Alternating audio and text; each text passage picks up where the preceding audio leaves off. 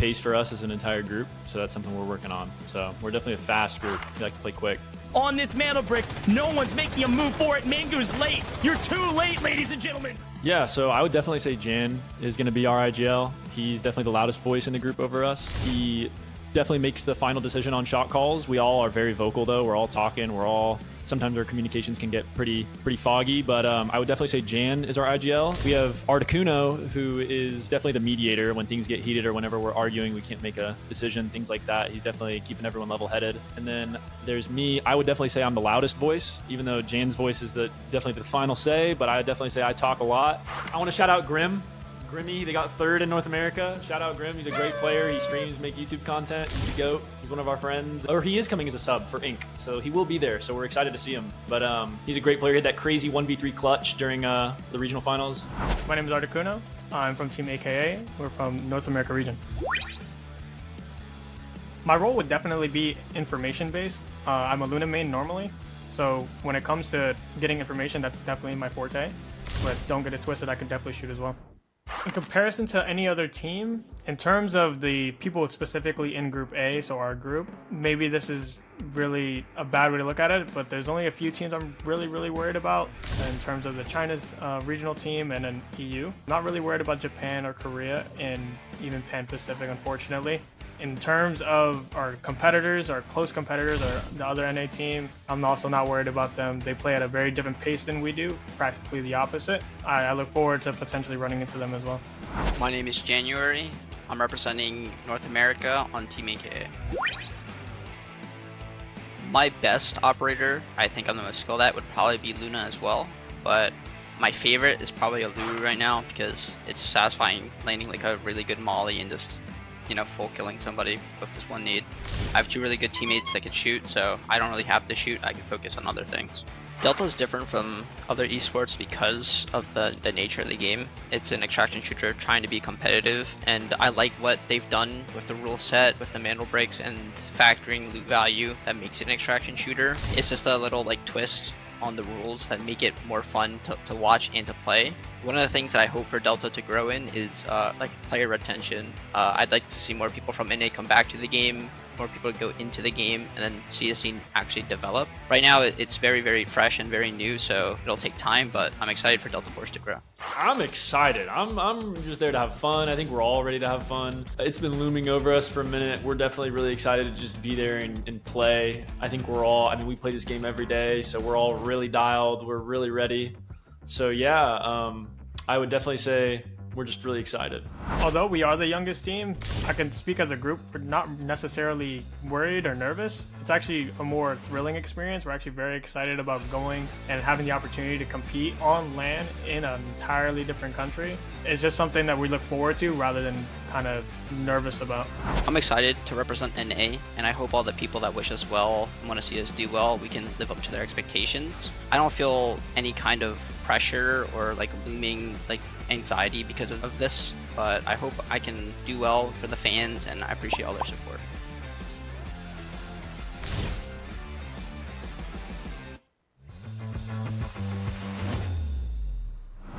Tournaments. Here's a quick look at another fight though. Fallen's found an angle, and they found a knock and a full. Flare gets the ult. Able to find 2 kills, looking for the 3rd. There's the top angle. Congrats to our top 2 teams, Tiff, Mantle Prediction, and Fallen, headed to LAN in China.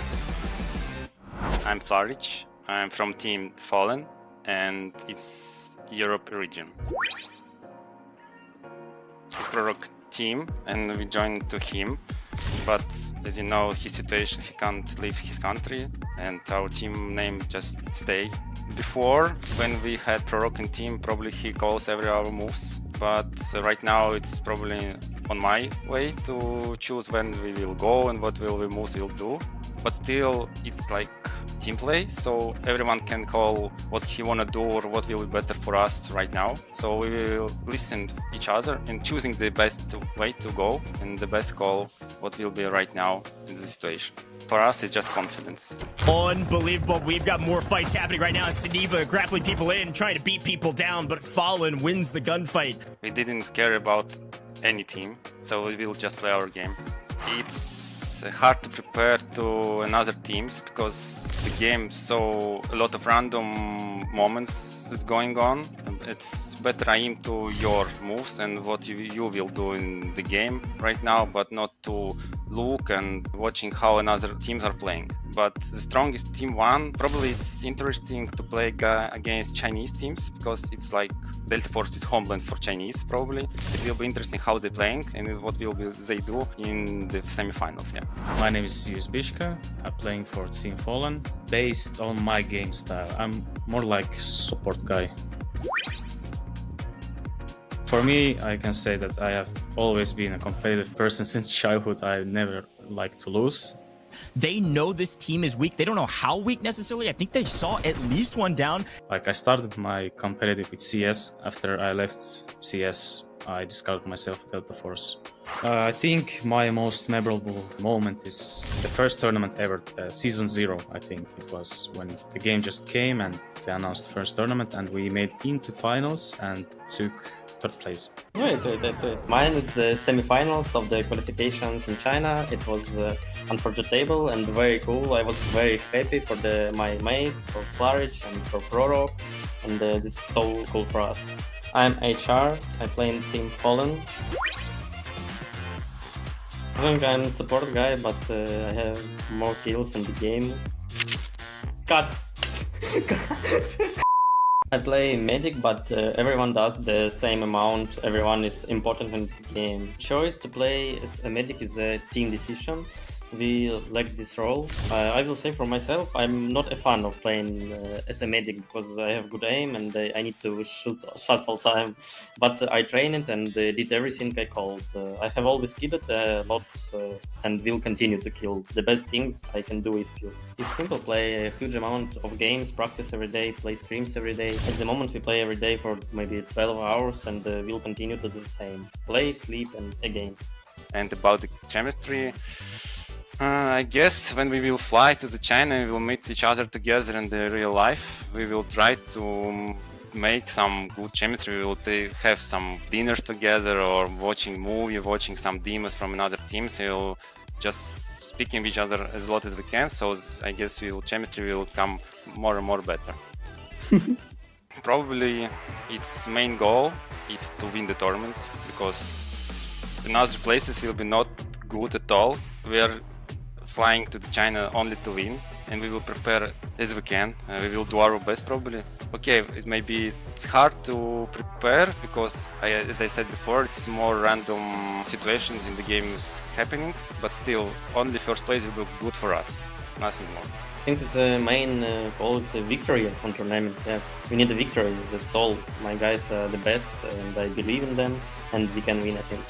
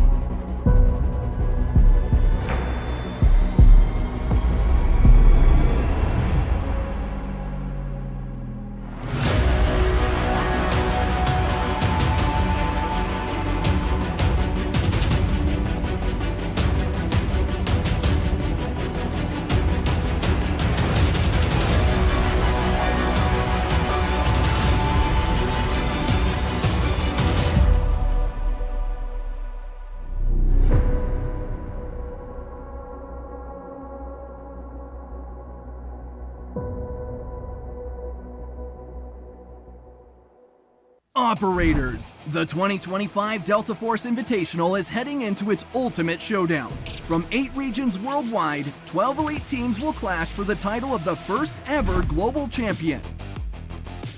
Here are the participating teams and group details. September 19th, UTC +0 4 a.m.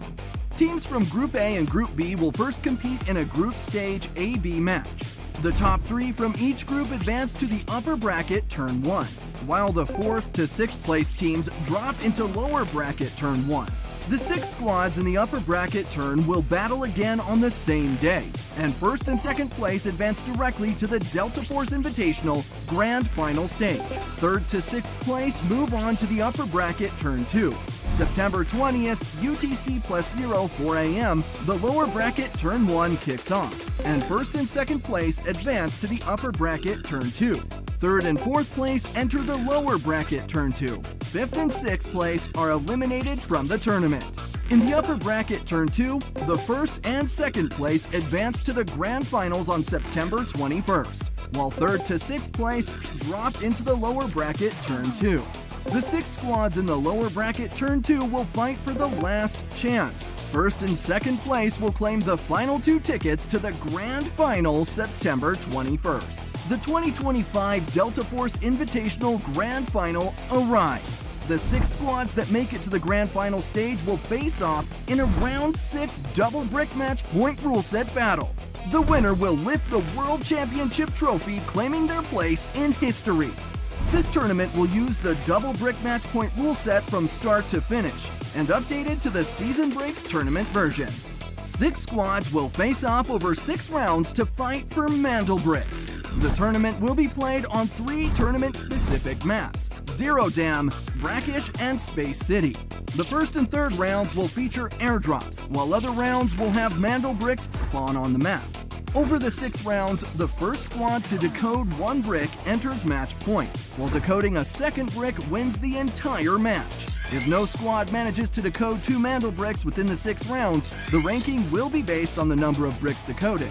In the event of a tie, the squad's total assets will determine their final ranking. The tournament version of the game introduces some unique Mandel Brick mechanics. If a Mandel Brick is picked up but not placed at a decoding station in time, or if it's moved somewhere unreachable by operators, it will respawn back at its original location. Once the decoding starts, other squads can steal and redecode the Mandel Brick multiple times. Each time a new squad redecodes the brick, the timer resets, but the total decoding time is shortened. This speeds up the pace and makes the combat even more intense. Before the match, every player will receive a starting supply of 1 million Technique alloys, along with a 3x3 ultimate safe box and a 12-slot card holder. After each round, every player will also get a Technique alloy supply. Players can earn extra Technique alloys by eliminating an enemy operator, successfully decoding a Mandel Brick, or copying it. Additionally, players on a losing streak due to consecutive failed extractions will receive compensation. In the tournament version, ID tags obtained by eliminating players can be stored in the safe box, and their value increases as the match progresses. As the match progresses, the store's inventory expands. Before the first round, you can buy up to level 3 ammo, level 4 helmets and vests, and level 5 repair kits. Everything else is available, and key cards are free. Once the second round begins, level 4 ammo, level 5 helmet, and vest selection packs. Level 6 repair kits will also be available. Throughout the entire match, each player is limited to 1 purchase of the level 5 helmet and vest selection pack. The ammo selection pack level 5 also becomes a one-time purchase, but only starting from the 3rd round. A crucial rule to remember: level 6 helmets and vests are never available for purchase. AWM ammo is also a rare commodity. You can only get it from airdrops, and you can't store it in your safe box. All the operators from the Season Break version will be playable during selection. This means that a squad can use the same operator for a maximum of 2 times throughout the entire match. It's a true test of strategy, as you'll need to figure out how to combine your team's individual strengths with your loadout to select the perfect operator for each round. In the tournament, when it comes to spawning, each map has specially configured fixed spawn points. There are 6 spawn points in total, divided into 3 priority levels. A squad will not spawn consecutive at the same priority level spawn point. For example, if your team spawns at a red point in the first round, you will be randomly placed at one of the other 4 points in the second round. That's everything you need to know about the rules for the Delta Force Invitational.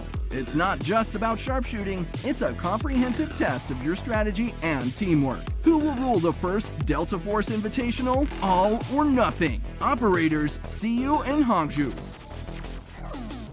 or good afternoon, or maybe it's good morning, depending on where you are in the world. Welcome into the 2025 Delta Force Invitational. It's group stages. I'm Doge. I'm going to be hosting here in Hangzhou. I'm so excited to be in China on land with you. Taylor, Reflections, Noble. How you feeling today, man? Phenomenal. The stage is looking great. The players are getting geared up. Delta Force is in full swing. We're talking $500,000, so much on the line, and of course everybody wants to become a champion here. Of course, it's up to them to decide who it's going to be. Yeah, we're really excited about this competition. If the folks at home, if you haven't watched all of the lead-up stages to today, I want to remind you that yes, all of our players are on land, but they had to earn their spot here. We had regional qualifiers for all of our different regions. We've got a ton of teams playing, a bunch of regions from all over the world competing together to figure out who's the best team in Delta Force right now in operations. This is the sweatiest, the biggest, and the best competition in operations history. That's right. So many locations. That's the important thing, right? And the fact is, again, just as he said, every spot was earned at this point in time. No spots were given, which means the teams have worked incredibly hard to reach that very stage. Now that they're here, are they going to let it go to waste? Or are they going to make the most of it? We've been talking to several of the players. They're in good spirits. They're happy. We saw some scrims yesterday, some dominant performances, but I am happy we got those scrims because hopefully it's going to help the teams feel a bit more comfortable today. Let's talk about what's going on today, okay? To start, if you haven't watched any of these competitions, I want to break it down for you. We could be playing up to 6 maps today, but the key factor is if we get to 6 maps, we could be playing just 4. The way this works is it's double brick format, which means yes, your loot value is important, but it is all about those mantle bricks. If a team is able to achieve 2 mantle bricks in this competition, they win this competition. Our leaderboard is going to be ranked by mantle bricks first and then loot value. So 1 mantle brick is nice, 2 will get you the win regardless of everything else. Now the way this works, we're in customs of course, and we're on land. All of our players will start with 1 million Technic Alloy just to kick off things. They can get their loadouts going. They're going to be feeling pretty comfortable with 1 million to start. So every team will basically on our leaderboard have 3 million on the leaderboard in loot value. No mantle bricks yet. However, they also have a 3x3 safe box that can be used just like public lobbies, normal safe box. Throw anything that you can fit in there. Try to take it out of the map. If you can extract it, if you can't, you at least get what's in your safe box. And then of course we've got our card holder. Everybody can get a key card. It's a single Technic Alloy to get that. And we've got some other rules with money going and exchanging hands based on kills. Now, to start, you have limitations on what you can buy. Within the first match, right before we start it, you can only buy level 3 and below ammo. So it limits what we can start with. Level 4 and below helmet and armor. Level 5 and below repair kits. Everything else is up for grabs as normal. And then as we progress through the stages of this competition, of course, more things will open up. But the key factor is there is no level 6 helmet available for purchase at all. And AWM ammo is only attainable from airdrops. We'll talk a little bit more about that here in a second, but you're going to be able to get an AWM and its ammo only from those airdrops. Now, we've got some limitations on ammo selection packs as well. We'll continue to break all that down as we get into it. The players are going to have a chance to earn Technic Alloy as we go. There's 400,000 Technic Alloy for every kill. If you watch some of the previous stages of competition for North America or EU or any of our other regions, you saw it used to be 300k, now it's 400k. And ID tags, these operator nameplates on your screen right now, ID tags also have value, and they scale in value as we go through the competition. It starts at 50k for the first round, and it'll scale all the way up into the hundreds of thousands. So it's definitely worth picking up the operator nameplates, aka your ID tags, your dog tags. But mantle bricks, this is the super important part of this rule set. Mantle bricks are everything. One thing about the mantle bricks that is super interesting is there are very specific decoding stations across the map. All the players have a rule book. It's all broken down for them. They know exactly where to go. These decoding stations, you got to put the mantle brick in there. There's a timer, and we'll continue to break that down. However, anytime a mantle brick is stolen at a decoding station, this is super important. That timer will reset, but it will decrease. So if it's stolen multiple times in a row, all of a sudden, we might have a timer of only 2 minutes on their next decode. And of course, you got to get that before it is gone. The other thing to remember, something we saw a lot in our regional finals, is that if there's not enough time to decode it, you versus our game clock, obviously we've got a problem. You will not earn it. Now, another fun rule about this competition is that we can only, as a team, can only pick an operator a maximum of 2 times. Taylor, that is not per player, that is per team. Only 2 times. If you see Stinger 2 times from one team today in this first match, best of 6, they can only get it for 2 times. If you see it twice, you're not going to see it again. That goes for all of our operators available. If you did watch some of our previous competitions, you also knew that we were on a previous patch. We've advanced a patch. We've got Tempest into the mix, so watch out for that. Now, Taylor, talk to me about the schedule. We talked about the rules. We got a lot going on this bracket. Yes, we definitely do. I know it's a lot to take in. We'll be walking you through each and every day what's taking place. We'll be starting off with Group Stage A and Group Stage B, Match 1 and Match 2. The top 3 from each respective group will move forward to the upper bracket. You'll be seeing all 3 of those taking place today. It's going to be a long one, but a good one. Some of your favorite teams battling from many locations all around. Tomorrow, we will be going into our elimination rounds. Today, nobody's eliminated. That's something to take note of. Everybody getting their feet wet, getting their legs underneath them. That's going to be highly important and impactful. But for that upper bracket, who moves forward? Yeah, it's a really good question. It's top 2 making it to finals. If you're watching this right now, go ahead and screenshot it so you can track along with us or ask questions in the chat. Of course, we'll continue to break this all down. Today, you will see 3 best of 6s, 3 matches. Taylor just talked about it. A, then B, then our upper bracket. Top 2 from upper bracket make it straight to finals. They skip day 2. Insane stuff. So here's a quick look at our estimated times to start each of our different rounds today, starting with Group A here in just a moment. So let's talk a little bit about some of these teams before we get a chance to see them on stage here shortly. We've got some fantastic teams from all over the world, Taylor. Any quick hits from Group A, which is where we're going to be starting? Well, AKA, also known as, that team I'm going to be looking out for. Coming from North America, we've been talking with 60MG Articuno quite a bit. They're in high spirits. They're feeling good, especially after their scrims yesterday. But the top dog to watch out for, of course, has to be coming from the location of China. We're talking Q9 in Group Stage A and Group Stage B, though, ESG. Yeah, these are likely the top 2 teams. Really excited to see what they're able to do on main stage. They had an insanely rigorous qualification process, folks. If you watch North America and EU, it almost pales in comparison to what was going on in China. They actually finished their qualification series on land to get these top 2 teams. Crazy stuff, but amazing teams to talk about across the board. We'll get a chance to talk a lot about them later. You shouted out AK already. We've got to mention Fallen on the EU side. You'll see those teams now down below us. They're about to get into the competition. You're about to see them here on stage.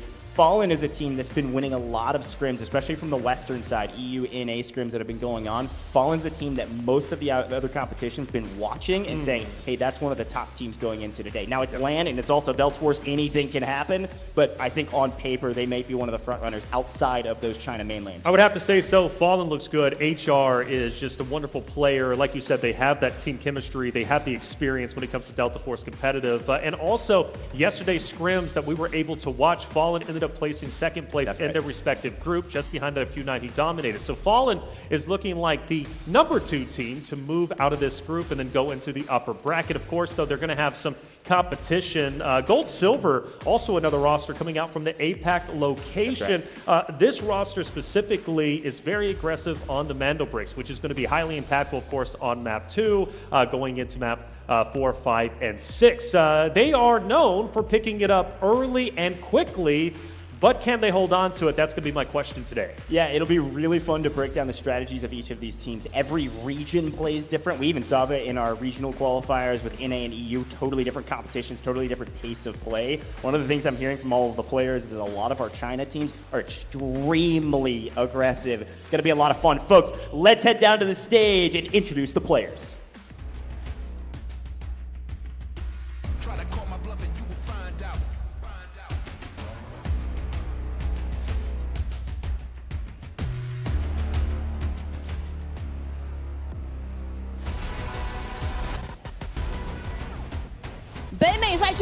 AKA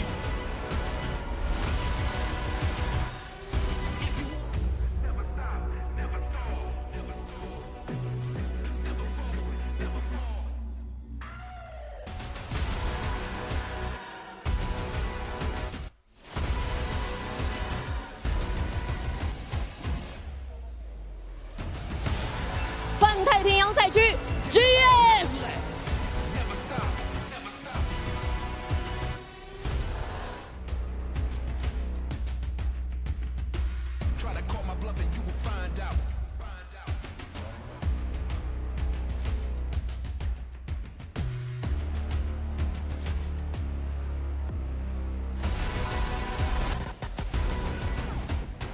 欧洲赛区 FN。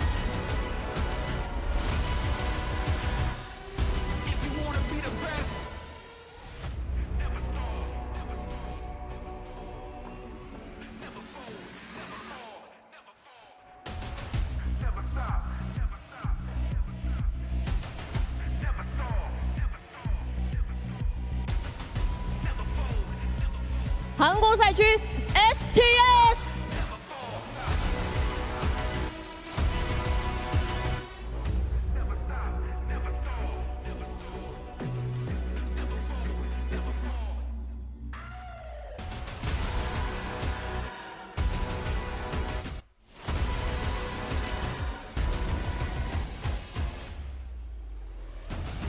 日本赛区 FL。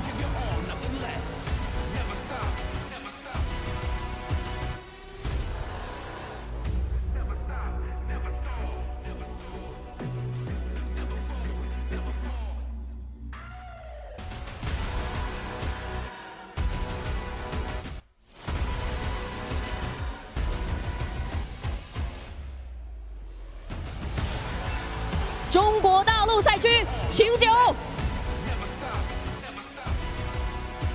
，6支战队集结完毕，精彩对决一触即发。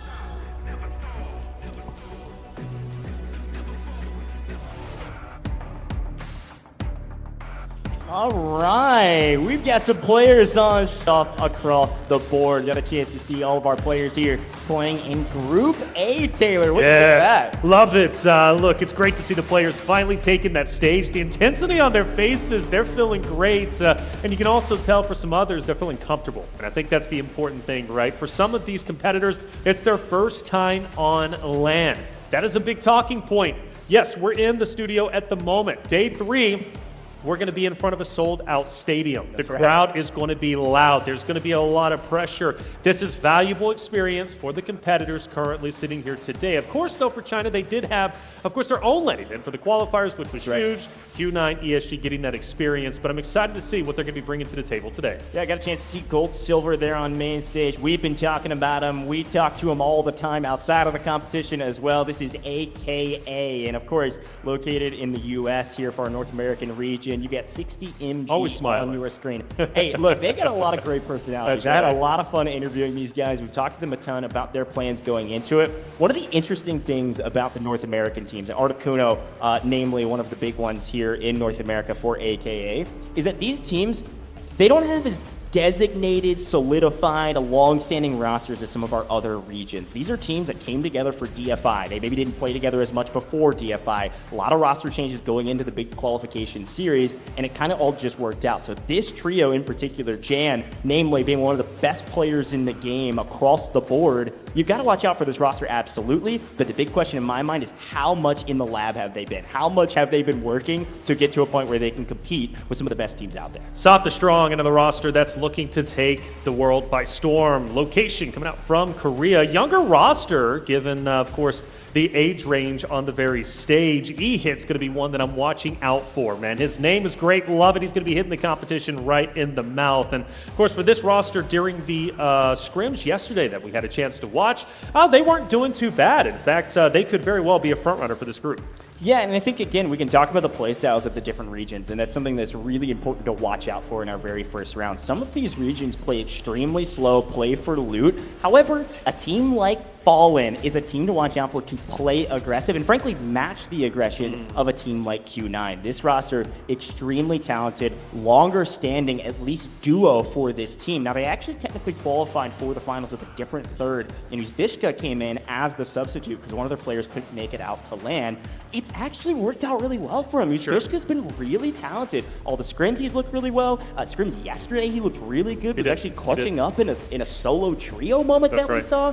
You got to watch out for this Fallen roster. Absolutely an EU team that is to be reckoned with. They got second yesterday in the group stages. I can't imagine they're not a top 3 team making upper bracket today. And they're fun to watch. Flowerich is going to be one of our older competitors at 29, but then you look at HR, and I believe he's, 19, right? So you've got a wide range, but this is the team to watch out for. Coming from the location of China, we're talking Q9.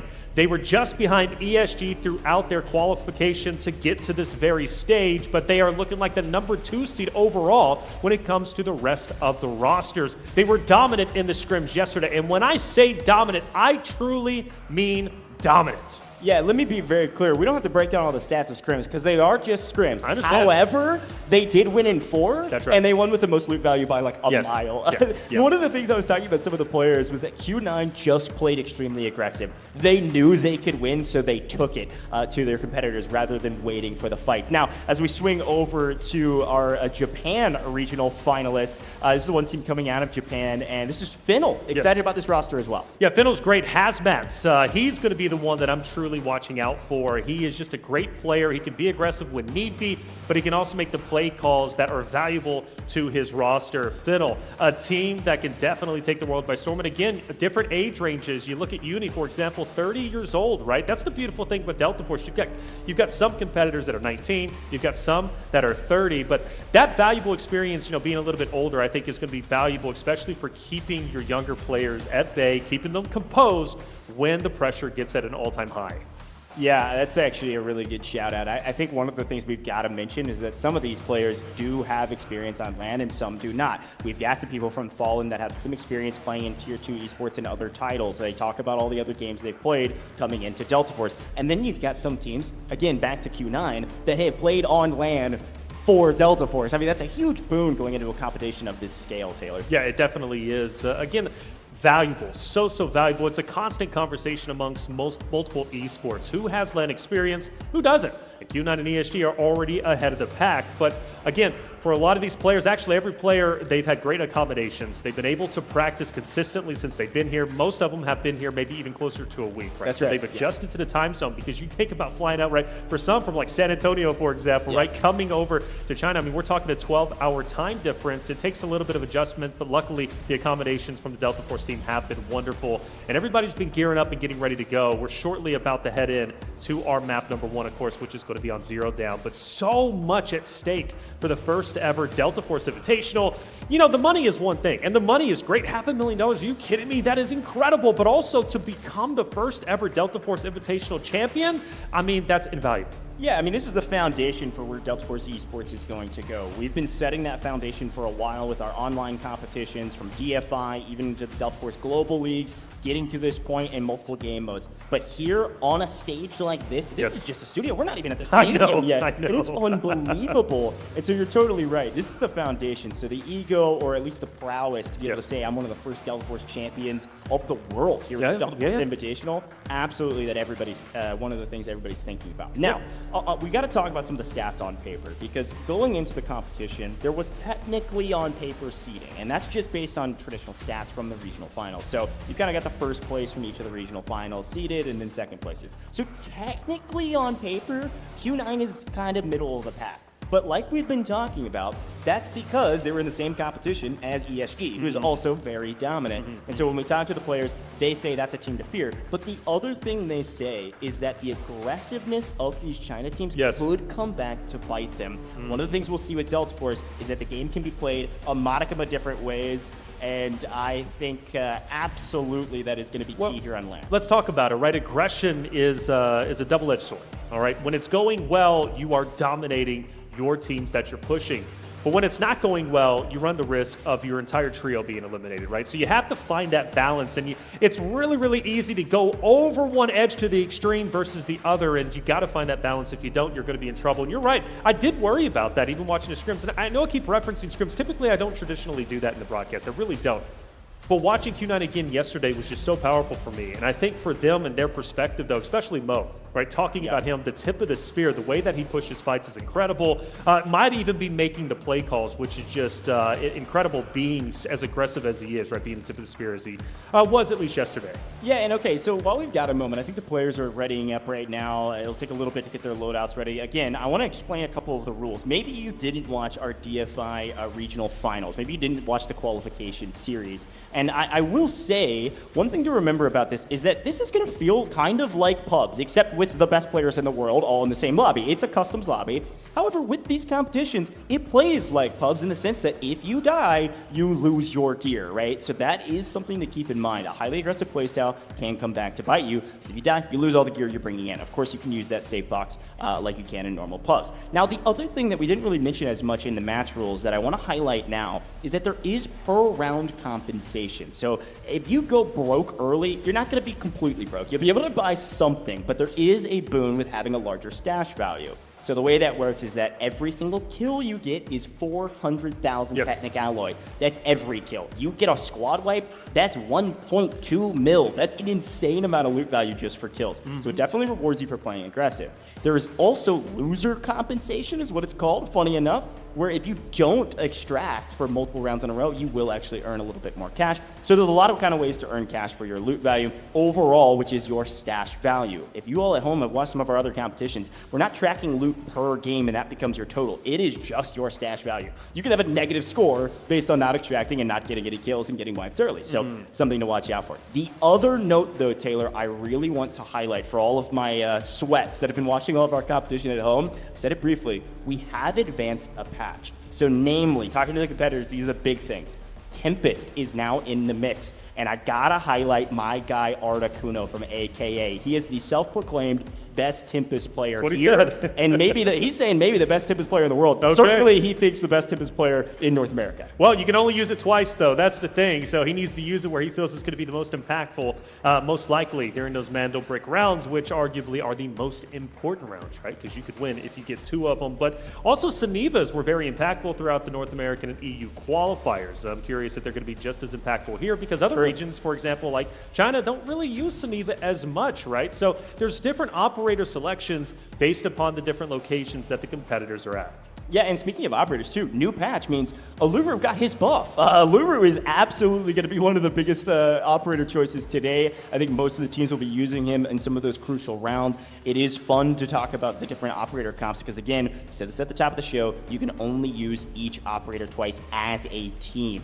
And so obviously you got to pay attention to when are you going to use Luna to get that extra info? When are you going to use Stingers? Most people will use Stingers when they're maybe losing a couple rounds in a row. They save some money on some heals, and also you need a lot of smokes for maps like Space City, which we will get to later in the rounds. Let's talk about that map rotation because we're about to get into it. We are starting with Zero Dam. Now for round 1 and round 3, there is not a Mandel Brick on the map. And instead, there will be airdrops. And when an airdrop comes down, you know there's an AWM in it. So you got to keep that in mind. And super important not only to get that weapon, but also keep that weapon. You can't store the ammo in your safe box, by the way. So you got to keep it in your bag, and you better get out of the map. It is time for Zero Dam. The players are loading in, and I can't be more excited to see how this is going to go. This is the litmus test. This is the pace of play being set. I'm pumped about this, Taylor. This is it. This is round 1, the start for the Delta Force Invitational, the opportunity to be a champion and the path to a championship starts right here, one step at a time. We've got our players on the map. And Ghosh, we've got a lot of activity already underway. Yeah, a quick look, by the way, there are some designated spawns. If you get a tier 1 spawn in one map, you can't get a tier 1 spawn in the next map. Obviously, a tier 1 spawn here for Zero Dam is going to be around admin. You can see STS on your screen right now swarming into admin with who else besides FL. They're right behind them, and they're both sprinting in, trying to get a grab on some of the best loot in this map. So far, so good. Nice and simple. Watch out for those 2 teams in admin. Everybody else kind of looting up their positions and then moving on their merry way. Now, traditionally, Taylor, what we've seen, obviously, if you can take down Saeed, that's nice. Hopefully find some nice loot. We'll take what we can find. A little PKM with some gold ammo. Not bad. But one of the things we'll watch out for is obviously the fights in admin. The other big note about Zero Dam is the dam extraction, okay? Watch out for the dam extraction and watch how early teams will get there, Taylor. This is something we always see, is that dam extraction is everything, and the team that gets there first usually wins. That's it. Obviously taking a look at the operators as well as the kits that are currently in play. Again, with this being game number 1, round 1, everybody starts fresh, but these operators can only be used one more time throughout the remaining potentially 5 games. Of course, we can end Group A after just 4 games and 2 Mando bricks are gathered. Yeah, taking a look at Q9, by the way, worth noting, they're burning both Noxes. This is pretty standard, actually. A lot of folks don't love Nox in the Operation Sweaty competitive format that is customs. Q9 says, let's get them out of the way in game 1, when technically on paper the stakes are the lowest. So they're going to burn both their Noxes. You see a Nox on just about every other team, aside from Fallen and AKA over there in the middle of the screen, roughly. Take a look at some of the weapons, mostly standard across the board. We see a couple P90s, we see a couple AUGs, a couple different nice sizable weapons. This is pretty standard, but nothing else to really write home about. I think the big one is to pay attention to those operators, especially for round 1. These are the operators that theoretically they're kind of quote unquote burning, where you can absolutely set yourself up for success in map 1, definitely a map that has the lowest stakes. So STS, been looking at them quite a bit. Obviously Q9, which we're not going to have too much competition at the moment over at Substation, but we do still have to pay attention to Admin, which is going to be up in the northern side. Gold Silver start to move in, so 3 teams getting relatively close. And speaking of close, STS, FL also dangerously close to each other, most likely about to go into an engagement shortly. Yeah, as per the usual, this is the first fight in Admin. The 2 teams that spawn closest to it. And it looks like Nox actually connected on some equipment, so is able to knock one down to half. Nice advantage here, at least to slow the pace of play. Obviously, they've known each other are here. It's just a matter of when to take this engagement. You really want to start off your competition with a bang. And as a reminder, every kill is 400,000 Technic Alloy to the bank. A really cool tournament UI system where it's auto-added to your character and to your stash based on the kills you get, your ID tags you extract with, and so on and so forth. So we'll see, of course, them try to prioritize some kills along the way. On the left-hand side, you're going to be able to see the teams and their colors, but also our leaderboard. If it says assets obtained, that is going to be in this match alone. So already 1 million added to the stash value for FL thus far if they can extract. Yeah, quite healthy so far, right? Of course, AWM going to be coming up into play relatively soon, you'd have to assume anyways. That's going to be one we'll keep our eyes out for. During the scrims yesterday, Q9 was highly aggressive on the airdrops. I expect them to be just the same here as they rotate towards the south, potentially getting closer towards FN, who's going to be just up to their north. But at least as of now, everything is calm so far. I do like the fact that STS, excuse me, and FL did back away from each other. I was expecting them just to headbutt fully. There's no reason to be overly aggressive this early in the tournament. Yeah, they found some angles here, but you're totally right. They absolutely backed off. I'm actually paying attention to AKA. You saw them zipping down from the northeastern side of the map. They should be engaging here on the backside of this admin fight. Now, of course, we do have GS. They are going to do the wall breaker mission right now, so they're deep into the back of this spawn of the zero dam extraction. So there's going to be a fight, obviously, on your screen between AKA and Fennel. That's FL. Potential. FL has decided to go into the dam extraction. Gold Silver's back there, and they could potentially take the air duct route over and actually third party this fight. Yeah, what's interesting though is one player from Gold Silver is still over in barracks. Yeah. Right? Bobo is totally separated. And you got Crazy Dog and others who's going to be up there for Gold Silver, but potentially a 2v3 situation at worst, which might be tough. Yeah, and here's a quick look at that wall breaker mission. We all know it. We all love it. It's one of our favorite parts of Zero Dam. Hopefully they're able to get some sizable loot out of some of these safes, and it doesn't look like anybody's trying to contest them there, which honestly, I think for the people at home, if you're a Gold Silver fan, this is a good thing because there's only 2 players, like Taylor mentioned down here. You can see it now. Their third is way off into the distance up by barracks, and potentially is actually going to maybe extract early from the barracks extract. We'll see what they decide to do.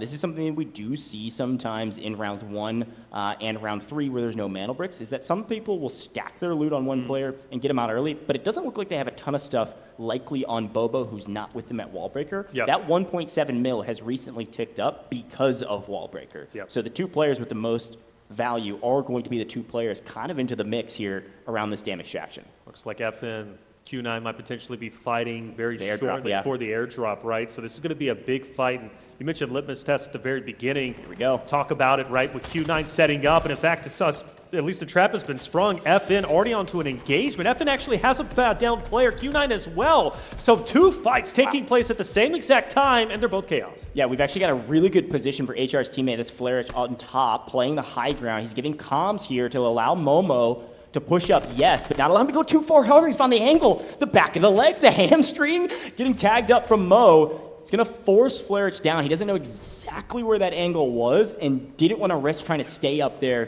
to stay alive. Now, we do see, again, like you said, now a 2v2 over this airdrop. The 2 players of Q9 slightly split, but because they pushed Flarich back, they're able to recombine and be able to play this trade. This is a true 2v2, both trading blows. And again, Taylor, super important, these are on paper our top 2 teams in this group, and the top 2 teams have exchanged blows and are fighting for this airdrop. Q9 already relatively healthy when it comes to assets gained, but obviously you want to take this airdrop. Fennel, they're towards the bottom. This could be an incredibly valuable fight, especially to take down the number 2 seed right coming out of China. But Mo is alive, and that's the biggest thing for me. Mo is going to be the difference maker in this fight. K1DE is also going to be just as valuable, but you still have Mo, and Mo has been known to be quite scrappy. And with FN still losing a player down, I just don't know. I don't know how this fight's going to end up unfolding. I will say Fallen and Q9, both of them lost their players where the opposition is holding. So neither of these players on yellow timers are going to get picked up anytime soon. You actually see K1 looting. I think that's Uzbishka who went down early. And I think Flarich is saying, we got to go aggressive here. This is one isolated. We're able to smoke up across, and he actually is able to get the trade. They're going to push for this. A 2v1. Where is Mo, and can he get involved? And it looks like HR's just going to stick the res. Nice. That is a bold move, but one that's going to pay off. This could be massive, but even for Q9's side of things, they look to be going for a reset themselves. Both should be up in a 3v3. Yeah, this is a wild turn of events, making me eat my words. I didn't think they were going to make the push.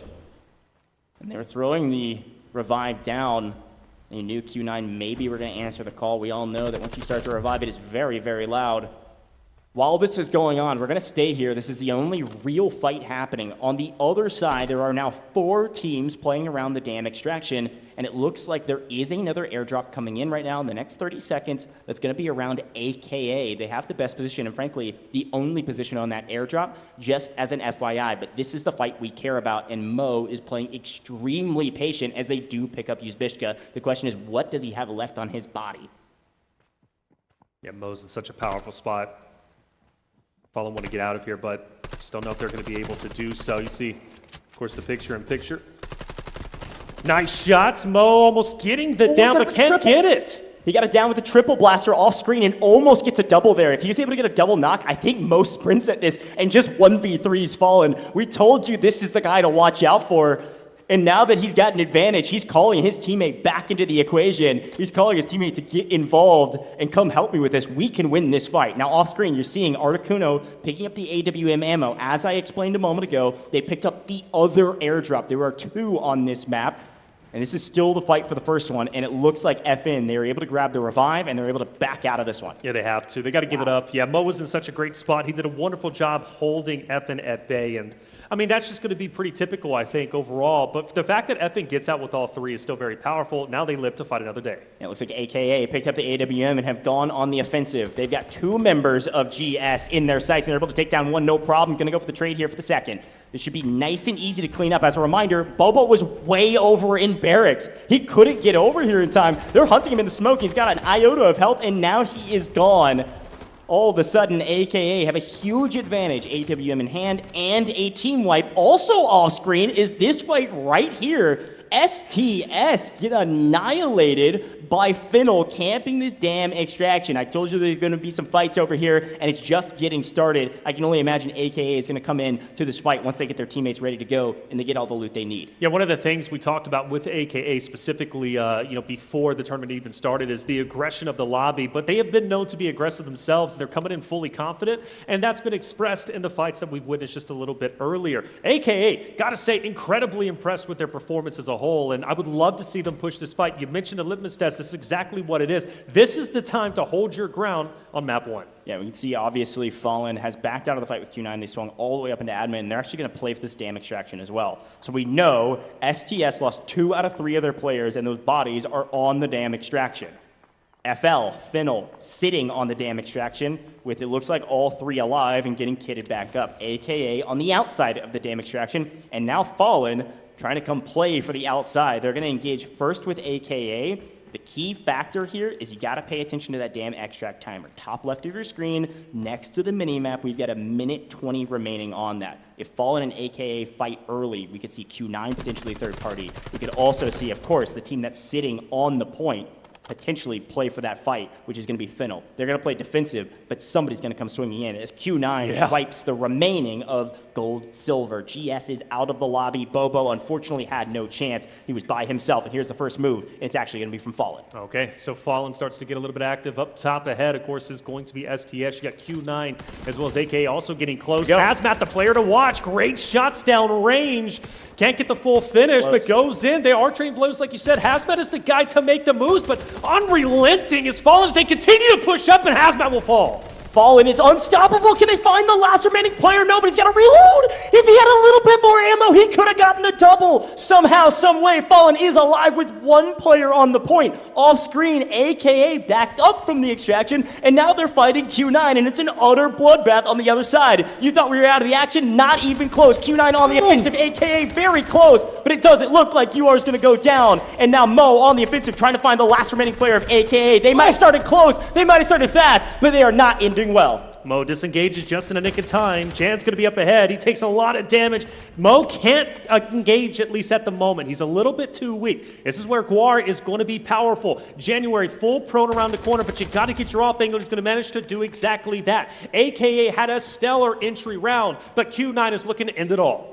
Quick note, by the way, Jan is the last remaining player, of course, for AKA on your screen. It's worth mentioning, look at Fallen. They only sent 1 player out of the dam extraction. Be curious to see what that final remaining player is doing, likely stacking up loot from those boxes. There's a ton of bodies in that dam extraction, also getting the revive on their last remaining player. You can see in the top right-hand corner of your screen, Flairich decided to stay, and he's going to get the revive on HR. And now they could play as a duo, potentially either to play spoiler or just stuff those safe boxes. Even if they don't get to an extraction point, they've got a great game on their hands. Here we go, Q9 pushing the equation. Q9 going to win the gunfight. There's no questions asked. They've got the numbers, and they get the wipe. AKA started strong, but unfortunately, they get cut down, and with them goes the AWM. That's right, and it goes into Q9's hand, which is just going to be powerful indeed, especially given the fact we've got a Mando Brick round coming up on Brockish just a little bit right in the future. Q9 just as dominant in scrims as they are today. 4.4 million assets already obtained. We're running out of time, but for FN,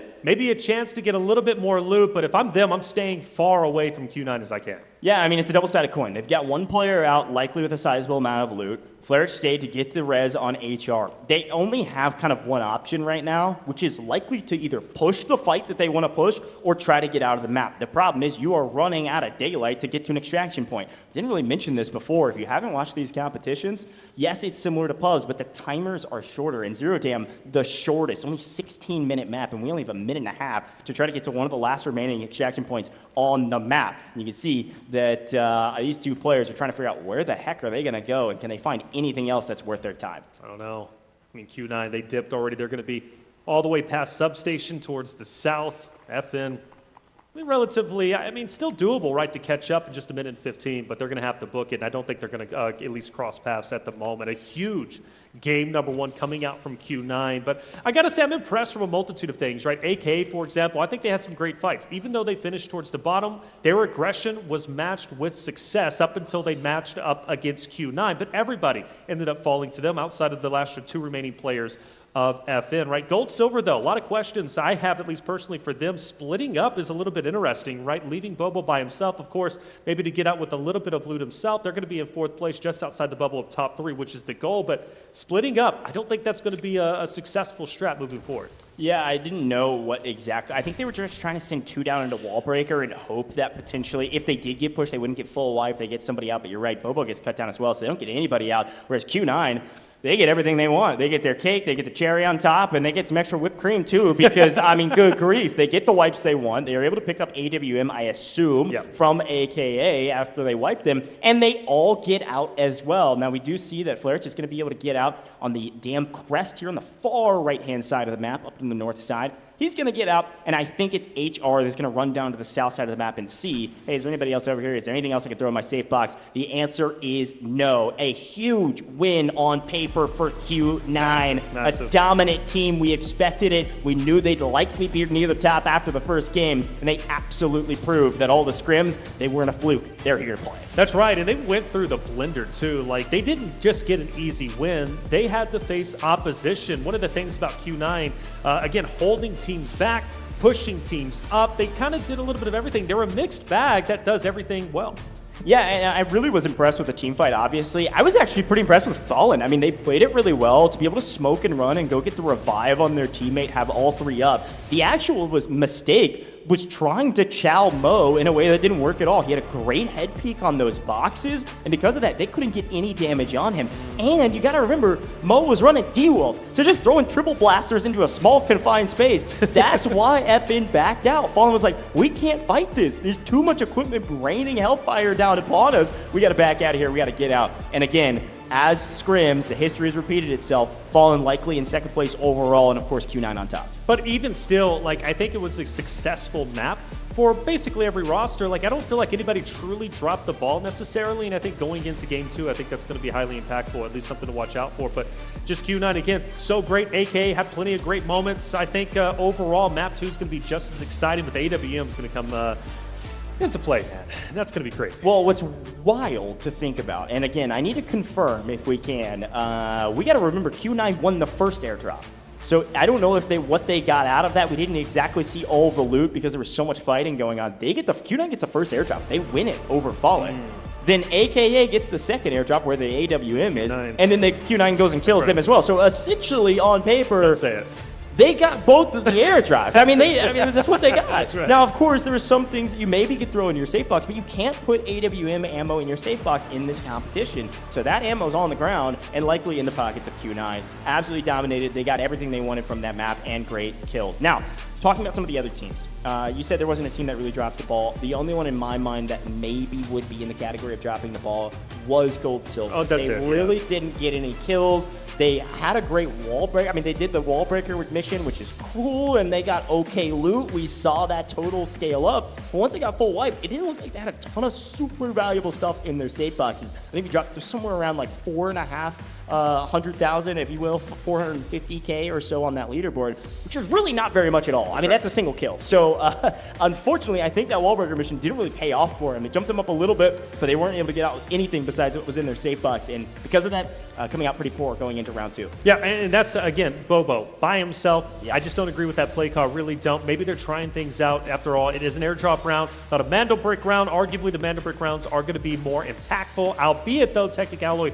is still going to be critical, right? Q9 yesterday in the scrims, they finished it off in 4, which means it came down to where your standings were in your assets, right? So your, of course, Technic Alloy. You want to be top 3. We were talking with 60MG Articuno from AKA a little bit earlier, as known as, excuse me, and they were saying for themselves, right, like, hey, all we have to do is beat number 4. That's the goal, right? We don't need to get first place. We just need to be top 4 to go to upper bracket. Yeah, that's totally true. I mean, you got to remember this is a bubble game, right? We're just playing for the bubble. We're playing for the top 3 position. We're trying to make upper bracket. Once we get to upper bracket, obviously the stakes raise up, and you got to be top 2, which is very difficult. But in this format, Taylor, you bring up a really good point. Loot value is insanely important. Like, we talk about the traditional, when we get to the finals, it's all mana bricks all day. We got to be paying attention to mana bricks. But right now, being top 3, it's likely going to come down to your stash value, not your Mantle Bricks. Of course, Mantle Bricks will set you on top, and then everybody else is ranked accordingly. If there's 2 teams with Mantle Bricks, it comes down to loot value. Absolutely can happen. There's only 4 Mantle Brick rounds, so when you start doing the math, you're like, oh, we need to make sure we get our stash value up. Unfortunately, not a lot of people extracted on that map, which means not a lot of people have a ton of loot value. That's right. I do want to go back to that airdrop fight between Q9 and FN, specifically Blarich, who was playing incredibly well.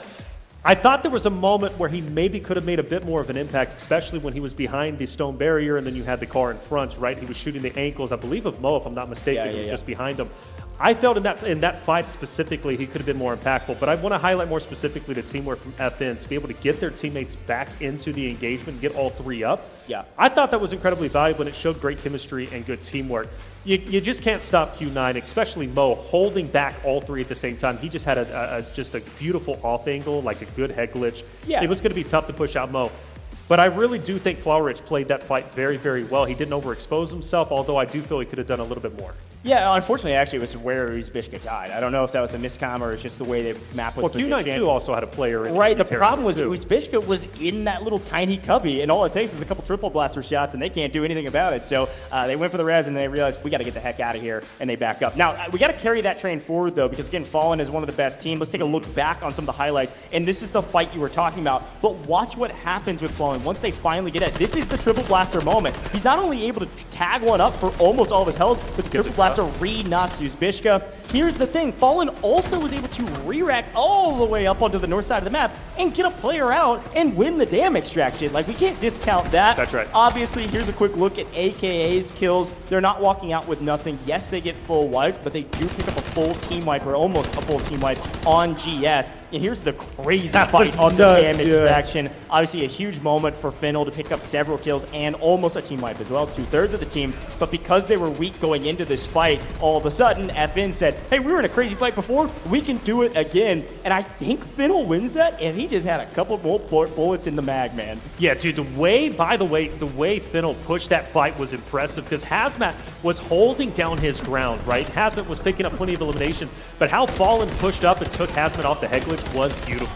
Here's obviously the cleanup of AKA, winning the gunfights early. They had player advantage. Didn't really matter what Jan did from here. Yes, they were able to exchange some blows, but he didn't even get a full knock on any of the Q9 players. Needed a knock to at least give Jan a chance. A 1v3 against one of the best teams in this group going to be very, very difficult. A great highlight package there to look back on a crazy map, Taylor. I'm loving what we're seeing right now. I gotta say, we are just getting started. This is game one. That's right. Of Group A. Yep. We have 2 more full match series to go, but we're already starting off with a bang. Without a doubt. And one of the things that I do appreciate, again, like that game one, it was dominated by Q9, as you can see, leading by over double that of Fallen, who's going to be in second place. 5 kills to their name. But for Fallen, though, a great performance. Second place to be where they're currently at, looking healthy going into our next map, which is going to be on Brackish, of course, the Mendel Brick round. But for others, definitely a wake-up call. They're going to have to step it up. For Gold, Silver, they really got to get to work and figure out what's going wrong. Well, and you can see from our damage charts here, obviously Gold, Silver, and STS, they get caught unaware. I mean, they get caught before they can shoot their gun, so that's why they don't have any numbers on the board. And you can actually see Q9, of course, the top team in terms of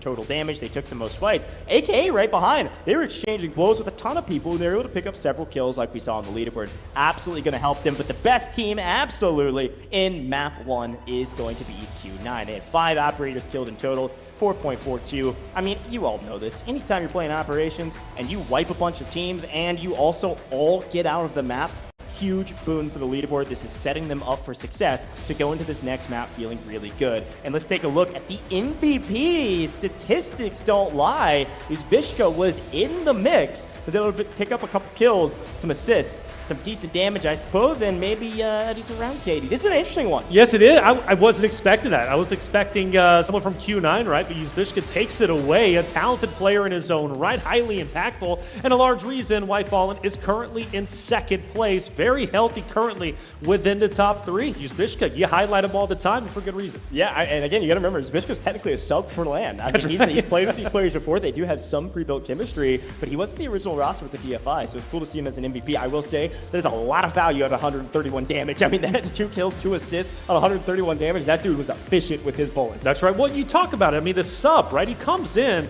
a lot of expectations maybe you'd have to expect, maybe a lot of pressure, but then again, on the flip side, maybe no pressure at all. He's here, he's happy, he's excited to be here, he's playing so well. Let's listen into the comms from map number 1.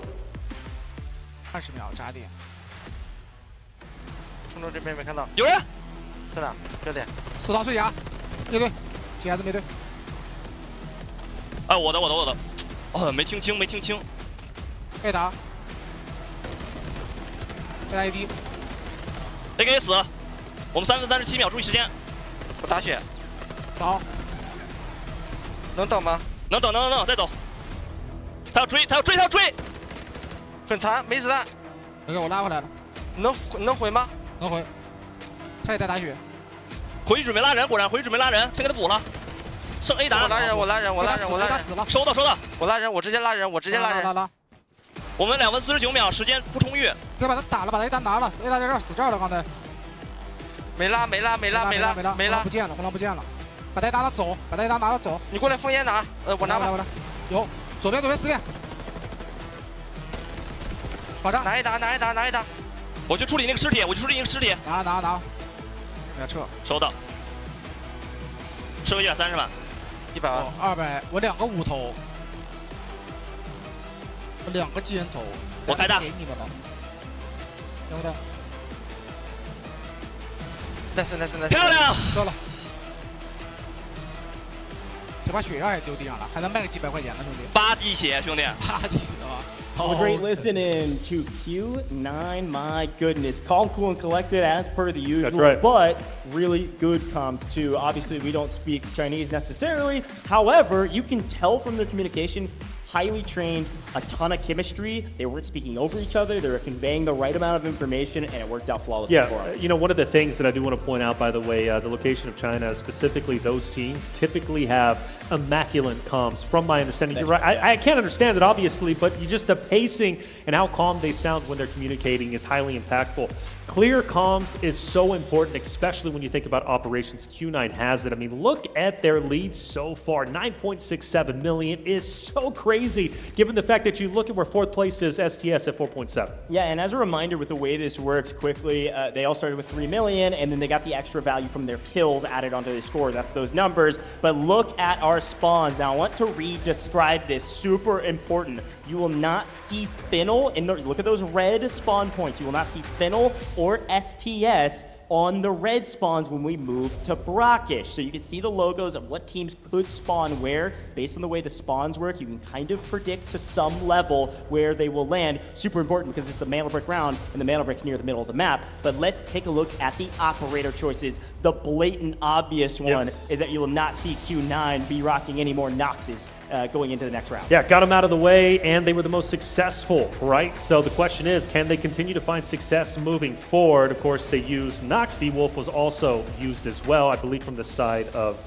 Mo, if I'm not mistaken, right, coming out with the triple blaster. So good stuff from them. What do you think about that, right? Immediately burning, of course, Nox off the rip. Well, I think it's super interesting operator because, frankly, I think on paper, when you talk about operator metas, it comes down to what you enjoy. We talked to some of the players or who their favorite operators were, and there's a lot of people that said the usual of like, oh, I love Luna. It's a very like kind of standard cookie cutter. This is the operator you should use in operations. The people at home, you know what I'm talking about. So much value with that operator kit. However, you got to think about when you want to use those operators. Luna, for example, is the one that we always talk about because of the recon arrow, the shock arrow, super helpful, and smokes. I mean, super helpful. So you've got to think that you want to use an operator that is that valuable on some of the rounds where there's a Mantle Brick, because that's our top ranking metric. Mantle Bricks first, then loot value. And so to see a team use Noxes early, they're like, hey, there's not a ton of value in this kit for Mantle Brick rounds. Obviously, you can go silent and you can flank some folks or whatever, and you can win your gunfights with that. But I don't think there's a ton of value with Nox on Mantle Brick rounds. And so they're burning them. Some of those operators they don't need on Mantle Brick rounds on rounds 1, and likely they'll do it again on round 3. So watch out on round 3, especially what Q9 decides to do. They're kind of playing this kind of stack the hand for the Mantle Brick round and the operators they enjoy. Yeah, what about Aluru though, right? Coming out, getting that buff, going to be a highly impactful operator, maybe even coming in to this next Brackish. Aluru, obviously teams wanting to use them, but the thing is, you got to pick and choose what your strongest maps are. Is it going to be Space City? Well, maybe so. Is it going to be Brackish? Okay. You do have another airdrop round coming up after this, but this is going to be the true test to the players. The first Mantle Brick round, and again, just to reiterate, 2 Mantle Bricks automatically put you as the winner in your respective match. During the scrims yesterday, it was Q9. They got it in 4. You go back to previous qualifiers, right? You can look at other rosters who's been able to get it in 4. I'm honestly not feeling that today. You're not feeling it? I'm not. I'm thinking at least we go 5. If we go 6, honestly, I would be a little bit surprised, but I think at least 5 is where it is. But you brought up a good point earlier. We'll bring it up once again. Just securing a Mantle Brick, even if you don't get 2, is so important because there's only 4 Mantle Brick rounds. Therefore, statistically, you should be one of the top 3 if you get a Mantle Brick. Of course, that isn't a 100% guarantee, but locking in a Mantle Brick can therefore put you so dangerously close to winning, or at least placing top 3 within your respective match? Well, I mean, hey, that's a really good shot. I mean, we'll talk about it in Group B. I got to bring up a team that actually named themselves after this exact question. Right. Vandal Brick Addiction is a team, NBA, that's in round 2 in Group B. And they're a team that were in last going into the last 2 rounds of their regional finals. They were in last, Taylor, and then they just grabbed both of the bricks at 5 and 6 and won the whole dang thing. I mean, that's the thing you've got to remember. Loot value is super important. But if you get those Vandal bricks, man, you're going to be on top. There's a quick look at AKA, talking strat, getting excited, ready for their first round. And I think you said something super important. I think you're right. I don't think this team is shaking their head being like, dang. I mean, I'm sure they're not at all. with the loss. Yeah. But they had a pretty solid round to set them up for this next one. Oh, I'm super happy with how they played. I mean, look, they ended up taking some teams down. Like, that's impactful. I didn't see any nerves. I didn't see any really big falters, honestly. I mean, what are you going to do? Again, you run into Q9, who ended up taking down everybody. Yeah, well, here's a quick look down on the stage. We're about to hop into the game. Let's listen in. 我们抢两边，抢左边，或者抢上地也行。看我们对位优势了，看我们对位打谁了。到时候听你的，到时候听你的。 Alrighty, it's time for Brackish. I am so pumped about this map. First round, Mandel Brick round. We will then go back to Brackish, and it will be an airdrop round. So we can see this map twice, and it'll be Space City until we are done. Super pumped about it. Obviously, Brackish, a very unique map. You've got the city, you've got the Tower of Babel, where most of the high-value loot is. These spawns are going to be everything. Remember, our priority spawns near the middle of the map, near the museum. It's because the Mandel Brick spawns near the museum. But of course, if you get that Tower of Babel spawn, you likely are going to be walking out with most of the loot if you can win the fight against the other team that spawns there. That's right, and I believe Q9 likes to spawn over at the Tower of Babel, which is going to be highly impactful for them. I mean, they're already leading the charge when it comes to their Technic Alloy. That would be valuable, and on top of that, yesterday during the scrims, they were able to walk out with the most Technic Alloy plus the Mandel Brick. But I'm curious if we see Gold Silver immediately go straight in for the Mandel Brick like they did yesterday. Yeah, here we go. The question is, do you move quickly or do you move slowly and play for the decoding station? A quick look at the map, you can see the teams that are near the Mandel Brick. It's actually going to be Fallen and Gold Silver with the 2 closest spawns, and it's Fallen that's already taken care of the museum. Now, if you watched our regional finals, you know that the Mandel Brick used to spawn inside the museum. It is now just barely on the outside. So they're going to take power position inside the museum and then likely be the first to act if they would like to. Down in the Tower of Babel, of course, we see Q9, you're right. Hey, they got the spawn they wanted. They're going to be down in the Tower of Babel with STS, a chance to change history against each other down in the tower. Of course, I think a lot of folks in this competition, are cheering on STS in that battle to make sure that somebody else can win this map. Oh, that would be insane, wouldn't it? If STS is able to take down Q9 early on, that would be such a massive confidence boost and could very well change the course of Match A. Yeah, and it is worth mentioning too, you saw it briefly, and you can actually see all the timers of the extractions on the left-hand side, but the Mandel Brick can't be picked up immediately. There's a 2-minute and 45-second timer, a countdown before the Mandel Brick fully appears. Now, everybody can see where it is, but there's a timer on the map that they'll be able to see when it can be picked up. Once you pick up the Mandel Brick, it's got something called a torch timer. You got 5 minutes to get it to a decoding station. Once you put it in the decoding station, you got a couple minutes on the clock to defend, and again, every steal will reset the timer, but also decrease the timer. Now, a quick look, take a look at the left-hand side of your screen. You can see some of the loadouts, and you can see that some of the players earn enough cash to bring in some Tier 5 gear, and we've got Mo walking in with some Tier 5 gear, and then we've also got some purples cross-board for everybody else. Looking at some of our weapons, traditionally speaking, you see a decent spread of weapons. Mo ran the P90 all day yesterday. He's got it back in his hands this time around, and it does look like K1D has got the PKM, if I'm seeing that correctly, on the small of my screen. Watch out for Q9. They are stacked, and they are ready to rock and roll. You do see Gold Silver here, Oxygen, repping some red here with the P90 as well.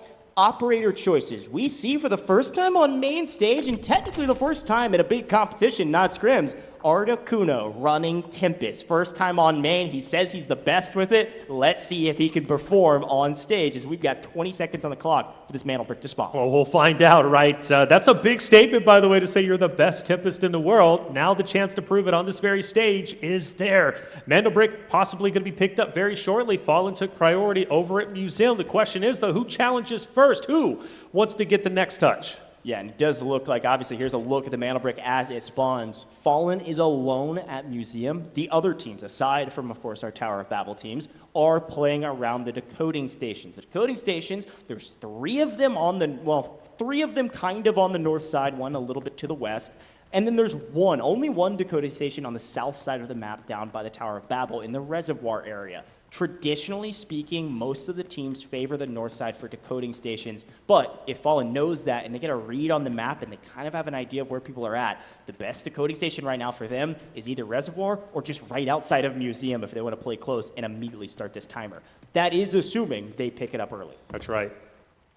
Let's talk pros and cons. Picking it up early obviously starts the timer quicker, especially with them being isolated at Museum. Maybe it's they have the potential to tick off maybe a minute or 2, right, which could be very valuable.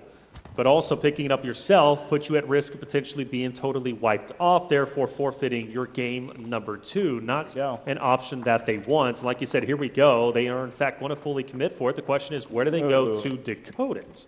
It doesn't even look like they're going to pick it up yet. They're playing nice and slow. Now, of course, we have all the information. We know that there's nobody really in the area for the most part. The closest team is Gold Silver moving down from Asara Camp on the eastern side of the map. Now, we can see, look at Jan off screen. Jan's actually now on screen. Jan just picked up 1.4 mil. Am I reading that correctly? Okay, Jan, nice find, my friend. Yeah, so when do you, kind of pick and choose when you want to extract and get out of here as opposed to playing for the Mandelbrick? It really depends on what you can fit in your safe box, frankly. I mean, obviously, if you're able to fit the full battery into your safe box, you're feeling good. We see a stopwatch there from Mo, so several people picking up some nice loot. That's 214K, not too bad. So yeah, it depends on what you fit in your safe box. Traditionally speaking, I mean, the tank, I think, that you could pick up, model tank, fills up your entire safe box. It's a 3x3 item. So like, if you pick up that, you're like, okay, my safe box is full. If I find anything else, we're going to stack it on another player. But usually, if you're going to stack somebody and send them out, it's not traditionally happening on Mandelbrick rounds. Like, you need players on the map unless you find crazy loot, and you can just send 2 rogue to do whatever they want.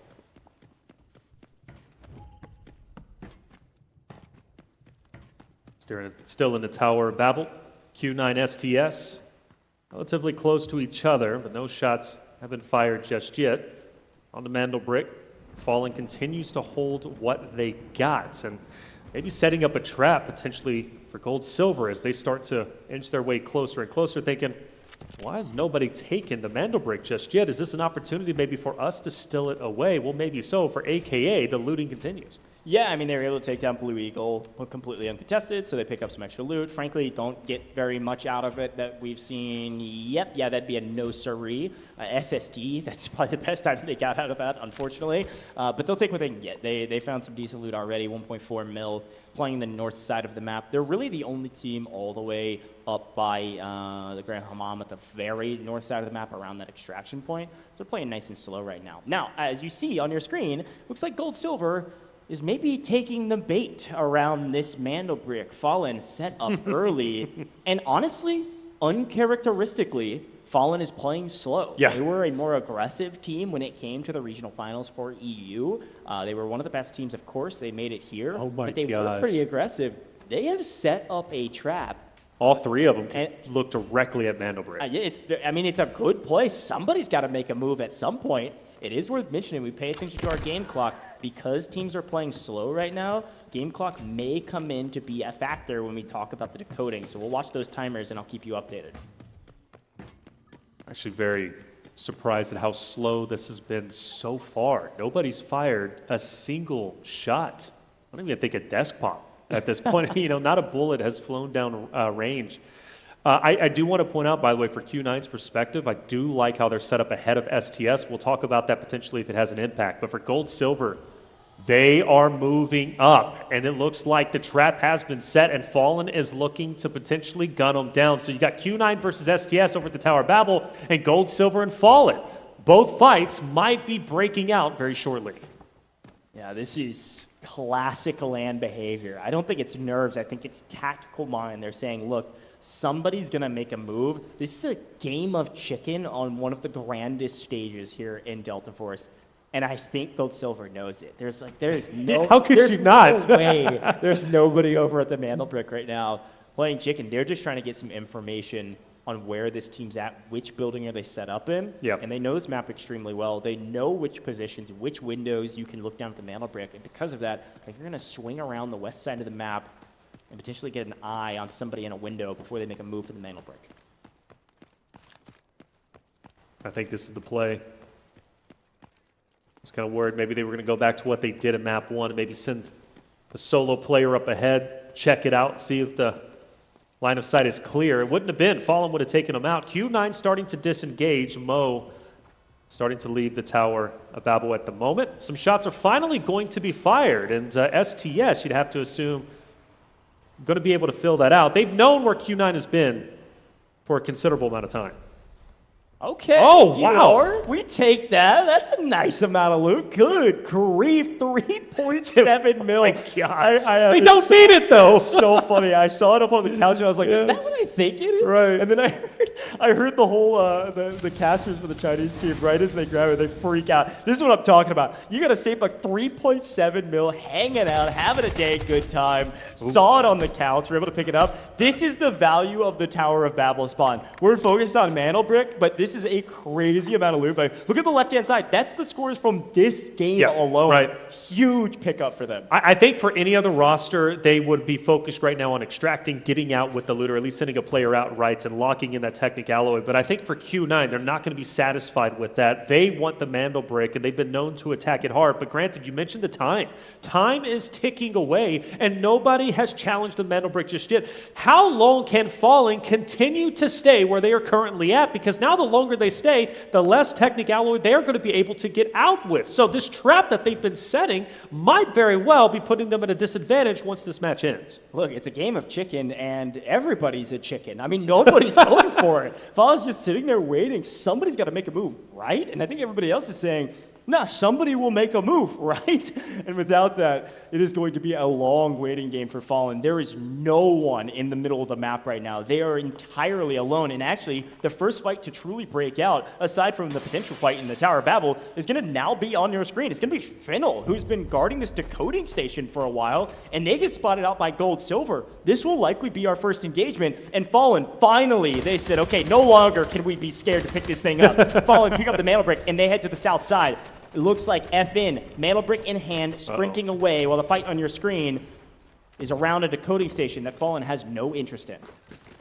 Fennel pushing up. They want to take advantage of this knock. Hazmat, of course, going to be the tip of the spear. He typically is such a talented player, very aggressive when he needs to be. You do notice, though, there might be potentially a flank. I think Fennel's going to be sending one around. Gold Silver needs to be aware of this. Oh, nice hit. A little burn there. Gonna land, and unfortunately, Hazmat swings up the right-hand side and gets another knock. It's gonna be a 1v3. This is spelling disaster for Gold Silver. And as a reminder, they were the team technically in last after map 1, really struggling Zero Dam after running Wall Breaker mission, and now in complete trouble.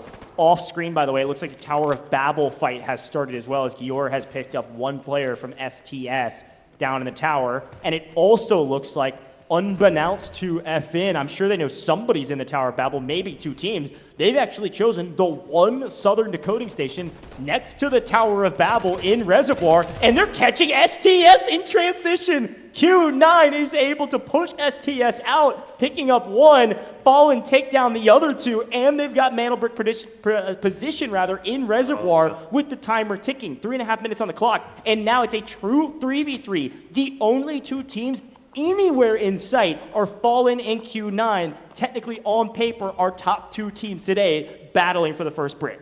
I love where K1DE is currently at. If Mo gets taken down and we see Fallen maybe potentially get overly aggressive, K1DE is going to be able to capitalize off of it. HR, though, is going to be deadly, especially if Mo gets a little bit over aggressive. The question is, how far do you want to continue to push this issue? How much and how badly do you want the mantle brick for yourself? And time is of the essence. You barely have enough to get in, get the touch, and then get the fully decode for yourself. This is the fight to watch out for, and it could be so valuable for the side of that fit if they're able to win.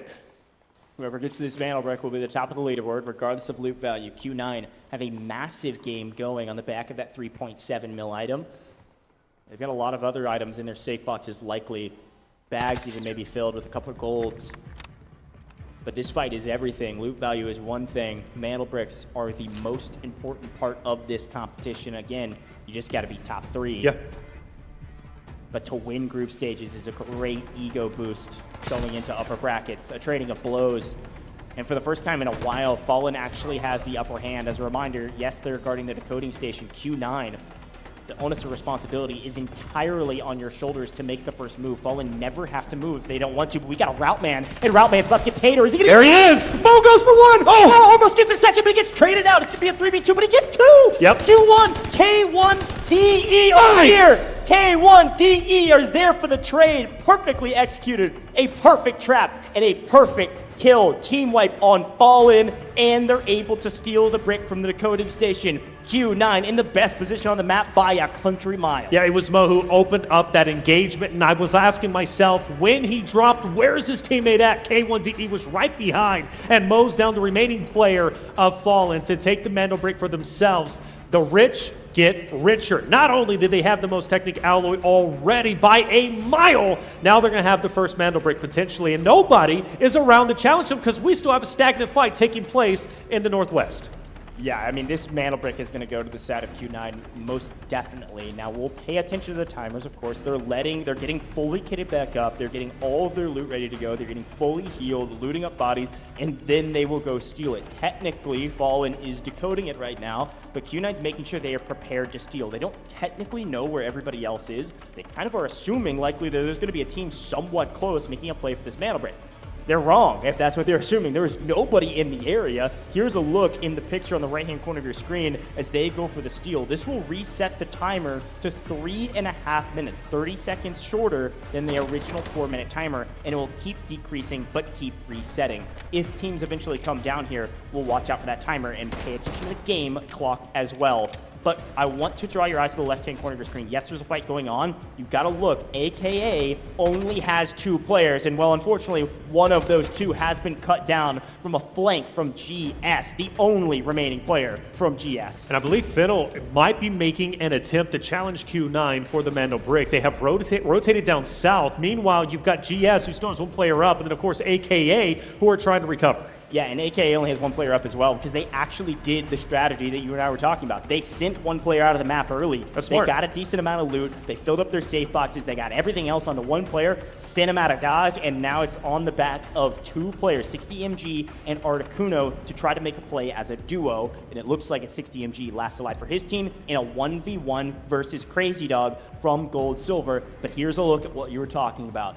FL, Finnel, they want a piece of this Mantle Brick, and there's plenty of time on the clock, but Crazy Dog set up a trap, and it's a free kill. He connects on the shots, and he's able to take down 60MG. Absolutely no information in the hand of AKA. They get cut down, but they do get out with 1 player, which is going to make sure they've got points on the leaderboard. All right, so now we focus our attention over to Q9 versus Finnel, who is rotated down south. Mo has extended out, still looting up, maybe thinking everything is free and clear, but maybe unbeknownst to him, running straight into the trio of Finnel, who's just up ahead. But this is going to be valuable. If Mo can hold Finnel off for just even 30, 45 seconds, right, even if he ends up falling, that's going to basically free up the opportunity for Q9 to lock in the remaining seconds for the Mantle Brick. It is worth mentioning, too, Mo is back on D-Wolf. D-Wolf is going to be off the table for this team. Mo tending towards the assault operators. We know he's entry, man. We know he's entry fragger. It's worked out perfectly for him. But he's going to be out of 1 assault operator. I can only assume Mo's going to be playing fire in the next couple. We'll see what he does here as he's by himself, potentially able to make a heroic play. If he can get FL weak at all, yes, huge position for his team. This is huge. Mo, he's getting challenged. You got a player off the off angle, but Mo has managed to stay free and clear. The triple blasters are definitely taking some damage on him. Mo, very weak as you said, but through the smoke, through the confusion, through the chaos, maybe an off angle is going to be enough. Up close, Mo goes for some shots, but he will drop. But he wasted some valuable time. Unfortunately, they've got an angle, and K1 is actually taking some damage from downrange. It's going to be a 2v3 to hold the Mantle Brick. As much as Mo was trying to play hero and he traditionally has been able to execute, that was a tough position to find himself in. Great and shots. All of a sudden, Finnel has got a huge advantage, but the clock is ticking. They've got to make a move in a 3v2. They know they have the advantage, and they also know Mo will not get back on his feet. This is a true 3v2 with 30 seconds on the clock. They've got to get aggressive. Guire, great shots. Good angle. All you need to do, keep him at bay. Nice connection. Shots ringing true. And a full finish is in. Fiddle running out of time. Only 15 valuable seconds remain to get a touch for the Mandelbrick. How bad do you want it? I don't think they're going to have an opportunity. Q9 look to be holding on.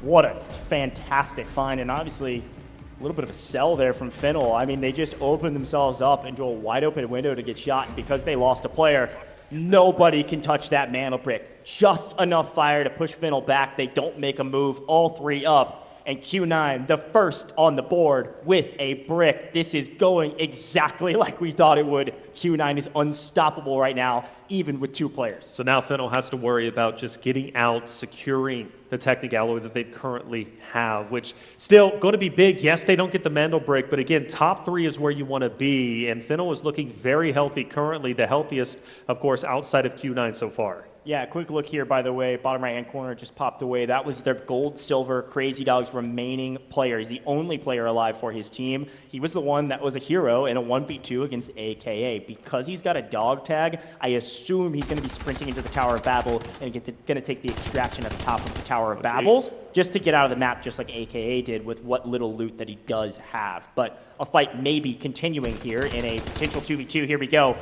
K1DE, they can't get to Mo, not yet. Mo still has a timer available if they are able to win this fight, but only a minute on the clock. They're going to run out of time to extract. They want these kills. They need the loot value. Total, and Kior just catches one unaware FL in a blender, and they can't get out of it. Hugely aggressive. Hard to pinpoint where Q9 is going at all times. Guar in elimination, but like you said, behind Guar will end up falling. K1DE, the last one for Q9 remaining. He's getting pushed. He's going to get stunned, and he's going to get finished off. Well, the blender apparently shoots them out to the top. They hop out of the blender. They win the gunfight. Kior was able to pick up one perfectly, but didn't hear the footsteps from behind him. And all of a sudden, Q9 are out of this map. They did get the Mandelbrick. It still counts. They're in first no matter what. However, still a nice wipe for Finnell. This is going to put them really far up the leaderboard with the amount of kills they were able to pick up and the amount of loot they were likely able to stash in their safe boxes. Again, we know that those ID tags are worth a sizable amount of value. You're oftentimes going to see those ID tags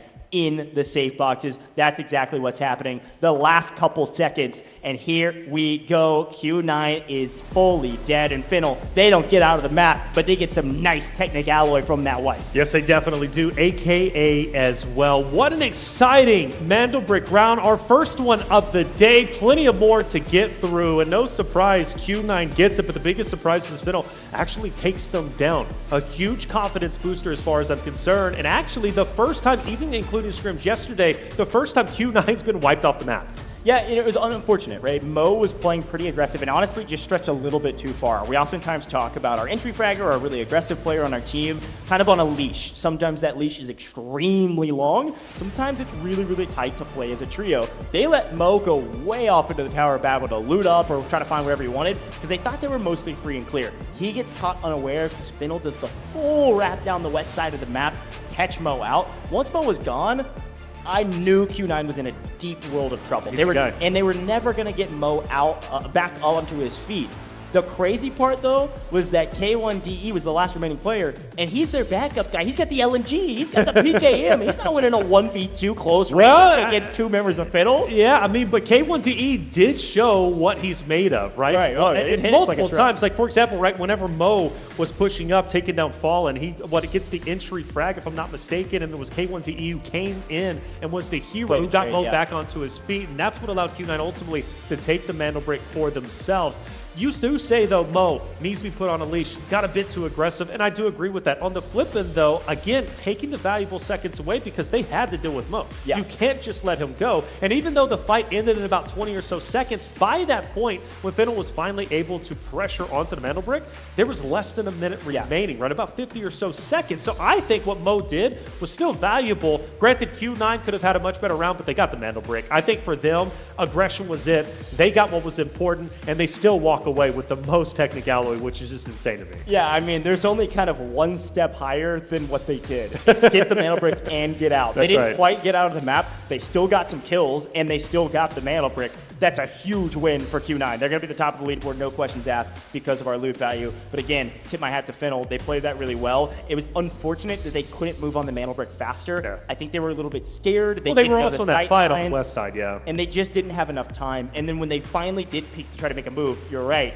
Q9 struck them down immediately. And now it's a 2v2, and they were like, well, if we sell here, we don't get anything. So they backed off and let the Mantle Brick go. They knew they couldn't get to it. You know, but it was interesting, even from the very start, we go back to where we began, and it was Fallen who had priority over the Mantle Brick over in Museum. And they set this trap that lasted quite literally, 8 or so minutes before they finally said, well, nobody's coming. Let's just go ahead and take it for ourselves. The trap was unfortunately not sprung. Once Fallen did rotate away, though, of course, they had to deal with Q9, but I do appreciate them at least taking the bull by the horns initially and taking it for themselves. You just can't stand there as long as they did. Well, and they got the spawn, right? Once you get the spawn, you're like, okay, well, I'm one of the teams that needs to pick it up, or I'm a team that's going to sit here and watch another team pick it up. They sat and watched, and no one picked it up, and here's the look at it. They swung for it right when it's spawned. They checked it, nobody here, and we're just going to sit up in a building and wait for 8 minutes, which I think is the right play. Obviously, a huge pickup from Gior there. 3.7 mil, I believe it was, added to the safe box regardless, so that's out of the map,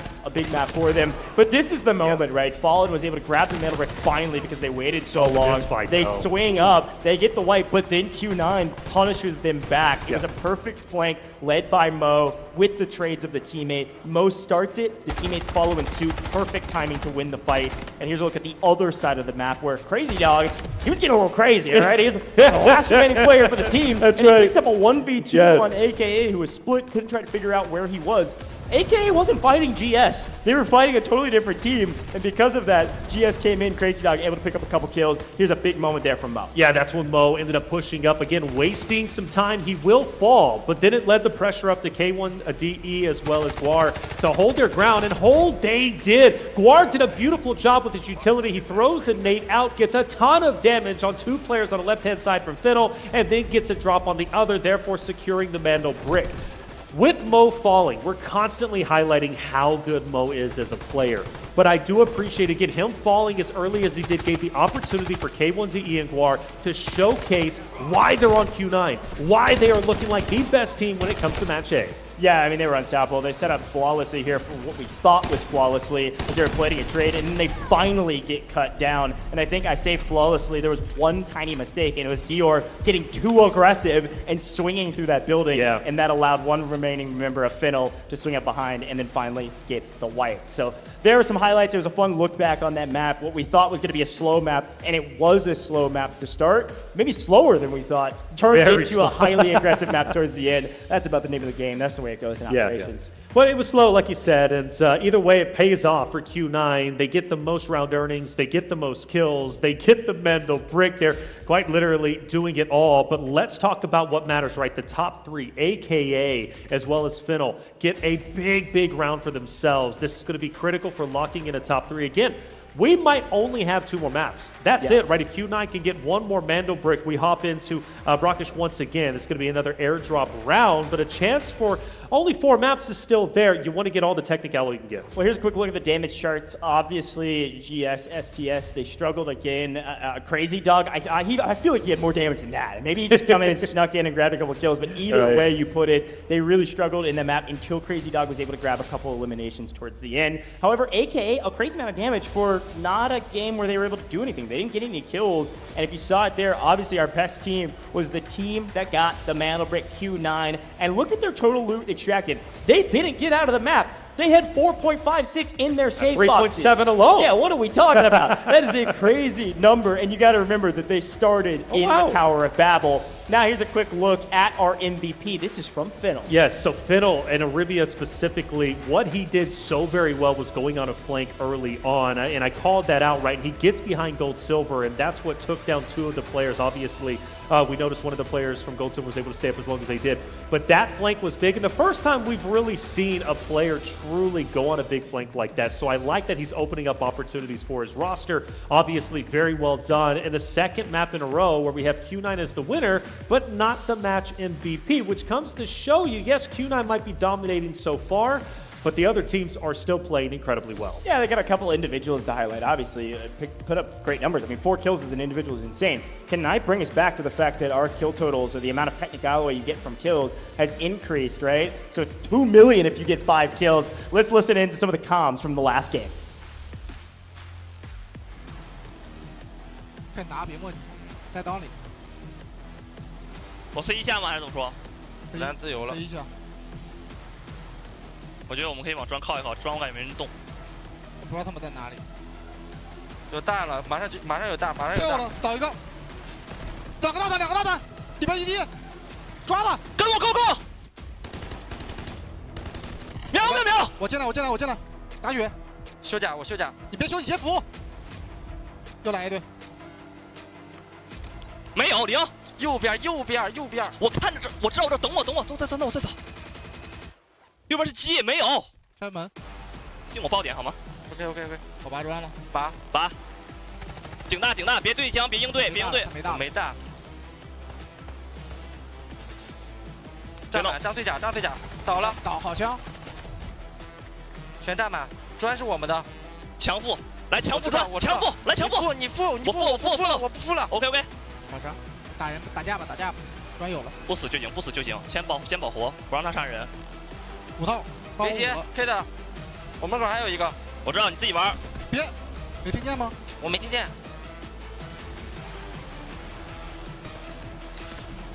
Well, clear comms, all cool and collected as per the usual. I will say, without a real sense of urgency from what I could tell in the tone of the voice, even though they were in a bit of a blender. Yeah, well, I want to say, by the way, that was the first time we've truly heard real emotion coming out from Q9 outside of the cool, calm, and collected communication in that engagement they got. I mean, look, is that incredible? Q9, 14.58 match earnings. They've got the Mandel Brick decoded, but let's focus our attention 2 on down. Top 3 is the goal, and everybody pretty much walking away, at least at this moment, very, very close. Yeah, I mean, come on. We're talking about 1.14 million separating last to second. I mean, obviously we have a dominating team, but everybody else easily within striking distance of each other. Obviously, AKA, with that one player they extracted, was a nice boon to be in second, but they don't have really room for error at all. Not at all. This is, a million is almost nothing. Again, 4 kills is 1.6 mil. I mean, that's more than that spread. And one item is 3.7 million too, right? That's right. Well, here's a quick look at some of the spawns. Obviously, you saw Fallen and STS, I believe, there in the middle of the map. Sorry, not STS. That's going to be Gold Silver, GS, there in the middle of the map with priority spawns. So you will not see them with priority spawns going into round 3. But remember, this is not a Mandel Brick round in round 3, so the middle might not be the best spot. It's probably going to be the Tower of Babel. We're looking for loot. Well, for the first time, we'll have to see Mo pick a different operator. He's no longer going to have that D-Wolf with the Triple Blaster, which has been so valuable for himself. But I think Q9 has already got their, at least their values worth, right, when it comes to Mo's D-Wolf. Obviously, Nox is now gone too. For the others, though, we do have Aluru, who is also out of the way for the Fiddle side. They no longer get to use Aluru, who has been a big talking point since the recent buff. Yeah, we also see Hatclaw gone there for STS, and everybody else is kind of playing the middle of the pack, which I think makes the most sense. That's kind of the traditional strategy, is keep our options open, because the game will change and the stakes will change based on who is a Mandel Brick, what map we're on, and whatever we want to execute. So most of the teams have just about everybody, or some of our teams have decided to say, hey, we don't need these operators in the later rounds. I expect to see Mo continue his train of thought, which is I am entry fragger, therefore I'm playing Byron for the next 2 maps. Byron would be a solid pick. Mo is that entry fragger, and he's been playing well, but again, gotta highlight Yuru as well as K1DE, who just were stellar in that last map. Look, the rich get richer. Q9 has yet to falter, but again, 2 on down to 6 is so close to the point now everything matters. Everything matters, folks. It's time for the game. It's gonna be brackish again. No Mandel Brick. Airdrops galore.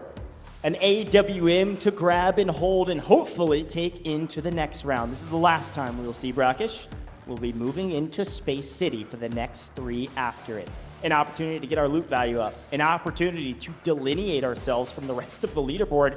There is a team in first by a mile. Everybody else right next to each other. 60 MG. 60 MG says, I'm exactly I love where the death. I'm I really exactly do. where I want to be right now. That's right. He's so happy to be here. Again, look, just to highlight like how cool this entire event is. I mean, you have some, I mean, even for ourselves, first time in China, it's been absolutely wonderful walking around, experiencing the culture, experiencing the food, right? But also for the players themselves. I mean, what a dream it is to play a game, right? To play Delta Force as a competitor. And now you're on the biggest stage Delta Force has to offer at the moment. And of course, to get even bigger once we go into the stadium, a packed out, totally sold out stadium. Like, it's a dream come true. Where esports was when I started back, I don't know, when dinosaurs were roaming the earth, right? So we're talking the 1800s. No, You're talking about it. I'm joking. Look, at least 12, 13 years ago, this is only something I could dream of. You know, it's great as a talent perspective, but even for the players, like, esports is in a great spot. Loving what I'm seeing for the Delta Force Invitational and the positivity really from everybody, from the staff as well as from the players. Yeah, the players are excited, but I can only imagine Q9's the most excited. Got a smile on her face as we're looting. Well, why not? In rock and roll.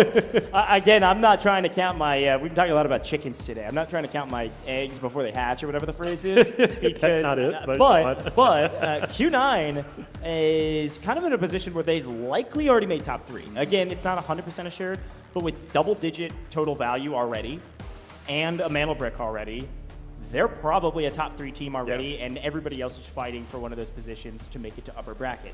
Top 3 go to upper bracket. We will see Group A now. We'll do Group B again. It's going to be the exact same with 6 different teams, and then we will take the top 3 teams from both of those to go to the upper bracket. Q9's likely already one of those. The question is, who else is going to join them? So I'm looking at AKA, I'm looking at Finnell, who have had glimpses and moments of greatness to say, hey, what else can you bring to the table? How are you going to change your strategy going into the kind of second, third, potentially second, third of this tournament? Now in scrims, we only did 4 games because Q9 is able to grab both mantle bricks. We could be halfway right now, Taylor. We could definitely be. I think we are. Again, I don't think 4. I really don't. I think 5 though. I think 5 is where it ends, but I don't know. I say that with the way Q9 is playing, how comfortable they look. We'll definitely see. Gold, silver on your screen. Let's talk about them. This is a roster that has shown glimpses that they can be incredible. But right now, or at least as of recently, I've seen more silver than gold, right? This team needs to step it up, and they have a real chance to break into the top 3 based off of this next game with the Technic Alloy being as close as it currently is in the score. And they are showing glimpses of hope. Again, going on that big flank was massive from my perspective. Arivia doing that was great. Granted, Finnell has been on fire themselves. They showed the most promise. Taking down Q9, even though it was towards the very end, showed great promise. Again, I want to reiterate, that is the first time we have seen Q9 get fully eliminated. Other than that, they've been eliminating everybody else. So that is a big move coming out from Finnell, and I think a massive, massive confidence booster. Now, STS as well, another team that has kind of got the short end of the stick. They're not too far behind from breaking into top 3. Naturally, nobody is. But they're a team that has been opposite of Q9. You go back to Tower of Babel fights just a little bit earlier. They were the first team to try and challenge Q9. It didn't work out, right? You even go back into game number 1. STS had to break away from the team of FL. When they did that, then they run into another opponent, of course, and then they end up getting taken out. The point is, for STS, they really are on the struggle bus so far from what I'm seeing. But again, when you look at the overall score line, everybody is okay, but still, I'm picking. You got to pick and choose. Well, let's take a look at our players as they drop into the game.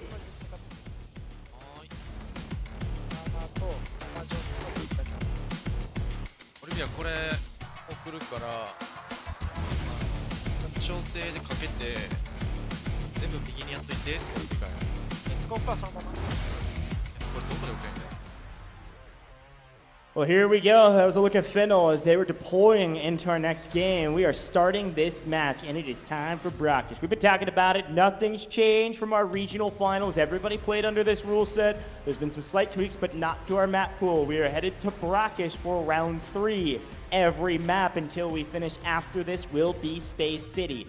No mantle bricks this round. We cannot end the tournament, or this match rather, this round. We could end it in the next one on our first Space City map. And every Space City map will have a mantle brick. The last time to get an airdrop, the last time to get an AWM, and the last time to hopefully get your loot value up without having to worry about a mantle brick on the map. All right, round 3, Brackish, we're about to head in. Who's it going to be? Get your predictions in chat. Let us know who you think is going to be the most dominant on our map number 3.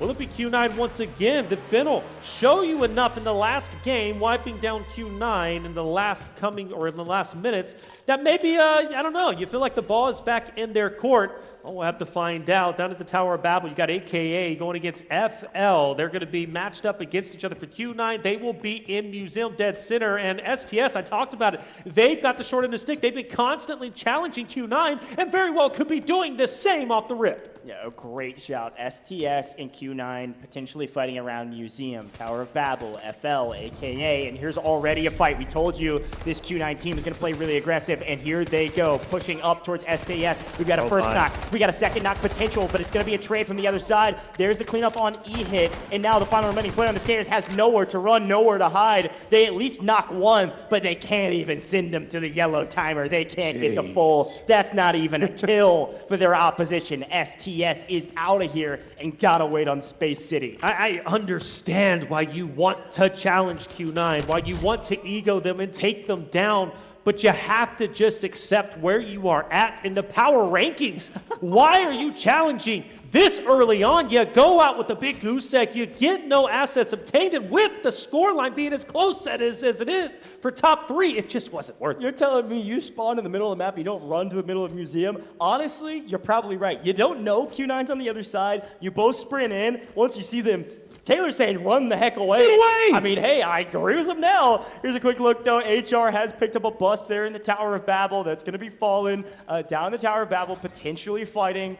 Sorry, that's actually FL in the Tower of Babel. We picked up a bust. FN. They're on the north side. They're in Grand Hammam on the north side of the map, picking up a 1.2 mil bust. Nice pickup for the boys up there, not even in the Tower of Babel. Jan is playing some of these sight lines, just checking where FL is. Fennel and AKA likely the next fight we will see on main. Now, while we've got a moment, Taylor, it is worth bringing up the spawns. This is kind of good news for the most part for the rest of the competition. We see loadouts on the left-hand side. We see operators on the left-hand side. But quickly, Q9 got a priority spawn in round 3. That means they will not get T1 spawns going into the first map of Space City, which means they won't be the team closest to the mantle brick, which means we may not see them win in 4 rounds. Now, they didn't have priority in the first round of Brackish either, but let's turn our eyes to the left-hand side and see what everybody decided to do. Now, I was kind of right and kind of wrong about Q9. They do have a Viren, but it's not Mo running Viren. It's going to be Gior running Viren for his team. Mo has decided to go for Toxic, an interesting choice there, and a Hat Claw as well to round out their comp. What do you see from the rest of these teams? We do see Articuno burning another Tempest. That's going to be both Tempests gone for AKA. Yeah, which is big for them. Like, if they're going to burn those Tempests, especially if you feel so comfortable with them, then AKA needs a big map, a big round in this very case when you're going to burn one of your favorite operators out there. But going back to Toxic, right, with Mo, that is an interesting one. I don't know if it necessarily fits his playstyle that we've seen so far. Well, it is round 3, so maybe he's saying, hey, I don't well, that's need true. this Burn operator it. for round 4. Let's go ahead and get it out. And I will say, while we were talking about those operators and some of the loadouts, we can talk a little bit more about it as we see it. On the right-hand side, you're seeing all this loot come in. I really love this UI that shows us when the red loot's picked up. Obviously, you see HR there finding some nice value. That's going to be 173K. While we're talking about the operators, Q9 found about 600K in red items, by the way. So they're cooking. You can see it on the left-hand side of your screen. Once we see the loot here on the left, Q9's already at 3 million on this map alone. Again, the value of this map is to get your loot value up. And for Q9, they do care about mana breaks. They want to set the tone. They're probably going to try to close out in 4, but just getting decent loot value here, if they're able to get 6 million here, they're into the 20 million category. I don't think anybody's going to be touching them regardless of the way the rest of these maps go. If I'm being honest, I think they're already in a great spot. This map could very well solidify it, at least from a Technic-Alloy perspective. They did get 1.2 million just from the team eliminations. Remember, now going up to 400K versus the 300 that we were used to throughout the qualifiers. There is no competition around them in Museum. They are currently chilling. They are feeling good. And what's to say Q9 goes for an early extraction? Yeah, I mean, they could. It really would depend on what loot they found. They found a couple red items, but they were small red items, so likely their safe box is going to be nice and full. But hey, Yudi's showing us that, hey, he can get lucky too. Nice little 447K added to his total. That fits in the safe box nicely. Looking pretty good. And we got a chance to see, again, the Blue Eagle taken down. You loot that, and a couple rounds of gold ammo actually goes for quite a bit, so not a bad find, but could have been better for sure. To kind of set the tone, Taylor, while we've got a second to I want to remind everybody where everybody's at. So we've got our 2 teams in the Tower of Babel. And we see AKA getting a nice rifle here. That's going to be 694K added. Everybody finding loot, everybody playing slow. But AKA and Finnel, 2 teams sharing the Tower of Babel currently. This is pretty standard. The 2 teams will slow roll through the Tower of Babel, loot, and then eventually fight. We have Gold Silver. You can see them now on your screen, playing the eastern side of the map, and they're actually rotating south towards Reservoir. Maybe gonna make a play to hold a couple of the teams coming out of the Tower of Babel. We'll see. Q9, of course, started near Museum. They won their fight against STS, and they're staying at Museum, holding their position, waiting. And then we've got FN at the top of the map in the Grand Hammam, hanging out near the extraction point, looting up all the buildings that they can. So everybody's mostly split up besides our Tower of Babel. And right now, it's just a waiting game. Who makes the first mistake? Who sees the first angle? And of course, who gets the best loot? Overall, it's been mostly evenly spread across these teams, with Q9 a decent little advantage because of their team wipe. From the perspective of Gold Silver, plenty of time. A team that, in my opinion, desperately needs a good performance here just to gain some confidence. I feel they've been losing out on some of their fights, albeit nice. Crazy Dog, though, has shown great promise, especially in that last game, picking up a couple of solos for himself. Yeah, look at that. Oxygen found some really nice expensive coffee grounds there. It's 370K or so. But Bishka finds another bust. That's going to be a nice 1.2 mil for him. FN finding some nice value up in the Grand Hammam. Now, I will say, let me backtrack a little bit. I think they found the bust earlier, if I'm not mistaken. They might have just been exchanging hands and collaborating loot. If you see that bust pop up again, it's not because they found a third one. It's because they're passing it back and forth, making sure the bags fit perfectly. We always talk about it. It's inventory Tetris, so pay attention to that. Now, we are seeing on our map feed, you'll see FN now on your screen moving towards the airdrop. There's about 60 seconds on this airdrop landing. This could be our first fight. We thought it might be Tower of Babel, but it looks like FN's moving towards the airdrop, and Q9 also playing around the museum will be in a position to chow this airdrop if they want to. We'll see what they decide to do. Yeah, I think they're going to be the first ones to headbutt, but it is interesting from Gold Silver. You saw them going south, but now they're starting to go back up north, and if they start to head west, here we go. Very well could third party this fight that is inevitably going to go down between Fallen and Q9, getting dangerously close to each other. Now, Fallen has ended up losing every fight that they've got into against Q9, albeit they have fought very, very well, but Q9 has had their number ever since. Now, for Q9's perspective, they won the last airdrop that they were in, and they also got the loot before, right? You go back to round number 2. This could be the second time Q9 can find some valuable weapons, including the AWM, which could be huge going into what could be the final Mandelbrot round. Airdrop is on the ground. Yeah, and obviously Q9 playing patient here. They've got a nice high ground position. They have seen each other, and they have exchanged some blows. But Flares actually finds an angle, able to drop one. Not going to be able to get the full, but this gives them a bit of breathing room. I know there's a bunch of people in chat. I haven't opened it yet. I'll open it here in a second. Talking about PKM. I've gotten roasted in the past saying PKM's not my favorite LMG, but it hits like a freaking truck, and it's got to be one of the best out there. HR, while this is all going down, is finding crazy loot. What's going on here? We got a gold bar, and we're picking up the statue there for like 700 plus K. In the middle of a fight? That's me for real, man. I'm a loot goblin. I'm looting mid-fight. I can't confirm, man. I'm like, focus on the enemies, bro. But hey, look, there's some boxes I gotta open. I did mention Gold Silver, by the way. They still are making their way around. And notice Fallen is going directly up to them to the north. They've given up this fight on the airdrop, potentially conceding it to Q9. Fallen has a lot to lose. 3.8 million technicality. Like, they're in a great spot. And with the technicality being as close as it is, well, you definitely want to get out with your spoils of war. But here it is. Fallen, Gold Silver eventually match up against each other. And both of them are aiming down sights. They are acutely aware that one is in front of the other. For Gold Silver, this could be one of the biggest fights of their tournament so far. Certainly an important one. The airdrop came down, and FN has fully backed off of it. And like you mentioned, they're looking at Gold Silver on their flank.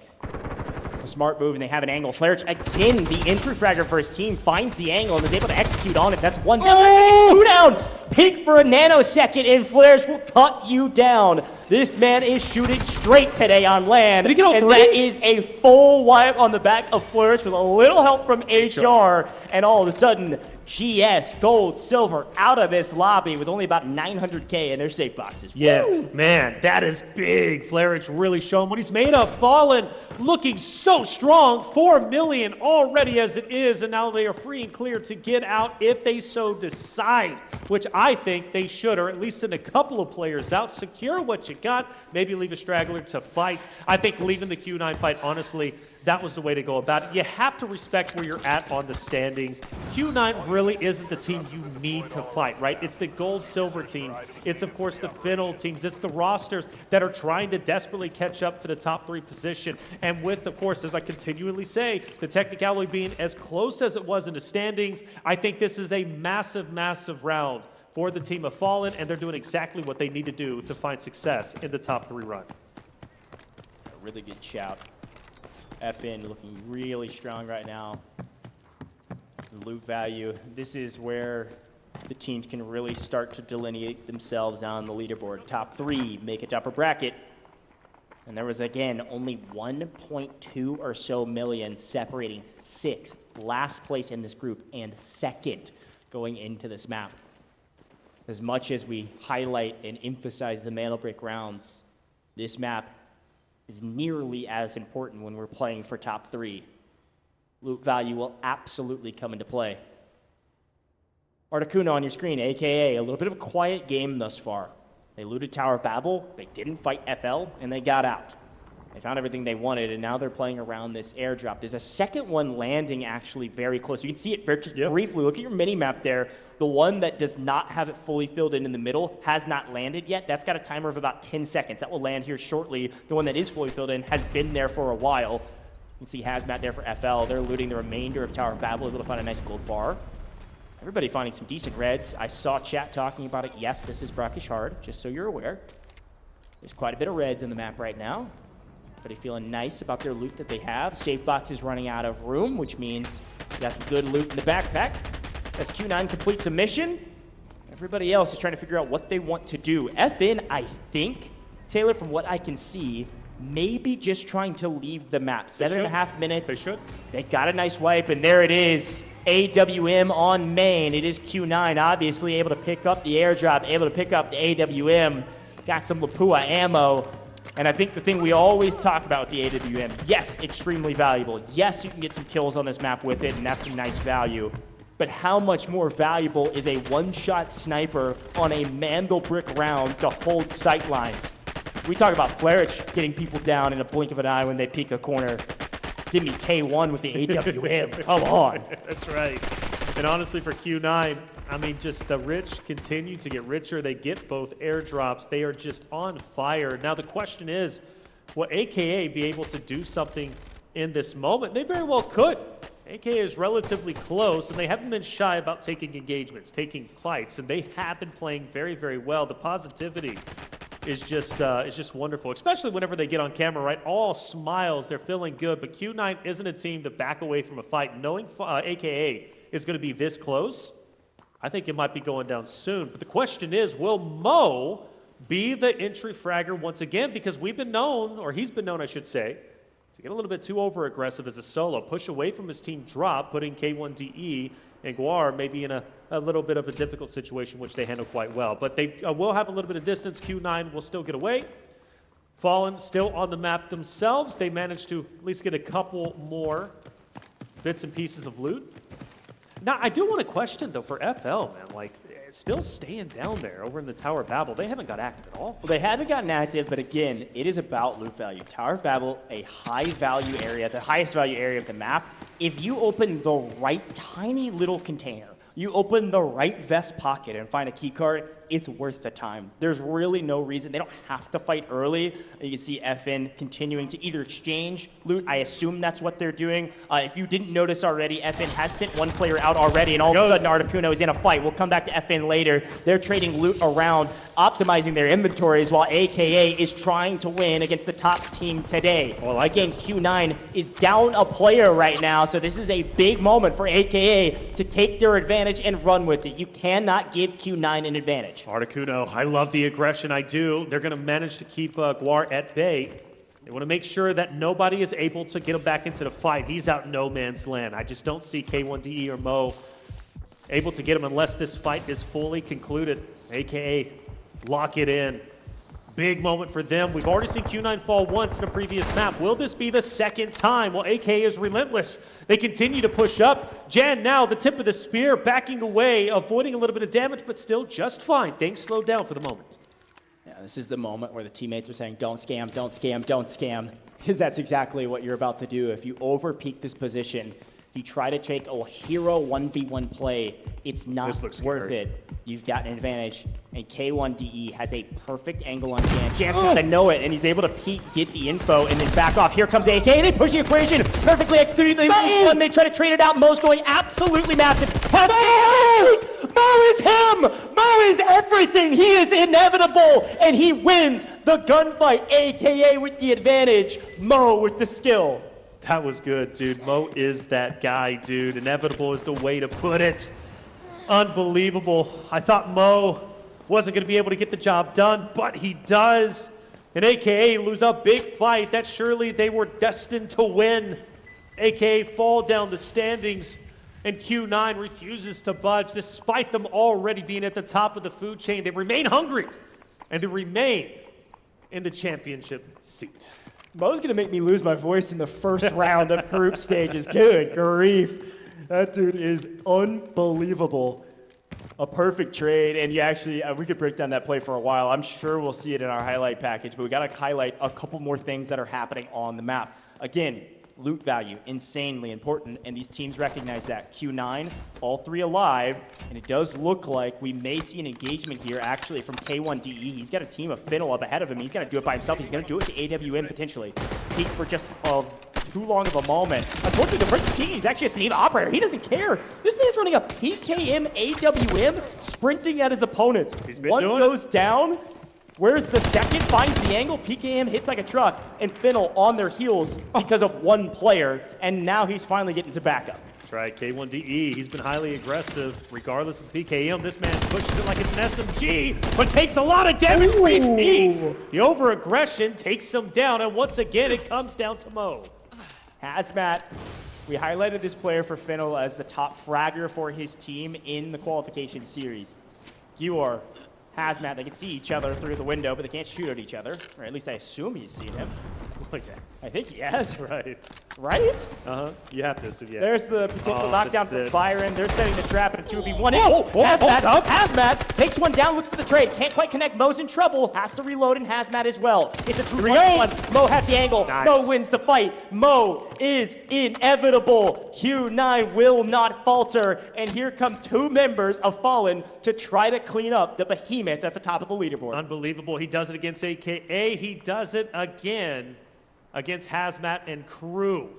Mo refuses to back away, and potentially the last remaining fight about to go down. It's Fallen, who's pushing up, and Fallen has a chance to maybe take out to what Mini could not. Flourish has been on fire. This man has been playing out of his mind, continues to do so, and Q9 will fall. Fallen will be the last remaining men on the map, and they have had such a phenomenal game at 4.5, now 4.6 assets obtained, and they have time to get out.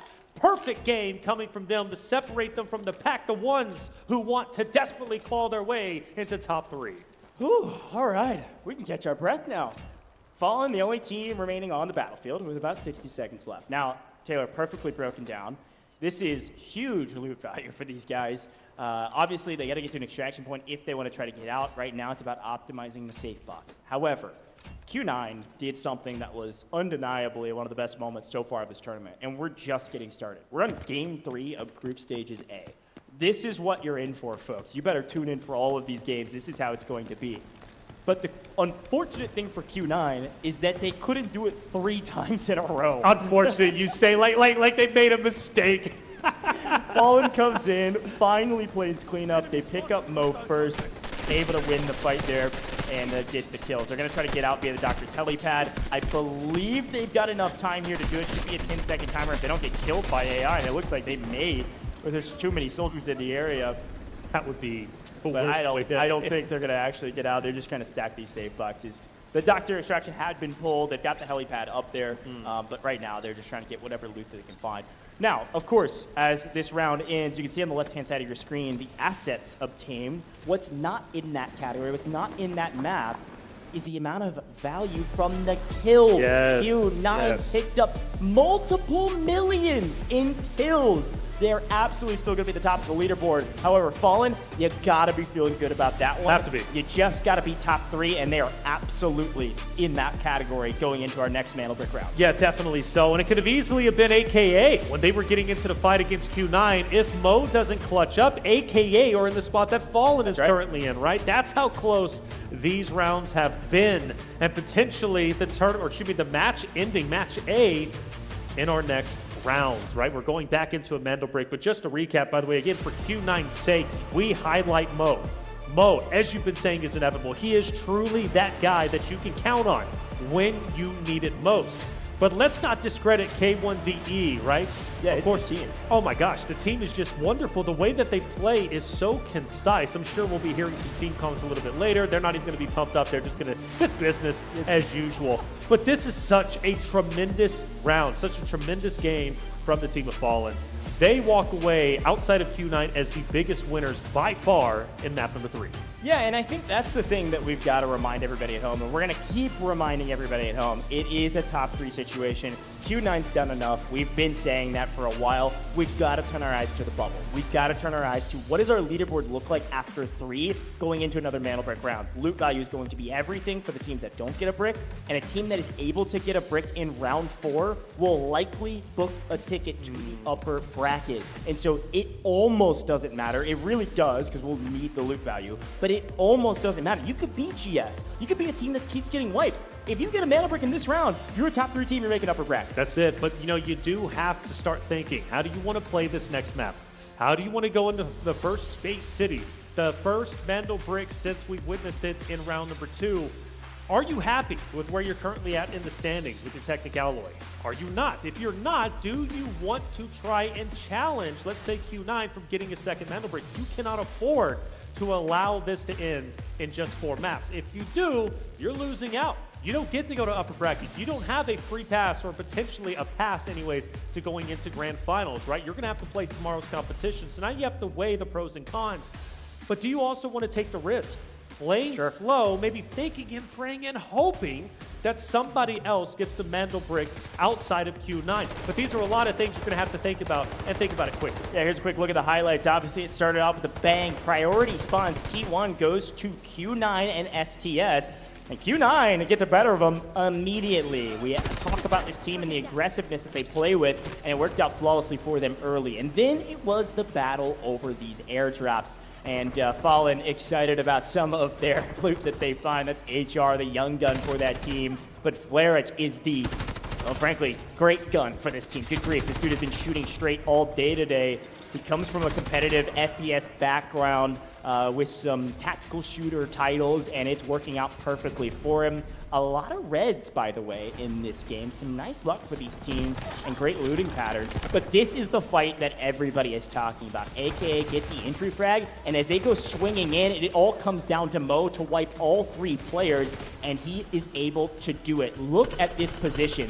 One dive rolls through. Down goes Arvino. That's Tempest rolling through. He gets one insanely weak enough for him to back up. He gets the trade, and then he wins the fight over the top. And 60MG can't believe it. No, he can't. We couldn't believe it either. We were losing our minds. But it wasn't the first time Q9 was able to clutch up. They did it once again against the team of Fiddle. But of course, it was Fallen who ended up taking down the Titans of the lobby, which was Q9. And well, Flarich, right, was the man who made it happen right after Mo ended up clutching up that fight against Team Fiddle. But yeah, Flarich, right, the guy that finally silenced Mo, who silenced Q9 after such a dominant run. Yeah, big pickups, a great highlight package there. And of course, Fallen picking up some. You got to tip your hat to Hazbat as well, making big plays. Again, every kill is 400K, so he actually prioritized getting the full on the knocked player from Q9 to make sure they get the loot value for their leaderboard. They know it's really close on the leaderboard. Every kill counts. It could come down to 1 kill. We've seen regional finals come down to less than 100K. Every kill is 400K. You gotta get the kills. Have to. He picks up the full and then gets fulled himself. And that's not the first time, by the way, Hazmat has had a star-studded play. You go back to map 2 on the head glitch, he was able to do exactly that. So well done for the team of Fallen. They walk away with the most round earnings, but they don't get the most eliminations. Of course, that was Q9, who are very comfortably in first place. So again, we need to focus on Fallen, walking away with 4.3. You've got Fennel, who also get 3.13. Arguably, these two teams should be in second and third respectively. Yeah, and again, let's pay attention to the right-hand side of that. While we switch over to our damage, it is also telling the story of the kills. Every kill, 400K.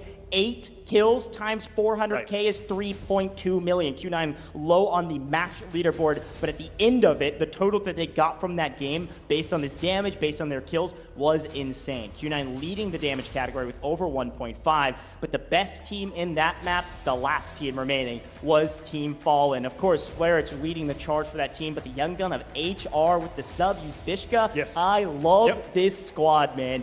5 kills, 4.33 mil, a great map for him. And Yubishka already a match MVP, right, coming from match number 2. He stole that away from Q9 despite them winning match 2 themselves. The first time we see a different winner, right? The first time we see a new best team. Fallen coming from the EU side of things with such a historic run throughout the qualifiers, and now we will get Mo, and rightly so. Come on. I've been waiting for him, honestly, to pop up as the match MVP. Finally, we get it. Yeah, 5 kills, 2 assists, almost 1,000 damage. This guy was cooking. We all saw it. We don't need to break it down for you. We saw it in the highlight package, and we saw him win over and over and over again. And finally, they lose to Fallen because, well, Mo had his back turned, and they caught him before he could turn his gun around. A scary player on the map from the best team today thus far. But the best team in this map was Fallen. They are trying to catch Q9. If they're able to get a brick, it's still a race for that first place position. That's it. Albeit, again, paying attention to top 3. That's it. And by the way, Mo, match MVP, but also playing Toxic. We pointed that out. Yeah, He's true. not necessarily fitting his play style.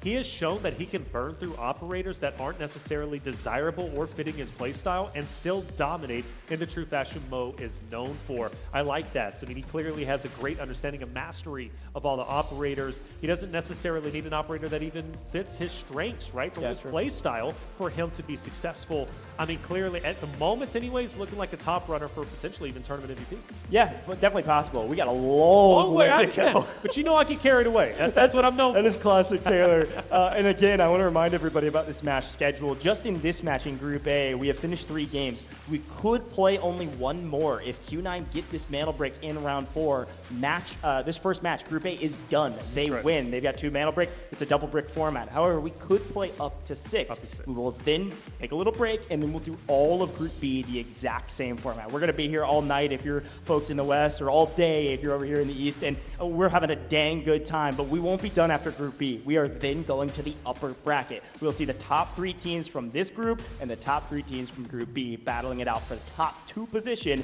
to make it straight to finals and skip day 2 entirely, Taylor. Which is big. Yeah, Which is crazy. big, yeah. Hey, comms, though, are always flowing. Let's hear what the comms were like in match 3. Go on the 3.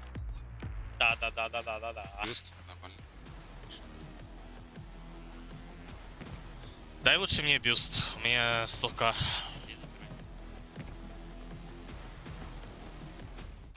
Давай скан, если у тебя есть. 3 типа тут. Где? Упали. Одного нокнул. Один сверху наверху разбил. Доиграть вот этого ложка справа. Дал смокарку. Лаз справа, какой смокар? Он тут на мне. Выебали, долбоебов. Хорош. На меня бежит. Батя, ты через трэш? Умница. Еще. Жить. Не торопись. Хорош! А мы на доктора не успеем? Нет, там нету его. Лутайте все, что можете.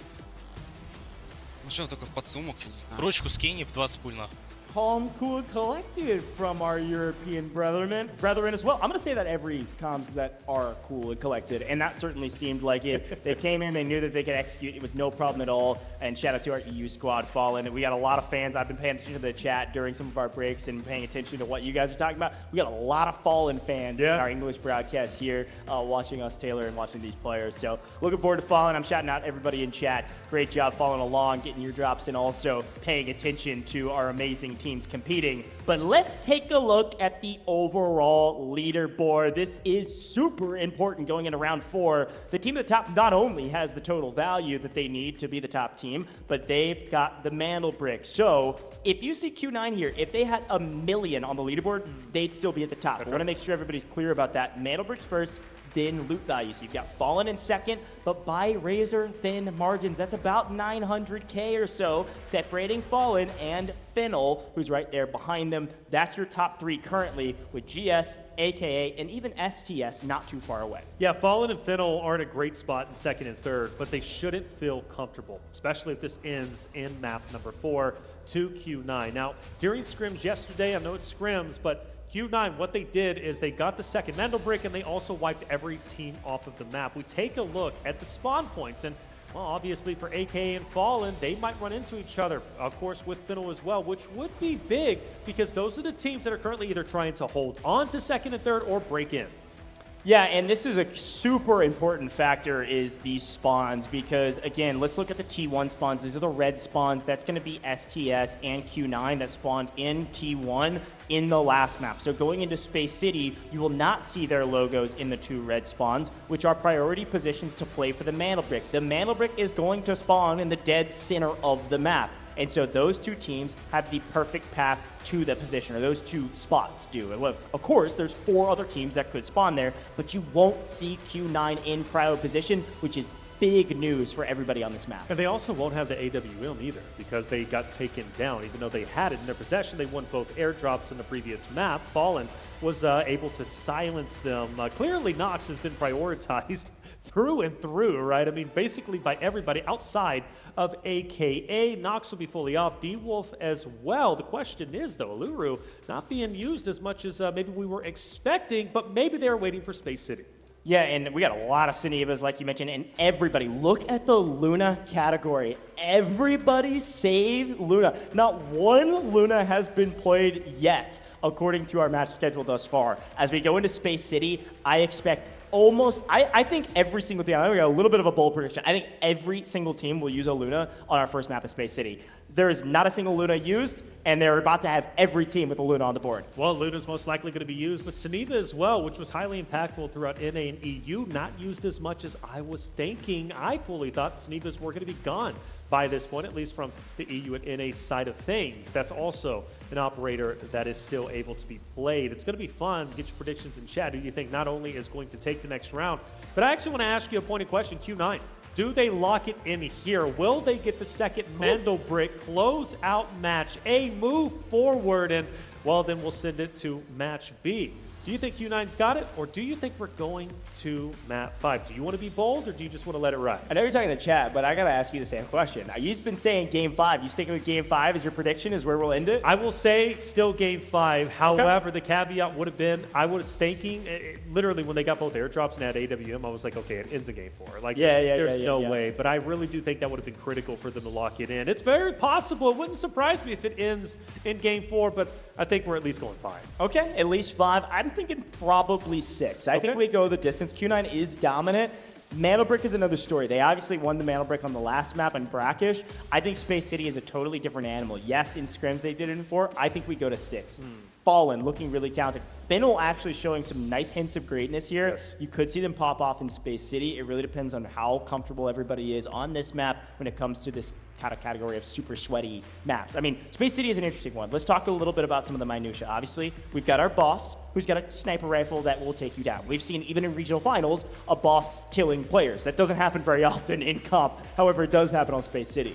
The other thing you're going to see is wide open, very long sight lines. We saw it in scrims, we saw it in regional finals. Some of these teams, probably most of these teams, will at least have one player actually loading in with a sniper, which we haven't seen yet over the last couple of maps. You're going to see a sniper. It's probably M700. It's probably the best. There is like R93 might be another option. Kind of depends on how much money they want to spend on their kits and their builds. We'll see some snipers. You absolutely have to have smokes as a part of your kits. Whatever meta operators you're trying to choose, whatever your comp is, you got to have smokes for your team for some of these crosses, or you're going to be absolutely hosed. So for me, I want to make a discussion about the team rankings currently. Okay. I want to talk about STS, who is way down the bottom. They did at least, I think, 5 million, which is quite substantial. You can get that, but you have to be playing very well, and you're going to have a culmination of not only assets gained, but also, of course, the eliminations, which STS has been struggling with. And the reason why is because they've been challenging Q9 off the rip in multiple maps. This is not the time to do so, in my opinion. I think you allow somebody else to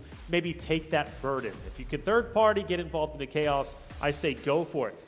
On the flip end, though, if you're AKA or you're maybe gold silver, you're all the way up, maybe FL, FN, I think there is value in challenging STS, taking them down early on, because if this does it, and let's say, for example, Q9 is in a position to win and close out your match, and you've done the math, and you know you have enough Technic Alloy to lock in a top 3 performance, why not concede and actually give the match to Q9 in a way? That is an absolutely valid point, and it's something I'm really glad you brought it up because you're 100% right.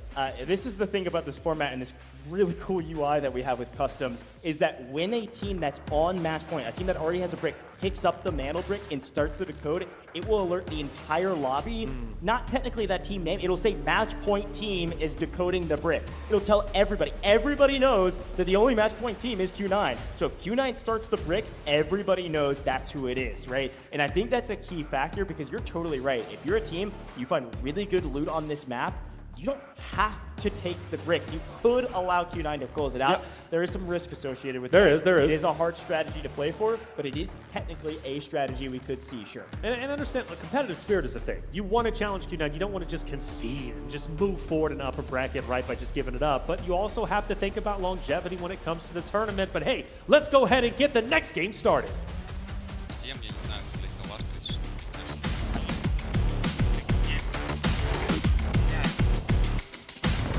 Короче, калаш селф, пацан, как тем, я не знаю, я думал, я смогу снайперкой играть. Возьми. Свал ебет. Всем кто ходит. Рюкзаки, главное, 20-ку возьмите. Чего говоришь? Рюкзачки 20-ки. Чтобы снимать армор. Персонаж поменяется. Значит, ладно, я беру лейк 7. Сколько там время?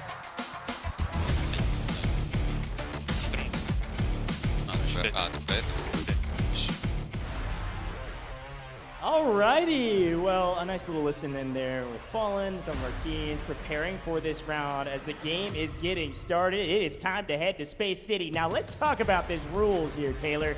We're playing Space City till we're done. It could be right now, it could be round 5, or it could be round 6. And every round going forward will have a mantle brick. So let's get into it. Here's a quick look at the map view. Let's see these spawns. It is Fallen with a priority spawn, and it's Gold Silver with a priority spawn. Unfortunately, priority is one thing, but you're getting cut down from a PKM from K1DE from distance as they have central command on the north side of the map. As AKA, they're in printing room on the east side, STS on the west. We'll continue to update positions, but yet again, Fallen are going to be first to the brick. 2 minutes until you can grab it, but they're going to have priority position. So, the cat is still in the bag as far as I'm concerned, right? Because Fallen, they set this trap up in map number 2.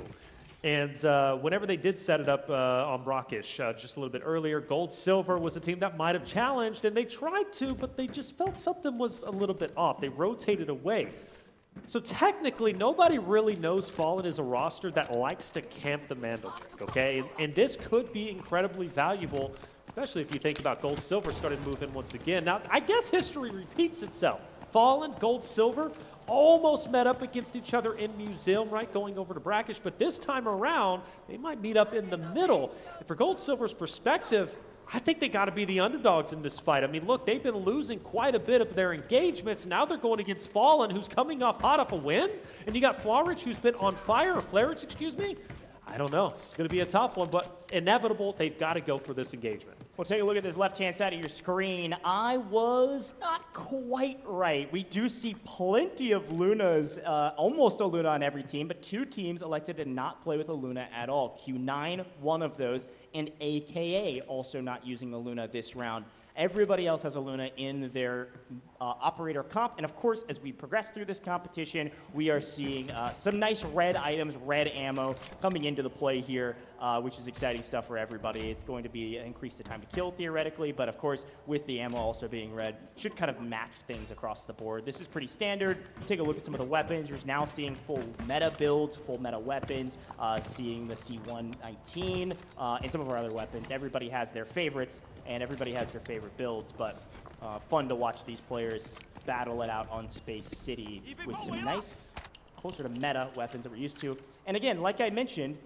we see sniper rifles into the mix. I believe that was R93. They're from Mo, which is going to be huge for not only information gathering, but also potentially getting picks from distance. All right, Mandelbrick has been spotted. Now you got to think for Fallen. Last time they held their ground. They didn't try to get on it, but this time they're not wasting any time. They pick it right up, and Gold Silver is going to be hot in pursuit. Q9's also going to fire a couple of warning shots from a distance. This is big. Fallen has all the wind in their sails, the full confidence. You take down Q9 in the previous map, you got Flaretu's popping up, and now you have the Mandelbrick for yourself. This could very well secure Fallen within the top 3 very comfortably.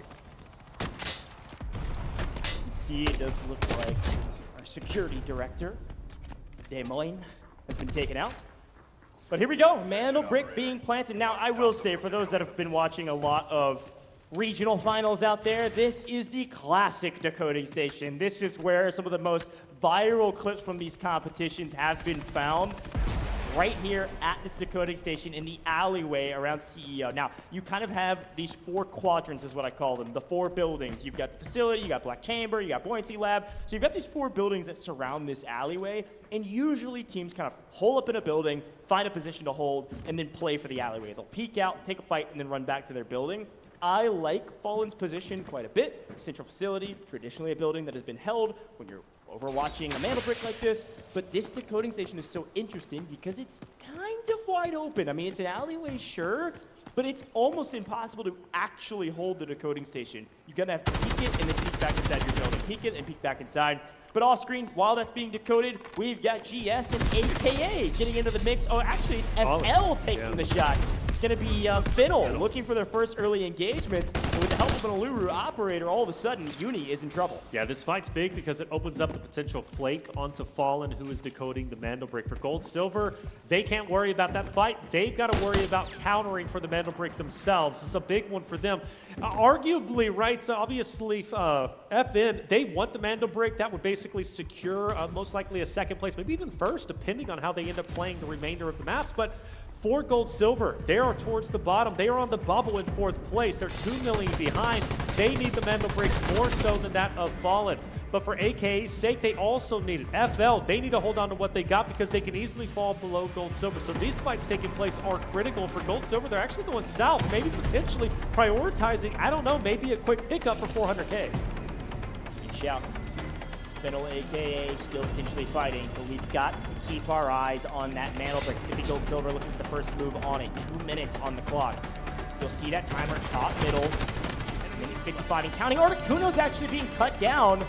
Player advantage to the side of Fiddle. Articuno now crawling away, trying to get to safety, and Fiddle knows it. They've got to get aggressive. They got to fire an operator to do it, but we've got a trading of blows as Uni re-knocks Jan as they get to revive. It is still a 2v3. No, they drop another one. Articuno, Jan, 60 MG out of here, AKA wiped on map number 4. You will not be seeing AKA for the rest of this map. That's it. AKA's gone. Q9's going to be rolling in for the potential refight. They're going for the, not third party anymore, but just a full-on hazmat, which they will take down. The full finishes in. Meanwhile, on the Mandelbrick, you've got Gold Silver, who's going to be moving in onto Fallen. That fight's going to be taking place shortly. STS is also starting to get active onto it. Everybody pushing their respective fights that they want. Yeah, we've got a huge moment right here with Q9 making a push over to Fiddle. We've got to keep our eyes on that Mandelbrick, though, folks. We've got 60 seconds remaining. A big fight, sure, off screen, but we've got to get to that Mandelbrick. Fallen is about to get into the engagement. K1 pushing the equation.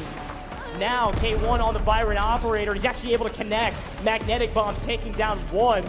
But again, 45 seconds on the brick. Q9 will not get there in time. No. Q9 get the full. They get some kills.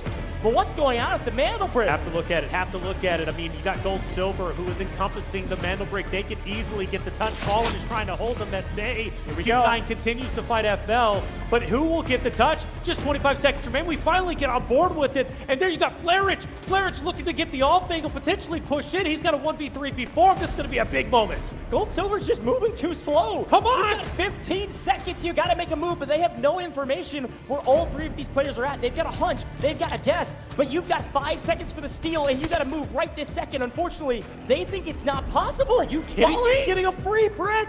No one makes a move. Oh my God. Fallen joins the leaderboard at the top with Q9. No one can touch them. No one even touches the brick.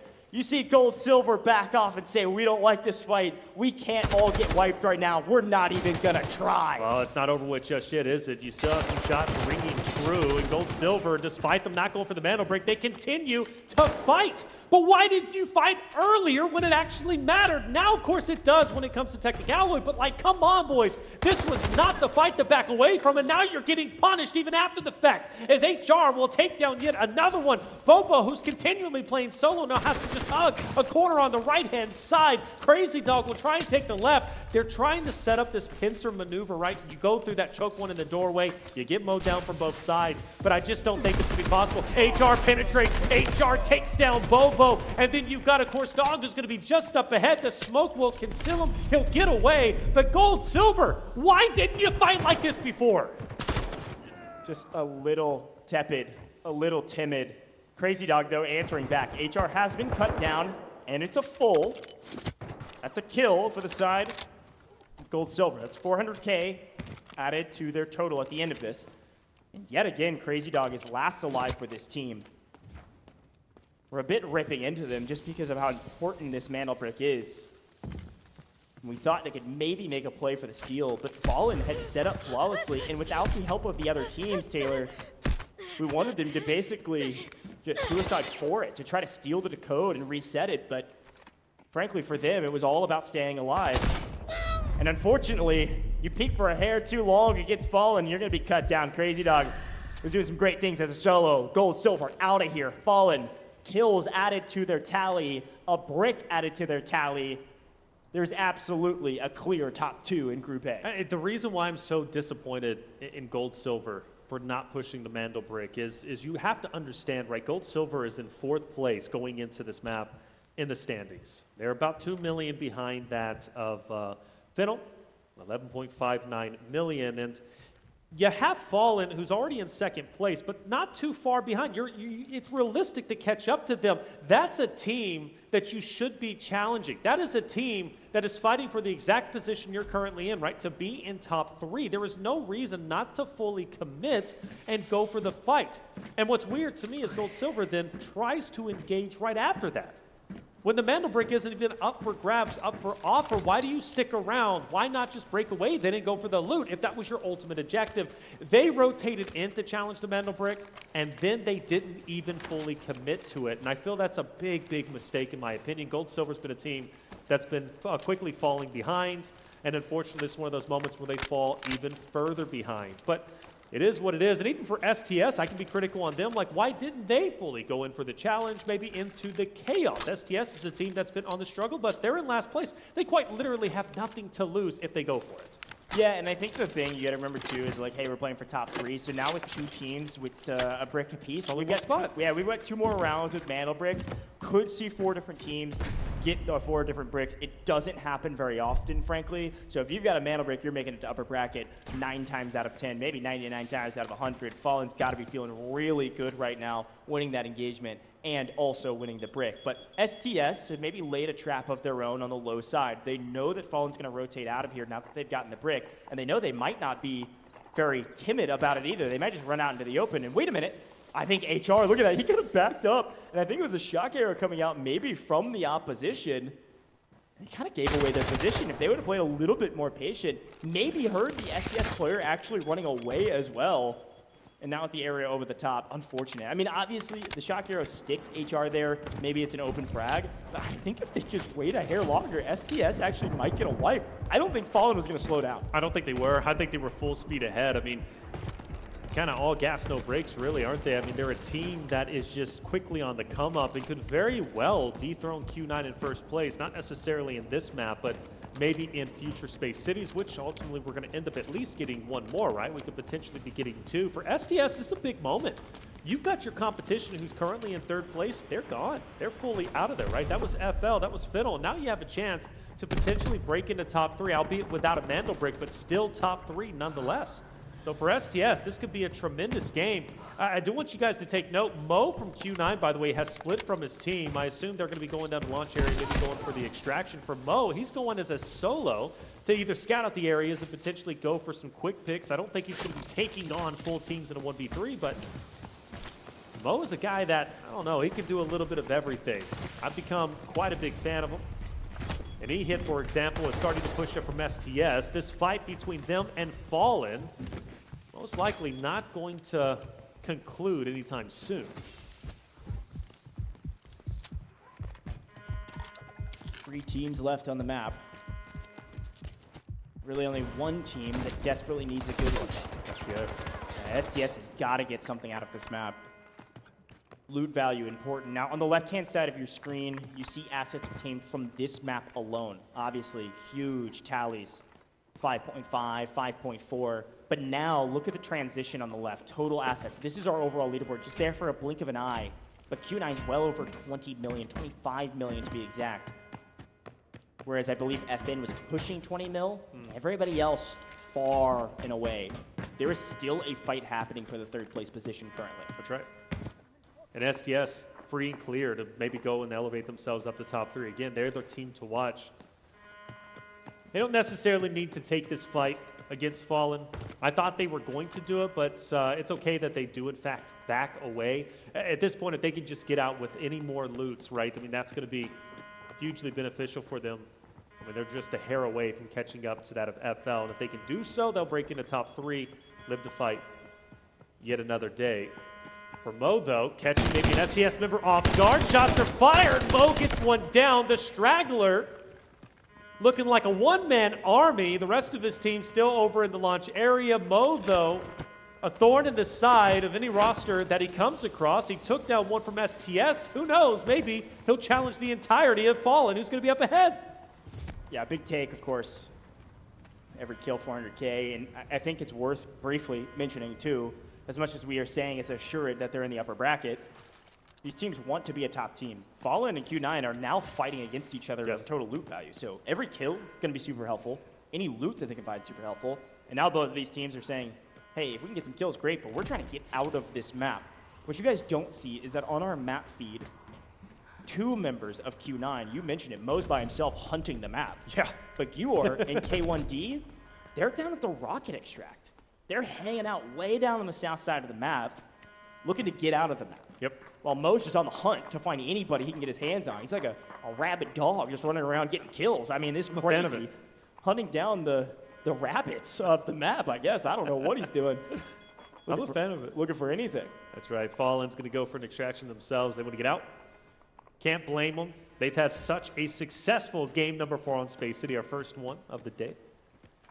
Not only getting the Mandel brick, but actually getting a ton of assets for themselves, which puts them up in the standings, especially if we get to a tiebreaker, which I don't think we will, but we might. You never know, right? But it's always a possibility. For Mo, he has slowed down a little bit. STS, though, is still a little bit worried, and, well, naturally, they've lost one player. Mo picked up an additional 400K, and he's still on the hunt. Actually, there is time for him to run into STS. He's in hot pursuit.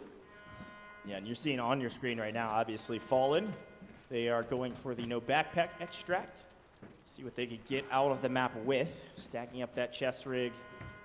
Potentially getting out of the map here. This is the loot optimization pathway we traditionally find. Well, Mo, unfortunately, on the hunt, laughs and maybe says a few words as Chan finally finds an angle here. STS getting something on the board right now.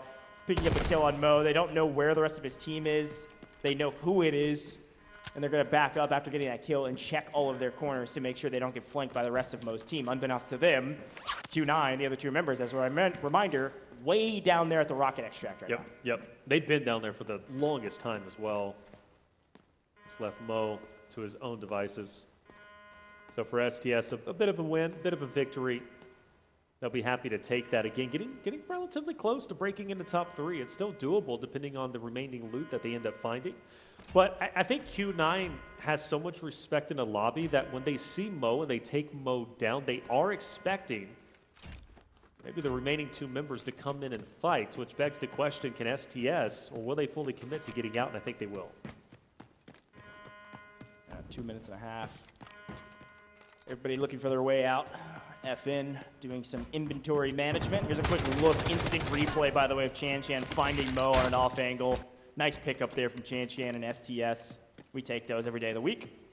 Could go look at Fallen. Now, of course, we do see that Fallen, they stacked one of their players with everything they could get their hands on to get out via the no backpack, extract, and workshop. And now a potential 2v2 about to be had in STS. I don't think they know it. Fallen, I think, has found an angle. Chan in trouble. No, he actually answers back on HR. There's the trade. Uzbishka down. HR by himself. We have a trading of blows between these 2 duos, but it does find their way to FN getting the wipe. STS, they might have found 1 kill, but they've been punished for it. That is a full wipe on a team that desperately needed points. Yeah, you know what's tough about that is their loot drops dramatically. Yeah. I mean, we're talking almost 2 million. They desperately needed that to catch up into top 3, and now they're even further behind, which makes them more desperate going in to the last, potentially last 2 remaining matches, which, again, it could only be, just map 5. Q9's out. They managed to extract. They are gone. A successful game from their perspective in terms of getting assets, the Technic Alloy. For Fallen, though, again, the biggest winners as they get the Mandel Brick, the last remaining team on the map, and potentially going to get out for themselves, like you said, the no backpack. So for good stuff, right, from the team of Fallen, they put themselves in a comfortable spot from scrims yesterday into today's competition. Highly consistent. This is the team to watch out for going into the upper bracket. I don't see how they don't make it. Yeah, you do see 2 members of Q9.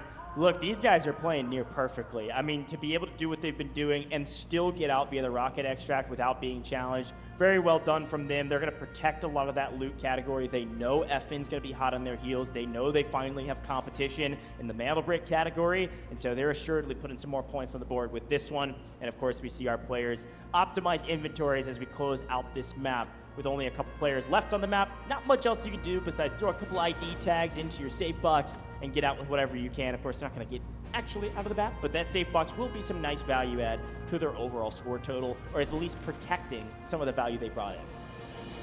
Next map's going to be nutty. Next map's going to be crazy. You've got 2 teams who have been highly consistent, both with Mandel Bricks. Chance to close out. Fallen in Q9. Just so well played. Uzbishka, a large reason for that. He's been the match MVP already once. Maybe he can make it once again. A highly successful game number 4 coming out from the side of EU, of course, Fallen. Getting the Mandel Brick. They did so in sensational fashion. You got to question Gold Silver, though. Why did they not even attempt to go for the challenge? Something we harped on for had to have been 10 minutes. Yeah, Taylor, you got animated. I like it. How could I not? A little relentless on some of our competitors. I appreciate it about you, man. I know chat was screaming about the same thing. I see you guys in there making sure that you're cheering for your squads, and a lot of folks cheering Fallen on. They were happy that Gold Silver decided to play a little slow there, and for good reason. Fallen now on top now, or at least joining the top ranks of Q9. Gonna be at the top of the leaderboard. The only 2 teams with the Mantle Brick, which means they are top 2, no questions asked. But they are also the top 2 in the loot category. Yes, they are. 2 teams were top 2 on paper on our stats, and they're proving that sometimes it does go to script. That's it. We don't know the script. I say, hey, chat, don't get carried away. We don't know the script. That maybe you do. Collective Minds typically smarter than the talking heads up here. Fiddle, though, gets away with the big win themselves. Kind of indirectly, they have, I believe around 11 million when it comes to Technic Alloy. But the big loss is STS. They were in such a good spot. They were within striking distance into breaking into top 3. But unbeknownst to them, there was a team waiting for them, right? Yeah. It was Fallen, who ends up taking them down. The 2v2 goes to the way of Fallen, which was definitely not the way STS needed that to go. Because of that effort from Fallen, STS loses at least 2 million Technic Alloy, which puts them even further back. They now, I believe, needs about 5 or 6 million maybe to catch up to that of top 3. I mean, that is a large sum of money given the fact that you think about it. You've got 2 teams, 2 of the best teams in the lobby, now with the Mandel Brick respectively. That's going to put a lot of pressure on STS. But let's not forget AKA as well, right? Gold, silver, who are also in the exact same boat, I think, basically neck and neck at around 6 or so million when it comes to technicalities. So they're all in the same boat. They've got to get active, and they only have 2 maps potentially to do it. Yeah, a nice breakdown. It's going to be really fun to see how these last 2 maps go. Again, Space City, Mana Brick rounds.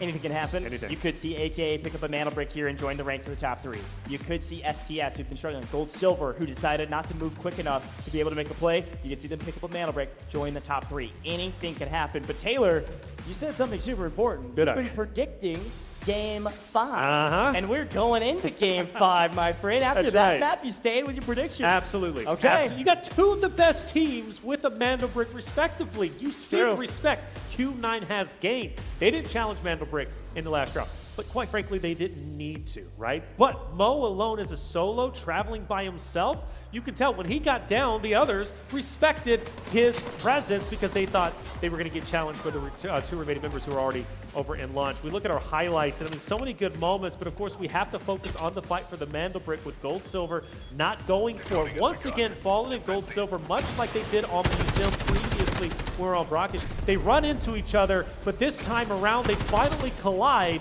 but it was, of course, the team of Fallen who was able to hold on to what they had. Yeah, and here's a quick look. Obviously, a huge team fight between Fennel and AKA. I mean, a full team wipe there is 1.2 mil going to the side of Fennel. This is a huge boon for them. And this is actually what was kind of happening around the map while the decoding was going on. This is not necessarily typical for Space City. Usually, there's a big combining factor of all the teams around the Mantle Brick, all the teams around that decoding station, and it's an all-out war. But 3rd parties, 4th parties, even 5th parties. But this time around, totally different story because some of those fights brought out early. And Fallen, fortunate favors the bold. They put the decoding in immediately. Fights were happening all over the map. They weren't contested by anybody. Nobody. The only team that tried to contest them was right here, Gold Silver. They move a little bit slow. They trade a couple blows. Crazy Dog, as per the usual, getting a little crazy as a solo, but can't quite get the better of his opponents. There's Fallen winning out in that engagement. And then it was Q9 just on the hunt. They were able to pick up a couple, sit Mo out, and got 2 out of the map via the rocket extract. And here's the final fight where STS just had no idea where Fallen was at. Fallen not only get the brick, but they also get the kills, and they get a player out of the map. That's a huge win for Team Fallen. And the cherry on top, they potentially play spoiler to STS, who was desperately trying to get into top 3. Still very possible, mind you, but they're a little bit further behind than they could have been if they don't run into the duo of Fallen. We take a look at round 4 results. Obviously, Fallen walk away with the Mando Brick, but for Q9, they will once again get the biggest round earnings, but not the most eliminations. That actually goes to Fallen. From last round to this round, I feel Fallen stock has just kind of gone through the roof. They've been playing so incredibly well. They're one of the only teams to fully eliminate that of Q9. You look at Fallen, able to at least get the most damage despite them only having 1 more elimination. They still tower over that of Q9 on the right. Yeah, and again, I love these damage charts because they really do tell a story of the map. I mean, you see a team like AKA who traditionally have put up really good damage. This map, they just take 1 bad fight and they lose it immediately. Obviously, they're going to have the lowest damage. They weren't there very long, and unfortunately, big responsibility for them. But FN, Fallen, are going to be your best team on this map. There's no question about it. The young gun, HR, leading our charge here in terms of our 19, picture. I believe. Yeah, very, very young. He was a great interview. We talked to him for a while. But this is truly a team effort. They've all had their moments in the spotlight. Nice! And now we get a chance to see HR as not only a part of the team that was the best team in that last round, but also our round MVP. 3 kills, 3 assists, 3 KD, and 500 damage from HR. And that's 2 MVPs, match MVPs going to the way of Fallen, right? So Yuzvishka in round 2, and then obviously HR in round 4. It comes to show you again, Fallen, they're on the up and up. This roster is looking phenomenal, and they could potentially challenge even the 1st place spot, which is where Q9 is at. Granted, that will have to be done most likely by getting the 2nd Mandel Brick, which is well within their wheelhouse. Getting 1st place, even that over what many would regard the top region in the world, which is China, right? The top location. You have to give respect where respect is due. Fallen is doing what maybe even I thought wouldn't be possible, being the top dogs in this match A. But hey, like I said, I like to get carried away. Let me slow down a little bit. What do we have at stake? Another Space City about to come underway.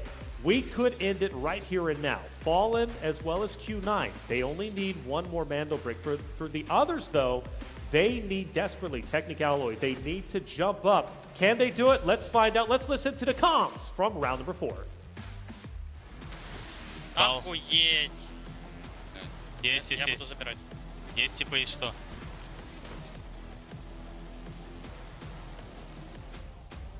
Собрал. А давай еще. Я на рампе, я на рампе, я на рампе, я на рампе. Молик. Выходи сейчас будет. Отдавай, Молик. 10, ждем. До конца. Один жить, Витя, жить. Нету, нету, нету, наши. Вовнутрь. Они внутри.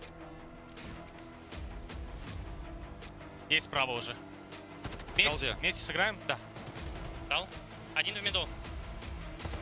Одно хп. Убил. Стоп. Тихо, чил, чил. Спокойно. Молик дам.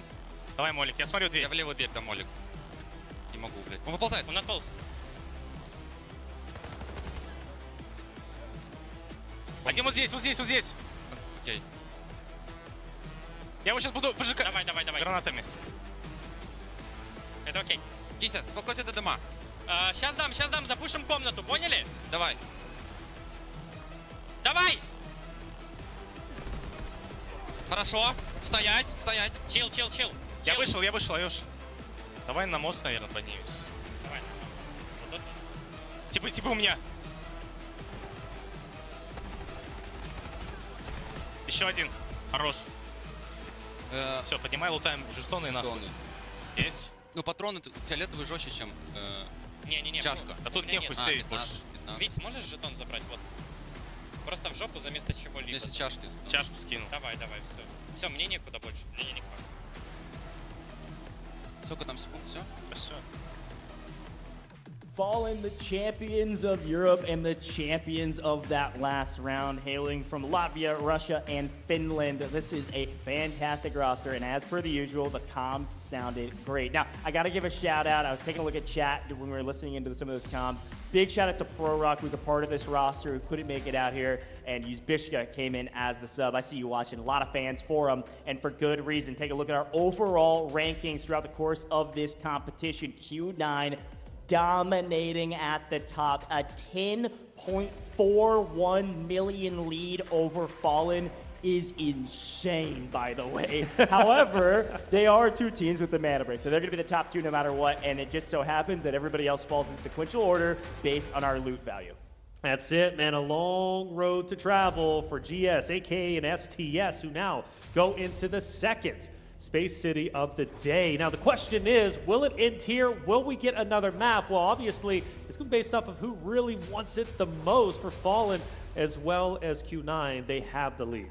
Yeah, let's take a look at our spawns. Obviously, we saw T1 spawns go to Fallen, and that is gold, silver in the red. You will not see them in the red spawns going into the next round. So you're seeing some of the teams that could be there. This is good news. The problem, the one little piece of bad news, and we talk about operators, Q9 could get a prio spawn. Q9 could play for a brick in this round and keep your prediction true. Talk to me about some of these operators. Well, I want to say Fallen and AK, by the way, you pointed out, were the only team without a Luna. Do they go in with the Luna this time around, and do they find more success? For Fallen, they're perfectly fine. They didn't need a Luna, obviously. For AKA, it could be incredibly valuable for them to have this time around. Well, quick look at the operators. Obviously, some Nox is gone. Obviously, some Shepard's gone. Almost every single Hackclaw gone. I mean, when we talk about recon operators, there's huge boon in the Luna, of course, but Hackclaw also has a lot of value, especially for some of these indoor fights, being able to track down your opponents. The data knife is insane. We've seen some crazy highlights, of course. So all of the Hackclaw is gone, except for one team potentially able to use Hackclaw in what is maybe, not necessarily, but maybe our last map of the day. That's right. Maybe, right? The question is, will it be? I think so. I really do. I mean, you have two of the best teams who are currently with one Mandel brick apiece.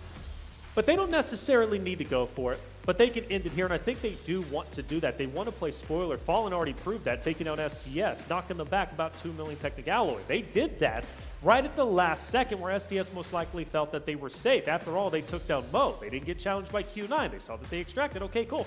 We're free and clear. Well, not the case. Fallen ended up taking them down. It's going to be an exciting time for sure. Chat, get your predictions in. Let us know what you're thinking, because time is running short. Yeah, and I gotta say too, I mean, while we got a second, everybody's sweating, because you're right, it could be the last game. With this new patch, we're not seeing a lot of people running Saniva. If I'm a team like AKA, STS, Gold Silver, a team that desperately needs a Mandel brick to make sure they're our top 3 team, maybe loot value isn't going their way, I wonder if you do get your spawn, you do get your pro spawn, what if you grab that brick and you head indoors rather than outdoors, and you load in with Saniva with that plan? Because if you think back to our regional finals, and we saw it in almost every region, when you put that mana brick, the decoding station that's indoors in the hallway, that is, we say an alleyway is the mana brick kind of decoding station we just saw. The hallway is crazy. It is super CQB, and Saniva is a difference maker in that position. Not a lot of Sanivas have been played. We'll see if anybody decides to go for that strategy. It is time for Space City, a maximum of 2 more maps, but Taylor says this is going to be the last one. Are you correct, Taylor? We will see. Like he has said, chat, let us know what you think. Is it going to go to 5? Is it going to go to 6? All I know is going to be a dang good time. Let's jump into Space City and see where the teams are at. Cryo Spawns, AKA, and STS. Going to be first to the brick, but Gold Silver moving aggressively out of command building. Incredibly aggressive, and I think Gold Silver's already fired some shots over into the side of AKA, who takes a little bit of damage, and they're going to go for the full flank. But watch out, Gold Silver. Be careful here. You're only focused on AKA, but you also have FL, the team that you're desperately trying to catch up to, who might flank you. This is so funny about this is Taylor was telling them to sprint at their opponents, and now he's telling them to be careful. They are getting aggressive, and Jan goes down. A difference maker for AKA. They had Prio spawn. They're getting killed before they can barely even move out of the spawn as Gold Silver listened to our call and got insanely aggressive off rip. Finnel not pushing him for the 3rd yet, but Jan in deep trouble as he is full out, and AKA is pushing up towards the brick. They said, we'll come back for you, Jan. We can't take this fight right now. Not at all. AKA, man, they got to recover. They need a big game. They are at the very bottom. This could very well be it. We take a look at our operators. What do we see? Yeah, I mean, obviously we're seeing AKA. They've already burned their Tempest. They're using Aluru now when they need it most. This is going to be a huge boon for them, or it would have been. That's Jan running Aluru, so they don't have Aluru anymore. All they have is Stinger and Luna. Anybody that plays pubs knows that's the classic combo, but in sweaty competitions like this, it's going to be super helpful for smoke and runs. It's going to be super helpful for information gathering, sure, and keeping each other up. But without Aluru, they don't have what they need to hold down this brick position. On the other side, we see another Tempest there from E-Hit on STS. Q9, pretty traditional. Now we're seeing some Lunas across the board. And again, hey, my prediction's finally right. Everybody's using Luna. We're running out of operators, and obviously a huge value add across the board in terms of the extra information you can gain on a Mana Brick round in Space City. Well, this is the most active we've seen Space City so far. Granted, only the second one we've seen in the entirety of the Delta Force Invitational, but right now for total assets, you got to take a look at it, guys. And GS, Gold Silver, they need at least 4 million to hop up into top 3. They could technically challenge FL off the rip and maybe take them down, but their focus now is dead center. STS, AKA. This is going to be a bloodbath. The Mando Brick is about to be underway, and the question is, who wants to strike first? I wouldn't want to be the first one to go out there with how hotly contested it's going to be.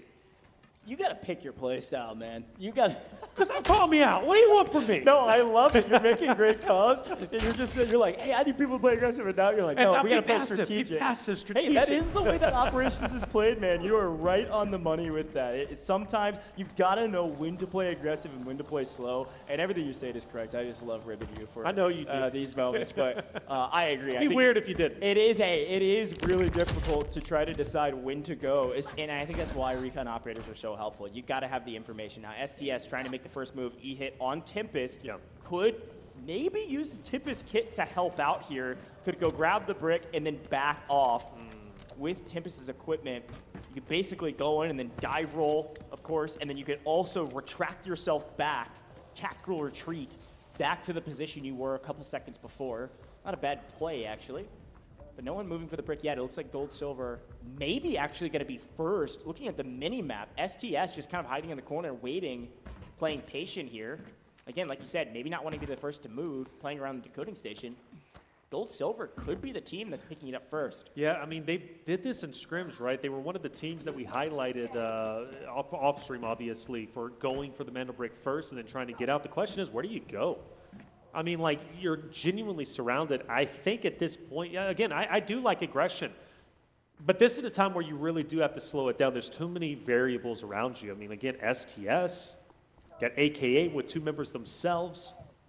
I think if you touch that Mando Brick, you're going to be cooked. And let's not forget, Fallen isn't too far away either. Like, Fallen can also get active. And I like the way Fallen and Q9 are both playing this. Like, they don't have any worries in the world. They're already smooth sailing straight into the upper bracket most likely, unless something absolutely crazy happens over this map and the next. But Fallen does want to move in, and Fallen does want to try and potentially get active onto this fight. Let's not forget, they're already in second place. I mean, any elimination they get is going to be 400K going to them, and it's going to put them in a much healthier spot to locking in the upper bracket run. That's a good shout. Now, I will mention something. We don't see this often.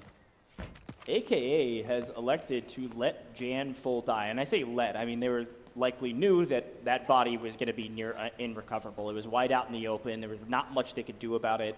And so Jan is full out. AKA, with potentially the last map, a chance to make upper bracket, are going to be playing with 2.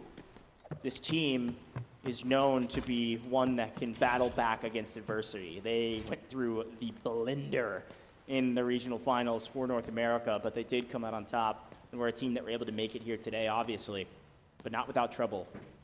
And a chance to do it again, this time with 2. Jan has been a hero in the past, but Articuno, 60MG, they're all individually insanely talented. And I wonder what their comms are like right now, what they're feeling. They have a decent position on the map right now around the brick, but still no one is pushing for the center of the map, not yet. Fallen, though, is maybe tempting fate. They do start to move in themselves. That's a good shout. I mean, you have 4 out of the 6 teams all surrounding the Mandel Brick currently. The only ones who aren't at the moment is going to be Finnel, as well as Q9 up ahead. And yeah, like you said, here we go. I mean, I'm shocked it is going to be Fallen.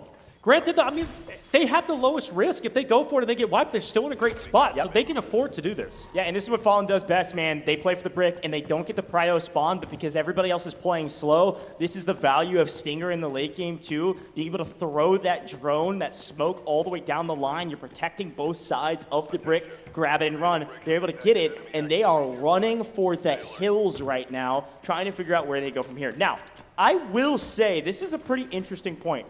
I'm not going to call their strategy yet because it's not 100% certain. But what I think they're doing is something we have seen in the regional qualifiers. You got to remember, 4 brick rounds. Top 3 make it to upper bracket.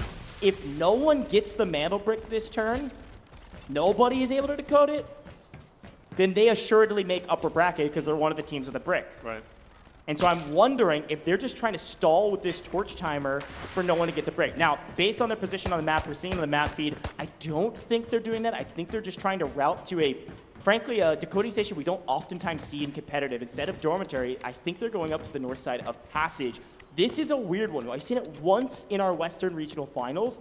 It is wide out in the open, less of an alley or a hallway, and more of an open space that's going to be tough to hold. Especially given the fact that Q9 is going to be up there waiting and they're already taking priority. I don't know if it's a sixth sense. Maybe they got additional information that we don't know about, but they are setting up perfectly to cut off the team of Fallen. Now, the thing is, though, both of these teams can win and close it out in 5, which now puts the pressure even higher for AKA, STS, Gold, Silver, who are all in this deadlock position, dead center of this, the current map. Especially for Gold, Silver, like they are in dire straits. But this is going to be an interesting one with FN versus Q9. They have now spotted. Actually, I do wonder if FN has actually information that Q9 is there because Q9 is rotating around. Q9 is about to put FN in a pincer position. This could be bad for this FN roster. Yeah, here we go. We'll see what information has been had. Here comes the Allure Rocket. They've got info now. I think K1D is thinking he might be able to scan out a view. I mean, there's a lot of boons with Allure. One of the things with this kit is his personal missile that he can shoot out. Obviously, a big recon availability, but hey, as much as I was talking about a strategy where, hey, if nobody gets the brick, we're good to go, Fallen says, what if we just win, coach? How about you shut up? And I'm going to start decoding, and we're going to go for the win. Obviously spotted at this point. Here goes Q9. First to the tally. Everybody else knows that it's either Fallen or Q9 on the decoding station. What they don't know is that it's both of them. But this could be valuable, like let's say they do, STS, any of the teams right outside of the top 3, or even FL, for example, if they want to get active, they played it relatively slow, albeit they do start to move up towards central, up top left, and might even take the fight over towards FN. That could be big for them, but this is a valuable opportunity as far as I'm concerned to maybe third-party this engagement between FN and Q9. But in the meantime, though, again, like map 4 could very well end, or map 5, excuse me, could end right here and now because you got both of the top level rosters who are encompassing the current Mandel brick, and nobody else from the center of the fight, right, when they were surrounding the Mandel brick where it originally was, nobody's moved. Yeah, well, I mean, they know that everybody's holding sight lines there. We've got plenty of time on the clock. They don't have to yet. But an interesting point, and I'm glad you called him out and we're able to see him on screen. You're right. Fennel is coming through Central Command on the north side. We see Fallen. They've planted the brick. Timer ticking, and they've elected to hold on the north side of this decoding station, up where basically you exit from Central Command. You guys all know what I'm talking about. The eastern exit of Central Command, hugging the northern side of this map. Here's the trap that Fallen has set. They're out in the sands, holding these rocks. The decoding station's on the other side of that wall, by the truck. There are definitely some headies in there. There's definitely some holes that you can put in there, but you're pretty open for a pinch. And so they've elected to play the northern side. It kind of slams up on these rocks. HR playing the most northern, and they know basically the main positions they need to hold. Obviously, look down. They know there's a team over in printing, which is going to be Q9, and then they got to have eyes on that Central Command exit. And technically, the building is blocking, but for any team to come into the mix, you're going to have an angle. What everybody needs right now, of course, listening to Fallen about what they're saying. Нет, наоборот, пускай будет. Смоки кинут, я даю ревил. Да.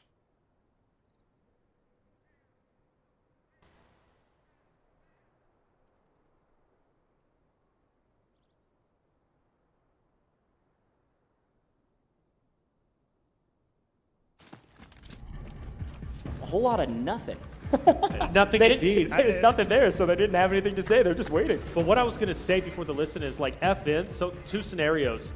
Most likely right now, we're going to see FL go in, challenge FN. Once that happens, I think Q9 is going to take the opportunity, once they hear the shots ringing out, to go and touch the Mandel break and then start decoding it for themselves. That's what both teams are waiting on. But the trap is set. Ubish guy's ready to mow some players down. Yeah, here we go. They push out because they have to. Fennel in trouble. They come swinging out with a Viren, and it doesn't matter. They lose one in transition, and all of a sudden, we got to pay attention to that clock. Here's the thing to remember. We've got players moving to this point. They've got to play for it. They can't end here. Q9 doesn't have to play at all. No, not at all. Not at all. If FN win right now, Q9 make it to upper bracket. They don't care about the ego. They're going to let this go up. They said, oh, sounds good to us. We'll take our spot in the upper bracket. It all comes down to STS, who's moving on the south side, and also Fennel on the north side. Player advantage, of course, on the side of FN. But they've got to be paying attention to this brick. It's going to be stolen here shortly if they're not careful. Nobody's there to stop down. Nobody's there to shut down STS. I think STS is going to be free and clear to go up and get the touch within the 15-second mark. They're going to do exactly that unless Q9's able to fire out. Flarich, though, might be getting a bit of a sixth sense. Here we go. Sees STS moving up. 8 seconds remaining. He pushes it out. One of the members from STS is going to fall. That's going to be E-Hit is down. Just seconds away. Will this be it? Yes, it will. And Fallen will get the second Mandel brick. They will win their respective match A and take it over Q9 in surprising fashion. Unbelievable. Flares with a perfect hold. Again, this is the northern side of the map. This is the northern look over. There's only one angle, and Flares spotted him perfectly. They take down E-Hit, and all of a sudden, there's nobody that can contest it. And now Q9 said, well, we made it to upper bracket. Let's just kill whoever we can find an angle on. That's right. Fallen's down to 2 as they do get picked off from distance. All right, we got to all take a collective breath because, yes, Fallen has won this match. Fallen are the champions of Group A. Q9 will be going with them, no questions asked. But Taylor, your prediction of 5 games is correct. But the next question I have for you is who's going to be spot 3? This fight is completely inconsequential. Fallen versus Q9 doesn't matter, but Q9's going to say, hey, look, guys, I just want you to know we let you get that brick, and we're going to wipe that team and loot up to make sure that they can showcase to the world that we are the best team. We just also know how to play the game. The new question is who plays for Bubble, who gets third. That's right. Great point. You got Fennel. Fennel, who's currently trying to hold on to what they got, but Gold Silver, out of nowhere, has managed to jump up. I believe, yes, they will in fact be in third place, as you can see, but just barely. They cannot be happy with where they're currently at. And actually that, because look, you've got FL who manages to jump up. So Gold Silver is going to be desperately trying to loot as much as they possibly can. FL is going to be doing exactly that. The next 5 minutes are going to be so critical for STS. STS getting active themselves. I don't know, can they jump up the top 3? Maybe. It's super important. This is not important for Q9, but it's massive for STS. Q9 gets to pick and choose the battles that they want to take. Who do they want to spoil? What team do they not want to see in the upper bracket? And maybe it's STS. STS finding 400k for a kill, but they're just getting started in this fight. That is now a 2v2. This is incredibly important for STS and is completely inconsequential for Q9. That's it. Q9, they can play spoiler in a big way, taking on STS, forcing them to stay at the bottom of the food chain. But for STS, if they can take this moment and own it, who knows how far they can go up. Only 5 minutes remain. You have nothing to lose and everything to gain. STS, get active, play it smart, but of course, start to push up. Take the bull by the horn, baby. You need this. Yeah, hey, while this 2v2 is going on, it's probably a fight that will take a little while. Off screen, what you're not seeing is that Gold Silver is what I like to call kind of hedging their bets. They're basically saying, hey, there is 4.5 minutes on the clock. We're focused on extracting. The other teams that are close to our kill total or our total value, the other teams close to third, I don't think are going to get out of the map. We're prio getting out of the map. They've already sent one out of the map. The other two members of Gold Silver, while this fight's taking place, are all the way down at the rocket extract, just hanging out. They want to get out of the map. We'll continue to keep our eyes on this fight while off screen, AKA and FL are about to engage each other around that extraction point that has about 60 seconds outside of Test Workshop around that bridge. Oh my gosh, this could be massive.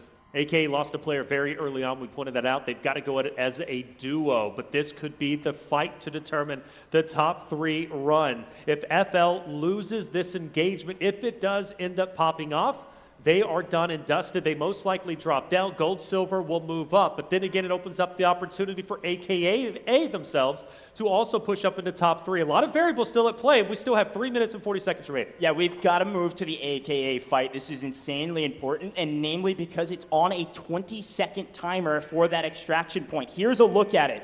This is the fight that will determine who gets third most likely. If one of these teams is able to wipe the others and get out, they will likely jump to third. And I guess that kind of, that gray duck off in the distance is Gold Silver with their plan of just extracting. STS and Q9 fighting on screen, but a fight over the extraction here shortly. Here comes the move. We see a member of both members, all 4 get out. On screen a fight, but 2 members of FL, 2 members of AKA, they all sprint for the extraction. They don't kill each other, and they all get out, and Gold Silver on the rocket extract is gonna get out while this fight's going down. E-hit has been res.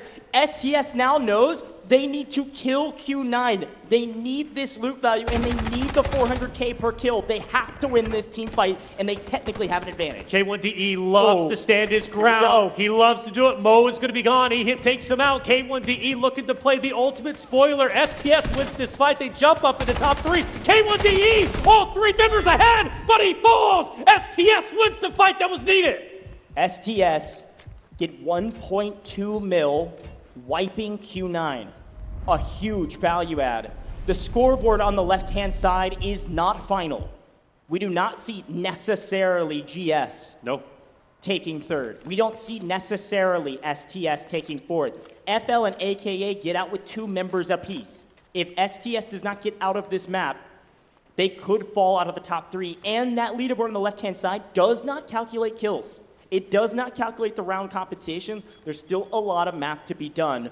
But FL and AKA said, I think we had enough loot. We got to get out of this map. That is all that matters. While STS took the aggressive stance and said, let us get the kills and snatch our safe They're tied. Like you said, kills, they haven't counted yet. They are tied at the moment. GS is all going to get out as well. I think this is a great strategy from Gold Silver. They're going to get all 3 players out of the map. The only team that will do that. There they go. Gold Silver has made it out of the map.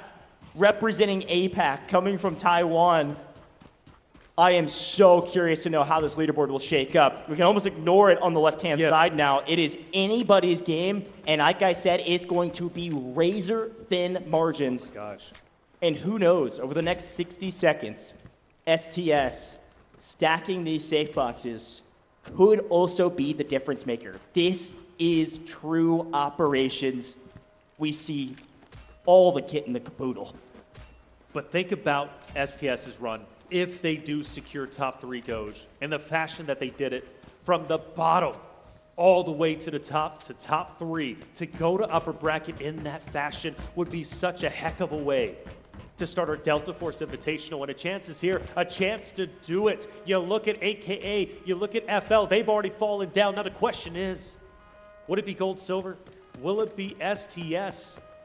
That's the question on everybody's mind. To go from the bottom to the top would be tremendous. We've already had Q9 dethroned. FN takes the win in their respective match with 2 Mandel bricks. How many more upsets, how many more surprises can we really get?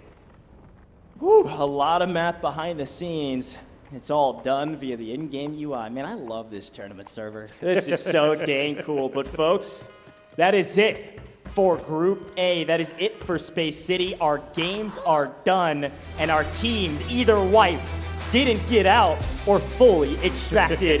It is anybody's game for a round in a position 3 on the leaderboard. Anybody's game for the 3rd slot to the upper bracket, but it is all fallen, and all Q9 in the Mandel brick category fallen. Able to get the 2nd brick. Q9 said, yeah, thank you very much. Thank you for doing that. We will take our spot and then wipe you. Yeah. Fallen in Q9 with the top teams going into Group A and the top 2 teams leaving Group A. Unbelievable job from both of these 2 trios. Phenomenal work in all of the categories when it comes to operations. Yes, we watched scrims yesterday. I was expecting to come in today with Q9 dominating. We ended 4. Maybe it's done and dusted. No. Today brought everything. And it's only the start. We still have our next match to get into, match B. We still have the upper bracket. But the question on everybody's mind, STS, did they do enough to go from 6th place going into the final map of match A, which was map 5, Space City? Did they do enough to go up to top 3? I don't know. The math has to be tallied, and I do not envy the position of the tournament admins at this moment. Well, the best part is that the admins just sit back and let the tournament server do the work. It does all of that for them. So they're going to double check everything for sure, which is the work I definitely don't envy. But I am loving what I am seeing, folks. What a way to start things off, right? And I think when we look at the tournament series as a whole, going back to the qualifications, all of the regional finals to get to this stage, it's always been this razor-thin margin. Whether it's the top 2 teams or the razor-thin margins for the 3rd place team, whatever it is, it's been insanely close. And I have a prediction of my own, which I think that the margin between 3rd and 4th is going to be less than a kill. It's going to be less than 400K. And that is an insane thing to think about, is that you go straight to the upper bracket based on 1 single kill that you got in map 1. That's insane, isn't it? It comes to show you every single map, every single round matters. You need those eliminations. You need to loot everything you possibly can, because you don't know when those razor-thin margins pop up, when you're going to either be at the bottom or the top of those margins. Well done, though, to all the teams. Such a good job from everybody. Even those who maybe didn't move forward into the upper bracket, they still got valuable experience on land. Like, for example, AKA, right? I think they're going to come back even stronger. They were keeping the positivity. I'm sure we're going to be hearing from them relatively shortly. They're not absolutely out of it. That is the other thing, too. Like, I think they were a little bit low on the leaderboard. I don't know if they got a bunch of kills, but they're not completely technically out of the mathematical conversation. They got 2 players out of the map. STS did not. STS is going to lose loot value based on what they were in their bag, in their chest rig, their guns, everything. They did have nice safe boxes, so it might balance out, but I think AK is going to go up a little bit, STS is going to go up a little bit, go down a little bit, and then up a little bit from killed. Again, I don't know who's not going to upper bracket. I do know who is. Fallen, Q9, top 2 teams, no questions asked. Yes. Frankly, it wasn't even close. Well, how big, I mean, of an upset do we realistically think it is that Fallen gets 1st place over the dominant region, the dominant location, right, being China? I think that's massive. Like, Fallen coming in, we know they were a storied roster. You were saying that they were the fan favorite out there in our chat, right? I mean, rightly so. I want Fallen to perform well. What do we got here? Here we go. Oh, what do we got here? This is the match results. Okay. Well, match results, I believe, this is our total. Folks, this is it. Match results is our entire match series. Q9 had a total of 30.37 million. And the strategy, I will double confirm this is correct, but the strategy of gold, silver to all 3 extract was the difference maker. Gold Silver has taken 3rd place position. Gold Silver is going to the upper bracket. No way! I was so critical of them too, right? I was saying look at more silver than gold. I digress, more gold than silver. Now, well done. They break it to top 3, and they do it when it matters most, right at the tail end of our map number 5. And you got to thank for Fiddle. That's heartbreaking for them to drop down in the fashion they do. They were in 3rd place for the longest time.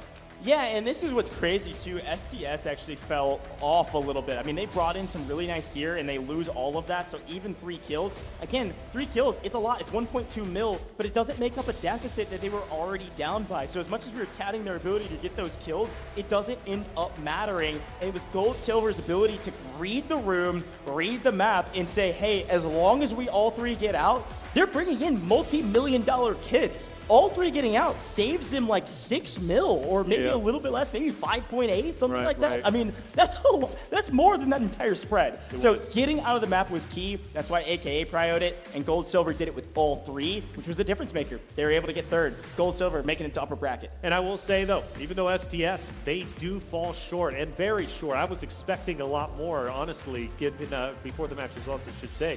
But STS managed to wipe Q9 at the very end, albeit Q9 already knew that they qualified, but you got to give them credit where credit is due. We take a look at our highlights from our final map from match A, and Crazy Dog finally stepped it up, righting the wrongs from the previous map. Yeah, and also worth mentioning that Gold Silver was the one that took down Jam. It made AKA stay on their back foot. They only had 2 on the map, a big moment, but fortune favors the bold in Group A, man. Fallen going for the brick, they get it, they run out and start to decode. Perfectly executed from them, and again, really impressed with this team. But we gotta kind of, again, like, we talked about this position. They elected to go for this eastern decoding station on the north-hand side, and they were able to prevent the one team that wanted to try to chow them from getting there.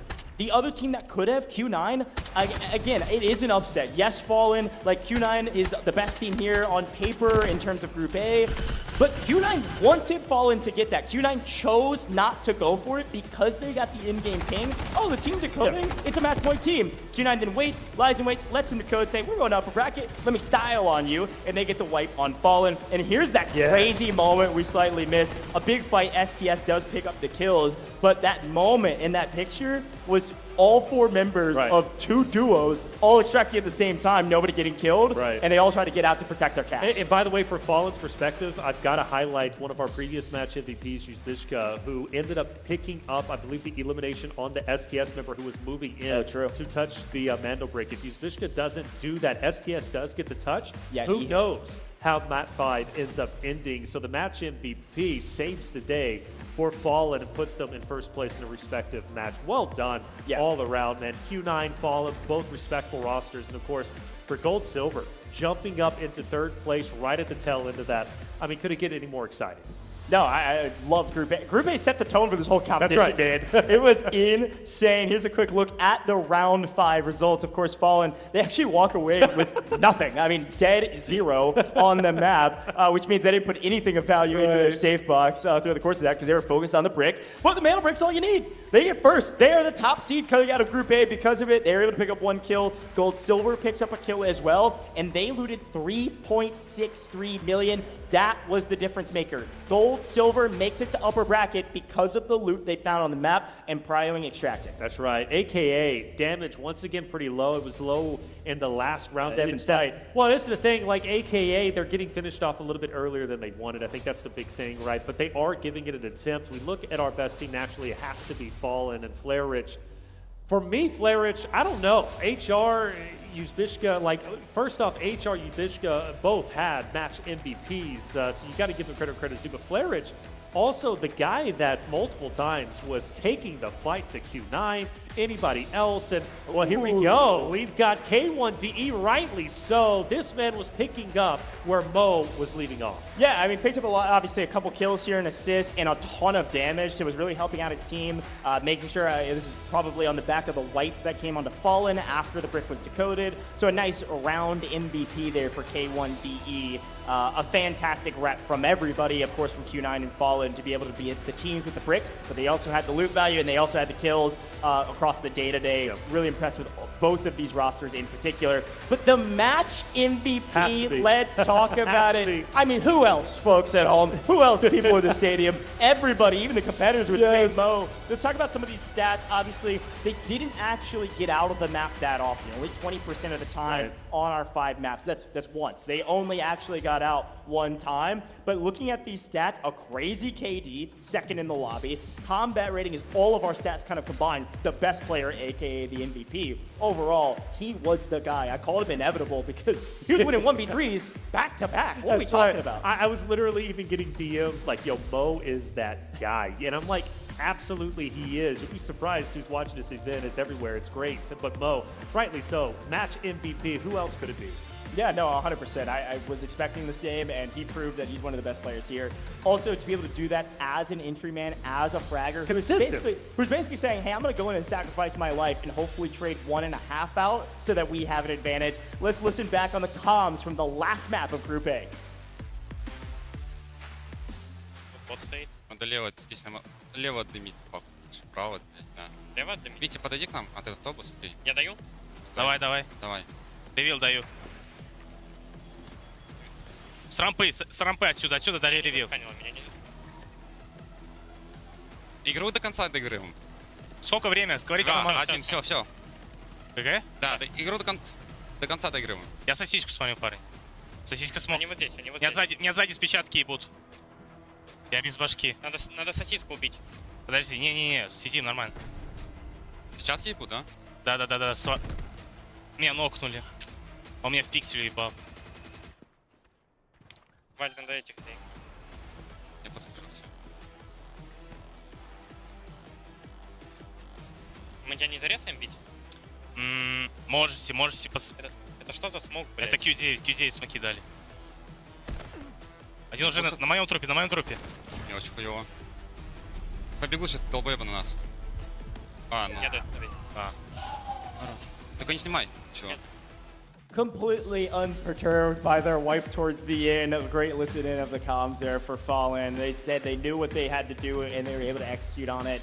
And again, Q9, they waited, they allowed Fallen to win, and then came in and got the wipe. That's right. It was a good strategy execution. It's something that they have been preparing for. They've seen this situation 1,000 times. They know the stakes. They had to be top 3. So Q9 let them take it and said, we'll join you on the podium. Very well done. And here's a quick look at our schedule for the day. And of course, what's about to happen. We can see FN, Q9, and Gold Silver all making the upper bracket, which, folks, is today. We're doing that a little bit later. You're going to see these teams compete in a couple hours from now. FL, aka STS, nobody was eliminated today. They're going to be playing in lower bracket round 1, which will be at the beginning of tomorrow. But today, we move our eyes towards Group Stage B. That's what's coming next, and I'm excited to see a brand new list of 6 brand new teams on main stage doing the exact same thing. That's it. It's going to be fun, but you said it best, right? Match A set the standard. Like, Match B's got to bring the A game. They got to bring the energy. Who's going to be the Mo of Match B? You're technically bringing in the #1 seed, right, from the China location. That's true. ESG. ESG, right? So, like, ESG, they just witnessed what the performance is from Q9. That's their technical competition, right? And they know Q9. I bet they were watching Fallen the whole time. Probably They're were. scouting Fallen out saying, okay. That's a fact, isn't it? And there is value if you think about it. Being in Match A and being in Match B. Like, for example, Match A, now if you're going to upper bracket, you play a little bit later. Now you get a chance to rest, maybe, cool off a little bit, but also see what Match B is all about. If you're not familiar with their playstyle, maybe they come from a different location. True. For Match B, though, they go straight from 6 games straight into potentially another 6 games, right, in the upper bracket. But then again, they're going to be going in nice and warm, feeling good and confident, right? So there's pros and cons. We'll be breaking all that down in just a little bit. Yeah, it's totally true. I don't know if you guys can hear it, but the studio here is getting a lot louder because the 6 teams just joined us that are about to compete. They're getting set up here in just a little while. It has been an insane start to a, frankly, marathon of a tournament. I want to remind everybody at home, we are here for 3 full best of 6s today. We do it again tomorrow in the lower bracket. Remember when I told you to take that screenshot of the bracket? That's what you need to take a look at. 3 full best of 6 tomorrow, and then we move to the stadium. Fans roaring, sold out stadium. It's going to be insane, and that's just for the final. That's going to be 1 best of 6. So we're playing a total of 3, 6, 7 total best of 6s through the course of 3 days. It's a marathon, and we are just getting started. Having so much fun here in China. I love how we started this thing off. Yes. And again, We talk about the pace of play. We talk about the nerves. We talk about the stress. LAN is the best, man. The energy here is electric already, and it's just with the players that are competing. Yeah, I've had a blast. I really have, and I hope you guys at home are also having a blast. Things are so fun. Let's send it to our stage for our first interview of the day. 好的，欢迎来到赛后采访环节，我是贝佳啊。首先，我们恭喜 Jason 拿到了下一轮的晋级名额，先请各位跟大家打个招呼吧。我是 GS 的疯狗，欢迎，我是 GS 的阿杰，欢迎，我是 GS 的包包。欢迎3位啊！想问一下，来到线下打比赛，感觉目前的这个氛围怎么样？会不会有一点紧张啊？太紧张了，全身都在发抖。全身都在发。就比较热血一点，就跟比较多高手都聚在这边。是，波波觉得嘞？有一点小紧张，还是有点小紧张的。哎，其实我发现，在之前好像提交的名单当中啊，还有另外一位选手啊。那今天这个首发是固定的吗？还是说之后可能会有轮换呢？今天是固定的，所以第3把一样会是给 Bobo 上。然后如果真的不幸掉到明天的话，就会让游斯来作为我们的坚强的后盾。哎，所以说游斯是你们的一个秘密武器吗？对。哦。关键时刻出手。关键时刻出手啊！那想问一下，在这2套阵容当中，会不会有一些战术上面的不一样呢？其实大概都差不多，因为他们2个本身的位置、性质跟会玩的角色其实都差不多。都还差不多。对，但基本上打起来都一样。OK， 那今天比赛整体打下来的话，觉得哪一局是最刺激的呢？最后一局吧。最后一局。因为真的差一点，可能就没晋级了。想问一下，在最后这个30名争夺的时候，你们队内的交流是什么样的？就很紧张。很紧张。就求神拜佛。就前程拜3拜。对，没错。看能不能让我们就挺进去。当时话最多的是哪位选手？是 Crazy Dog 吗？还是说是波波？还是阿杰？差不多吧。差不多。对。OK 啊。那我听说好像队内有一位选手还有其他的一份工作是 Crazy Dog。就上班嘛。上班族。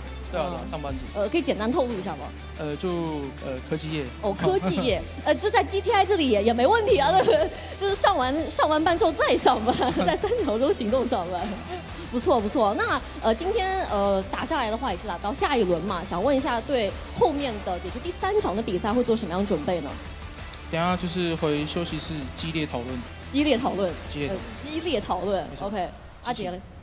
就好好针对今天的问题，赶快做出改变。那这个休息的时间，除了可能复盘一下，还会简单放松一下吗？想点娱乐事情做一下。波波有什么娱乐的这个事情吗？比如队友之间。娱乐吗？沟通应该就算娱乐。沟通就算娱乐，感觉这沟通要打引号，是不是？那在这场比赛当中，其实也有选手在底下看嘛，包括他在这个第3视角当中会给你们什么样的一些建议嘛？就是游斯这名选手。他刚刚场下是有跟我们讲说，让秦九拿双砖直接结束。但是我们要打掉跟我们前相近的其中一队。那这个其实战术也是差不多实行了嘛。差不多。OK， 那最后一个问题还是给到阿杰吧。今天这一组当中啊，觉得最大的对手是谁？包括第3场比赛当中，你们会做怎么样的一个预测，或者说去预测下到底谁会是最大对手，以及非双砖以及这种双砖的情况下，你们会怎么样去应对？基本上还是会以秦九为最大目标去针对，可能去记他们的重生点啊之类的去做应对。去做应对。对，好的，期待你们在第3场当中的表现。以上就是赛后采访的全部内容了，接下来让我们把时间交给解说席。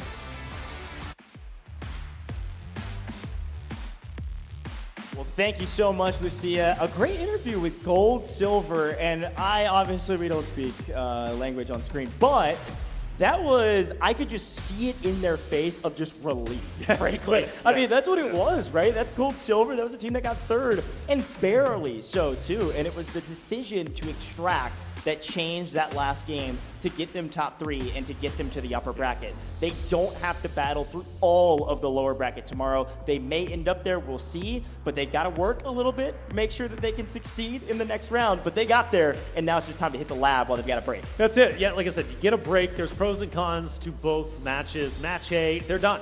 They get time to chill out, decompress, think about what went right, what went wrong, and also watch their competition that's going to be coming up a little bit later once we know our top 3 moving out from match B into upper bracket. So good stuff from Gold Silver. Again, very critical on the way that they played, but in the end, they got the job done. That's what matters most. And it comes to show you, despite them tumbling a little bit, stumbling, things went wrong. It's all right. No worries at all. Their biggest hater. It's crazy. I am not. They recovered quite well. Okay, Gold Silver recovered very, very well, which is hugely impactful. They're showing compassion. They're showing aggression. They're showing a little bit of everything. Yeah, and it is worth mentioning too, this is classic operations, right? Every playstyle can net you a victory, or at least the victory inside of our metrics of success, which is top 3. Gold Silver had a more passive playstyle. They played very slow. They were focusing on loot. They didn't get overly aggressive. We were critical, not necessarily a bad way, but critical of their playstyle a little bit when it came to some of the Mantle Brick rounds. But it worked for them, and that's all that matters. That's right. You play your game to make sure you can succeed in a tournament of this caliber. Nobody's going to remember the slow playstyle. They're going to remember the highlight level play, sure, but also the placement on the leaderboard and how much money you're bringing home. Right. And these guys have a better chance to do that being in the upper bracket. So big congratulations to Gold Silver, who did take 3rd place in that last round. Prioritizing extracting in the last map. I can't say it enough. And that is the difference maker and the reason they're in the upper bracket. Absolutely. They did what they needed to do, and that's all that matters. Gold Silver, well done. But it wasn't just them, was it? It was also Fallen. Yeah, sure. It was Q9, who had an epic battle right through and through, both of them able to get Mantle Bricks respectively. But it was Fallen who managed to get 2 and ended it after just 5 games. A tremendous finish. Match A, again, brought everything you would expect from our first ever Delta Force Invitational, right? So now going into Match B, well, it's only going to get better. And of course, a fresh set of new predictions for all of you out there in the chat. I like my predictions. Hey, they're following along. Don't worry. I've seen the chat below. Okay, I like it. Well, before we get to it, though, I know we've got a couple more interviews to get to. And again, I want to turn our eyes back to Q9. They were insanely dominant. Yes, they did not get first. They get 2nd overall because of Fallen, who played fantastic. Right. But Q9, difference maker. Match MVP was Mo. I'm really excited to hear from them because they are one of the top teams on paper. We knew ESG and Q9 were some of the best competition. They've been playing Delta Force the longest. They've been playing as a team the longest as well, and it absolutely showed in Group A. Q9's chemistry was over the top. They had hero level plays. They had their match MVP Mo, but it was the team chemistry that really put them far and beyond everybody else. And we talked about play styles. They were an aggressive team, but they got so much loot because of it. That's the other thing you got to remember is that the teams have a ton of loot on them. So if you're able to loot up other teams because you're just getting kills and you're getting that technicality from the kills, it's a huge, huge win for them. They've got the strategy figured out. There's no question why they made it to this stage. Yeah, I mean, again, just to highlight it, when you look at Q9, obviously Mo immediately comes to attention. He's been getting a lot of the spotlight, and rightly so. He was even the overall match MVP, but K1DE, for his ability to rock the LMG and be as aggressive as he is, I mean, he's a special player. Not a lot of people can do that. I mean, he's pushing up into fights and CQC fights like he's got an SMG. I mean, it's just uncommon, but he manages to make it work. And he also picks up the pieces where they fall behind, of course, in respect to Mo, who might be the entry fragger, right? He pushes in, maybe he falls, K1DE picks up the slack. But Goer as well, like the way that he plays is also pretty special. And again, machine, man. Again, everybody's doing their job. That's what makes Q9 so strong. I don't think they've got a weak player. I really don't. There's everybody's got their strengths, and they're all willing to step up when they are needed most. Yeah, and that was the other thing too. I think that's worth mentioning. I think we're getting the interview ready with Q9 here with Lucia on stage, and I think the thing to remember, you got to pay attention to play styles. You got to pay attention to operator choices. You also got to pay attention to what weapons they're using. We were talking about Mo, and we were saying, oh, he's going to run assault operators, he's going to run his SMG, he's going to get into the mix. He picked up a sniper for the last round. I mean, come on. But let's head down to the stage with Lucia. We're going to interview Q9, 2nd place in Group A. 好的，欢迎来到赛后采访，我是贝佳。首先恭喜秦九进到了下一轮，我们邀请秦九的队员先跟大家打个招呼吧。Hello， 大家好，我是秦九的 Kid。Hello， 大家好，我是秦九的果然。秦九的魔呢？身体不太舒服，休息去了。休息去了，没事儿吧？问题大吗？不是很大。不是很大哦，那下一场采访他记得来哈。好，那想问一下，有没有想过今天这场比赛会是一个双专结束啊？相对来说还是挺快的。有想过会双专结束，然后就是主要就是打的要轻松一点嘛，就这样。想问一下那一把的这个你们自己的砖拿到之后啊，队内是怎么样进行交流的？包括在拿砖之前，那一仗是怎么打的？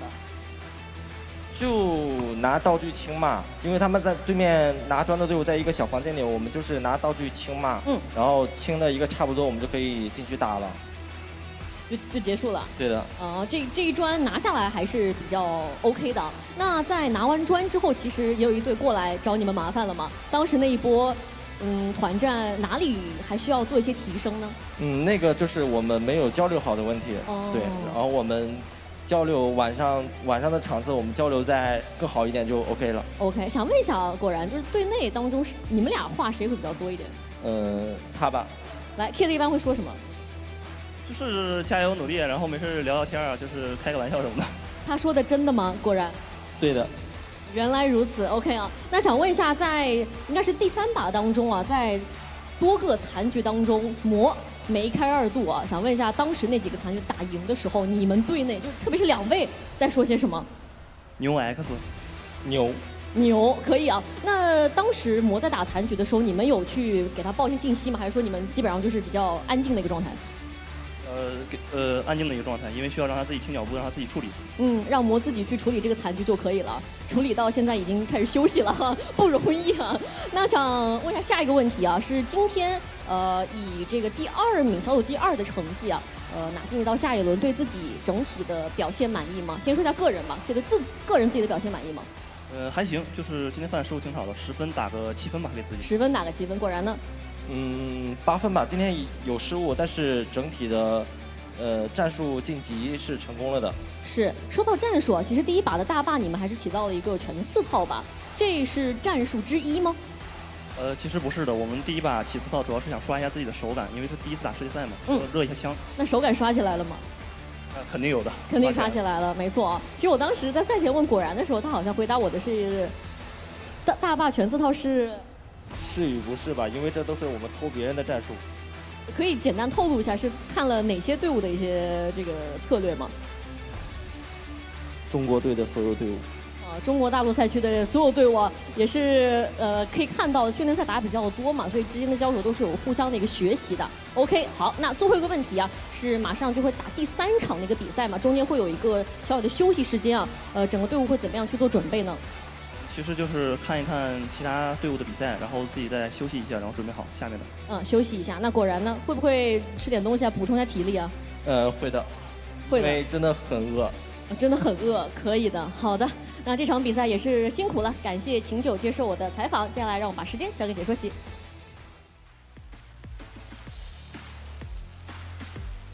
All right, another great interview with Lucia down on the stage. Q9, calm, cool, and collected. I've been saying that every time we hear from them. Yeah. Because it's just who they are, man. They are poised, they're ready. They look like they've done this 1,000 times. They're laughing, they're having a good time, and they're excited for upper bracket, I can only imagine. Yeah, I mean, even imagine Mo. It was during, I believe, round number 4 it was. Just going off on his own and literally challenging anybody that he saw, and he was laughing the whole way about it. I mean, they're super comfortable, like you said, cool, calm, and collected, filling grades, and all 3 of the members can step it up and, well, pretty much do as they please to the lobby. Granted, upper bracket might be a little bit different, but Q9, a talented roster that is setting the standard. Yeah, no, absolutely. I mean, they were the best team on paper, but they did not win overall. We've got to then turn our attention to the team that did. Fallen, got a lot of fans back home. We've been talking about them a lot, and they were the top team coming through the EU regional finals, and they were a team that most of the other teams here, I was doing an interview with Fallen, and we got some information from Delta Force that this was a team that most of the teams here in mainland China, they were watching Fallen as a team that could contest them, a team that they had what it takes. And it proved it. They were right. Everybody's scouting reports were correct. The top 2 teams were the top 2 teams in Group A. And so really excited for Fallen, really excited about what they've been able to put together. They've been working really hard. They've been in the lab, they've been VOD reviewing, they've been practicing, they've been doing their scrims, and it's paid off, man. Well, let's talk about what makes them special. Flairage, first and foremost, we start there. Much like Mo, right? I mean, he is the guy that can make high impactful plays. We've witnessed it many times, actually even against Mo, I believe in rounds number 3 it was, taking down the Q9 roster that took down quite literally everyone, albeit to Mo's backside. Mo was turned around, but hey, either way he got it. But Flairage, you take those, right? And Flairage can be put in difficult situations and still make it out alive. You got to respect that. HR, a young gun, okay? We're talking, 19 years old, as you've been saying. I mean, that's young to be on that very stage. He has a flourishing, hopefully a flourishing esports career ahead of him, right? Especially when it comes to Delta Force. He's been playing out of his mind. And of course, then you go to, of course, the last one, Yubishka, who is the match MVP at one point. So this roster just makes sense of why they've had so much success, because much like that of the Q9 roster that we've been highlighting, each of these three players, right, from Team Fallen, they can step up and take the place of one another, and that's a beautiful thing. Well, I think the best part about this competition, too, is that everybody's here to make a name for themselves, right? A lot of these players do have some competitive background, whether it's Tier 2 esports and other games, or maybe just competitive doing scrims and playing really competitively in pubs. Like, some do have competitive backgrounds, but for a team like this, a team like Fallen, who at best have played Tier 2 esports in other games, this is a chance to prove to the world that, hey, we are legit and we are really good at this game and we are a competitive team at this game. Again, I want to remind everybody and give a shout out to Pro Rock, who's been playing with this squad for a while. That was the player that originally played with this duo of Flarich and HR to make it to the stage. Couldn't make it out here via his government competition, things that were going on, and so he had to bring in Yuzvishka. But Yuzvishka is able to perform. Like, it's not that these individuals are all personally skilled. Sure. They've got a great team together as well. And to be able to bring a sub in for a competition of this scale and win Group A is a big, big feat. So I'm proud of these guys. I'm really excited for them. And really looking forward to seeing what they could do when the competition continues to step up into upper bracket. Yeah, they're just an intelligent team. They play very, very well. You know, they have ego at times. I think you have to as a competitor. You've got to have an ego to push forward. But they can also pump the brakes when needed. Prime example, that last Mando break they were able to get. They just kind of stayed over in the sands. They stayed put. They didn't get too overly aggressive. They made the right plays when it was needed. Going back to the substitute, though, Yuzvishka, like the fact that he is a sub, he comes in last minute. Now he's competing with this roster, and he's playing as well as he is. You can tell he's giving great respect to who he did replace. And he doesn't want to let this opportunity go to waste, even if it leads to other rosters in the future, right? This man, Yuzvishka, is on fire. Again, he was one of the round MVPs. Who knows how far this roster can go. Yuzvishka, well done. As a sub now, as one of the main players, playing very well. You got to give him respect. Respect is due. Yeah, and again, all these players, all these teams did have interviews. I helped conduct some of those, and they've got a lot of their story out on social media. If you're following Delta Force Game, of course, go check it out. They also posted it on the Delta Force Game official esports accounts over there on all the social medias. Definitely go check out all of those interviews that we've already done. But we've got another interview on stage. Let's head down to Lucia and see who she's talking about.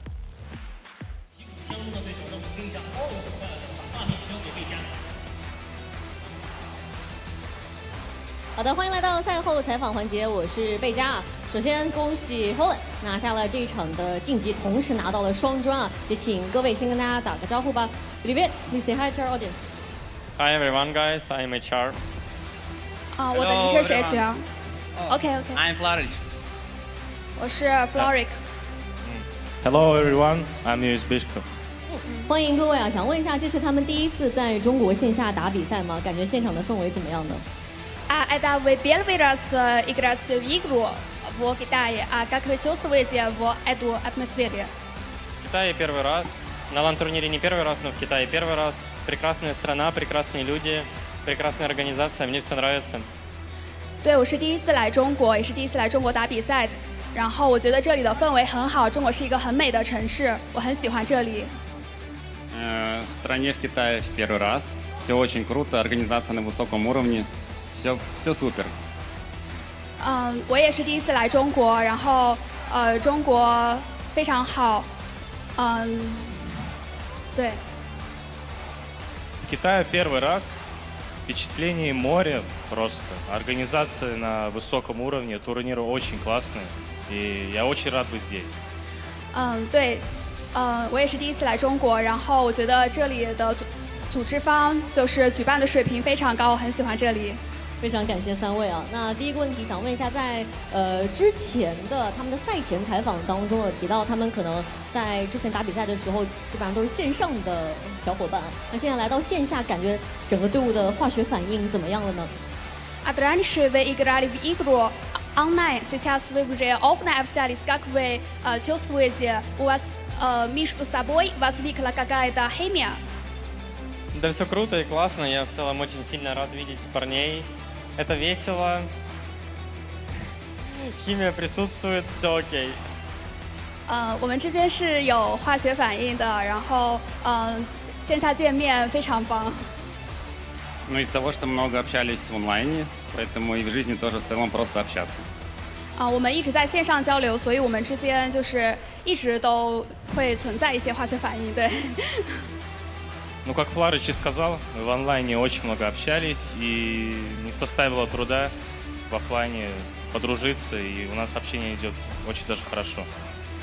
我们之前在线上一直在交流，所以现在线下见面也是彼此之间交流的很多，就是像之前一样，变成真正的线下的面对面见面了。那下一个问题想问一下 HR， 在比赛过程当中啊，看到了他这个出金出红的时候会有一个飞吻的动作，想问一下在做飞吻的时候他在想些什么呢？Хотите задавать вопрос HR? В матч у вас есть движение, вы ценуете экрану, да? Вы в матче ценовали, да? Что вы думали в тот момент, когда вы ценовали? Да я просто это делаю в поддержку зрителям, поддержку своим тиммейтам. Это делается в поддержку и с любовью. 我是出于就是对他们支持的感谢和对他们的爱，然后做出这个动作的。可以方便他再对着镜头来一下吗？Вам удобно не сейчас ценуя камеру? Сейчас ценуете, да? 非常感谢。好的，那今天的话也是双专结束，想问一下他们在拿到第1专之后，队内交流是什么样的？包括在最后一把拿下2专之后，队内交流又是什么样的？会不会有一些不同？А после того, когда вы получили первое мандо, что вы обсуждали? Да мы сели с ребятами, спокойно поговорили, поболтали и решили просто в следующей игре сделать примерно то же самое и сыграть также абсолютно в Mandal Brick. Вот, что мы и сделали и в целом победили. 我们很平静的讨论了一下，就是我们总结了一下我们之前的作战策略，然后怎么样在下一次作战中应用上，然后能够拿下第2块曼德尔砖。После второго тяготировали Мандо, что вы обсуждали?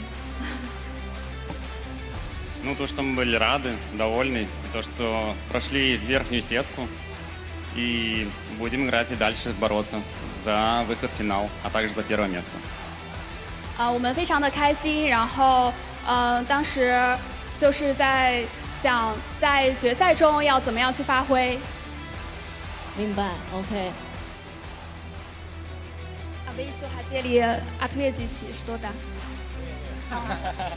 OK， 可以看得出来啊，感觉队友把他的话差不多都快说完了。好，那最后一个问题啊，是一直以来有非常多支持他们的粉丝嘛，包括 USB 的父母也是非常支持他的这个职业生涯，所以说有什么话想对一直以来支持他们的人说吗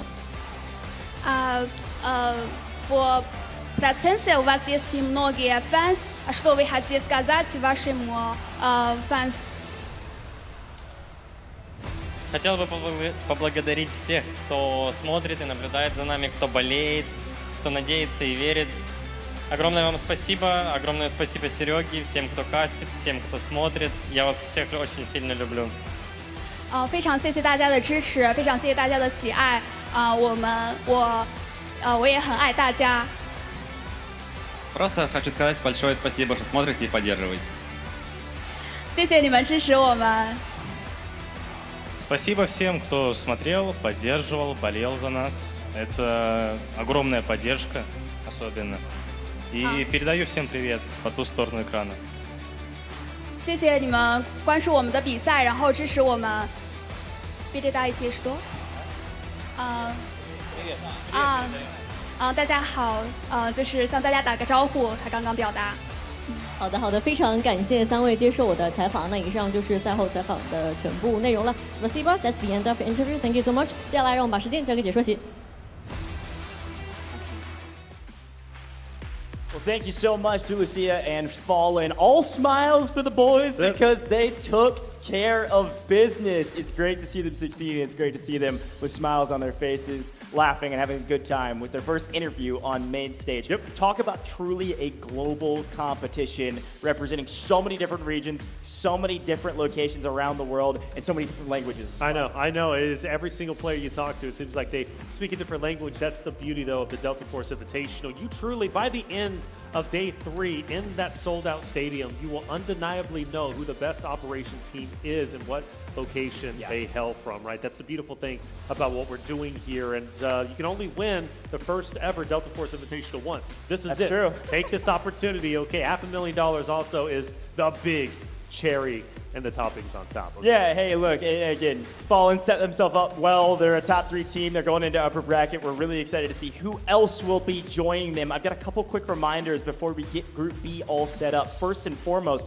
we've got a brand new Delta Force season right around the corner. A brand new season called War Ablaze with a brand new operator coming September 23rd, folks. A lot of great content out there. There's some changes to some maps. I heard Leali Grove might be on fire. It's going to be insane. We're going to head to a very short break here in the booth. When we come back, it is going to be Group B right around the corner. And I couldn't be more excited about it, Taylor.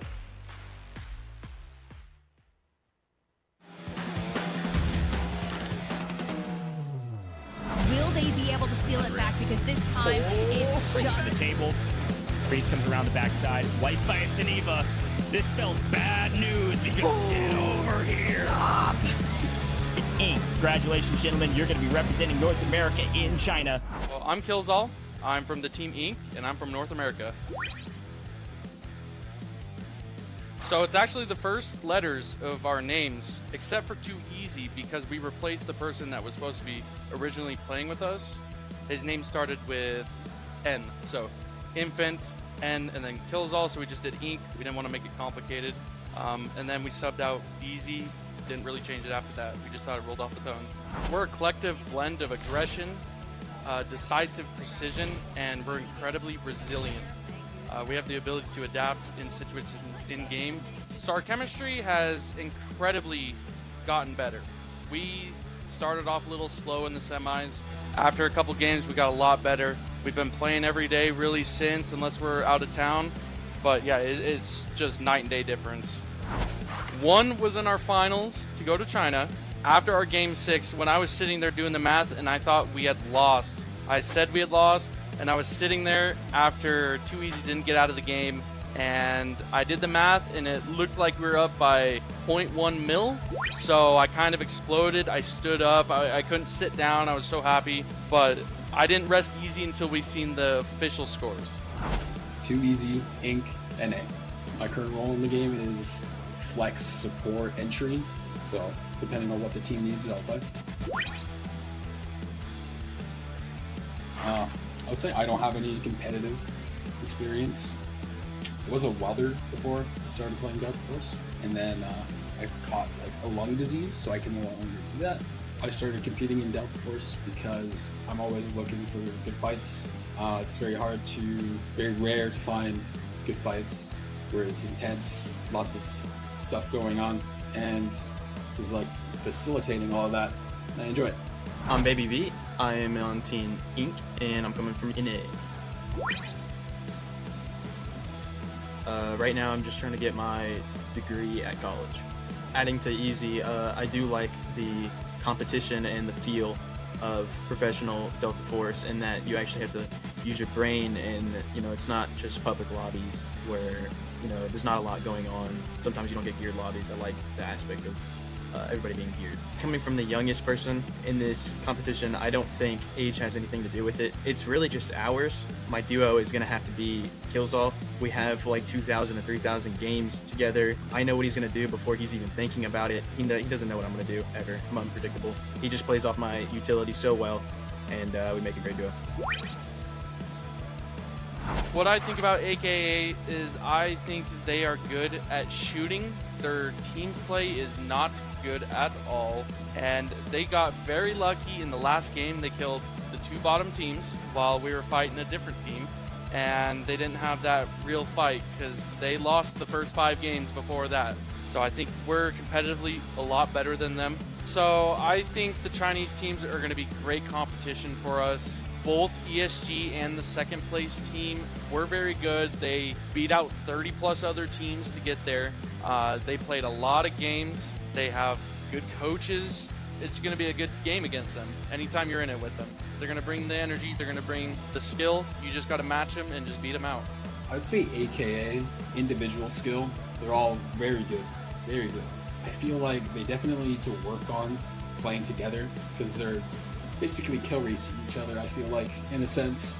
I think AKA puts their entire team just into like the worst positions.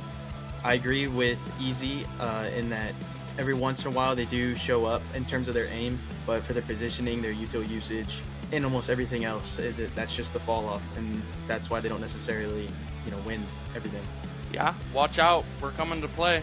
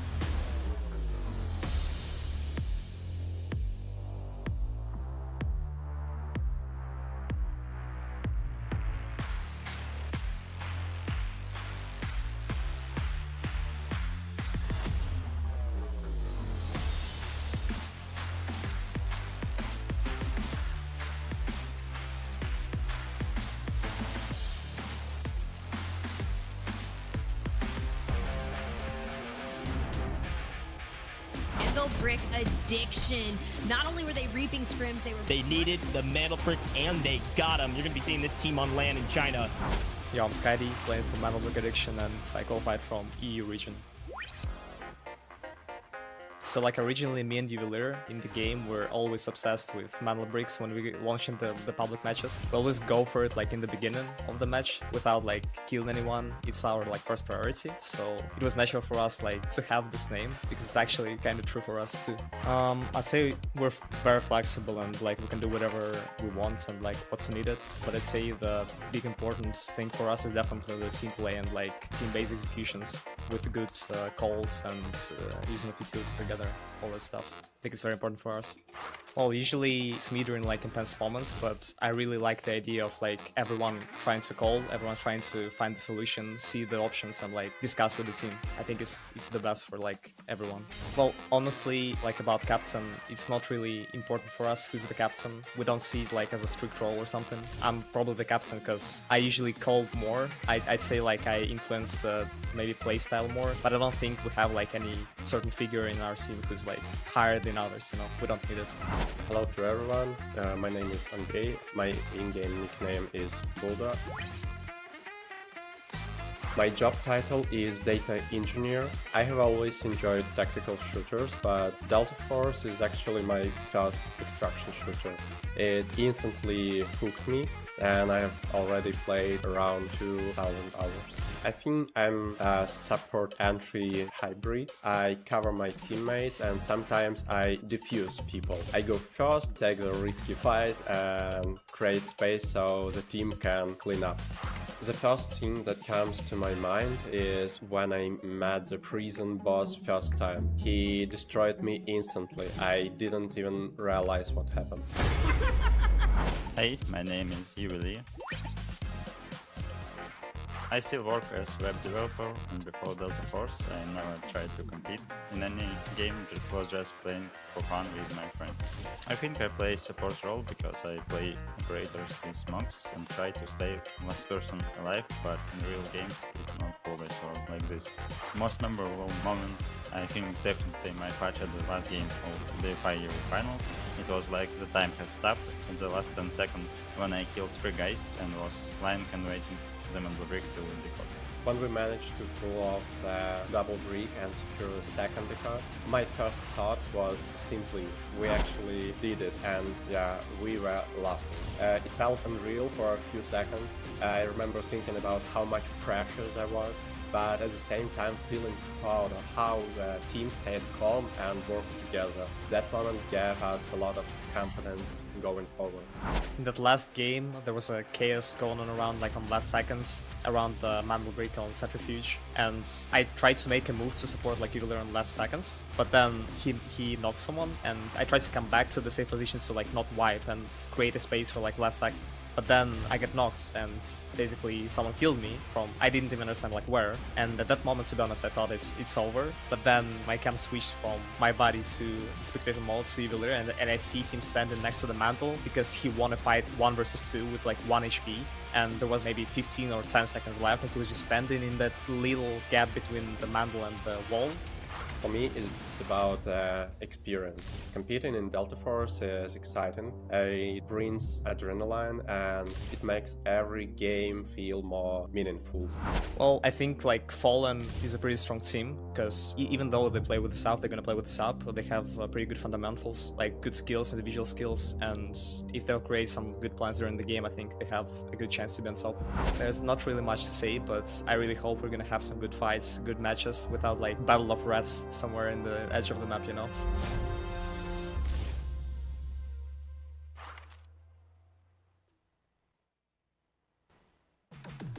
All right, welcome back to the Delta Force Invitational. I am so excited about another group stage. It's 2025, baby, and we are just getting started, Taylor. It is. I am so pumped about this. A brand new grouping. 6 teams doing the exact same thing we just saw a moment ago. That's right. It's going to be exciting in Match A. We've been talking about it. They set the standard of what the Invitational should be about. Now, the question is, will Match B be even better? I think so. Now we introduce China's, of course, #1 seed coming out of the qualifiers, ESG. Q9, the second seed from China, put up such a tremendous fight, already having what I consider could be the tournament MVP in Mo. Now, question is for ESG, are they looking to take that title? Well, absolutely. That's what makes them the #1 seed.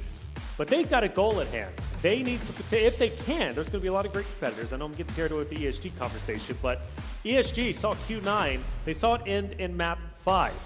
They want to end it themselves in map 4. Sure, yeah. I mean, here's the thing, too. Like, when you think about inter-regional rivalries, that's something super important. I gotta remind everybody at home how this all works, though. Maybe you're just tuning in to watch your favorite team from Group B. We're doing the exact same thing we just watched, but if you missed it, it's all about the Mantle Bricks.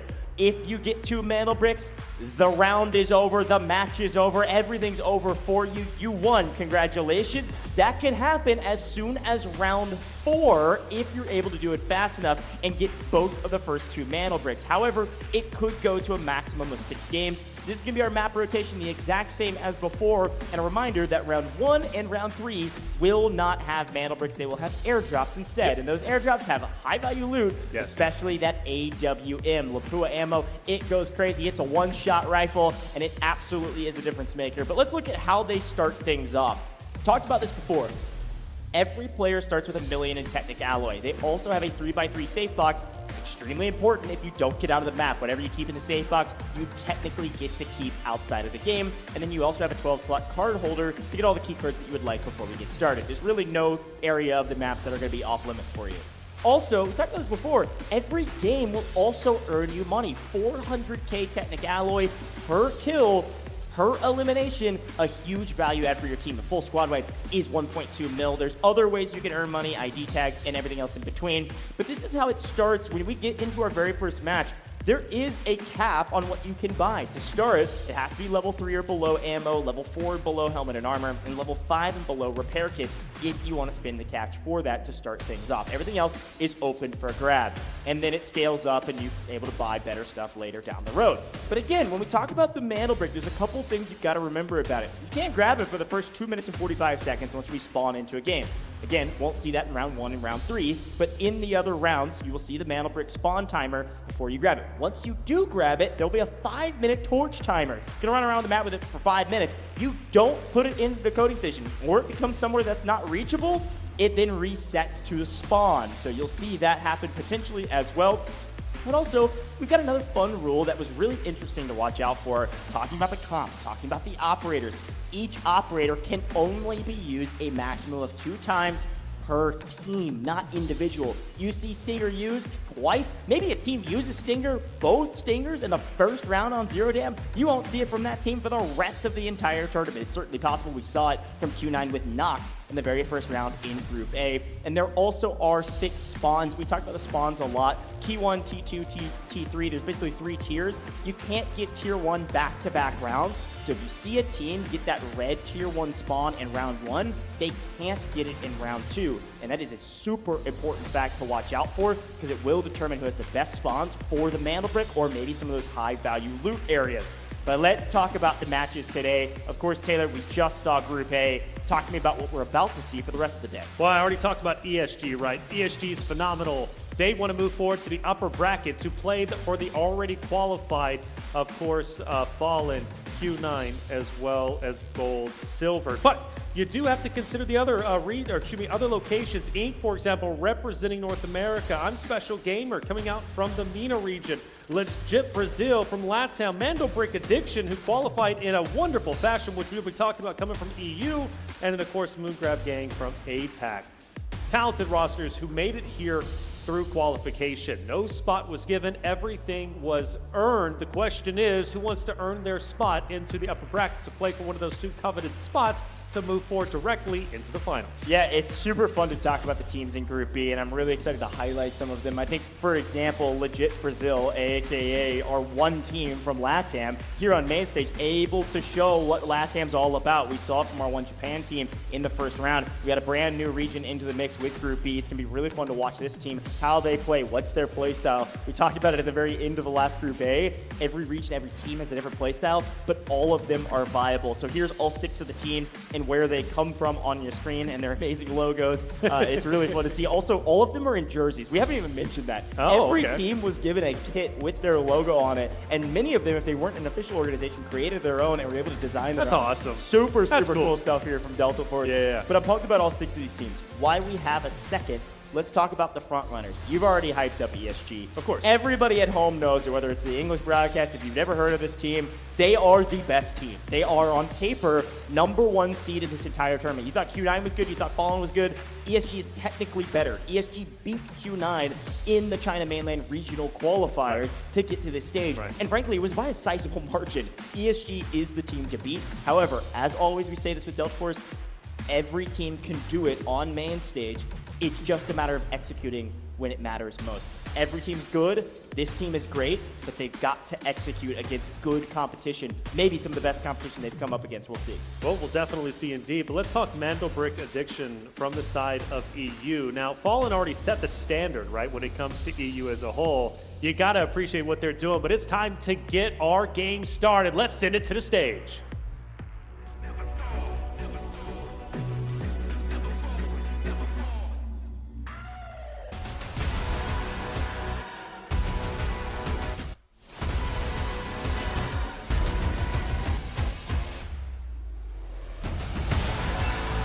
ESG 中国大陆赛区 ESG。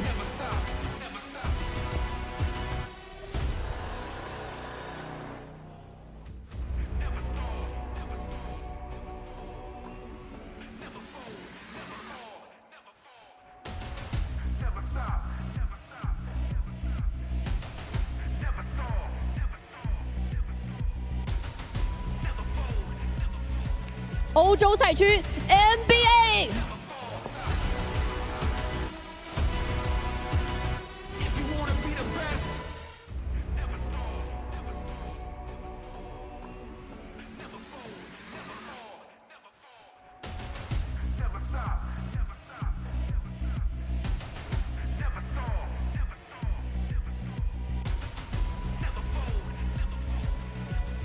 拉美赛区 LEG。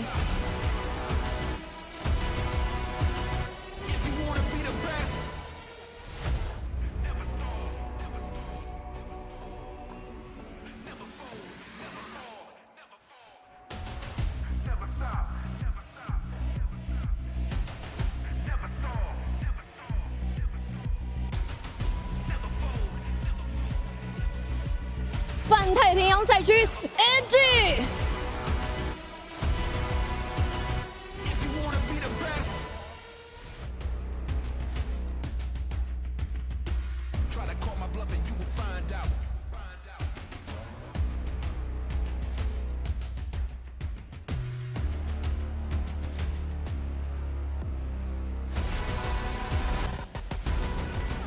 中东 ISG。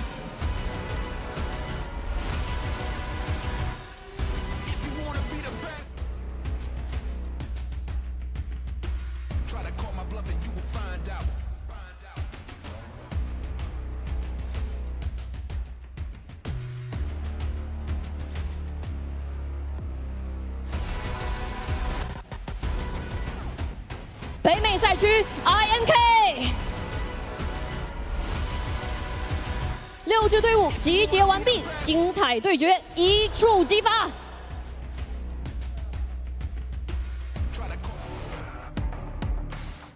Woo, all right, some heat intros, man. We got some finger guns, we got some salutes, we all kinds of stuff. I'm getting hyped, man. I'm so pumped about this. Have to be right, Mandelbrick Addicts. Their route to, of course, this location, this land was not easy. The way that they did it, right? Doing it towards the very end, stealing those Mandelbricks. That's a big name, by the way, to take into a tournament of this caliber.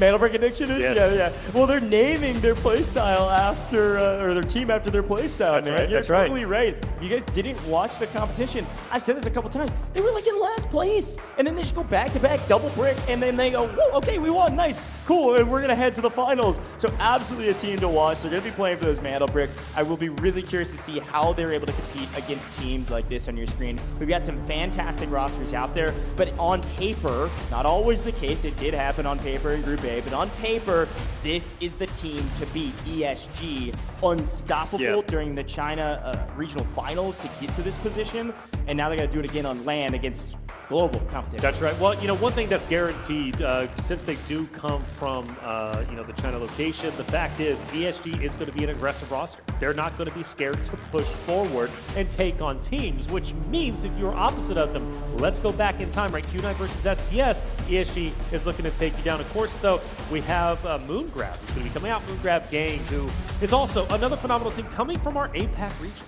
Yeah, Moongrab, APAC. I think these players are all from Thailand, which is exciting for them, for their location. But MG, absolutely a roster to watch out for. I think they're a bit of underdogs in this competition. I think there's no question about that. But they had a chance to prove something on main. Again, this is the second APAC squad that was able to come through their regional finals. And so you see some of their players, where they're from, ages. I mean, I'm pumped to watch what they're able to do. And I think they're getting a little stress, a little bit of stage jitters, because yes, we've already been up here for a little while. Broadcast has been alive for a while, but this is the first opportunity for some of these teams to perform on main. So let's turn our eyes over to the LATAM squad. The one and the only LATAM squad in this competition. Legit Brazil, I like the name. LEG. I love the name. What do you think about these guys? Yeah, I mean, it's a talented roster, obviously. They're representing a region, and this is a region that is very passionate. We're talking passion is in their veins, and I hope they get loud in chat. I really do, because LATAM across multiple esports typically in the chat brings the energy, brings the support.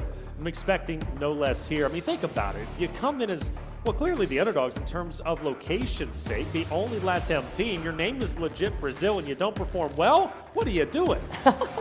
Yeah, we'll see what they're able to do, but can I turn our eyes to, technically on paper, the youngest player in this competition, Infant Baby, appropriately named a baby on main stage, 19 years old and a hair younger than HR. He's joined by some veterans, though. This is one of the squads that I am really pumped to see do well, hopefully do well in this competition. Inc., a squad you have to watch out for from the North American region. Had a chance to interview all three of these players. Killzall, Too Easy, and Baby B are unstoppable, man. 2 out of 3 of them are from the US, another from Canada. And these guys are also coached by a member of L'Endurance de la Test. I know you struggled with that one for the longest time. I nailed that. You did, but you struggled with it for a long time. Well done to you. Thank you. Well, Zapdog is coaching them. He was an EU player, just barely missed out on the finals, but came over as a coach.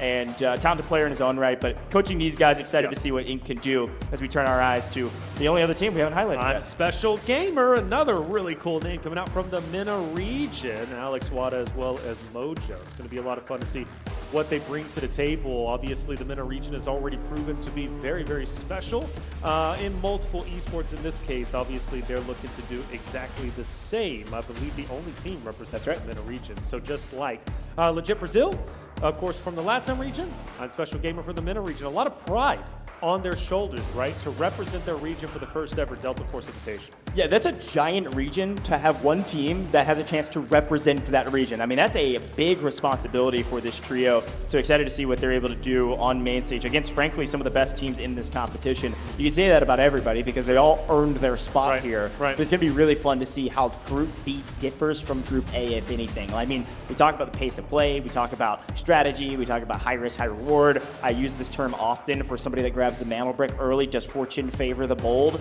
It did in Group A. A team, Fallen, that was able to go for the brick, get the brick first, and start the decode, ended up getting paid for it. That is not always the case. Sure. And I'll be curious to see if that continues for Group B, or if it'll change and the team that gets the brick first is going to get punished for it this time. Well, Zero Down is going to be map number 1. It's only played once, but I think it sets the tone of what you're going to be bringing, right, to the table of this competition. Zero Down, whenever it came to match A, was all Q9. They end up getting the win in dominant fashion. ESG looking to follow suit. The competition is going to be at a peak here. And we've got some wonderful teams representing their regions, of course, looking to take down the top dog from China. Now, Zero Down, it is not going to be a Mando Brick round. It is going to be an airdrop opportunity to go in, get your AWM, more importantly, just get your loot in general and set yourself up nicely. We witnessed in match A how close it could possibly be for the top 3 run. This Zero Dem has only played once, but it can also be the difference, especially if we get to map 4, 5, or 6, wherever the teams decide to end it by getting double Mandel Brick, or maybe we go all 6 in general. Zero Down very well could be the difference maker between top 3 or number 4. Yeah, I like that call out, Taylor. It's going to be really fun to watch this bubble and see what they're able to do. Again, we want to see who the victor is of Group B, but it all comes down to top 3. Top 3 join the ranks of the top 3 from Group A, and then we go into upper bracket right after this. Everybody else, it's not an elimination round. They're not out. If your favorite team does not make top 3, they're still in this competition, but excited to see what all of these teams are able to do. Now, while we've got a moment, players getting ready, making sure their setups are ready to go, getting their loadouts ready, I think we're about to get started with Zero Jam. I want to remind people, or maybe tell you for the very first time, that Midas Buy is a part of our Delta Force system and scene. You can visit MidasBuy.com and your rewards will be credited instantly because there is a 35% top-up bonus. If you go check out MidasBuy.com, you'll see that. If you're on our live official Twitch channel as well, you can head down to the panel, click that panel, it'll bring you to the link to go check it out. You can recharge all your Delta coins now through Midas Buy, the official Delta Force top-up platform. So go match the pros, get your coins up, and go visit Midas Buy, especially with the brand new season right around the corner. That's September 23rd, you got to get your Delta coins, man. Got to get the Delta coins. A lot of things to get right with the new season. Things are fun. I think Delta Force, I've been saying it since the very beginning when you brought me onto this project. The Delta Force is doing a lot right. They really are. The way that they treat the players, for example, I love the call. You said every player is, got a jersey, whether they're represent. Because typically you got to be on an org in order to get a jersey. Outside of that, you got to buy it yourself. The fact is that they supported that is huge. It's huge. And it gives a sense of pride to the teams, it really does. And also a sense of, wow, they really do care for us as players. We were talking to, more specifically, Articuno as well as 60MG from the side of As Known As, and they were saying, look, we've been here now for several days. We've got, PCs even in our hotel. Like, that's crazy to me, and really does set the standard, I think, for multiple esports. I don't know of any other companies doing that, which is beautiful, Delta Force. Love what they're doing. I really do. This Invitational has been phenomenal and set the tone, really, of future Delta Force tournaments, which surely we're going to have. Yeah, absolutely. Well, while our players are getting ready, and we're talking about Midas Buy, the brand new season, folks, this brand new season is chock full of content updates. I want to hone our attention back to the competition at hand. Let's talk a little bit about Group B, all right? I've got some stats pulled up, and ESG absolutely dominated their competition in the China Regional Finals to get to this position. We had ESG share the load when it came to overall loot value. It was unbelievable. I mean, over 30 million in total in their competition, beating out Q9. But I want to pull the attention actually to, we did some tallying on our back end with the help of my good friend Aaron. Shout out to my goat, the stats magician. Too Easy from Inc. was actually second top fragger across all of the regional finals as an individual. Too easy. Watch out for that guy. Okay. That entire roster is extremely talented, but he was second with 11 kills in total amongst their matches. Who was he behind? HR from Fallen in the last round. So HR was top fragger overall in the regional competitions that we tracked in kills with 13 overall, but it was too easy behind him from Inc. So watch out for this Inc squad. They absolutely can frag out. Too Easy is a veteran in this space. Had a chance to talk to him for a very long time, and he was telling me he's never really been a competitor in esports. He's just a huge extraction guy. And so he's got this mode figured out. He's been playing operations like crazy. These guys got like 3,000, 4,000 hours in the game. Watch out for that Inc squad, man. I'm a big fan of them, and we'll see what they're able to do. Okay, I like it. Too Easy, by the way, I noticed that name right away. I was like, okay, Too Easy. That's a guy I'm going to be looking out for, and I love the fact that you bring up number 2 Slayer overall. Definitely setting the tone. Going to need that in this competition for sure. Now, does that put Inc as an aggressive roster? What would you say? Yeah, I think comparatively to a lot of these other rosters, they definitely frag out. I mean, I'm looking at like top 10 overall fraggers in the entire competition, and you find all 3 members of Inc actually inside of the top 10, with the 10th being Killzall, tied with a lot of other people as well, kind of middle of the pack. But at the top, you've got Too Easy, and then you've got Infant Baby not too far behind. Baby B, my GOAT, this kid is different, and he is the youngest competitor in this entire competition. Baby B, absolutely a player who could pop off on main stage.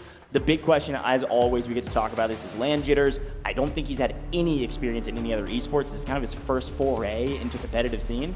And so while everybody else is all smiles, I'll be curious to see how kind of calm, cool, collected, as I say that over and over again, you have to be on a stage like this. Yeah, I mean, it's not easy to get on a stage for the first time in front of everybody, but I do like the format of this tournament, the fact that we are obviously in a stage. You do have somewhat of an audience here. But if you make it to that main stage, it's going to hit different. But I think it's a lot different right playing here, getting an understanding of how the LAN environment works, getting an understanding of your overall, competitive format. Map rotation, though, is going to be the same as it was for match A. 0 down is where we start. And then you also have round 3, it's going to be Rockish. Now, granted, those 2 are going to be airdrop rounds. 0 dem is an airdrop round. It is an opportunity to get your loot. It's an opportunity to get your AWM, and also an opportunity to set the pace of what you could be expecting on that very stage. Well, here we go, folks. The players are loading in. It is time for some 0 dam, and we are just getting started with Group B. A time to set the tone, set the pace. How fast are we going to be flying around this map? There's no mantle brick, but there's still a lot at stake. A lot of loot value you can add to your total starting right now. Take the lead while you can. Yes. Push aggressively, take the fights. Keep our eyes peeled to that damn extraction. It's going to be fun to watch out for. And we'll get a quick look at these spawns to see who gets T1 spawns to start. And it does look like legit Brazil. And it will be, I believe that is MG. Yes, MG in the blue. Going to be pushing over to admin as well. Watch out for those 2 teams that have power position on the map, and likely 2 of the first teams that will clash for the first fight. Well, as we know, admin sees a lot of activity, and there's naturally going to always be 2 teams that are going to be going straight in. In this case, it's going to be Moongrab going against LEG, legit Brazil. A chance to obviously set the tone is here for ESG. Maybe they rotate up. They are going to be a bit spread, but that's going to be okay. Nobody's around them over by visitors. So admin is where we keep our attention to as they start to progress throughout. It's going to be a shorter map, only, I believe, 16 minutes, so it's going to go by pretty quick. Now, for those aggressive rosters, for example, ESG, how active do they decide to get off the rip, especially over on the visitor side? Do they decide to go up towards admin? There is an opportunity potentially for them to drop down and maybe challenge that up TSG, which is very much a possibility, or ISG, excuse me, on Special Gamer, who's going to be just off to their left. Yeah, and again, let me kind of set the scene. If you didn't get a chance to screenshot that map, see where everybody spawned at, we got 2 teams in admin. Okay, we talked about it. MG, that's Moongrab, and legit Brazil, LEG in the yellow. That's blue and yellow, both in admin, playing around this dam extraction, and of course the admin building itself. On the other side, you see them now, Mantle Brick Addiction, over here in barracks, looting up by themselves. They know that after they contest it very quickly, they're going to get anything that they can find. Inc is down in cement plant, and then you've got ESG, like you mentioned, way over there in Visitor Center, probably going to skate around the eastern side of the map up to the north side and maybe chow admin, ISG over in Substation into the south. Quick look on the left-hand side of your screen. You can now see operator choices to start things off. A little bit of a different story than Group A. Only one Nox being used, and it's from the side of ISG. And any other big hits from you, obviously we could see a couple Viren operators already being burned. That's 3 of them to be exact across the board here. And honestly, 2 Senevas already, which is maybe even more than all of the maps combined from Group A. 2 Senevas for our very first round. Actually, I think we... 3, yeah, 3. 3, yeah. So NBA, ESG, LEG. Gonna be rocking Seneva, which, again, just comes to show you the differences in play style, the differences in strategy from one match to the next in Match B, which is going to be fun when you do combine the ultimate winners going into the upper bracket, seeing what strategy works, what obviously doesn't. We do notice ESG starts to work their way up towards the northern side of things, maybe potentially going into admin. Yeah, a quick look, by the way, left-hand side of your screen, a little pickup here. NBA, triple LMG meta? Okay, boys, I see what you're spitting out right now. They're looking for the long-range encounters in Zero Dam. Gonna play some of these longer sight lines. Triple LMG is wild from Skady Buldo and Yulvalier. It'll be fun to watch out what they are able to do, and frankly, how they take their fights with this in hand. Obviously, LMG's hit like a truck. PKM, the leader in that category in my mind, and many minds of the people at home. So we'll see how they take fights if they do. We're taking a look at all of our teams, but let's look at what ESG has found. As expected, they rotated up the eastern side of the map to the northeast and now have a high ground position. I think what they've spotted is one member of MG who's outside the dam extraction. Can I just say, nasty little eight. As per the usual, the fight over the dam extraction is always going to be there. But the fact that MG has already moved, they've got 2 people already in the dam extract. We're barely 4 minutes into the game. They're already trying to leave, man. They got 1.1 mil, and they said, yeah, we're gonna get out of here. We're gonna make sure we extract. And they're at least protecting this position for anybody that wants to chow them this early. They pulled that lever immediately. Yeah, I honestly, I'm not against it. I mean, they're already at 1.1 million. It's not the most, but it's also not the least. You can walk out with a big goose egg potentially. So good stuff. If MG wants to do it, let's see if it ends up paying off. It could also be a talking point depending where MG ends up finishing on the standings once we finish Match B. And you can maybe raise the question. You go back to of course, Zero Down. Was it worth it for them to have an early extraction? Oh, they've weighed the pros and cons. If they decide to get out, obviously that's on them. But it's getting entirely contested up at the top, isn't it? You got ESG, LEG still around, MG also in the location. You do notice Inc. and ISG might be, kind of going towards each other eventually as well. We'll see if that ends up unfolding, but for now, though, there is a little bit of space. Yeah, and there's plenty of room here, but you're right, ISG and Inc. about to engage each other in theory. Obviously, Inc. underground, so maybe they'll just skate by each other, but you can kind of see it on the mini-map there. Those gray dots, that's going to be ISG. They could potentially fight. On the other side, there is 8 seconds, and we actually see off-screen the first knock in full. ESG maybe overstayed their welcome, and LEG has struck from distance and got the full? Yeah.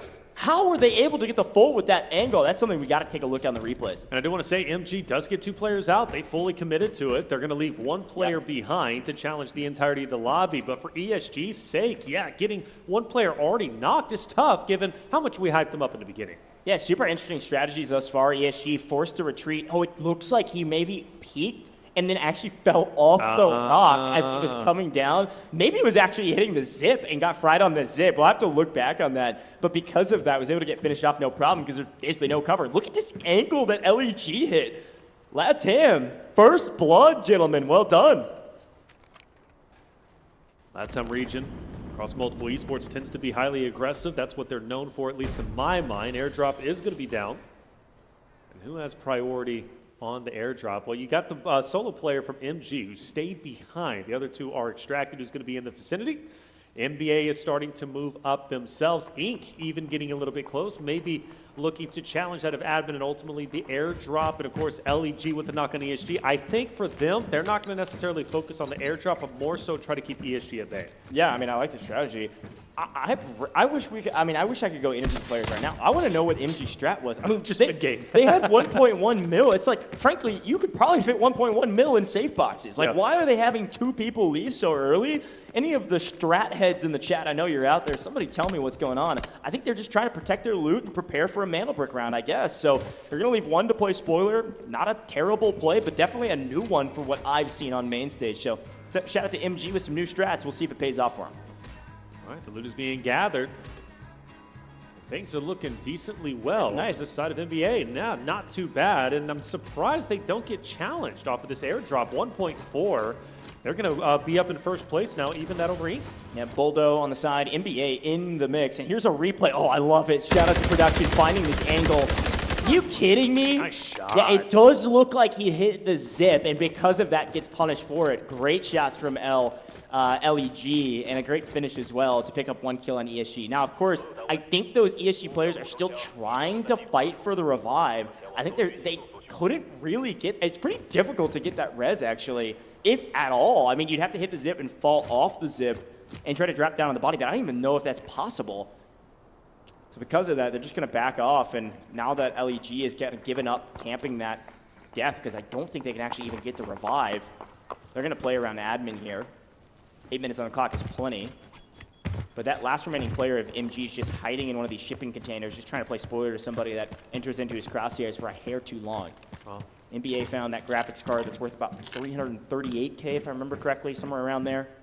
So a decent little value add that's actually bumped NBA up to the top of the leaderboard in terms of loot value thus far. Got to get out with it, of course. Not a bad game so far for Ink either. They've looked quite healthy. They start to move into the admin area. Slowly, slowly, slowly they go. Not wanting to make too much noise. Of course, not knowing who's up above them, which they do have company. A bit further up is going to be LEG. Fun thing, though, to take note, that solo player from MG. Oh, they're chilling, man. He definitely is, but it's like he can also play spoiler, which could be incredibly fun, really. Yeah, and again, I mean, like I was saying, he's prone out in the shipping container. He's just waiting for somebody to walk into his crosshairs. Well, yeah, I mean, you go back, don't give away position or anything. Well, you go back to Mo, like, for example. Another airdrop is going to be down, and this is going to be NBA. You should get it pretty much free and clear if they can just fully commit to it at the moment. Yeah, it's all NBA all day right here. It's a free airdrop for them, and again, they're already at the top of the leaderboard, so it's a nice boon. Well, LEG is moving in, though. They might want to challenge. NBA should get they should get the airdrop. However, LEG might be able to get the cleanup depending. And Ink is going to be behind LEG, so you might have a bit of a pincer moment. Yeah, and obviously you can see how valuable the Lapua ammo is. AWM, insanely strong of a weapon. And we say this every competition. If you didn't tune into Group A, then maybe you'll hear this for the first time. But with these airdrops comes the AWM. Now, the AWM is special in many ways. Obviously, it is an insanely powerful sniper rifle. It will one-shot. It is insane. But more than that, the ammo for the AWM, insanely expensive, but also can't be put in your safe box. So now you have a big walking target on your back if anybody else watched you loot this airdrop or notices that you do because of how valuable this weapon and its ammo are. But most of these teams are trying to get out of the map with the weapon rather than use it on this map. They want to be able to use the AWM and its ammo in a Mantle Brick round. Here we go. NBA starts to move up closer and closer to ISG. Shots are fired. Cats out of the bag. They know exactly where they're at, but a nice shot could send ISG to their knees. And clearly we got to watch NBA's perspective, see what they're up to. And, well, one of them's going to take quite a bit of damage, but this player from ISG up ahead is playing with his luck. He takes the wrong peek. His head is gone. Yeah, again, Skydy's the one actually carrying the AWM, so you might be thinking, why does this guy have a sniper and 0 damage? Well, it's because he just picked it up. This is the AWM, looking down range. He's going to one-shot if he connects with it. Patience is a virtue, though. The ammo's expensive, and yeah. Hey, headshot will add a little insult to injury. I don't even know if he technically needs it with the limitations on the gear right now. Just body shots will probably one-shot him, but a great shot nonetheless. It's going to even the tally and actually push it back to their advantage. One of their players was not quite down, but very low. And now Skydy's getting aggressive. They've got player advantage. They need to play these trades. Going for the flash, goes for the angles. He gets punished for it, but they've got the trades. Great double take here from the side of NBA as they wipe one member of ISG. Mojo is out of here, and all of a sudden, Ghost has struck back as we lose Boldo. Skydy getting revived here. Ghost could get aggro, could make a play when he hears that timer and that revive going off. and NBA knows it. It is a 1v1. There we go. Ghost takes it, but taken down. It will be NBA with the ultimate win. That is massive for them, not only to protect the Technic Alloy that they've already been able to gather, but also the AWM that they worked so hard to get in the airdrop just previously. And now they are pretty much free and clear to extract, get out, and take the AWM into Brackish to play for the Mandelbrick. Yeah, I love the composure that we saw from Uvalier there. To win the 1v1, to know that as he was sticking the res, that the alarm bells are going off to his opponents. It's a 1v1. He's got advantage. Let me utilize that and win the fight. So a great take there from NBA. They're going to restabilize and be able to play, but we got to turn our eyes to the top of the map. We did have 2 members of MG get out via the dam extraction. The third stayed behind, and now the third is ready to leave again via the exact same extraction point. There's enough time for the dam extraction to go off for a second time. It's 1:30 remaining, and the last remaining member of MG is on the extraction as LEG and Ink trade blows, and it's LEG again finding another blood. Ink in a bit of trouble. But that's going to be okay. You've been hyping up Baby B. Rightly so, on your screen, a chance to maybe solidify his name to the audience. Nate's coming through, but nothing's going to be connected. LEG will manage to stand up, but only for just the time being. Still scary that ESG is in the vicinity. You also have, of course, the solo from MG, who's still in the area. Here he is. And not much he can really do, but except surprise the roster of LEG. Hey, look, I'm a big fan of Suniva. Can I just say, the beatdown with the shield is one of the most satisfying things in Delta Force. We saw it all the time in the regional finals. We saw it all the time in Warfare. We did not see it hardly at all in Group A. It's good to see it already in the first game of Group B. But turn our eyes back to Ink. They've lost Killzall, and it's just Baby B and Easy trying to play slow here. They've actually got a team of 2, or the ones that are carrying them on the right-hand side. That's ESG, who lost their third remaining player from that LEG roster. LEG has power position. LEG has the extraction point on lockdown. These other 2 teams got to figure out what they're doing. They don't have time to make it to that extraction point. LEG is going to get out for free with a couple kills to boot. A great map for LEG. Legit Brazil starting out strong. You'll see them leave here in about 7 seconds. There as well from NBA is also going to be going south, most likely having the majority of the loot, the 4.2 million they've been able to accomplish. The extraction is in. LEG are gone. A very successful game number 1. Well done to the boys. Now, for ESG's sake, what's the game plan? Ink as well. What are we going to do here? Not a lot of people really to take on, but I think they're going to have to fight. And surprisingly, 2 players from NBA are actually going to fight, it seems. Yeah, I mean, this is tried and true Zero Dam right here.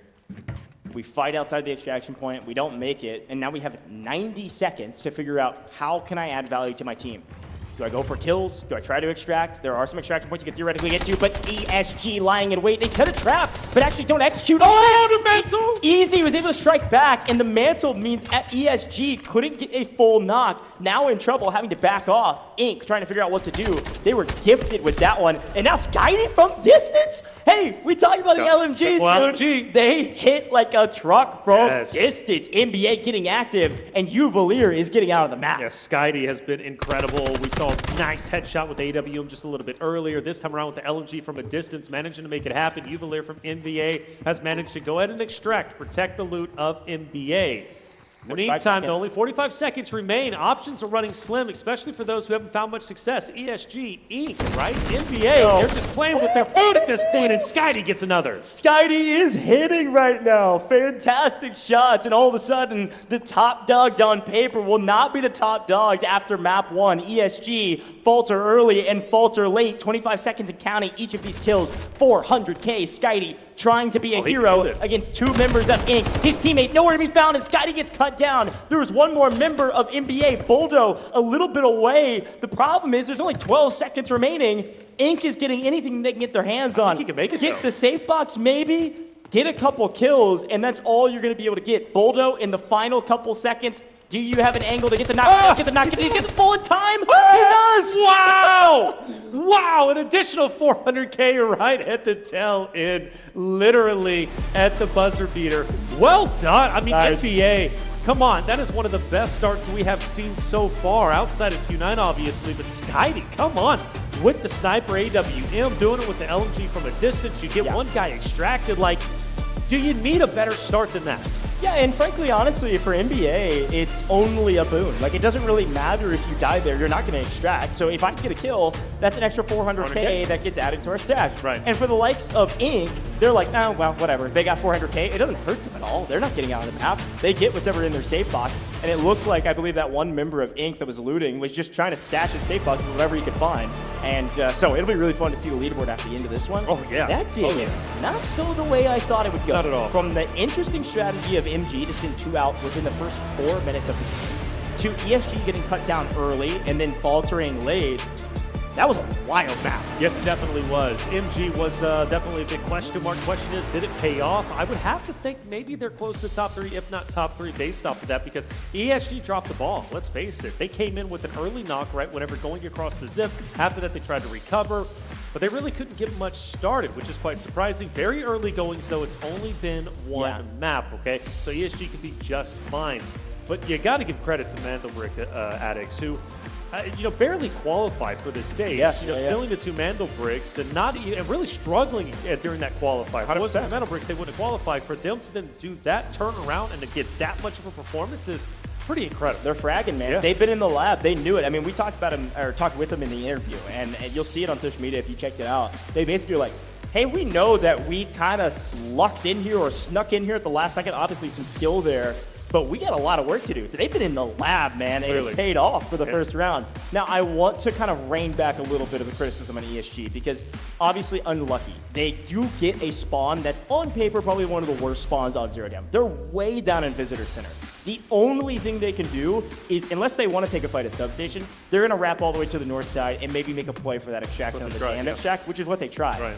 And it was LEG that punishes them early, puts them on their heels, and then they couldn't stabilize, and they couldn't really loot either. ESG was trapped on the northeastern side of the map, the entire map. They couldn't loot anything. They were trying to get a bearing on where everybody was at, and then they're getting collapsed on by 2 or 3 teams. So unlucky a little bit, but also getting punished early by LEG. Shout out to that squad. I think the only team of 3 that actually extracted from Zero Down. At least 2 of them. No, all 3. Yeah, it was all 3. Yeah, LEG managed to make that happen. Again, a region that's coming in that's representing LATAM, the only LATAM representation, and they're making the most of it. That early knock was big, and the fact that they get all 3 extracted is massive. LEG, well done. Seriously, already in my mind anyways, big surprises. I did not expect NBA to play as well as they did, quite truthfully. We look at our highlights, and it started out very wild, as we saw. This was that first knock right on the zip from LEG.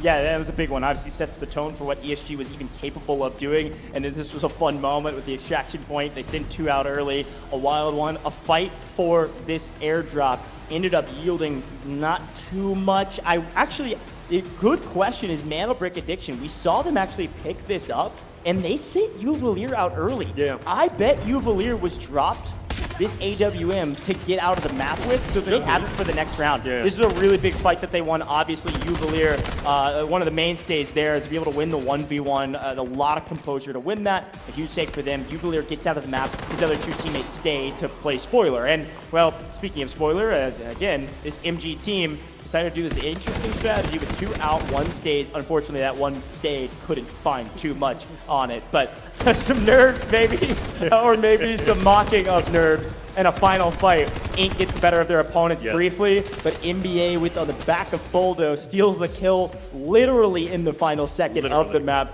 for an extra 400K to their tally. I think this leaderboard is going to be pretty close. I think it's going to be close indeed. Obviously, NBA is going to be the outlier. They're going to be well ahead of the competition, which is great. If they keep that energy up, they're going to be looking healthy. And there it is. 3.56 million to the 1.65 of LEG. A total of 6, of course, for them, and then 3 for the LEG side. Now, we questioned MG. They don't even get out with the mill. I was expecting it to be a little bit higher, but granted, they still finish ahead of Inc. They finish ahead of ESG and ISG. A bit of a questionable play, but albeit it does work out at least for map number 1. Yeah, I'm looking at the chat, and there's a lot of fans of Mandelbrick Addiction. Of course. They've got a lot of fans at home cheering them on and certainly excited about their map 1 victory. Here's a look at the damage charts, and especially on the back of that final kill in the final second, NBA tops the charts at over 1,000 damage across their team. Second, I believe, maybe a tie or very close, ISG and Inc. Both and LSG, all about the same, around 500 total damage. Yep. So a fun fight, a fun first map, very different from Group A. And if it's setting the tone, I don't know what the tone is. Yeah, right. C minor? I don't know a lot of music stuff, but here's a look at our best team. Mandelbrick Addiction, NBA on top, 6 kills and a total of 3.56 mil. And I think the AWM? Yes. This team is crushing it, man. Oh, well, yeah, absolutely. I mean, you got to really appreciate Skydie and the way that he played the AWM. Hitting that headshot was nasty, it was disgusting. Uvalier getting out when he needed to. Perfect. And Buldo hitting the final shot. At NBA, of course, Skydie has to be the match MVP. Rightly so. I mean, he was popping heads. He was getting the damage done. 3.0 KD. He was doing it all. Skydie is that guy. Yeah, almost 500 damage, 3 kills and an assist. This team was phenomenal, and Skydie obviously set the tone for that with the AWM getting that headshot, opened up that fight. And frankly, if he wouldn't have done that, I think they ended up losing that fight. It came down to a 1v1. He opened it up. That is true. That is start. So that is a great point. I don't know. Big shout out to Skydie. Those guys have been in the lab. They've been working really hard, and it's paid off thus far. But we are just getting started, man. That was map 1. There wasn't a mantle break, and we're about to see one in the next map. I know, and you got to appreciate NBA at this point. Having that AWM is going to be massive, and I'm 99% certain they're going to have the AWM going into the mantle break round, which is going to set themselves up very nicely. You look back to match A, 1 mantle brick, right? There was 2 or 3 obviously gathered. There are only 2 teams who had all 3 of those mantle bricks, which means you get a mantle brick, most likely you are going into the upper bracket. A big opportunity for NBA. They cannot waste this opportunity. That ADM is going to be the difference maker. They need to utilize it to the fullest extent. Now for the other teams, of course, they've got to step it up in a big way. Yeah, got to step it up. Really excited to see what they can do. Let's take a listen into the comms to wrap up that last map. Не заходи так глубоко, скид, наверное. Я здесь угол тебя возьму, что ты залутал. Хуешь. Не вижу пока. Вижу людей на стройке. Фулл пачка. Вышли с админки, по мне стреляют. А, стройка, блин, плохо. Лутай был, уходим назад вообще, фулл назад. У нас есть 3 места на лодке. Да, идем делать на быстро. цемент. Цемент, уходи. Скид, все, уходим, ювелир. Я и ухожу с той стороны. Я разбитый. Ты можешь на втором этаже? Нет, я хилюсь. Я иду к вам, буду смог кидать. Че мне распекать? 2-й этаж? Вижу, дэшнулся влево, чел. Бомбочки закинули. Нок. Будем доигрывать. Хорошо. Слева, справа, близко, чел. Я взял контракт. Спорю у нас. 2-й этаж. 1 хп. Хорошо. Да, есть. 2-й этаж остался. Я хилиться буду. Точнее, резать буду. Попал нихуя. На 2-м стоит Фиоля. Вайп. У меня уходит 2-я тима. Успеешь подойти, разыграем? За стенкой. Объясни. Между контейнером, между мной и тобой. За стенкой, вот здесь. Заходи в контейнер, был. В упоре мне слева. Я скоро пикать готов. Ты готов? Подходи. Нет, он далеко. У меня пистолет попикает. Он далеко. 20 секунд. Играй соло. Какашка кидает. Прокоцал сильно. Да. Меня лутает, наверное. Быстрее пикни. Ну что, стамина? Быстрее пикни. Да есть. Great comms from a great team. EU has been looking real good overall. Obviously following the top team from Group A. And then here in Group B, EU on top again, which is wild to say. Certainly not something that we expected. Here's a look at the overall rankings from Mandelbrick Addiction. EMBA 9.47 mil in total. A little bit less than 3 mil over the competitors of Legit Brazil in 2nd place overall here, Taylor. Yeah, the goal is top 3, right? So NBA already about 5 million ahead of what would be the cutoff at MG. It was at 4.63 million, but just like match A, it's going to be very, very close. We go into round 2, our first Mandelbrick round for match B, going to be on Brackish. And of course, we have to take a look at our spawn points. Yeah, and this is a key factor. Again, we were talking about this at the top of the show. We talked about it right before this group. Look at those red spawn points. That's going to be your priority spawn. That's your T1 spawns. MG and Legit Brazil cannot spawn on the red spawns. Why are they tier 1? Because they're the closest to the Mandelbrick spawn. So the Mandelbrick will spawn just outside of Museum near the center of the map. So you can see the logos of where people can potentially deploy into. You're not going to see Legit Brazil, and you're not going to see MG around those T1 spawns. Let's look at our operators, though, this time around, a little different than Group A. No one fully burns an operator off this list, and we've got a nice modicum spread across the board, and frankly, like we were joking before, 3 Sanivas already used, as I think more than all of Group A throughout the course of all 5 games. Yes, Saniva clearly being used very, very well when it comes to match B. Hackclaw, too. Hackclaw was fully used by the end of Game 5. And in this case, I think we're going to be seeing the same thing here. It's going to be a great show, obviously going into match 2. It's going to be a big one for NBA. We keep talking about them. They cannot allow the AWM earning go to waste. This is the time to capitalize. Getting a Mando Brick here makes their job in life a lot easier over the next remaining maps. Of course, it can end at 4, it can end at 6, just depends on how the teams are playing. But I do expect ESG to come back with a vengeance. Oh, yeah. Not that necessarily they play bad, but you're right. They got the short end of the stick, right? One of the worst spawns. The rotation was tough. They get mowed down off of the zip line. This time around, ESG, they're angry. Yeah, they're going to be aggressive. And that's a good shout, too. I mean, we talk about spawns. They could potentially get T1 spawns. They could potentially play for this brick immediately. It depends on their playstyle, which we have heard is very aggressive. Right. And obviously, they shoot straight, so we'll see what they're able to do on a brand new map. We are heading to Brackish, as per the usual. The map rotation, if you watched regional finals, it's all the same. If you watch Group A, it's all the same, and it'll be the same for the entire course of this competition for the rest of today, the rest of tomorrow, and the rest of finals in 2 days' time. So Brackish here for map number 2. Map number 3, also Brackish. That one will have another airdrop for us. But this round is our first Mantle Brick round. Pumped about it. Now, when we talk about Brackish, we talk about some of the high-value loot areas, okay? If you hear us repeating ourselves a little bit, it's because we just did this in Group A. But if you're tuning in just for some of the teams to cheer on your squad for Group B, let's talk about this map. Really interesting map, and frankly, on paper, in my mind, a lot of people agree, this is probably the best competitive map. It's very balanced for where you can spawn and what you can get from said spawn. So we look, obviously, at the Tower of Babel as our high-value loot zone.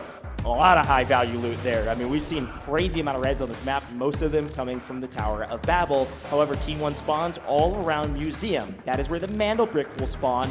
And the question is, does fortune favor the bold like it did in Group A? Are you going to be the team that if you get a T1 spawn, you're grabbing the brick immediately? Right. Or are you going to be like Fallen from Group A gonna point that out. set an 8-minute trap for somebody to grab it? No one does. You say, fine, I'll do it myself. And they ended up taking the brick down to the right-hand side of the map. That's it. It was, them, and they were trying to set the trap for anybody. It might have been, gold and silver, but it ended up not being the case. We take a look at our map rotation. Actually, Zero Down is done and dusted. We won't see it again, at least for match B. But we got Brackish coming up, and that's going to be a lot of fun. Here we go. Our first Mandel Brick round, the first opportunity to steal it for themselves. Fortune, as you said, favors the bold. Who will be the boldest to take the first Mandel Brick of match number B? Doing so could put yourself in the upper bracket right away.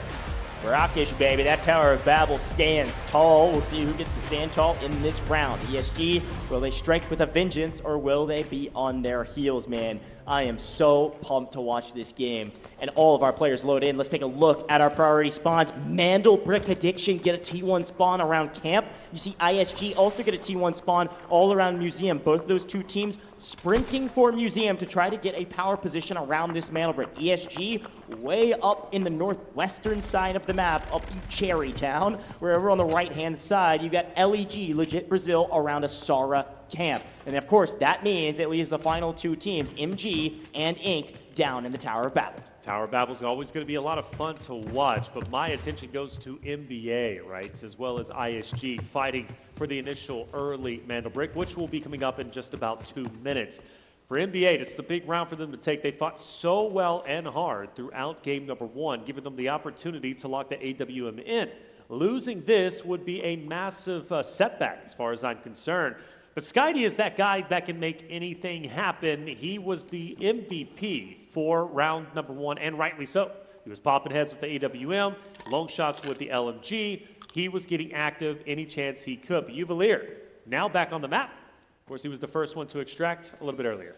Okay, quick look on the left-hand side of your screen. Obviously, our team at the top deciding to expend some of their cash and get some great loot coming into the map. You see a nice modicum of different weapon choices across the board, but let's talk briefly about some operators. We see a couple more Alurus this time around, 3 to be exact, I believe, from ESG, NBA, and of course Inc. picking up Aluru as an operator of choice. Again, we have advanced 1 patch from our regional finals, so the Aluru buff has come through. Absolutely an operator that most of these teams prefer. Got about 60 seconds, by the way, on that Mandel Brick timer before you can be picked up. So continue to pay attention to that. Other team comps I'm paying attention to, obviously, we've got a big recon operator forward comp from ISG, Luna, Hatclaw, and then Toxic. There's a little bit of a support there to play with this trio. Watch out for that squad in this one. Other than that, fairly standard. And again, if you didn't watch Group A, Tempest also a part of this patch. So see our first Tempest already in game 2, and all of a sudden, we see our first death, or at least knock. ISG loses 2?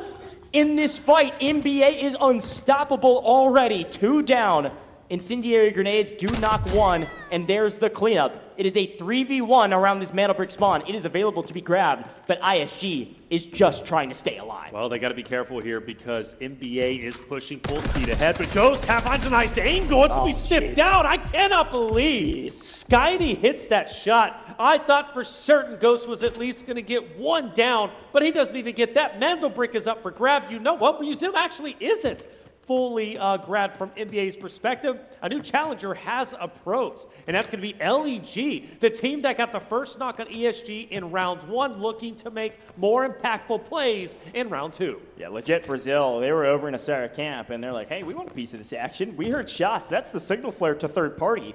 Fortunately, the party started and then ended quite early. ISG, out of this lobby, will not be able to play for this first brick. And legit Brazil, the only team standing in the way of Mantle Brick addiction, making a play for that Mantle Brick. And it does look like LEG actually have an Overwatch position over the top of this Mantle Brick. If NBA is going to take this brick, they're going to have to shoot first at LEG. They did exactly that just a little bit earlier against ISG. That was absolutely brutal. LEG looks to be moving in, and that's going to be big for them. MG also rotating around potentially to cut off LEG, who decides to run away with the Mantle Brick. This is going to be a big move. LEG, I like it. They're obviously wanting this for themselves. Question is, will MG cut them down? Fortune, does it favor the bold? Here we go. A bold team, legit Brazil. Grab the brick and begin to run. Obviously some nice advantages and some disadvantages to having the brick, and all of a sudden legit Brazil, they actually strike first. Boldo going down from Mantle Brick addiction. In a bit of trouble in a 2v3 without power position. Not a full yet, so could potentially go for the revive if he can crawl to safety. And again, with the Mantle Brick, you all know this. You play pubs, you probably picked one up yourself. There is a threat level on the Mantle Brick if you're carrying it. So it tells you how close some of your competition is. Is able to crawl to theoretical safety and gets picked up by his teammate to go for the revive. Skydie's going to be holding this window angle as it looks like one member of LEG skates off, and they're just trying to protect this Mantle Brick. Of course, MG just below them in the south. They rolled up, but they haven't decided to challenge just yet. Also a huge factor here. LEG, they started in camp. They started on a decoding station and they left. They know for almost certain fact, not 100% certain, but almost certain fact that the camp decoding station is going to be open. That is where they are headed if they can get there for free.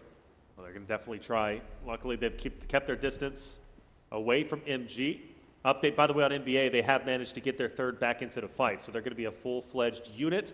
An opportunity to re-challenge this LEG fight. LEG has made it to camp. Like you said, it's free and clear, and it absolutely is. They're going to manage to plop down the Mantle Brick and start working their way towards the potential first Mantle Brick grab. It's now being decoded. They've got to hold on for 4 minutes, but they know the competition is inbound. MG, NBA, most likely going to work their way up. If I had to guess, those are going to be the only 2 teams truly to challenge. I haven't noticed ESG move. Inc. also hasn't moved as well. Inc. is relatively far away. So before ESG or Inc. even get involved, most likely it's going to be MG trying their luck first. Yeah, and again, I mean, there's plenty of time. 3.5 minutes is a long time in Delta Force operations. But you're totally right. This is going to be the first fight. Just a matter of who takes the first shot. Both teams know that there's another team in the area. You saw them smoking and running, throwing the drones up from Toxic as well. Didn't connect, but absolutely had info. Legit Brazil already stunning some folks that didn't know about this team. Started out strong in 0 dam. Now they've grabbed the first brick and starting the first decode. MG playing patient. There's really no rush with 3 minutes on this decoding. Not at all. And NBA, a lot of the same. I think NBA wants to make sure that they're not going to get third or fourth partied from behind by maybe a team like ESG or anybody else as they move through the market and up through the north side, as your town is probably their best position. You'll see them they were briefly on the mini-map there in pink. There they are on our screen right now. They're playing the north side of this decoding station. MG's playing the south side of this decoding station, and LEG, of course, protecting it means that LEG is going to get sandwiched. Yep. If they, on accident or maybe on purpose, sandwich this team at the same time, LEG is going to be up for the pickings, and it's one of these other 2 teams who's going to come out on top. You would think LEG might be in a little bit of trouble here. MG starts to move up. Luckily, though, HF has laid down some cover fire and is keeping the pressure on. MG doesn't feel necessarily comfortable in this spot. NBA hears the shots, maybe an opportunity for them to continue to press forward and third party this engagement, which is what they're ultimately going to be banking on. Still plenty of time, no reason to rush with a minute and 50 seconds on hand. LEG will back away, and it looks like we are in fact going to have NBA starting to encroach onto the space of LEG as well. So it's going to remain tense, but nobody's down just yet. See the value, by the way, the aggressive nature of an operator like D-Wolf. That triple blaster just zones an area off for a while, especially if you can actually draw some damage with it. All right, we said no cause for concern with 3 minutes on the clock, or 3.5. We're now nearing 60 seconds. Somebody's got to make a move, and everybody knows it. Everybody's got the timer, and all of a sudden, LEG actually strikes first. It was MG trying to go for the steal. An errant player, Onigiri, the first down. Not a full, crawling around, but this could be the signal flare for NBA to try to make a play. But I really like LEG's position. They're playing the low side of the stairs. It's going to be very difficult to rip them out, but they could smoke, they could run, and they could move as a full team of 3. Skyly's going to play entry man. Skyly's going to maybe go for the steal. No, going to go for the play. He's getting shot from multiple angles. We got 2 teams shooting at the same time, but Skyly gets one and falls one. LEG on their heels. LEG will not be able to protect it. NBA steals it and are able to get out with all 3 up. They just wanted to reset the timer. Perfect steal. Now they're going to back up, slow down.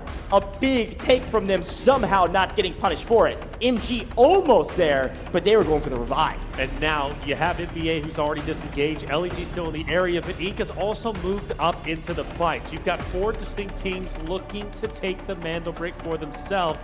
Now there is plenty of time, right? It got a little bit scary for the other rosters. I thought maybe LEG was going to be able to hold on to it. There's less than a minute left after all, but a great play from NBA will shut that down. And you're right, you're spot on, right? NBA at this point, they just wanted to go for the reset. At this point now, they're just maybe just going to fill it out, see what happens, who's going to be the next one to get the touch. 4 teams of the 6 sitting here around the station, but a nice find. NBA find one, don't get the full though, and almost lose their life because of it. There are 4 teams battling for this decoding station. ESG, the only alive team that is not here. And LEG down 1 single player, but plenty of time on the clock. And I think you're gonna see them here shortly. Watch that mini-map. We are about to have a battle for this decoding station with 5 teams. LEG is able to get the revive. 5 teams. Getting contested for sure. ESG, when they join the fold, it's going to continue to get wild. 2 minutes on the clock. NBA still decoding, but Inc, LEG looking to retake it back for themselves. Of course, you throw in MG in that equation. Nobody wants to move too quickly in the moment. Everybody knows this is a dangerous place to be. And there's really no distinct strat on how you can get in there, honestly. And it's going to come down to a point like what we just witnessed from NBA, where they just had to full send it. I really like NBA's position. They obviously have a powerful position here, and they've got the decoding station. The fact that NBA's got the most northern side of this decoding station, without anybody on their back, NBA's in the best spot. Inc feels like they're in a nice spot on the south side, nobody on their back, but what they don't know probably is that ESG is on their way. However, MG's actually striking first, Killzall taken down, Inc in a bit of trouble. This could be the signal flare for ESG to come get involved from the backside, from the south, and now is 60 seconds on the clock. MG, yes, they've knocked one from Inc, but they've got to make a play for this decoding station if they want a chance for this break. They don't even need to full take it. They don't need to win all the gunfights. They just need a steal to reset this timer and have a chance at this mantle break. But LEG can be a lot of the same. Yeah, and then it's going to be Skyly, the tip of the spear, right, taken down player after player. Marino is going to be gone from the side of LEG. Skyly, still plenty of health is going to be remaining. We're down to just 30 seconds. NBA holding on tight. MG tries to move up, and another player is going to be down. NBA could be able to do this. Off screen, ESG is also fighting Inc. Everybody battling for this decoding station, but NBA is holding on. The last remaining player of LEG is able to knock Skyly. This could be a window of opportunity for somebody to sneak up and go for this steal. 15 seconds on the clock, and it's Onigiri. Failed the first time. Can he succeed the second time? 10 seconds on the clock. LEG just trying to steal. LEG goes for it. LEG, can I stick it? LEG fails. LEG resets. LEG will likely fall here shortly, but he gets the steal. He's able to stay alive. Off screen, Ink is getting cleaned up by ESG, but LEG just saved the game for everyone, including somehow himself. Incredible performance, but it's not done. ESG, they've worked their way all the way down from the new Tower of Babel all the way up, and they looked potentially might be in prime position to steal this. In fact, the only healthy roster is going to be NBA at this point. Skydee was dropped, but he gets back onto his feet. So most likely, we could see this conclude with ESG versus NBA, but let's not forget LEG with the solo. Maybe, just maybe, he makes some magic happen. MG with 2, that's still enough to make something possible. MG, ESG, Ink, before they fell, are all praising the heroics of LEG. The solo remaining player that just went in to reset the timer. Hope something happens for them. NBA has easily retaken it, which will reset our timer again. Every time it's stolen, the timer will be reset, but 30 seconds faster this time. We're down to only 2.5 minutes on the reset timer. If it gets stolen again, it will go to 2 minutes. Watch our game clock as well. I can't imagine it'll become a huge factor, but it absolutely could with this amount of players still alive. I love this aerial cam view to see what's going on. Look, actually, one player of ESG is on the flank. He's been flanking for a while. Flank. He playing on this way backside, potentially get some info for his team, or maybe open up the backside and maybe grab one member of NBA. See what ESG is able to do, and you can actually see, look at the minimap here, ESG is going to go join their route man. The flank becomes the full frontal push. They're going to swing up the north side of this alleyway and go play for the backside of NBA. Yeah, pretty early on, Fujang took that off angle. He stayed put. He's been scouting the horizons. ESG looks as if they want to join him, but Fujang is going to go by himself, and this is big because NBA has been staying put where they're currently at. Nobody's been successful in pushing them off. But for one player from ESG, LEG looks to take him down with the off angle. He goes for the commitment. Shots are fired, but now you kind of regret your decision. You're out in the open. You gave away your position, and you didn't get the full elimination on ESG, and now there's going to be 2 looking your way. Yeah, somebody had spotted him. I don't think it was ESG. You saw the Aluru missile come over the top, so he's been spotted, but I don't know that DT knew exactly where he was at. Again, let's pay attention to our timer. There's 60 seconds on the clock. And NBA gets a knock on MG, by the way. Bonnie's down and gone. Yeah, MG had been down that player for a while, and they were protecting that body well, so you're right. Able to get that knock and then full, and then keep the body is a huge boon. MG 100% down to 2, and they can't get their third back.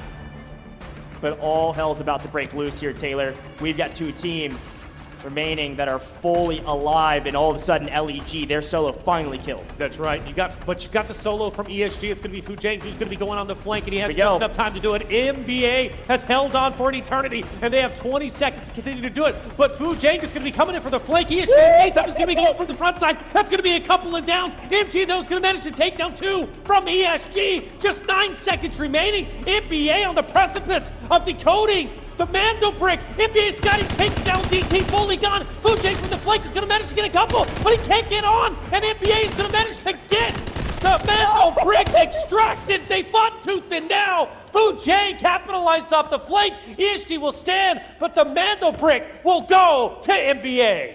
Holy cow. Mando brick addiction. They get the Mando brick, and they lose their lives after the timer hits 0.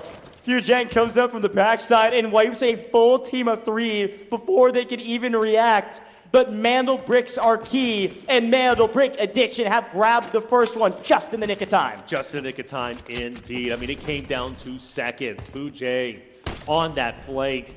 You could tell he was going to be destructive. You could tell he was going to make an impact. But the question was, would he make the impact in time for the Mando brick? And the answer, as we know now, is no. Good grief. Is no, but still a great effort. But NBA, to hold their position how they did for as long as they, and mind you, also get the reset a little bit earlier off of LEG. Like, come on. Dude, this was a crazy. We're in map 2, man. I feel like we're in map 6 already. That took years off my life. A 5-team fight for the decoding station. It changes hands 10 times. And again, I always say this, Mando brick addiction, they struggled in the regional finals. But they have something that others don't. They are so good at playing these positions, understanding who's on the map, and playing for this decoding station. what was so impressive about this team was they were able to play the north side. They recognized the north side was free immediately, and they held the north side the entire time. ESG picked up on it finally. It was just a hair too late, and they had to go through that one spoiler player that was LEG, the last remaining player of Legit Brazil. Yep. If that Legit Brazil player is not there, ESG had a free route to kill all of NBA. That was wild. That is wild indeed. We said it. Look, when it came to Group Stage A, they brought the action. They set the tone. Group Stage B needed to match it. That was probably one of the most exciting Mandelbrick rounds we have seen yet. Well done to NBA. From round 1 to round 2, they refused to budge, and now that much closer to going to the upper bracket as it stands. I mean, look, we could have a world where we have 2 EU teams directly into finals. Crazy stuff thus far. You're right. Mandelbrick Addiction, they're trying to earn their spot to upper bracket, and getting a Mandelbrick has put them in a really strong position to be able to do that. It's not often that a team can get a Mandelbrick and not be a top 3 team. Right. It is technically possible because we have 4 Mandelbrick rounds, but it is highly unlikely. Mandelbrick Addiction's got to be feeling fantastic right now. While this map wraps up, can we pay attention to the left-hand side of our screen? Obviously, ESG, they come in, they clean up. They had this, again, not a great spawn for them. They're way up in Cherrytown, can't really get involved in the action. They then wrap all the way around the south side of the map. They wrap all the way through Tower of Babel. They go over to Reservoir, and they will come all the way down. I mean, they literally ran the whole map. It has been a lot. And they're able to be the last team standing as well. Right, so you can see that they're at 5.1 mil right now. If they can get out of the map, or a couple of them can get out of the map, huge boon for them. And they picked up a ton of kills. In terms of loot value, you should see ESG probably leap to the top, is what I'm guessing. Of course, underneath, Mandelbrick Addiction, who just got that Mandelbrick. So it does look like we saw a little picture there. We've got 1 player sprinting for the North extract. We've got 1 player sprinting for, I believe, the Tower of Babel extract, since they have the ID tags.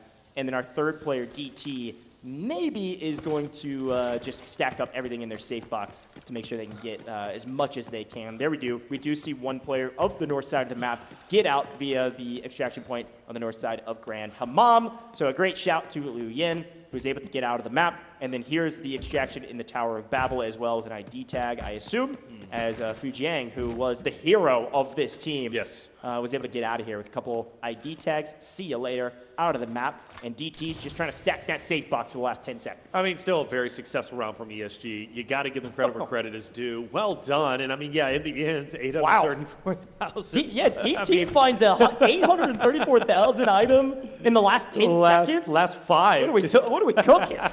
Talking about some nice RNG and a great find for that team. ESG going to leapfrog up near the top of the leaderboard, but it is all Mandelbrick Addiction.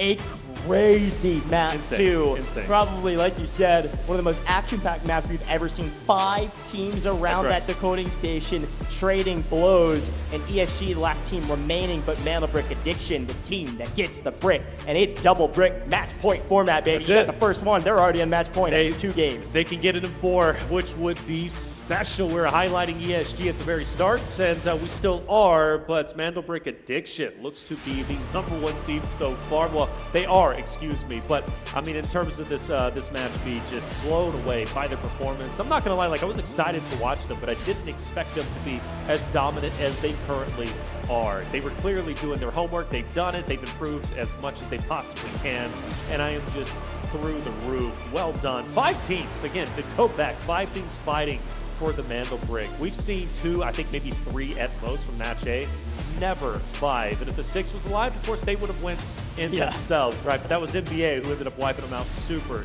early. That was ISG. That's right. Who unfortunately just went up, 3 down instantaneously. Yeah, and it is worth mentioning. I mean, NBA did get prio spawns. It did get T1 spawns with ISG, and that was the fight that started everything off in Museum. So ISG goes down, they get a full wipe, and then NBA is able to clutch it up at the end to get the Mandelbrick. A huge game for that team, appropriately named, but we're just getting started. We're going into game 3 here shortly. Brackish again, this time with airdrops, not Mandelbricks. Mandelbrick Addiction on top, likely ESG in second. It's not exactly how we thought it would go, but it is dang fun to watch. You know, it is what it is, right? I mean, Q9, for example, I expected to get first. Fallen had other plans. They ended up taking the win. Of course, from the EU side of things, Mandelbrick Addiction, not scared of the location of China by any means. They have taken the fight so very well.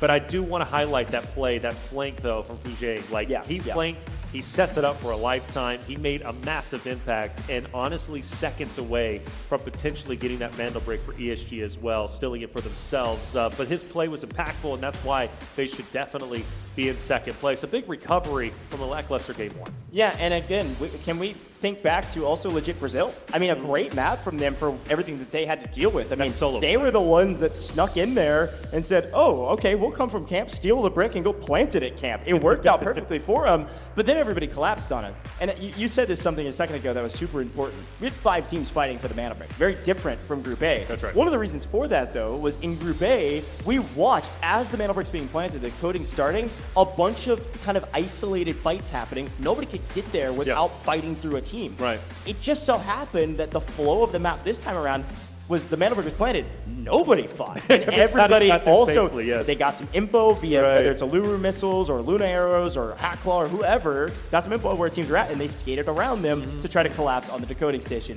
Using a lot of hand signals here, but it was crazy. That's really what it felt like, the big congestion That's what it was. Going into that map. Here's a quick look back on some of the highlights here, Taylor. And of course, this is where it started, NBA wiping ISG. That's it. Gave them an opportunity to get their hands on it if they wanted it, but it was LEG who have taking it for themselves. This shot, by the way, from Skydie onto Ghost was disgusting.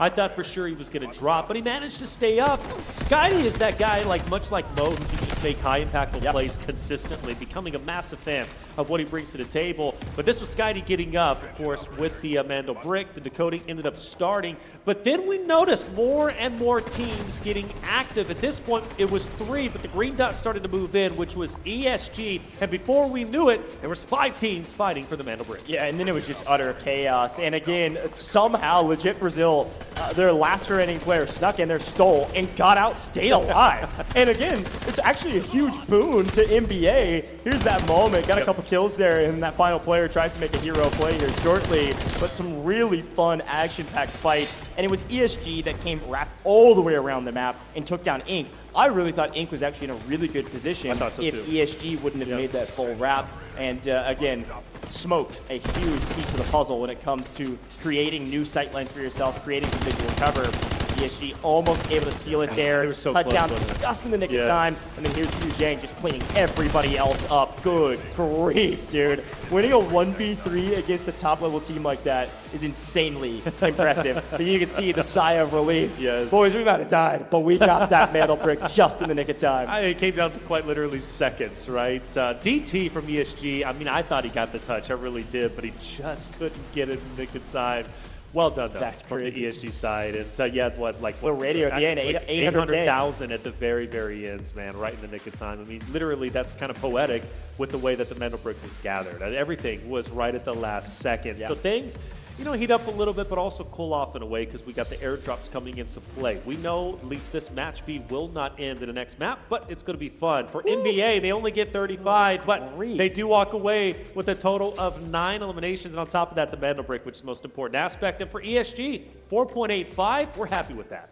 Folks, I'm going to do a little bit of math for you. They got 35.35 mil. That's 350K total in their safe boxes. That's nothing. That's nothing. 9 kills is 3.6 million. Oh, good math from you as well, Taylor. That is crazy just from kills. That's how kills are so important in this game. And look at the damage. I think, somebody can correct me if I'm wrong if you've been watching all day today, I think that's the highest damage total we've seen from any team in this competition thus far. Creeping up on almost 2.5K in total damage across these 3 players. Insane. And of course, that means they're the best team. Most kills and a Mandel brick.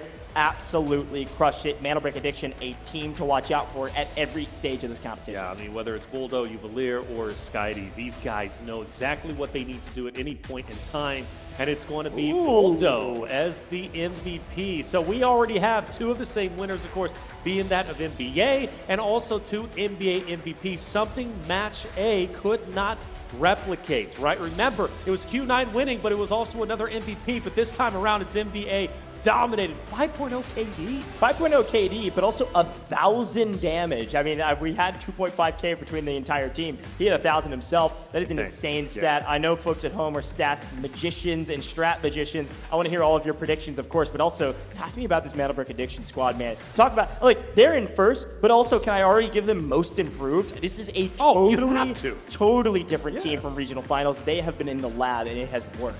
Yeah, to barely make it here and now be dominating your match, even against ESG, arguably the #1 seed in the tournament. Like, come on. Now, we talked about turning things around. The only cherry on top would be if they're able to win map number 4. Let's go ahead and listen into the comms from map number 2. Взял. Разбил одного сильно. Второго разбил. Хорошо. Будем пробовать доигрывать быстро. Горит. Нок, Два все, нока, один. два нока. Он над рядом пачка. Подпушиваю. Где последний? Снизу. Либо забежал наверх. Слышишь что-нибудь? Не, он не мог забежать. Подвал. Тихо. Надоел этого. Подвал. Идем допушу просто плюс В. Попробуем? Попробуем? Пошли. Смог какой-нибудь? Разбили.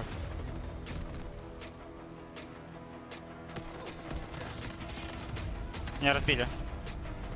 Справа типы на арке, двое. Раздекодил! Яна, назад. Назад, все. Ресетнуться. Я двоих разъебал. Надо ресетнуться. Я под пчелами. Я тебе дал смог. Еще один молик нужен. Еще один молик, ракета, что угодно. Сгорел. Он нокнулся. Хиль тебя. Смотрю. Я прожимаю ульту, играю на манду. Давай. В контейнере правом. Они украли. Возвращаюсь. У нас справа близко челы. Эремуюсь. Нормально все хорошо. Еще раз задекодим. Мало людей осталось, надо просто... Смог, дай. Даю. Задекожу. Жить. Живу. Все хорошо у меня, все. Спине. Пуша, мадл, справа, ног. Дэшусь. Нет, на мадле. Все, 10 секунд жить. Просто жить. Сзади бегут. Понял. Жить. Я живу. Упорь у меня. Убил. Жить. Все, отлично. Упорь чел на мне. Молодцы. A sense of relief and no real frustration about getting wiped at the end because they got the Mana Brick. Can I just say, on that replay too, obviously great comm. Yeah. But also, we kind of forgot, Skydee was playing Tempest. So if you saw, he played super aggressive up front and then used that ability to retrack a couple seconds and zip all the way back. I love that operator, man. Here's a quick look at the overall rankings. And of course, Mana Brick Addiction on top with 9.46 mil in total match earnings across the board. That is their stash value as of current. And they are above ESG, who technically has a higher total because they got the Mana Brick. That's it. They got the Mana Brick. Well done from the NBA side of things. ESG, though, highly successful. You focus your attention to Inc and LEG, who are pretty much deadlocked for the bubble race. 1 in 4th, 1 in 3rd. We look at our spawn points. We obviously witnessed ESG, who was over there in the Tower of Babel in the last game. This time around, maybe they'll get the priority spawn. Yeah, and here's the thing about priority spawns. We talked a little bit about this in Group A. T1 spawns for Brackish in round 3 where there's no Mana Brick really don't feel like T1 spawns. You really want that Tower of Babel spawn down on the south side of the map, so somebody like Mana Brick Addiction could start rallying up a ton of loot if they do get that Tower of Babel spawn. But here's a quick look at our operators, and it does look like our first operator is completely off the board. LEG, legit Brazil, in 2 maps have burned both of their Toxics. You will not be seeing another one of those, and it does look like Mana Brick Addiction is the only team to use Tempest thus far and got a lot of value out of it. They definitely did, and clearly might be setting the tone. Everybody might be sleeping on Tempest, where Skydee obviously is dominating himself. Yeah, it is interesting that we only have Toxic gone.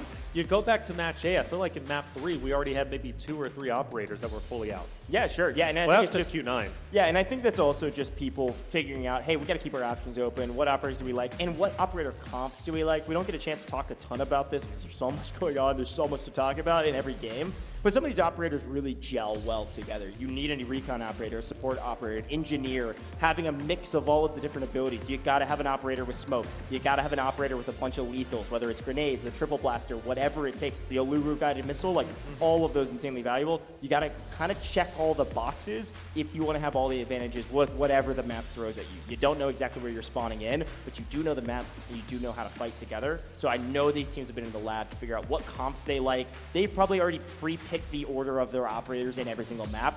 We didn't really mention this a ton too. All of these teams, or almost all of these teams, have coaches, and so the coaches have been helping a lot with that strategy as well. While we go into map number 3, it's going to be the same one that you just witnessed. It's going to be, of course, on Brackish, which is going to have 2 airdrops. Now, the thing about it is NBA has dominated not only the Mandel Brick round, but also the airdrop round just earlier on zero down. They got both of the airdrops. They walked out with the AWM. Now, granted, AWM didn't have a big impact, I believe. I don't think they brought it into the game. Actually, that's huge. Yeah. Well, and it really did. We didn't actually technically see Uvalier get out with it. I assumed they gave him everything. So I want to try to get a word from either production or the admin team to figure out if they actually got out with the gun. That's bold to hold on to it if they did. Well, and that's what makes me feel like they maybe didn't actually trade it and maybe kept it on the map. I don't really know. But anyways, we'll get a read on that later and figure out if they decide to bring it in maybe for map 4 now that they have an advantage, or if they just get another one here in map 3. You're right, though. Airdrops this time around, no Mandel Brick, a super important point and something we have to pay attention to, not only because of the AWM. There's also just really good loot in there. It's usually AWM. It can also be gold armor and other things like that. It's also just a fighting point on the map. You're going to see some of our first engagements there as we're about to hop into the game here, too. Hey, this is going to be big, specifically for the bubble team, which is going to be LEG, just a hair behind number 3 of Inc. You want to take a spot in top 3 early on.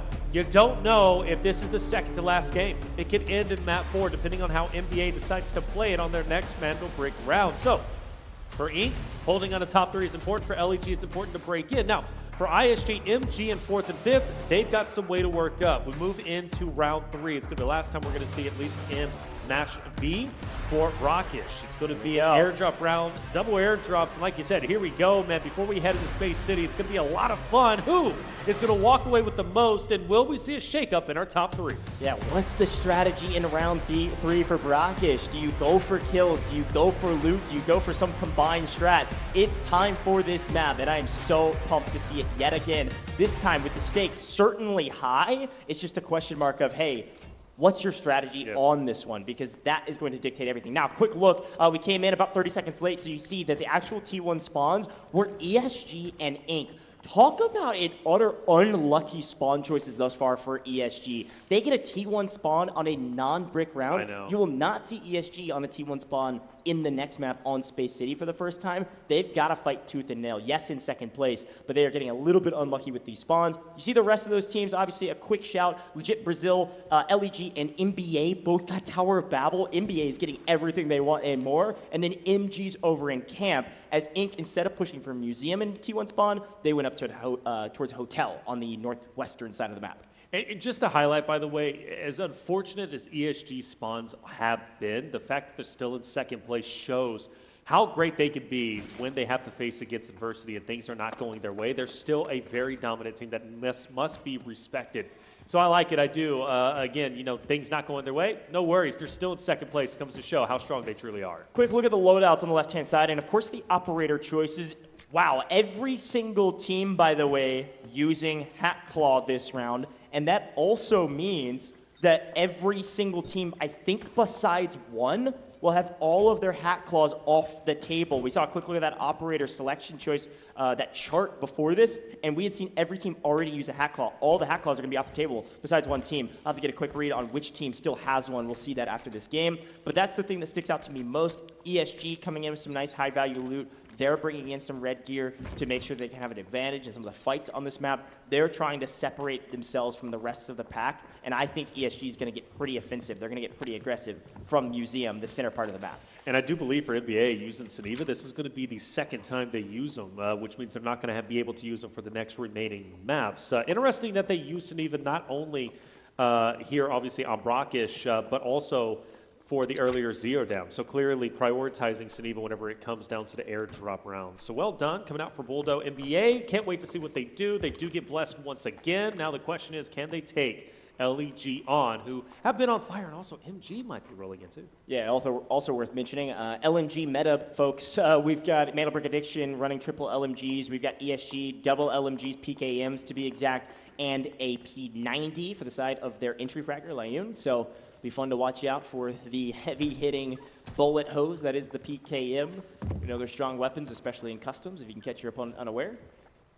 A look at Ghost, ISG. They've been a bit in the blender the last couple maps.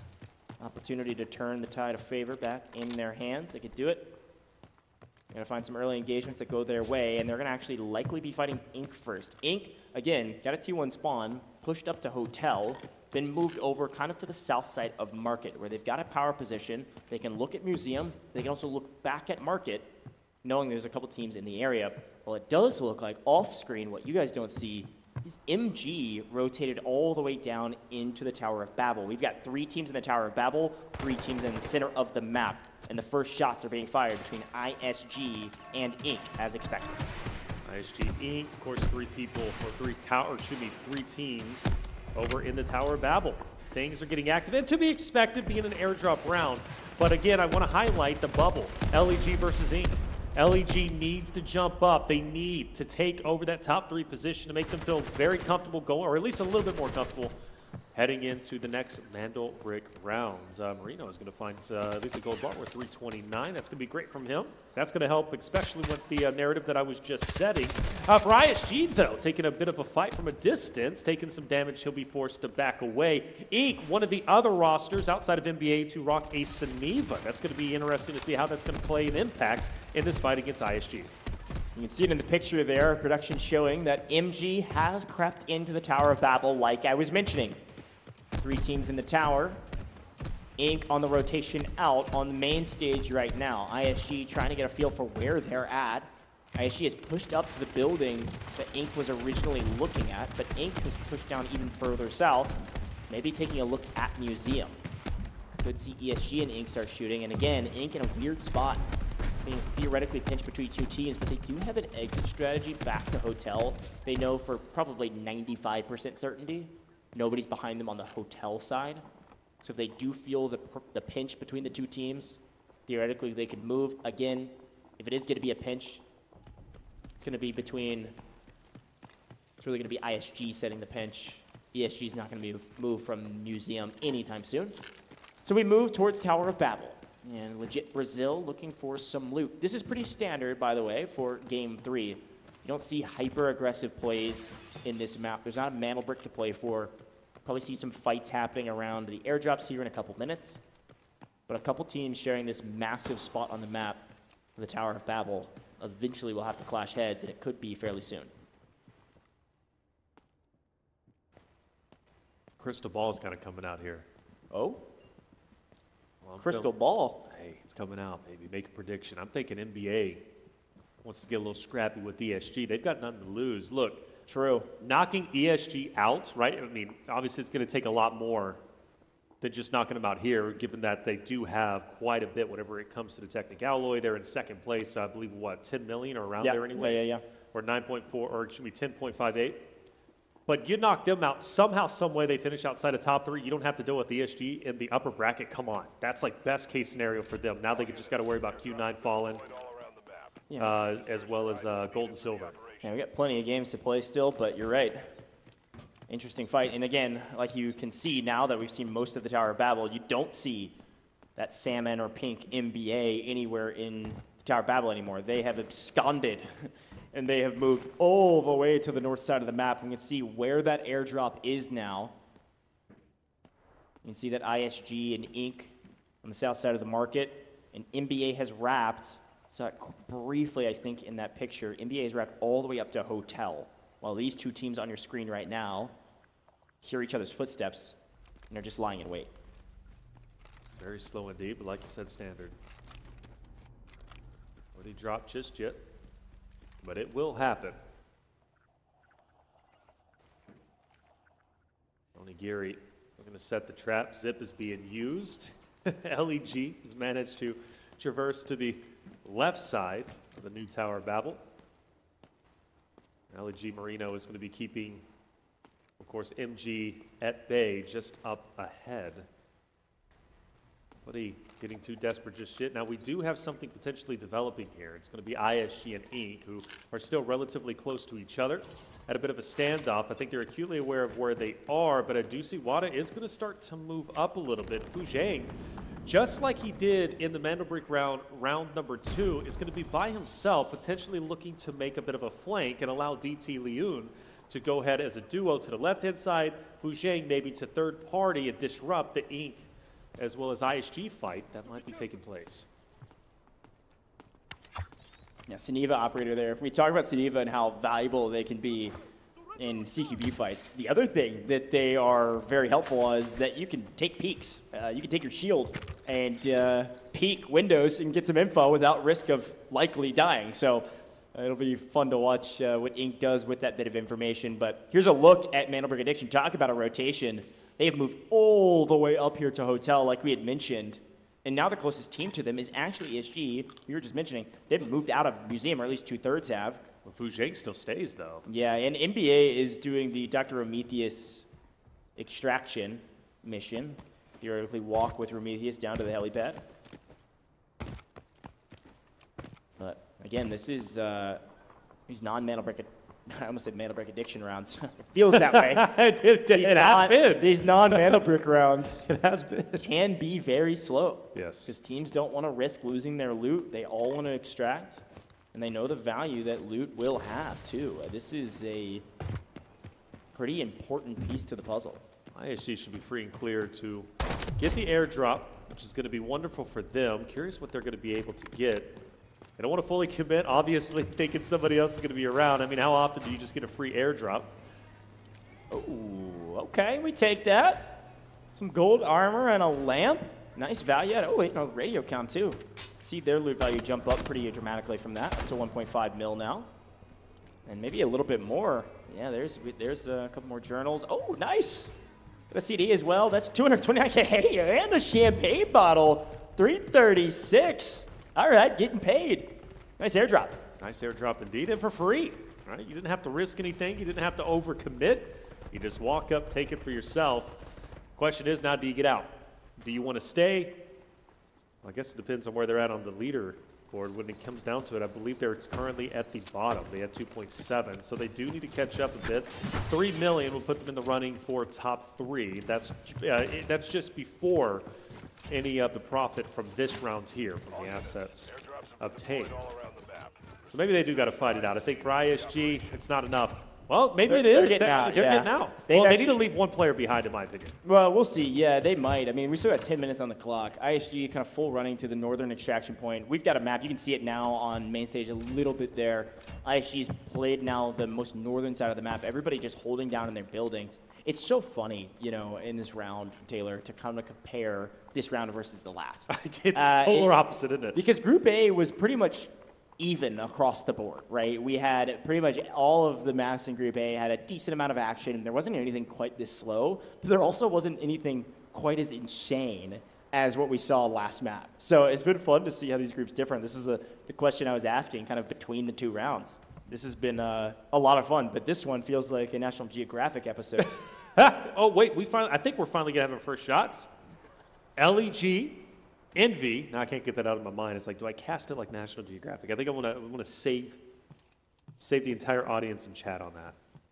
Onigiri, though, this is a beautiful off angle. Once LEG does get active, I think he's got a great line of sight onto HF, who has to stay down. Onigiri is going to take him out easily. Envy repositions.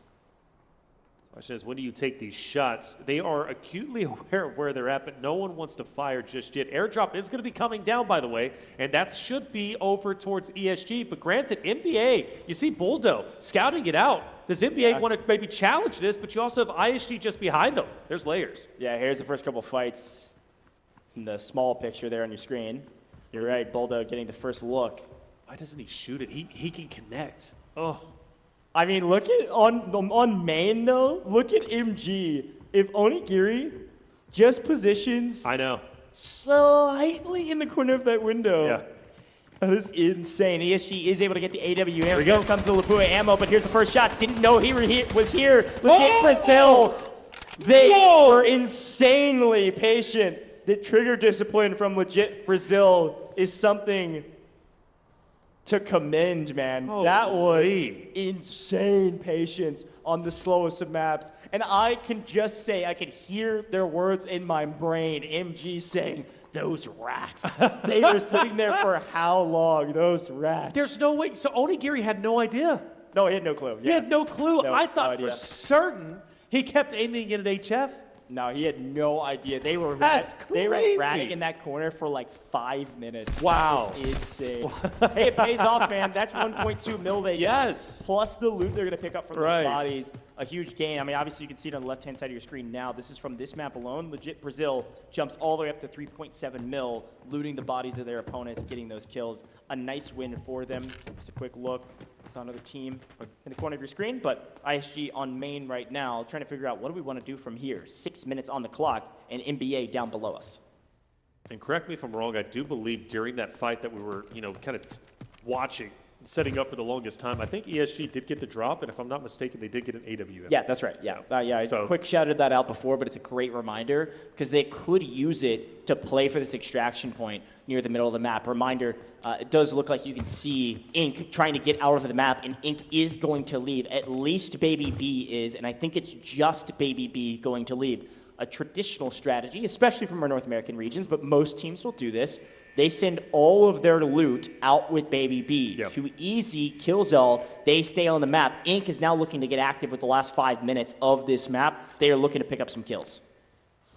For NBA, still around the area of ESG, they chose not to challenge just yet.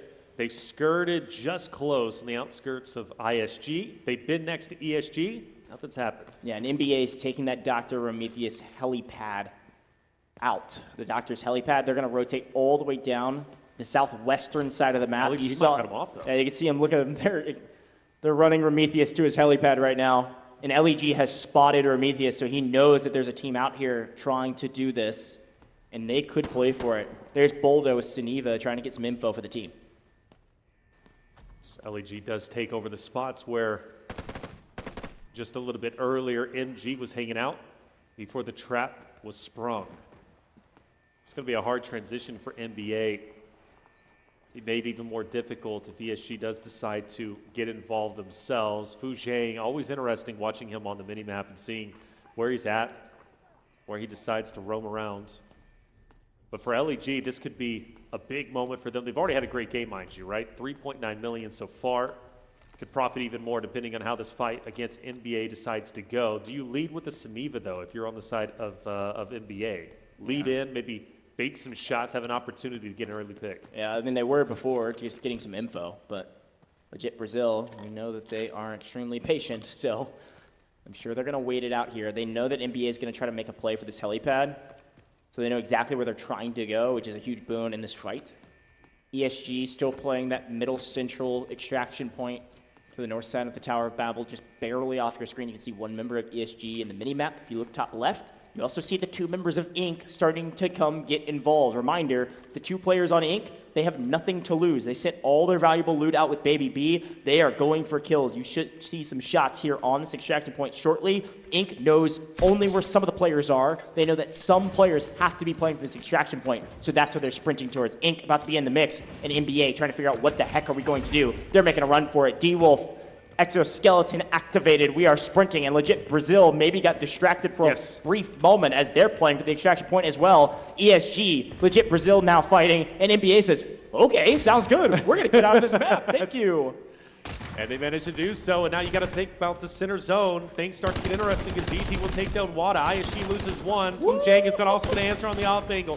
Tamizo is going to take down DT. Trades left and right. Fu Zhang comes in strong and takes down a couple of players on the side of LEG. LEG stayed up for the longest time, but eventually they will fall flat. ESG, a huge wipe, but job's not done. We've only got a couple seconds left on this extraction, 18 to be exact, and counting. And it's Inc. coming to play spoiler. ISG trying to do what they can, but Killzall with the Siniva says, not today. That's another kill. Inc. doing exactly what they wanted on this map. They're here to play spoiler, and they are picking up kills and transition. But there are 4 seconds on this extraction. ESG's trying to get out. Can they get out without getting punished? Yes. Nice. All of ESG extract, and they do it with an AWM.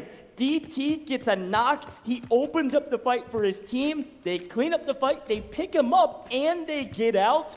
Best case scenario for ESG. They may not have won the map entirely, but they're likely going to have the top score from the map because of what they were able to accomplish in the last couple seconds. A big boon, but I will tip my hat to the two members of Inc. that played spoiler on ISG, cutting them completely down, and now just stacking up those safe boxes with anything they can get their hands on. ISG, LEG, MG all out for Inc. Only 2 players up. One has already been extracted. NBA still hanging around, should get out unscathed, depending about too easy. Look at him starting to move up, but you got to think NBA's got all angles covered. It's not going to be easy for Too Easy to play spoiler at all, and he doesn't have a lot of time to do so. Yeah, Too Easy's got to make a decision right now. He can say, hey, we got our 2 kills. I'm going to take these ID tags and get out of the map. I think that's what he's deciding to do. Or he could have played hyper aggro and tried to chow a team on one of the only other extraction points on the map, which would have been that helipad. You can pay attention. Look at the timer in the top left-hand corner. That extraction, 36 seconds in counting before they can get out, and a minute 15. They did it just in the nick of time. That mission completed so they can get out of the map. NBA is going to be the only other team that likely all 3 get out of the map. Too Easy will get out with 2 ID tags. I'm not sure Killzall can follow. We'll see. I don't think he's got enough to get out as well, so Killzall's likely running to the Tower of Babel just to stack up his safe box with anything he can get his hands on. Yeah, it's still a big game for Inc, though. I mean, look, they managed to get away with quite a bit. Even if they do lose a little bit off that 3.7 million, the fact is they were already top 3. They outlasted LEG, they outlasted MG, as well as ISG. Perfect scenario for themselves going into what could be the last remaining map, right? So we're going into another Mandelbrick round, and with the way NBA has been playing, I mean, quite literally flawless. They've only been eliminated once, but who cares? They got the Mandelbrick in return. Yeah, and on a non-Mandelbrick round, all 3 of them get out. That is insanely impressive. The same feat that ESG just pulled off. And frankly, again, Inc, really well done. They executed their plan. They get a couple kills. They send one out with the majority of their loot. And Easy gets out too via the ID extraction. A huge boon for Inc. They're going to jump up this leaderboard. They're playing for a top 3 position, and they're playing pretty well. Playing very, very well indeed. An excellent map. It started off a little bit slow, but it did have some great moments. For example, MG, right, the trap was set and it was sprung, and when it was, those corner campers sometimes are frustrating, especially if you're the ones getting taken out by them, but for MG, well done indeed. You got to give Inc credit, again, getting out in the way that they did. They were already top 3. They hold on to what they got. Then you look on the opposite side, and you've got Mandelbrick Addiction just playing flawlessly. They refuse to budge, even though they don't win this map. But they've already pretty much solidified their spot in the upper bracket. Yeah, it was a really interesting decision. Legit Brazil was stuck kind of between a rock and a hard place. They were holding Mandelbrick Addiction from being able to extract, which is obviously a great position to be in. The problem is, on their south side, ESG was on the extraction point. And Legit Brazil was like, well, we got to try to get out of the map, and ESG's breathing down our necks. We got to make a play for this. And unfortunately, Legit Brazil couldn't make a decision, and because of that, they were in a bit of trouble, and they get punished for it. A brutal map for them, but they did get 3 kills, which means 1.2 million. We take what we can get, and a big shout out to Legit Brazil. They've been playing pretty well as well, but the teams at the top are nearly infallible at this point. ESG gonna have the highest loot total, pretty much no questions asked. All 3 get out. Mandelbrick Addiction, they have the Mandelbrick, and all 3 get out. Inc keep 2 players on the map, and one of those players gets out and they get a couple kills. Yes. That's a ton of value for the team that's added in the final moments. Shout out to their coach, shout out to that team. They know what they're doing.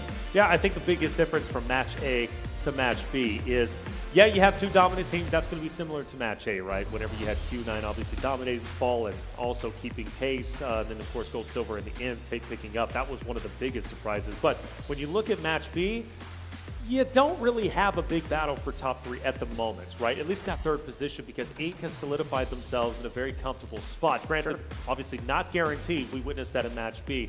But top 1, top 2, looking pretty solid at the moment.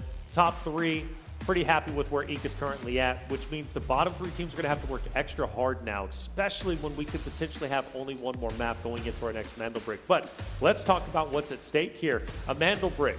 Who could win that? Who can shut out map or match B? Well, at this point in time, it's Mandelbrick Addiction because they already have one for themselves. But I'm going to be looking at ESG to be a very special roster going into this next map, and the reason why they now have the AWM.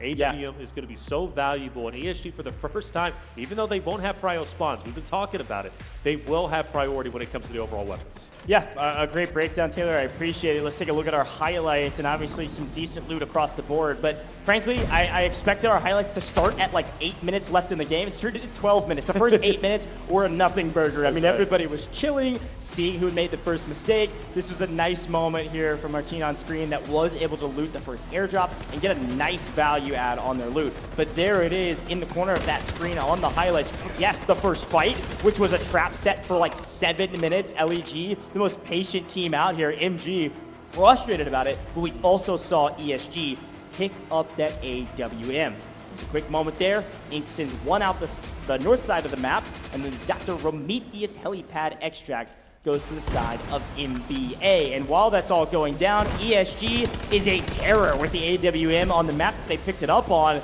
and a battle for position on the extraction point goes the way of ESG, and then Ink plays spoiler to ISG, a similar name, but not the same tail. ESG, they all get out. Ink gets a kill on ISG. Ink gets out with one, and all three of Mana Break Addiction also get out of the map. And I want to point out, by the way, the reason why ESG is so successful in that map 3 is because of Fujang, right? Yeah. Remember him going through, terrorizing the rosters in front of him, specifically LEG. Beautifully, beautifully done. It's going to be a lot closer when it comes to round earnings. This time around, ESG will be the top earner with 4 eliminations, Ink just below them, followed by NBA. Quite literally, your top 3 teams giving a top 3 performance for ISG, LEG, MG. They've got to improve because now things start to get serious. As I said, the tournament, or excuse me, match B could end in the next map. So, next game has to be impactful for them. We take a look at our damage stats, and we don't have any big towers this time around. Everything's been relatively even. I think this is 100% correct. Mana Break Addiction, I don't think tagged a single player on that map. They have 0 damage. According to this graph? Actually, yeah, because they were just scooting by. Yeah, they were next to ISG, they were right next to ESG, they never fired a shot. Hey, it works for them. I mean, they didn't get a kill, but they get out of the map, they keep their loot, they're just padding the stats so that if somebody else gets a mana brick, they can make sure that they're the top team. Now, ESG, the best team on that map, absolutely. Top loot by a small margin, most kills by a decent margin. 4 total kills and 2.55 million. ESG, this is the team we were expecting.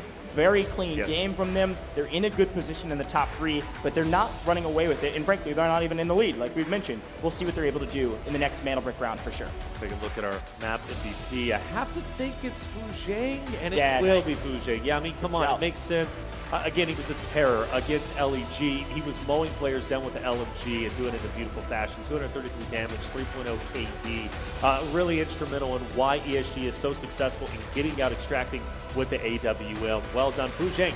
Becoming a big fan of him, I love players who get the off angles, who love to go on the flanks, and Fujang, that seems to be his kind of bread and butter, right? The other two go off as a duo. They support each other. Fujang says, okay, I'm going to get the off angles and truly be destructive when the duo does decide to push up. Yep. Yeah, it's really well done. Again, great team chemistry, as expected, though. This is a team that we knew was going to be a top dog going into this competition, and they had to have the best chemistry on the map if they want to perform at the caliber that they're expected to. So, a great work from them thus far, but job's not even kind of done. Yes, you're right. The tournament could end in this next map, folks. If Mana Brick Addiction is able to get this next Mana Brick, we could have a clean sweep. We could have Mana Brick Addiction winning Group B in 4 games. It is absolutely possible with how dominant they've been, how easy it's been for them to stay alive.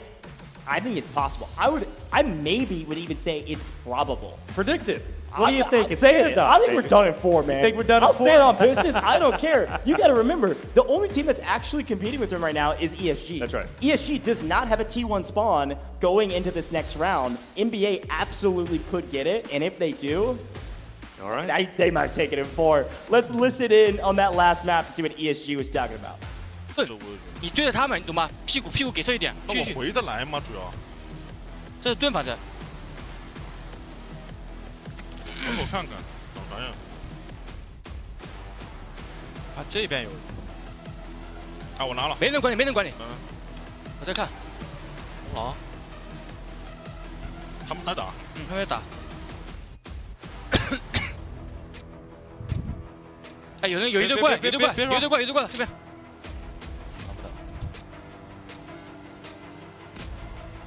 不，那个车地点打起来了。不是那个里面。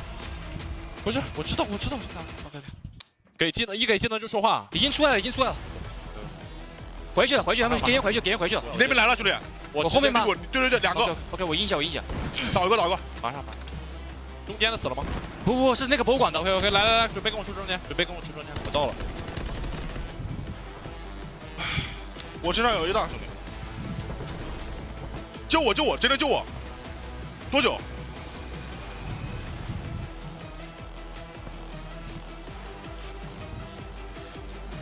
多久？30、20。我摁的不死，还能走。上俩人了，走。进来，3秒。对。Great communication as per the usual. One of the things I love about those listen-ins, even though we don't speak their language and we don't exactly know what they're talking about, you can always tell that's clear, calm, and collected.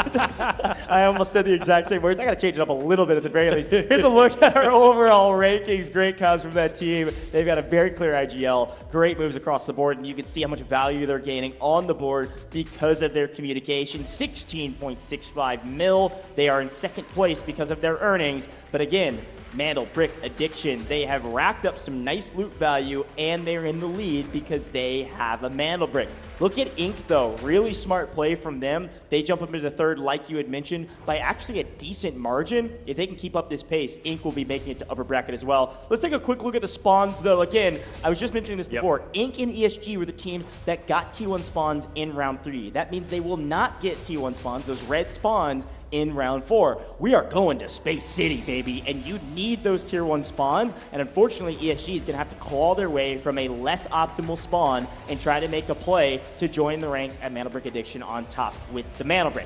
I'm looking at NBA as a team that could get a T1 spawn, though. Look where their logo is. If they do, that's going to be scary for the competition. D-Wolf, clearly popular amongst everybody, along with Hackclaw, no surprise there. Both operators have been pretty universally used throughout Match A and Match B. As far as NBA goes, I pointed out earlier, both Samivas have been used. Clearly a very comfortable operator that they're used to using. It's worked very well. Now they're going to have to go without it, but granted, they got the job done. They got what they needed. Yeah, and again, this is what I was mentioning about Hackclaw. As per the usual, it is the most played operator on the map right now. A ton of value with that operator. The only team that can use Hackclaw is legit Brazil. Watch out for Hackclaw likely in this round is my guess. We've got a ton of Lunas left, which means everybody's going to be moving from Hackclaw to Luna for their recon operator. And every team has a Luru left as well. A lot of Luru is left on this board. And I want to point out, by the way, NBA is the only team to use Tempest. Yep, and that's right. They used Tempest, I believe, during their round 2 Mandelbrick grab, if I'm not mistaken. And that was... could see another one in this round. Could see another one in this round, which, I don't know, could be the new meta. We're figuring things out whenever it comes to, obviously, the LAN experience. It's a brand new patch, and it's a brand new patch, and Tempest might be slept on. That's right. Well, and again, just for the people at home, you're like, wait, Tempest has been out for a while. That season's been long gone. We're about to enter a new season. Our tournament, just like most esports, our tournament processes and our patches, they advance a little bit more slowly. We want to make sure everything's right for the competitive scene. So Tempest was added after regional finals and all of the other DFI competitions before this one. So it's only been used in scrims within the last couple weeks. So most of the teams probably haven't been using Tempest because they're not as used to it, where a couple of teams have decided to adapt. Now, Articuno, I got to shout out my boy from NA. Articuno was saying he's one of the best Tempest players out there. Unfortunately, they didn't make upper bracket with it. Who knows? Maybe Mandelbrick Addiction could be the team that say, "Wait a minute, let Skitey show you how Tempest might be works." The best man. Tempest player out there in the world. Articuno, I love you. You're a great guy, wonderful smile, but Skitey, a wonderful smile is crazy. Yeah, he does, man. At 60 MG though, might be still in that title away from. That guy was always smiling on stage. Big fan of both of them. But Skitey, definitely a talented Tempest player. There it is, NBA, right? A team that could very well in Match B. Based off of this map alone, you're feeling it. I don't know if I am. You're not feeling it? I'm feeling 4 rounds? I really am sincerely feeling ESG in this moment. You're a big 5-round guy? I guess I am. I'm learning things about myself. Okay, a so 5-round. I'm trying to figure it out, okay? A 5-round Monty over here. I respect it. Monty, I don't know that guy. I really think Mandelbrick Addiction just has so much momentum right now. I will say it this way, I'm gonna stand on business still. I'm still predicting 4. If Mandelbrick Addiction gets a T1 spawn, I think it's very likely. I feel they will. And again, the other thing that we noticed in round 2, it's not like Mandelbrick Addiction had a clear path. They didn't even pick up the brick first.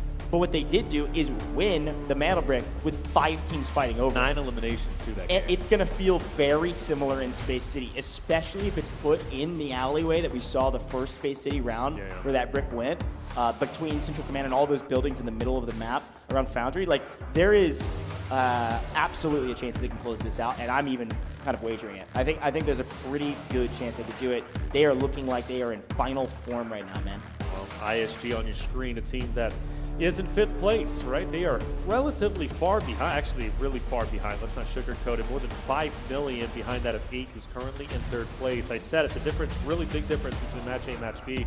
We don't have as much of a battle for the number 3 spot. The closest one is going to be LEG, but even them are just under 3 million away from catching up to EEK and breaking into the top 3. So if I'm LEG, ISG, MG, honestly, I need to end this now. Well, I need to stop the Mantle Break from being grabbed from the side of NBA. 100%. And I think the other side of the coin, it's the same song as Group A, just a little bit of a different tune, right?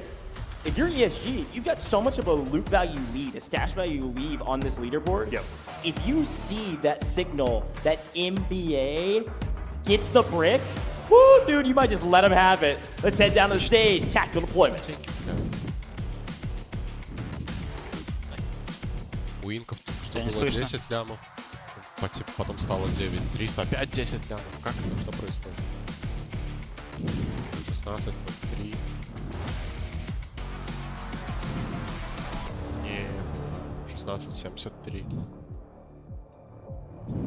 700 тысяч, что появляются, пропадают. Или это они коробки такие продают за 700к или что? Опять же, пока не люблю. Противников подметь. Да кто там так бегал или что? Устал после туры.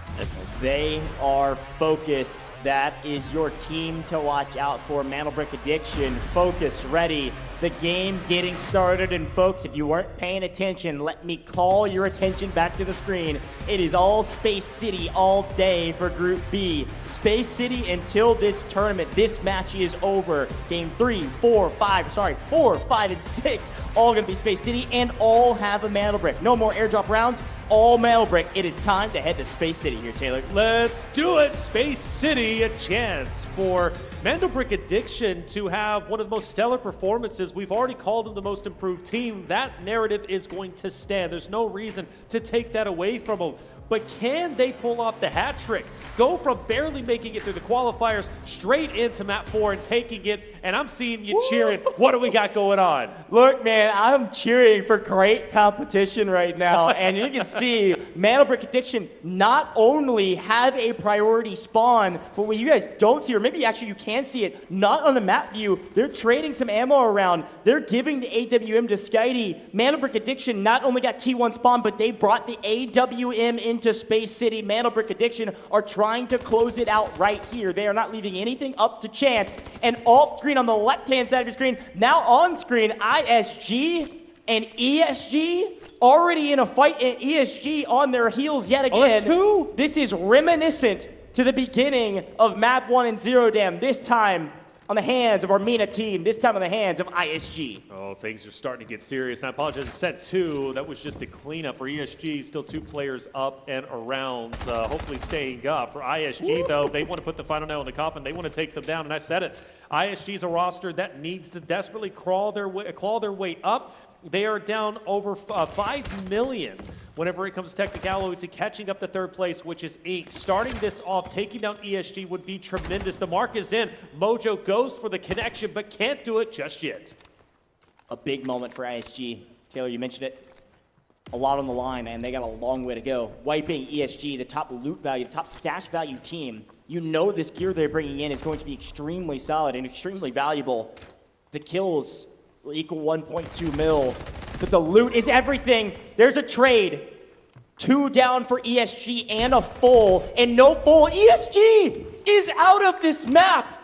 All hopes for ESG to join the top of the leaderboard with the Mantle Bricks gone at the behest of our MENA team. ISG take down the behemoths from the hometown, Taylor. Wow. All of a sudden, things are looking good for Mantle Brick Addiction trying to close this thing out. As we're getting this really expensive loot, I want to draw our eyes, obviously, to the left-hand side of your screen. You can see our operator choices. What you guys don't see is that 3 teams are around the mantle brick right now. Now you can see a little bit of an aerial view. Mantle brick addiction moved towards this brick. Some nice red loot getting picked up by others. Now, a quick look at our operators. It's actually MG that's decided to bring in the one and only Tempest on the map this time around. I'm looking at mantle brick addiction and their comp in this one. Pretty normal. You got a Luna, you got a Toxic, you got a Shepherd, kind of covering their bases, checking all the boxes so they can take their fights accordingly. Gonna have some traps maybe to throw out, sonic traps from Shepherd. Should help with maybe holding this decoding station. But mantle brick addiction. Look at the aggression. Fortune favors the bold. Yes, it does. Here we go. And Uvalier is gonna go ahead and pick up the mantle brick. And they should be free and clear potentially to get out. I do see MG in the area, but no shots have been fired just yet. You let mantle brick addiction get out. This could be crazy. Is there a world where ESG doesn't place top 3? Absolutely possible. And I want to draw our attention to the left-hand side of your screen. This is not all of the score, but look how much loot they lost. Yeah. ESG brought in absolutely stacked kits, just like I was mentioning before. ISG taking those kits, they have jumped to, that's our total leaderboard. 13.1 mil. ISG has leapfrogged way up. ESG brought in about 5, almost 6 million in kit. AWM and everything else, yeah. And they lost all of it. Right. That's crazy.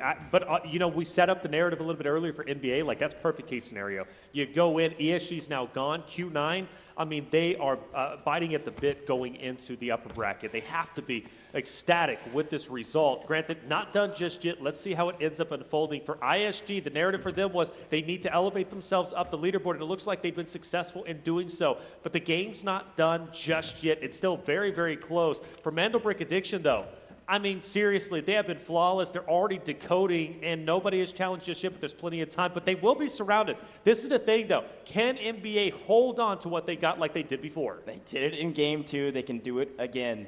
To set the scene, mantle brick addiction, they stole the mantle brick immediately planted it in the decoding station that we expected them to. It is the closest decoding station. It is the one that we see the most, because it is the easiest to get to. And it's a very interesting one. It's that alleyway we saw in our first Space City map in Group A. The best building to hold this position is the one that SkyD's in. You have a view towards the mantle brick. You can't technically see the decoding station from this door, but you can see the tiny little cubby that is in. So anybody trying to make a play for a steal, you will see them on the way in. Mantle brick addiction has a very famous clip of them stealing the mantle brick. And instead of stealing and running, they just stood there on a decoding station and nobody could see them because they were in the corner. A genius play that actually net them a position at this stage. We'll see if maybe somebody can get some comeuppance. That's a good word for our broadcast today. Flip karma on its head. ISG feeling very comfortable after wiping one of the top teams today, ESG. Now making a play to at least look at this mantle brick. It's not going to be a free one like we saw for Fallen in Group A. It will not be. ISG on your screen, they start to move up. NBA acutely aware, especially with the shock art starting to move in. Yeah, we have another team also, right? LEG off in the distance. LEG, in my opinion, is a scary one, right? They've shown that they can slay out quite well, despite them being in 5th place. Make no mistake, LEG is a force to be reckoned with. Uvalier's got an angle to look at the mantle brick decoding station as well. But ISG smoke and run, and they get there. They're going to stick it, and I don't think Uvalier saw him. A nice steal and a freebie. ISG actually able to get out as well. Talk about the value of smokes. This is why we see operators that have smokes on Space City. It is so important to plan accordingly. ISG, they may be near the bottom of the leaderboard starting this map, but all of a sudden they have leapfrog near the top and steal the decoding station away. They've got the mantle brick technically in possession and decoding for them. And you actually see Wada play a forward position. I doubt these teams know that Wada's here, and they certainly don't know that Wada's got an AWM on the back of ESG. Mantle brick addiction peak at the wrong time. They feel like they've got an advantage with the AWM. Wada's about to surprise some folks. Oh my gosh. But is he getting, he is potentially getting flanked, right? No, ISG's going to be just fine. I thought at least MG was going to be moving in on it, but ISG is currently chilling at the moment. But yeah, that AWM can be truly instrumental. I like this this high ground from Ink. MG slowly crawling around, potentially trying to take the fight to NBA, who might be a bit distracted from ISG.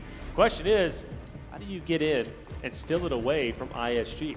Because the way they did it was just a masterclass against NBA.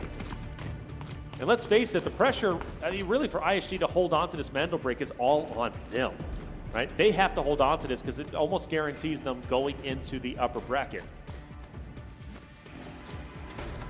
Things are a lot slower than you would expect at the moment, but just like our Mandel break round number 2, so many teams in this area. Matter of fact, all 5 teams in this area once again. This time around, we have more time to play with, right? 12 minutes in total, and it is going to be HF backing away.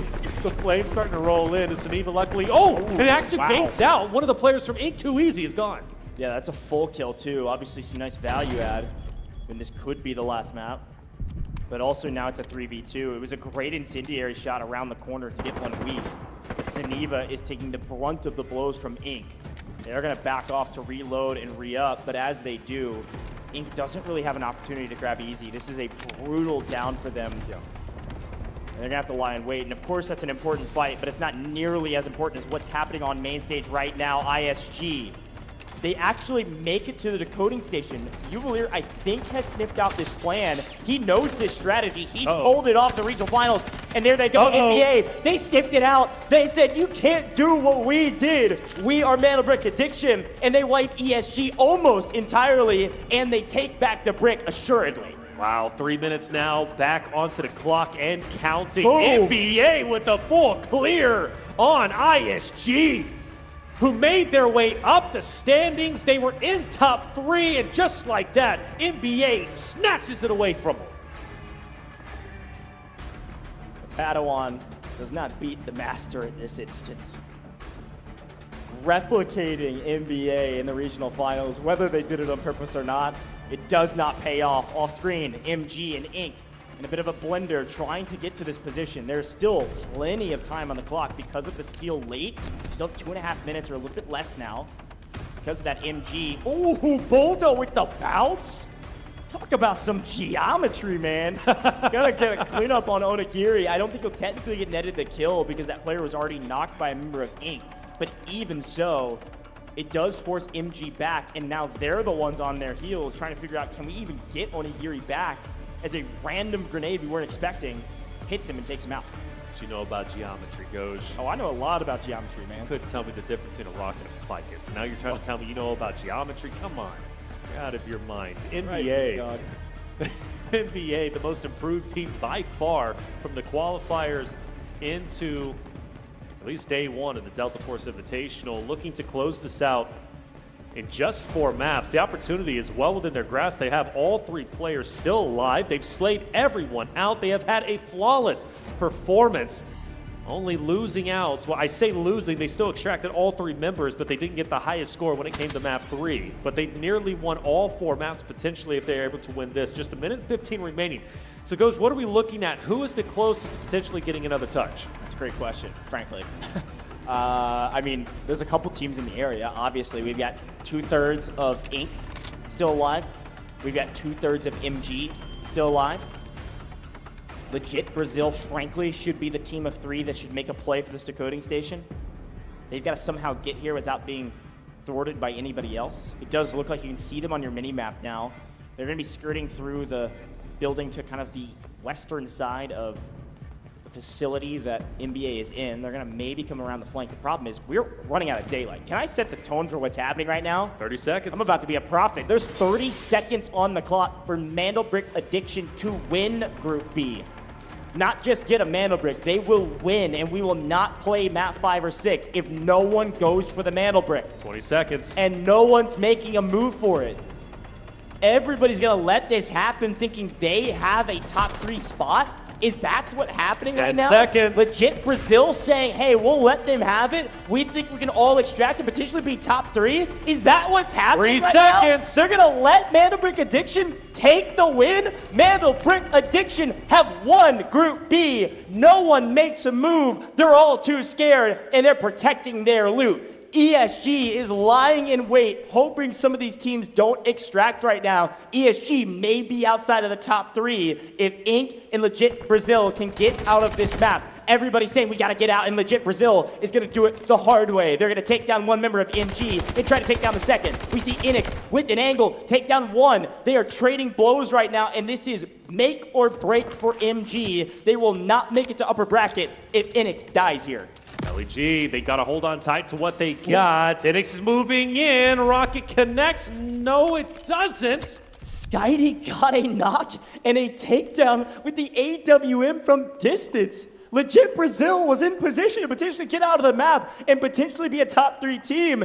They can still do it. And they got a revive on the knock from NBA, but NBA is not relenting.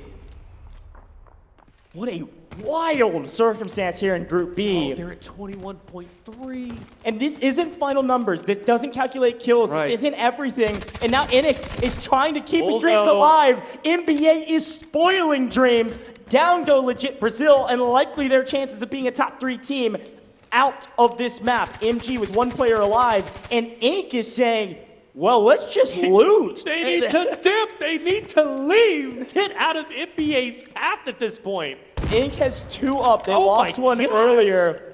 AWM in hand. He didn't have to use it around the mana brick. Let's use it now. Let's wipe the lobby. These guys came to play, and they came here to make a statement, and they're doing exactly that. Envy better keep that head down, dude, because Bulldo's looking to take it off. He already hit a body shot a little bit earlier. I don't think Envy has the goal to stand up. He does. He goes. Bulldo lines it up, misses the first, no worries.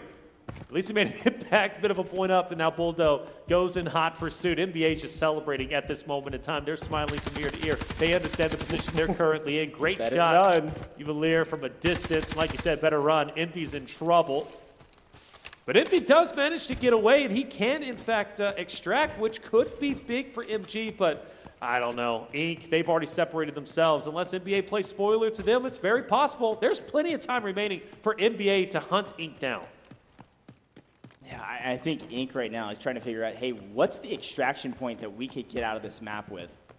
I mean, Inc.'s in obviously the best position. If you're looking on the left-hand side of the map, they're in a top 2 position. But if MG doesn't get out, they're out of the equation.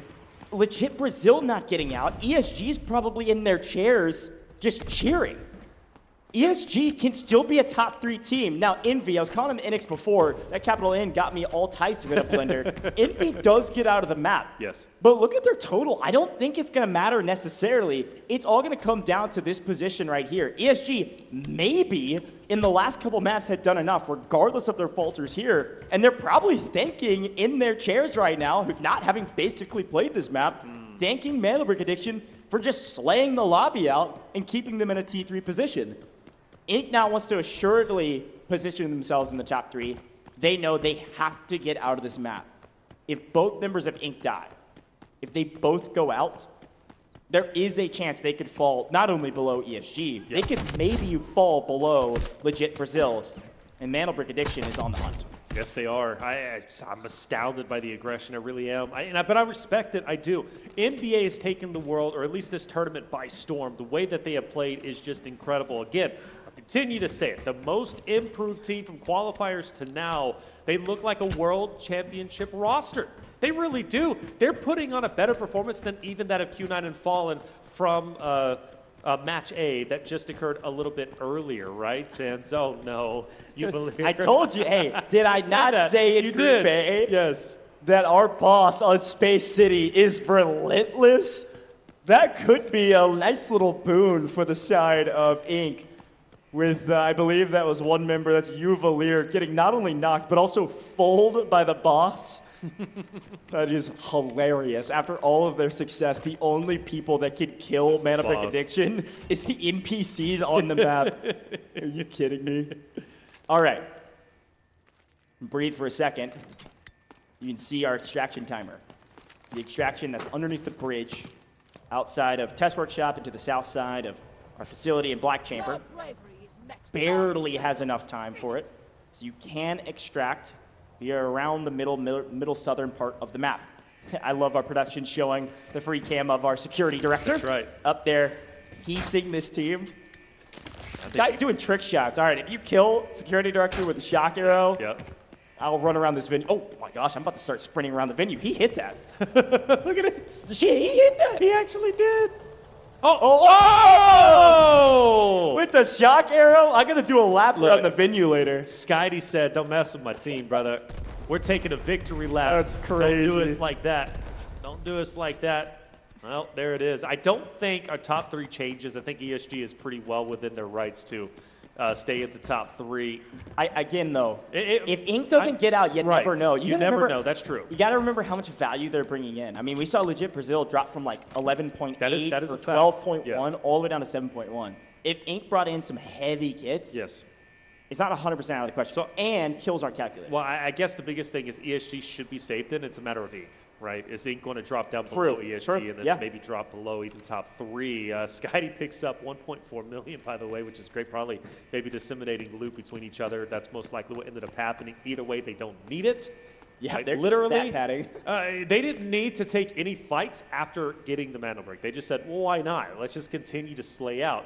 Now, interesting thing, though, and we'll be talking about this a little bit later, is, you know, these top 3 teams are immediately going to go straight into the upper bracket. Like, they don't really get it. They get a little bit of a break, maybe about 20 or so minutes, but they're going to go straight into additional gameplay, which excites me because with NBA playing as well as they are, they don't really have time to cool off. They're bringing this energy and the way that they're playing directly into the upper bracket. And again, with Fallen, with NBA now, like, we could have 2 EU teams going directly into the finals, which is nutty. Yeah, also, Fallen knows NBA the best. They qualified together as EU regional. It'll be fun. I hope they just don't cannibalize each other. It'll be fun to watch them battle it out. Right. But okay, let's finish this up here. Mana Break Addiction is gonna, again, stat pad. They're getting everybody up. Now, here's the thing. Mana Break Addiction is going for the only extract that anybody can get to. Ink's got to get out as well. Ink knows it. Killzall and Baby B make upper bracket if they get out. If they don't, it's going to come down to, frankly, a lot of math. And there's only 45 seconds, and I think they just spotted, based on what we can see, Ink has spotted Mana Break Addiction there. It is a 2v3. Mana Break Addiction has the position. And the AWM. It's a long line of sight. Folks at home, as much as we feel like this tournament is over, and it is for match B here, or at least this position of the tournament, it's not 100% over. Ink doesn't get out here, which is not looking like they will. It'll come down to math. Oh, Killzall is actually able to pick one up with the Alluru guided rocket. That's a big boon for him. Killzall goes down, though, as they trade one out. It's going to be a 1v1, and Vandal Brick Addiction are able to drop the last remaining members of Ink. Holy cow, Mana Brick Addiction were nearly perfect throughout this entire competition, and they don't relent even in the final moments when they've already won. They said nobody is making it out of this map. Not you, not now, not ever. Group B was a banger, but it was mostly a banger because of these guys on your screen. Unreal. It is. It's unbelievable. I'm blown away. I really am. I'm not going to lie, guys, and I'll be completely honest to everybody out there in the chat. I didn't expect a lot from Mana Brick Addicts. I really didn't. I wanted to pump them up, and I want our EU boys, I want our NA boys to do very well. I do, trust me. Those are the 2 regions that I want to go the furthest. But with Mana Brick, Addicts barely making it into this tournament, but I expected them to come in and be a little bit flat. Maybe make a run for top 3, okay. But the way they just played is an example of who they are and how much they've improved and how much homework they've done. I have no idea what changed. I really don't. We're going to get another setting a limit, but they have truly been in the lab. I am blown away. I don't know. Who are we thinking is the match MVP? It's got to be probably Skydie. I think it's probably Skydie as well. And again, I'm going to give them all the flowers. To do it in 4 against some really good competition, I don't care how much luck you get on your side, that's nearly impossible. What they did was insanely impressive. Really well done from these guys, and excited to hopefully talk to them a little bit later and hear another interview. But Mana Break Addiction, the best team. You can see them behind me. A beautiful display. Our studio is fantastic, and it's bright in here because Mana Break Addiction is lighting up this map, and they're lighting up this competition already. EU on top. Literally, Group A, Group B are only 2 groups. These are our 12 teams, and Europe is on top, folks. There's 2 teams from Europe. They get first in both groups. Q9 and them and ESG, they said they were researching one team, and that was Fallen. That was on their radar. Did they research NBA, though, Mana Break Addicts? I don't think so, to be honest. They probably just expected them to lay down and just, not perform very well, but clearly not the case. So impressive. Skydie set the example, truly.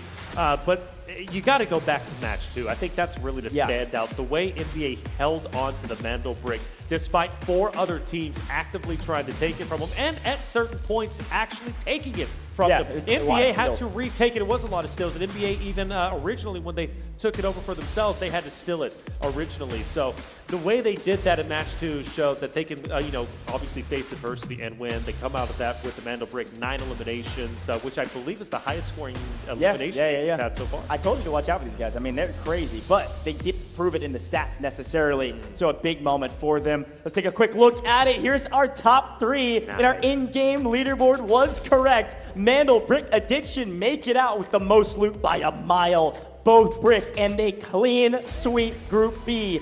Done in 4 in dominant style, but it is all about the top 3. ESG, I'm gonna be honest, a little bit of luck on their side. To get early wipe in round 4 and still get second does give us a little bit of signal of what they are capable of. They get second, and it's Inc. Although they did not make it out, they had done enough in previous rounds. And it came down to that play on Brockish, taking one out of the map. Those 2 guys route manning through, getting kills, getting one out. Easy extracting on Brockish is the reason Inc. is in 3rd and not in 4th behind Legit Brazil. Yeah, Legit Brazil, what a wonderful fight, great moments, but they fall short, much like MG and ISG. And let's give some flowers to ISG. At one point, they were within top 3. They very well could have knocked down ESG, but unfortunately, they were wiped out a bit too soon by Mandelbrick Addicts, who really had no reason to even take any more fights, but they got greedy, and why not? That's what this competition is all about.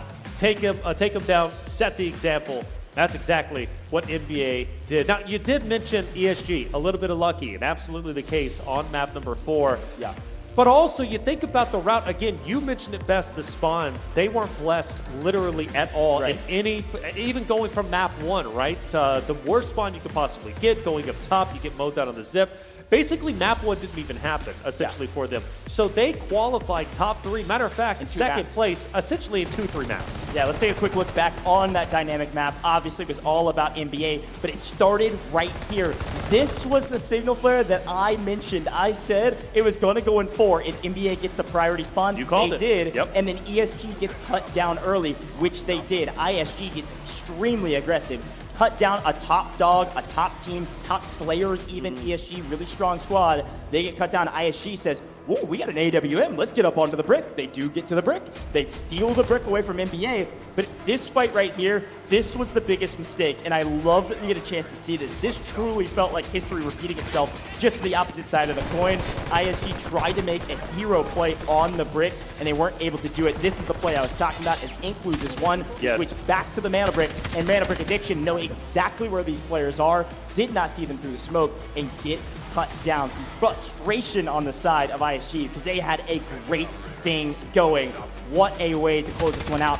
Once Sky took down ISG and that decode started, nobody else even made a play. Nobody went for it. Here's that moment. They go for the steal, they get the steal, and then they get the station. They stand on it and they say, thank you very much. They get the loot they want. I mean, talk about domination in this map. And of course, Legit Brazil, you got to remember we're playing a top 3 competition.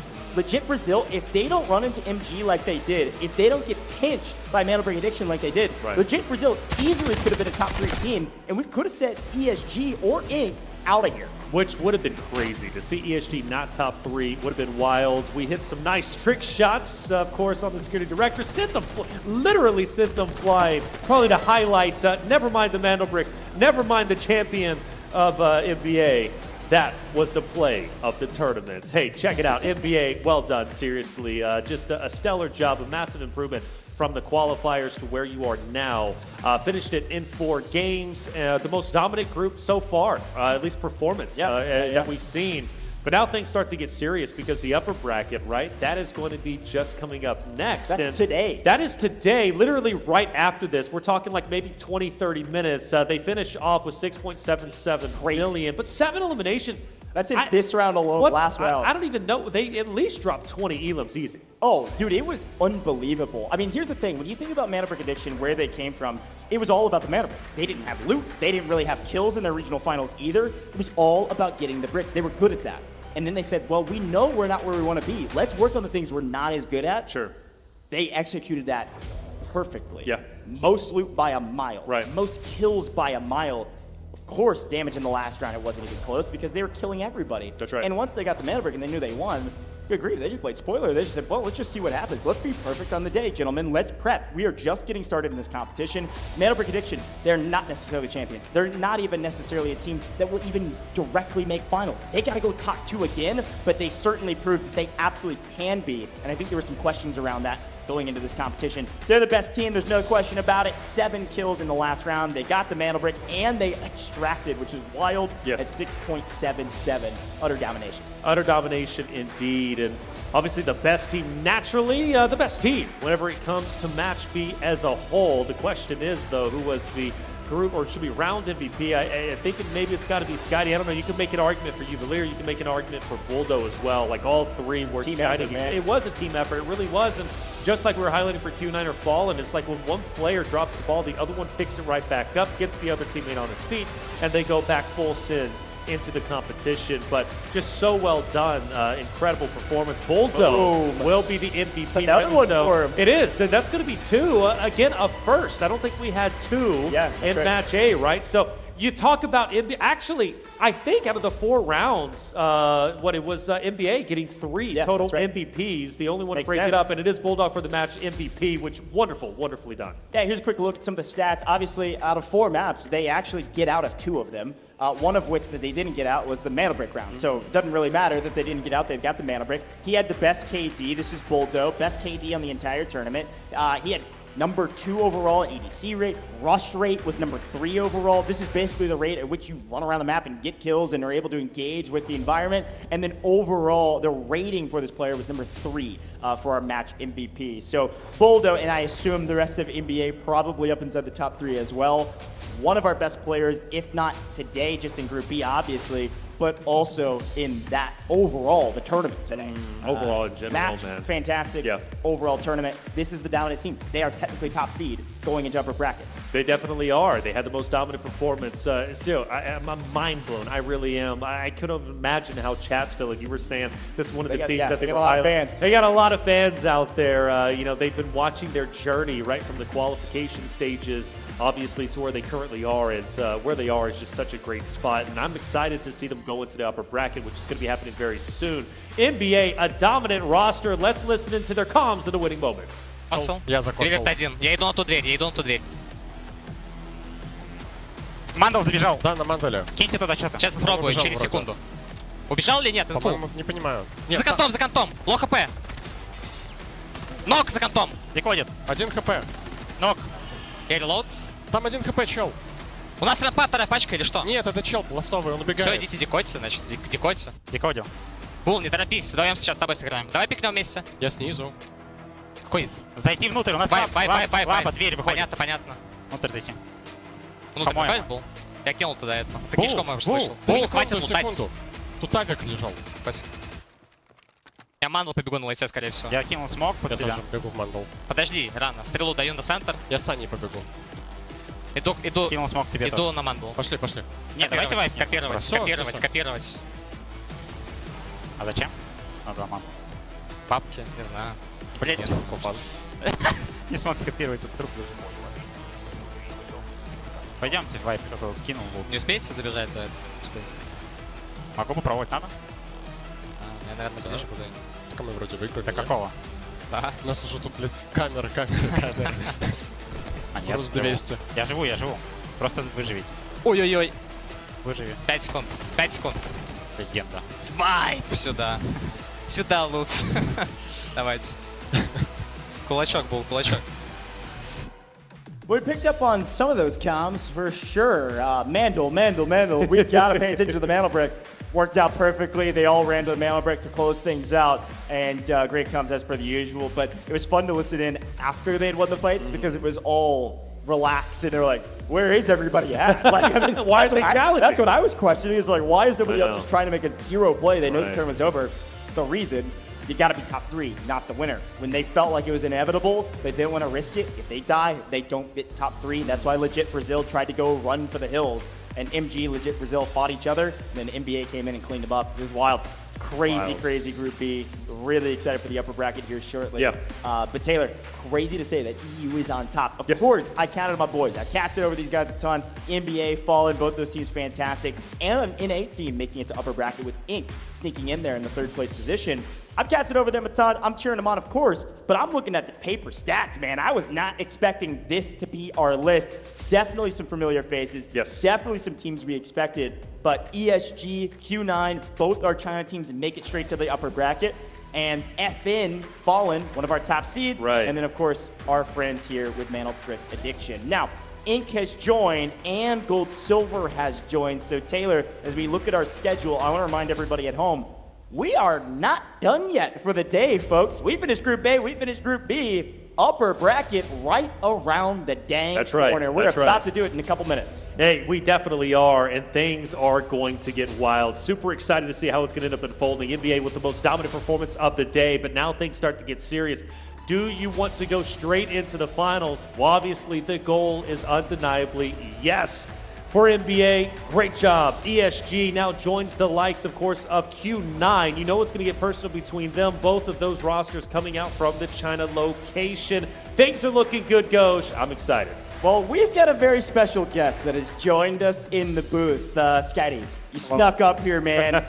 How are you feeling? Shake my hand, dude. You're royalty right now. How are you feeling? You guys put everything together perfectly. How does it feel to win and clean sweep your group? Honestly, it's just like, we prepared a lot of stuff, we were kind of confident in everything, we just played our game, like, there's nothing special, honestly. We did that like a lot of times on scrims, so. Nothing special is kind of wild to me, because one of the things we've been saying, Scotty, is like, you barely qualify in, right? You're still in the last two maps, right? And then you come in here and you absolutely dominate, and it really does, at least from our eyes, seems like a night and day difference from your performance online to on land. So you're saying no big deal, but I mean, seriously, was there a lot of research? What was the development from you guys to go from your online performance to what we just witnessed it in Again 4? The thing is, like, in this game, you always have random, like, things. They might happen all the time, so online, we had, unfortunately, like, first 3 or 4 maps even. It was kind of, we just, like, had unlucky games. We couldn't play our game, honestly. Here, it was just easier. The game was, like, pretty good for us.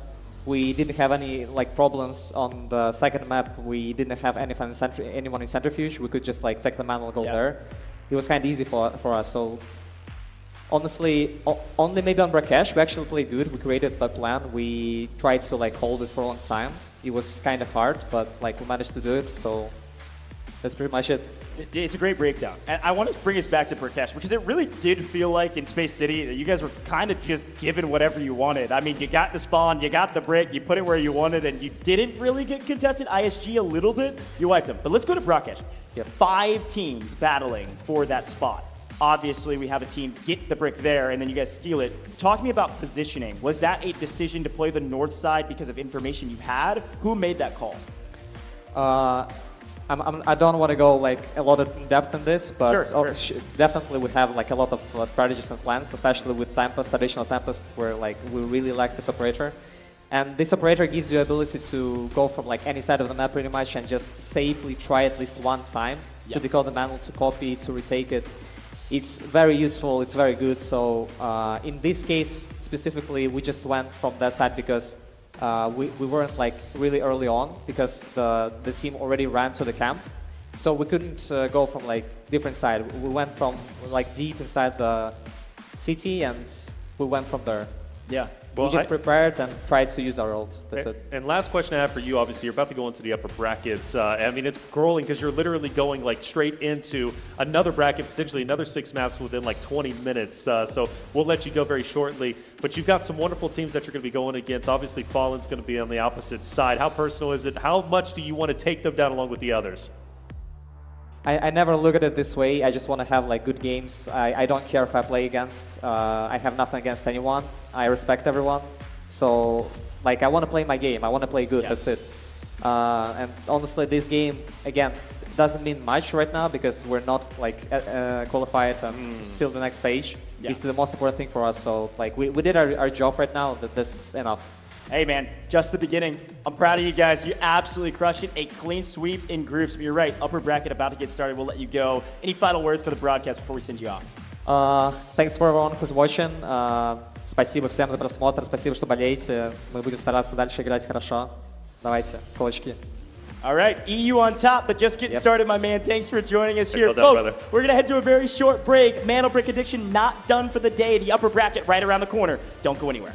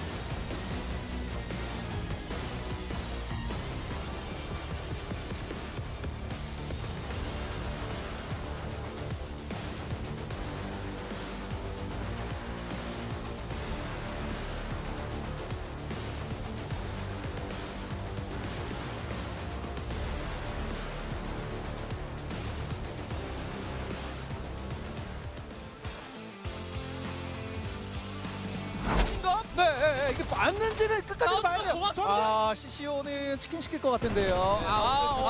결국 한국 대표는 유능재강 화이팅! 안녕하세요. SPS 유능재강 팀의 팀장 곰댕 선수입니다. 현재 직장인으로 한 단어나 문장으로 팀 스타일 표현한다면 저희 팀 이름 그대로 유능재강. 점프. 자, 이제 흩어져서 부드러운 것이 오히려 능이 굳센 것을 이긴다고 국어사전에 되어 있는데 이게 유도 배웠을 적에 그 단어를 되게 기억에 남아가지고 저는 개인적으로 피지컬이 뛰어나다고 생각해 본 적은 없고요. 전략 위주로 플레이하고 있는 것 같습니다. 저희 현준이 전략적이죠. 머리를 담당하고 있어요. 머리. 사람으로 치면 머리를 담당하고 있기 때문에. 현재는 대학 진학 중이고요. 델타포스를 플레이하기 전에는 배그와 발로란트 같은 FPS 위주로 게임했습니다. 저는 1월달 말쯤 친구의 권유로 처음 시작하게 됐고요. 그때부터 열심히 해서 지금 7개월 정도 플레이를 했고 현재 플레이 타임은 800시간 조금 넘습니다. 일단 총소리랑 교전 소리로 인포를 취합해주고요. 또 교전 시에 오더나 일선으로 들어가는 돌격 포지션을 맡고 있습니다. 저는 솔직히 머리가 막 좋지 않아가지고 전략 위주는 전혀 아닌 것 같고 그냥 에임 기반으로 한 피지컬 위주 플레이를 주로 합니다. 네, 뭔가 되게 현실적이고 그 무장을 가지고 들어가서 서로 뺏고 뺏기면서 만약에 모든 팀을 다 잡았으면은 이제 다른 상대 팀의 무장을 다 빨고 나오는 그 쾌감 때문에 계속했던 것 같네요. 지찬 선수는 인포를 잘 따주고 동댕 선수는 약간 어떻게 하자 이런 플레이를 많이 해주는데 저는 중간에서 뭔가 아닌 것 같은데 이러면 제가 그걸 또 정정해주는 그런 포지션인 것 같습니다. 원래 글로벌 서버 하다가 사람들이 막 그렇게 잘하는 것 같지 않은데 라고 생각을 하면서 좀 대회니까 어쩌다 보면 잘하는 사람들이 있어서 좀 실력도 키우고 경험도 쌓고 싶어서 한번 나오고 싶었습니다. 저는 결승전 6라운드가 가장 기억에 남습니다. 원래 1라운드부터 5라운드는 진짜 저희 다 망한 것 같아서 거의 포기하고 있었는데 6라운드 때 진짜 다 마음 꽉 붙잡고 어떻게든 해보자 라고 해서 마음다짐하고 들어갔는데 그 플레이가 다 완벽해가지고 그렇게 1등을 한 것 같습니다. 응원하는 치어리더와 그다음에 이제 코치 역할을 하고 있습니다. 몽둥이 많이 휘둘죠. 몽둥이를 든 치어리더. 사실적으로 이야기하면 용돈 벌려고 시작했던 건데 어쩌다 보니까 대회 준우승도 하고 해서 프로 생활을 지금 하고 있게 되었습니다. 다른 선수들에 비해서 제가 떨어진다고 생각을 해서 그래서 피지컬적으로 승부를 보는 것보다 안정적이고 운영적으로 우승하려고 저는 플레이 스타일을 잡고 있습니다. 무조건 자신감, 할 수 있다. 오투가 자금으로 자산으로 가져가겠네요. 오투가 올라가죠. 이렇게 되면 상대방 그러니까 대회장 들어가면은 무조건 기선제야. 막 소리도 치고 뭐 자리에 앉아가지고 뭐 킬하거나 하면은 막 일어나가지고 상대방 두발 도전 막 해야 된다 정도? 기선제압을 무조건 해야 된다. 저희 팀 되게 최고입니다. 처음 스크림 성적이 되게 안 좋았는데 지금 16번의 스크림을 해본 결과 최근 들어서 이제 만델도 꼽고 상대방 팀을 이길 수 있는 기회가 되게 많이 생기고 있거든요. 결승, 그러니까 대회까지의 지금 일주일하고도 반이 남았는데 앞으로의 기간을 통해서 조금 더 갈고 닦으면은 진짜 제가 처음에 말했던 것처럼 저희가 최고가 될 수 있지 않을까 그렇게 생각을 하고 있습니다. 유연한 플레이? 저는 하이에나 같은 플레이라고 생각합니다. 우선 처음에는 부족한 면이 많았는데 최근에 이제 폭발적인 성장력으로 중국 팀과 비해도 그래도 견줄 수 있을 만큼의 실력이 되지 않았나 싶습니다. 일본은 무조건 이기겠다. FL팀은 무조건 꺾고 올라가겠다. 저는 부드럽고 물 흐르듯한 플레이라고 생각합니다. 우승까지 할 수 있는 팀이라고 생각합니다. 저는 약삽하지만 매우 전략적인 플레이라고 생각합니다. 저희 팀 발전하면 끝도 없는 무한한 팀인 것 같습니다. 아니 뭐 이왕 대회 나간 거 처음 3등 안에 들고 두 번째 1, 2등 해가지고 바로 파이널 가겠습니다. 너네가 1등이라 생각할 때 그건 우리 거다. 결승 못 가면 부킹 비행기 타지 않겠습니다. 중국에서 살아야죠.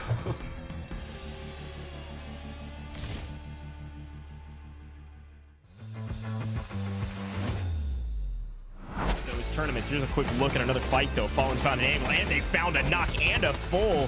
Flair gets the ult. Able to find 2 kills, looking for the third. There's the top angle. Congrats to our top 2 teams, Tiff, Mana Prediction, and Fallen, headed to LAN in China. I'm Flaric. I'm from Team Fallen, and it's Europe region. He's Prorok team, and we joined to him. But as you know, his situation, he can't leave his country, and our team name just stay. Before, when we had Prorokan team, probably he calls every our moves. But right now it's probably on my way to choose when we will go and what will we moves will do.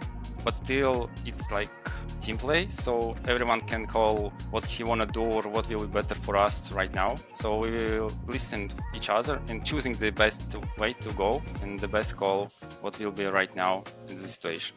For us, it's just confidence. Unbelievable. We've got more fights happening right now. Saniva grappling people in, trying to beat people down, but Fallen wins the gunfight. We didn't care about any team, so we will just play our game. It's hard to prepare to another teams because the game so a lot of random moments that's going on. It's better aim to your moves and what you will do in the game right now, but not to look and watching how another teams are playing. But the strongest team won. Probably it's interesting to play against Chinese teams because it's like Delta Force is homeland for Chinese. Probably it will be interesting how they're playing and what will they do in the semifinals. Yeah. My name is Sirius Bishka. I'm playing for Team Fallen. Based on my game style, I'm more like support guy. For me, I can say that I have always been a competitive person since childhood. I never like to lose. They know this team is weak. They don't know how weak necessarily. I think they saw at least one down. Like I started my competitive with CS. After I left CS, I discovered myself at Delta Force. I think my most memorable moment is the first tournament ever, Season 0, I think it was, when the game just came and they announced the first tournament and we made into finals and took 3rd place. Mine is the semi-finals of the qualifications in China. It was unforgettable and very cool. I was very happy for my mates, for Flaric and for Prorok, and this is so cool for us. I'm HR, I play in Team Fallen. I think I'm a support guy, but I have more kills in the game. Cut! I play Medic, but everyone does the same amount. Everyone is important in this game. Choice to play as a Medic is a team decision. We like this role. I will say for myself, I'm not a fan of playing as a medic because I have good aim and I need to shoot shots all time. But I train it and did everything I called. I have always killed a lot and will continue to kill. The best things I can do is kill. It's simple, play a huge amount of games, practice every day, play scrims every day. At the moment we play every day for maybe 12 hours and we'll continue to do the same. Play, sleep and again. And about the chemistry, I guess when we will fly to the China and we will meet each other together in the real life, we will try to make some good chemistry. We will have some dinners together or watching movie, watching some demos from another teams. We will just speaking with each other as lot as we can. So I guess chemistry will come more and more better. Probably its main goal is to win the tournament because in other places will be not good at all. We are flying to the China only to win, and we will prepare as we can. We will do our best probably. Okay, it's hard to prepare because, as I said before, it's more random situations in the games happening, but still, only first place will be good for us, nothing more. I think the main goal is a victory on tournament. Yeah. We need a victory, that's all. My guys are the best, and I believe in them, and we can win, I think.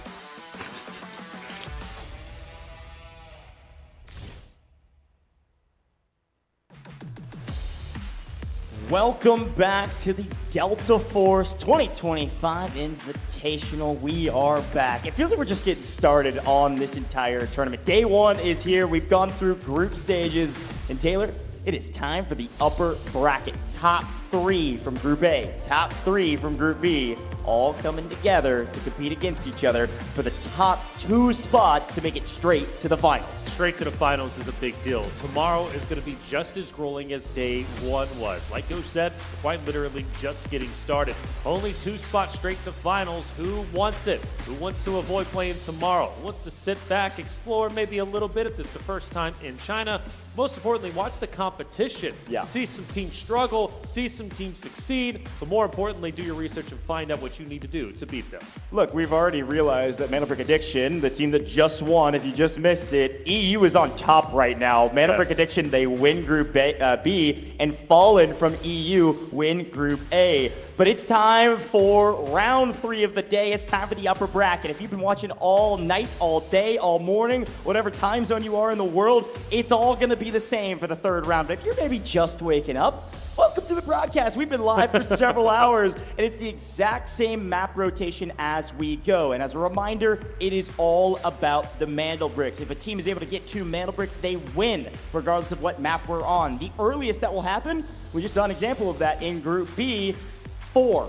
We see a Mandel Brick round in round 2 and a Mandel Brick round in 4, 5, and 6. So if you have the same team get the Mandel Brick in round 2 and 4, we don't even play 5 and 6. We only see Space City once. We'll start with 0 dam and then move on our merry way. Same map rotation and the same rules to start. Obviously, as you can tell, all the players, they're starting with 1 million Technic Alloy. They've got their 3x3 safe box and they've got their card holder. And there is a fixed supply every round. If you're wondering how teams are not broke if they keep not being able to make it to the extraction point, it's because they do get some money back every round no matter what, just so we make sure that people are able to get some money and be able to still play. But of course, the big ticket is kills, folks.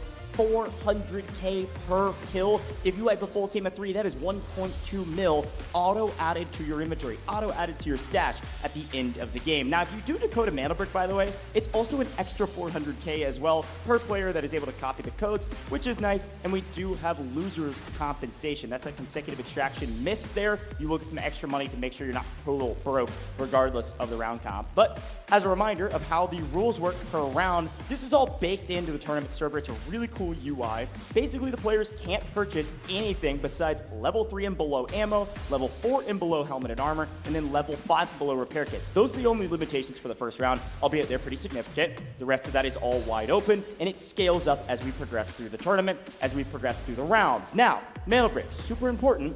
Couple timers to be aware of. ID tags have a lot of value, by the way, as well. We've seen those in safe boxes, makes a lot of sense. But the big thing about Mana Bricks is that you can't pick it up for 2 minutes and 45 seconds when you spawn into a Mana Brick round. Once you grab it, you've got 5 minutes with that torch timer to make it to a decoding station. Once you put it in the decoding station, 4 minutes start. Every time it's stolen, the clock resets minus 30 seconds. So if it's 4 minutes and you're able to decode that for 3.5, but you're not quite able to take it, there's 30 seconds left, it gets stolen. We've seen that a couple times. It will reset to 3.5 minutes and reset every single time a little bit lower down the clock, minimum of 1 minute and 30. Now, fun conversation around operators in a very unique system where every team can only use each operator twice. Not the player, every team. We're seeing some high value operators. We're seeing Hat Claw as the operator that's absolutely out first. D-Wolf not too far behind. Once you use an operator, you can't use it again if you've used it twice. But let's talk about our schedule. We are on our last best of 6 of the day. We've got it all figured out. It is time for the first round of the upper bracket. We are out of group stages.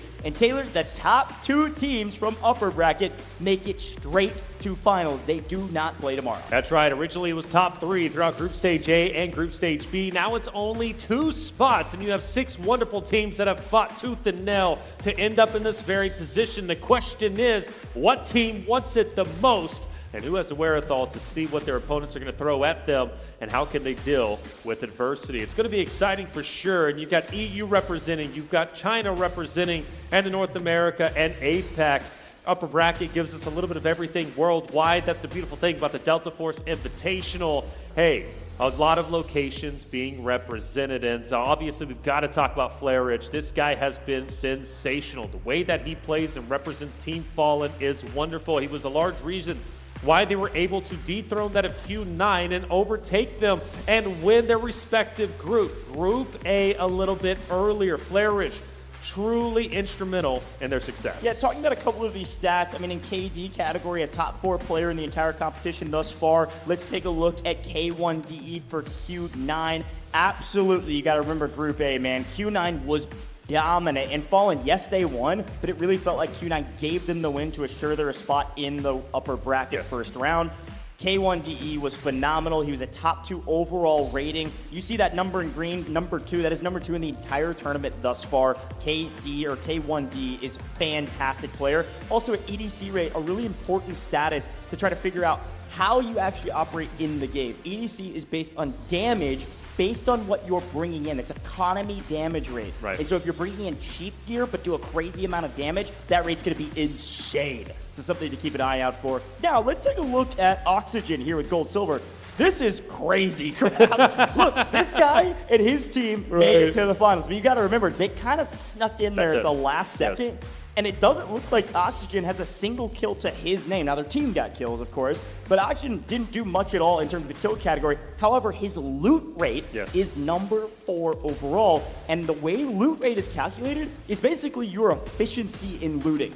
Based on the number of crates that you open, how many do you get high-value loot, and what path do you take to get that loot in a certain amount of time? That's how all that works. But take me through Skydee here. Yeah, Skydie's incredible. We just had a chance to interview him and talk about his run from online, of course, to LAN. When we're talking KD number 2 as a whole, this man knows how to slay out, and he does so in wonderful fashion. He's also very quick to get onto sites, which means he's going to be punishing those rosters with the rush rate whenever they're over there. Like, take Museum, for example, right? One of the first guys to get in there and challenge even the likes, I think it was at the time, like maybe even legit Brazil, that they were going against quite often. Now, this guy, very, very big fan. From ESG side of things, it's going to be Fu Zhang. His stats are wonderful. He knows how to get evacuations. He knows how to slay up. But more importantly, what stats don't show you is he knows how to get those off angles. Traditionally from ESG, from what we noticed from Match B, he'll be the one to break away from his duo and then stay by himself. So it'll be DT Luyun who's going to be sticking together. Fu Zhang will be going and getting those off angles and opening up opportunities for that duo to then come in and capitalize. The stats are wonderful. He's clearly at the top of the food chain, but what he brings to the table in his execution is invaluable. Well, and speaking of execution, too easy, a clutch player and a very well-balanced graph and the type of player that he is. Having over a 1.0 rate for loot rate means he's extremely efficient with the way he does his looting patterns. So very well done from that squad. And then, of course, that economy damage rate is impressive as well at a 2.07. He's not necessarily at the top of any category, but he's solid in all of them, which was what makes a good player. Really cool to see all the different stats from each of the players. We'll keep doing that throughout the course of the broadcast and continue to explain what those numbers mean and how they're calculated. It's really fun to see the behind the scenes. Got a chance to talk to some of the devs that we've actually seen in some of those big dev roundtables. Got a chance to talk to Novak, broke all those stats down for us. Novak's great, yeah. Really, really cool stuff. Yeah, for sure. And the stats are great. I mean, I got to say, it's pretty comprehensive. It's wonderful to see, you know, because a lot of times, tournaments are going to focus on KD. There's a lot more that goes into these events than just KD. There's a lot more that comes into obviously being successful than just KD. You look at your competing teams again. When we look at the EU side of things, you have Mando Brick Addicts. Okay, they were the ones who ended up taking Match B. For Match A, it was Fallen from the EU side. Both teams know each other very well. They came through the same qualifying run. They took the same route to get to this very point. Now from China, though, from that LAN experience, ESG Q9. ESG was the #1 seed coming into the tournament, but they finished as the #2 seed behind that of NBA. They're going to be opposite of Q9. Now things start to get serious for them. There's a lot of pride, not only from the EU side, but also China's side of things. Neither Q9 nor ESG wants to lose to each other. And then let's not forget Inc. from North America and then Gold Silver from APAC. Yeah, those are all 6 of our teams. They're about to compete, folks. You think we're just getting started on the day, or maybe we've been here a long time. I don't know if you just woke up or you've been here the whole time, but we are going into a full another best of 6. It could be 4 like we saw in Group B. It could be 5 like we saw in Group A, or maybe we hit the full gambit and it goes full 6 for upper bracket round 1. Top 2 go directly to finals. Taylor, you said something really important as we take a look at Mana Brick Addiction, which on paper is our top seed. They're our best team. They closed out in 4. They completely clean swept their competition. Something that is super important is that you're right. Both the China teams make it to upper bracket round 1. Both the EU teams make it to upper bracket round 1. So before we talk about Gold, Silver, and Inc., who kind of snuck in here to some degree, these 4 teams, they each know each other. These 2 teams on both of these regions fought each other to get here. They both make it. And you're right, ESG on your screen right now, they won out in that competition. Yes. They didn't necessarily crazy frag. The crazy part about their stats was how much loot value they extracted with in a grueling competition to get to this stage. So ESG, they know exactly who their competition is. They know how to play against them. EU, the exact same story. Fallen, Mandelberg Addiction, they went head to head. Fallen was on paper in the EU finals a better team. Right. They crushed Mandelberg Addiction Right. until the final two maps where Right. Mandelberg Addiction snuck in, grabbed both bricks and said, haha, we won. Well, the thing is, a lot of people admit it, especially from the China side of things. Like, look, we researched Team Fallen. We wanted to see what they were about. We wanted to battle against them because we felt they were going to be a true threat. And NBA came in, obviously earning their spot, but doing so in a crazy fashion. And the fact that they made it and they also won their respective match, I think put people on alert, especially for other regions that might be underestimating what NBA is all about. But for Gold Silver on your stream, a team, again, like you said, they kind of skated by. There's a lot of questions. Would STS make it? Would it be Gold Silver? Well, ultimately ended up being Gold Silver. And, well, you know what? They have a real chance to potentially make it as to the top two, which would be a crazy storyline, and it could happen. You never know. As far as traditional storylines go, NBA kind of blew that out of the water. Like, at this point, nothing is guaranteed. No, no, it's totally not. We look at Team Fallen, though. This is going to be a fun one to watch. Obviously, Flairich was one of the #1 guys that we covered in the very beginning when it comes to the stats overall. Again, a big playmaker. But HR, a young gun in himself at 19 years old, looking to make waves within the Delta Force scene, and use Bisca as well. Just wonderful in his own right. Well, it's super funny. And you can see HR on the screen right now. It is super funny to actually think Inc. is made it here to the upper bracket. Sure. They didn't sneak in quite like Gold Silver did. They had a great tournament overall in 4 games. They just weren't able to make it out of the last map, which made their score not look super impressive. Right. Infant Baby is also 19, technically the youngest between him and HR. We have the 2 youngest players in this competition already into the upper bracket. Yep. Young Gun's on top right now. That is true, which hurts my soul, being 33. Like, it's like, don't out yourself like that. I have That's to. crazy. I've got to be honest. Look, I'm an honest guy when it comes to chat. I'm 24, so. I understand. You're probably like 21, maybe you're 38. I don't know. I can't tell anymore. Oh, whoa. But you got. But the big thing, you got a head full of hair, so you're blessed, yeah. and Well, a thanks, face man. full of hair. Chat, I'm gonna be honest with you. That's just who I am. But you know what? At 19, though, it is pretty sensational, not only to be in China, but also competing for $500,000, and like you said, a true route now that is, reality to go straight into finals. A sold-out stadium, like, come on, at 19, living the dream. Well, and that's the crazy part, is that if you get top 2 here, you're directly to finals. We've been saying that. What that means is you completely skip the elimination round, which is tomorrow. Tomorrow, we're playing 3 more best-of-6s. It's going to be grueling, in the lower bracket. Yes. And they're all elimination rounds. If you're a bottom 2 team in any of those rounds, you're going home, I think, for all but maybe one of them. So those are elimination rounds. Not having to play in those, not having the stress of that, and knowing you're playing on stage in a stadium, sold-out stadium amongst the audience, that's a win in its own right. Right. So getting there is huge, of course, let alone just getting there and being able to play for the prize pool, because top 6 are playing for a majority of the prize pool. That's right. Majority of the prize pool, indeed. $500,000, quite literally could be life-changing. Yeah, also, by the way, we're paying attention to chat. Taylor's been asking for predictions. I'm seeing a lot of EU love, probably because of time zones, by the way. I think some of our North American friends might be waking up here shortly. I want to say back home where I'm from, it's 6 a.m. in the morning. So right now, for the Central Time Zone, some of my friends are going to be waking up for work. They're going to check in and be like, hey, Goja's still casting this tournament. Wait, we got an N8 team in the upper bracket. Let's go. They're going to be watching that once they get to work or whatever it is. But here's a look at some of the stats down below of each of these teams. These are some of the things we went through, but these are the team stats. So you're seeing which teams were able to get out of the map pretty consistently. What are their average loot values overall? I mean, crazy numbers from Q9 and obviously Fallen. These are pretty cool to look at on average per game as well. There's a lot of stats behind the scenes that our team here is able to pick up. By the way, that's a good one. That is great. That's great. We've been paying attention to chat. There's been a lot of people asking, what's on their head? Yeah, we asked about that. We asked about it. Some Apparently, dinner. I thought it was just to catch sweat because everybody's sweating. It's a cooling pad. It's like a cooling sticky pad that you can stick to your head and you can stick to your arms or whatever you want. Yeah. Cools you down. I need that, but we have makeup on. We can't put one on. I would have worn one. I don't for need chat. that. I'm feeling fantastic up here. Okay. You're sweating like a stuck pig, man. Bro, you're sweating. What do you mean? I looked over at you as we were live. I'm like, man, you actually got some beads of sweat coming down your nose, bro.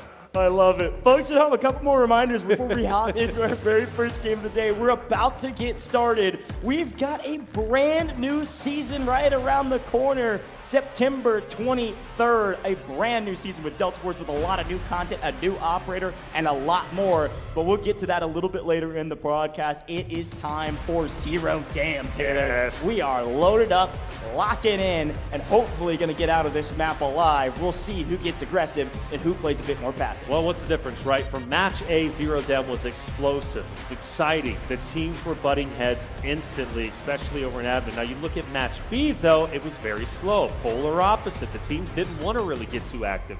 This time around, we're going to have a mixture of both. So you've got the aggressiveness from match A with a bit of the passiveness from match B coming together. And of course, you have to adjust your play style to what ends up making sense. Ladies and gentlemen, in the chat, make sure you get loud. Support your favorite team, EU, NA, APAC, China. Who's going to take it? All right, in our very first round, we've got our priority spawns going to FN, and I believe that's Q9. Are you kidding me? A rematch of history. The top two teams from Group A get prio spawns, and they're going to be battling over admin immediately. Q9 coming in from the western side, FN coming in from the eastern side.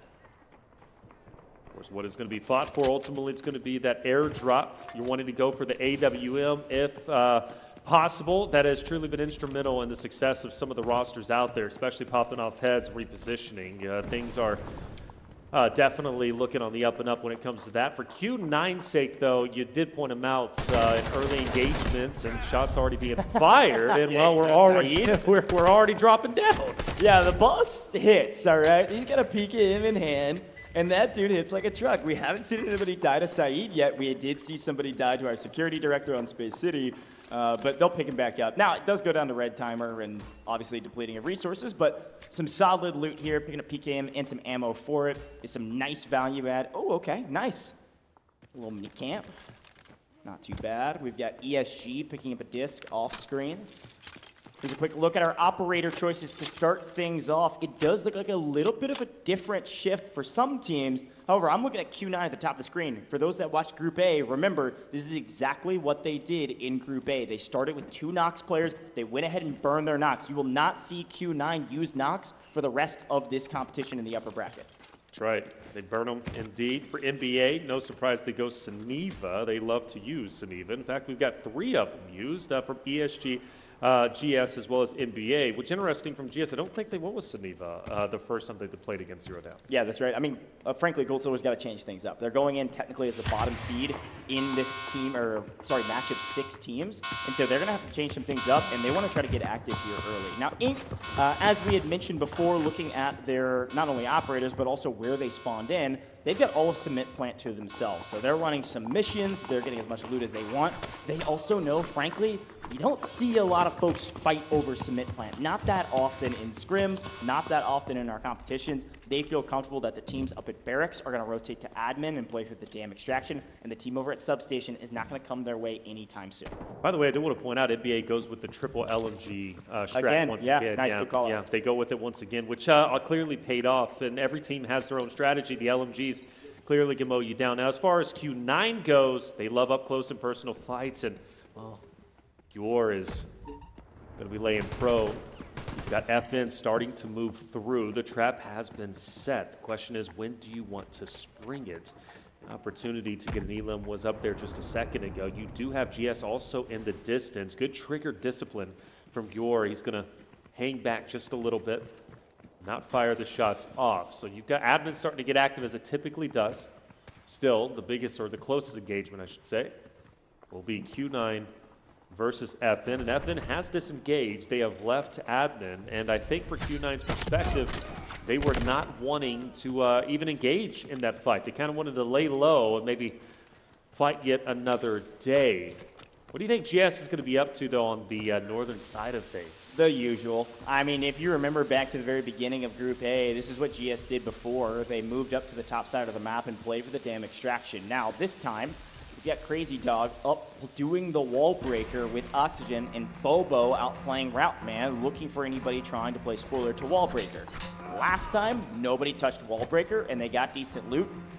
But this time we'll see what they're able to do. Now, we are seeing, this is all of the bricks coming in. GS, that's Crazy Dog. He's already opening safes, and he's got, what, triple? Oxygen's found one, too. Crazy Dog's found two. That's a lot of gold bars, folks. We'll take that for Wallbreaker. That's one of those moments in Wallbreaker. You finish the Wallbreaker mission, you go, hey, yo, guys, can we get out of the map, please? They are able to play for the damn extraction, but it does look like Fallen has moved up as well to maybe guard their extraction after they finish up Wallbreaker. It is nice, though. You got to remember, safe boxes are a part of this competition.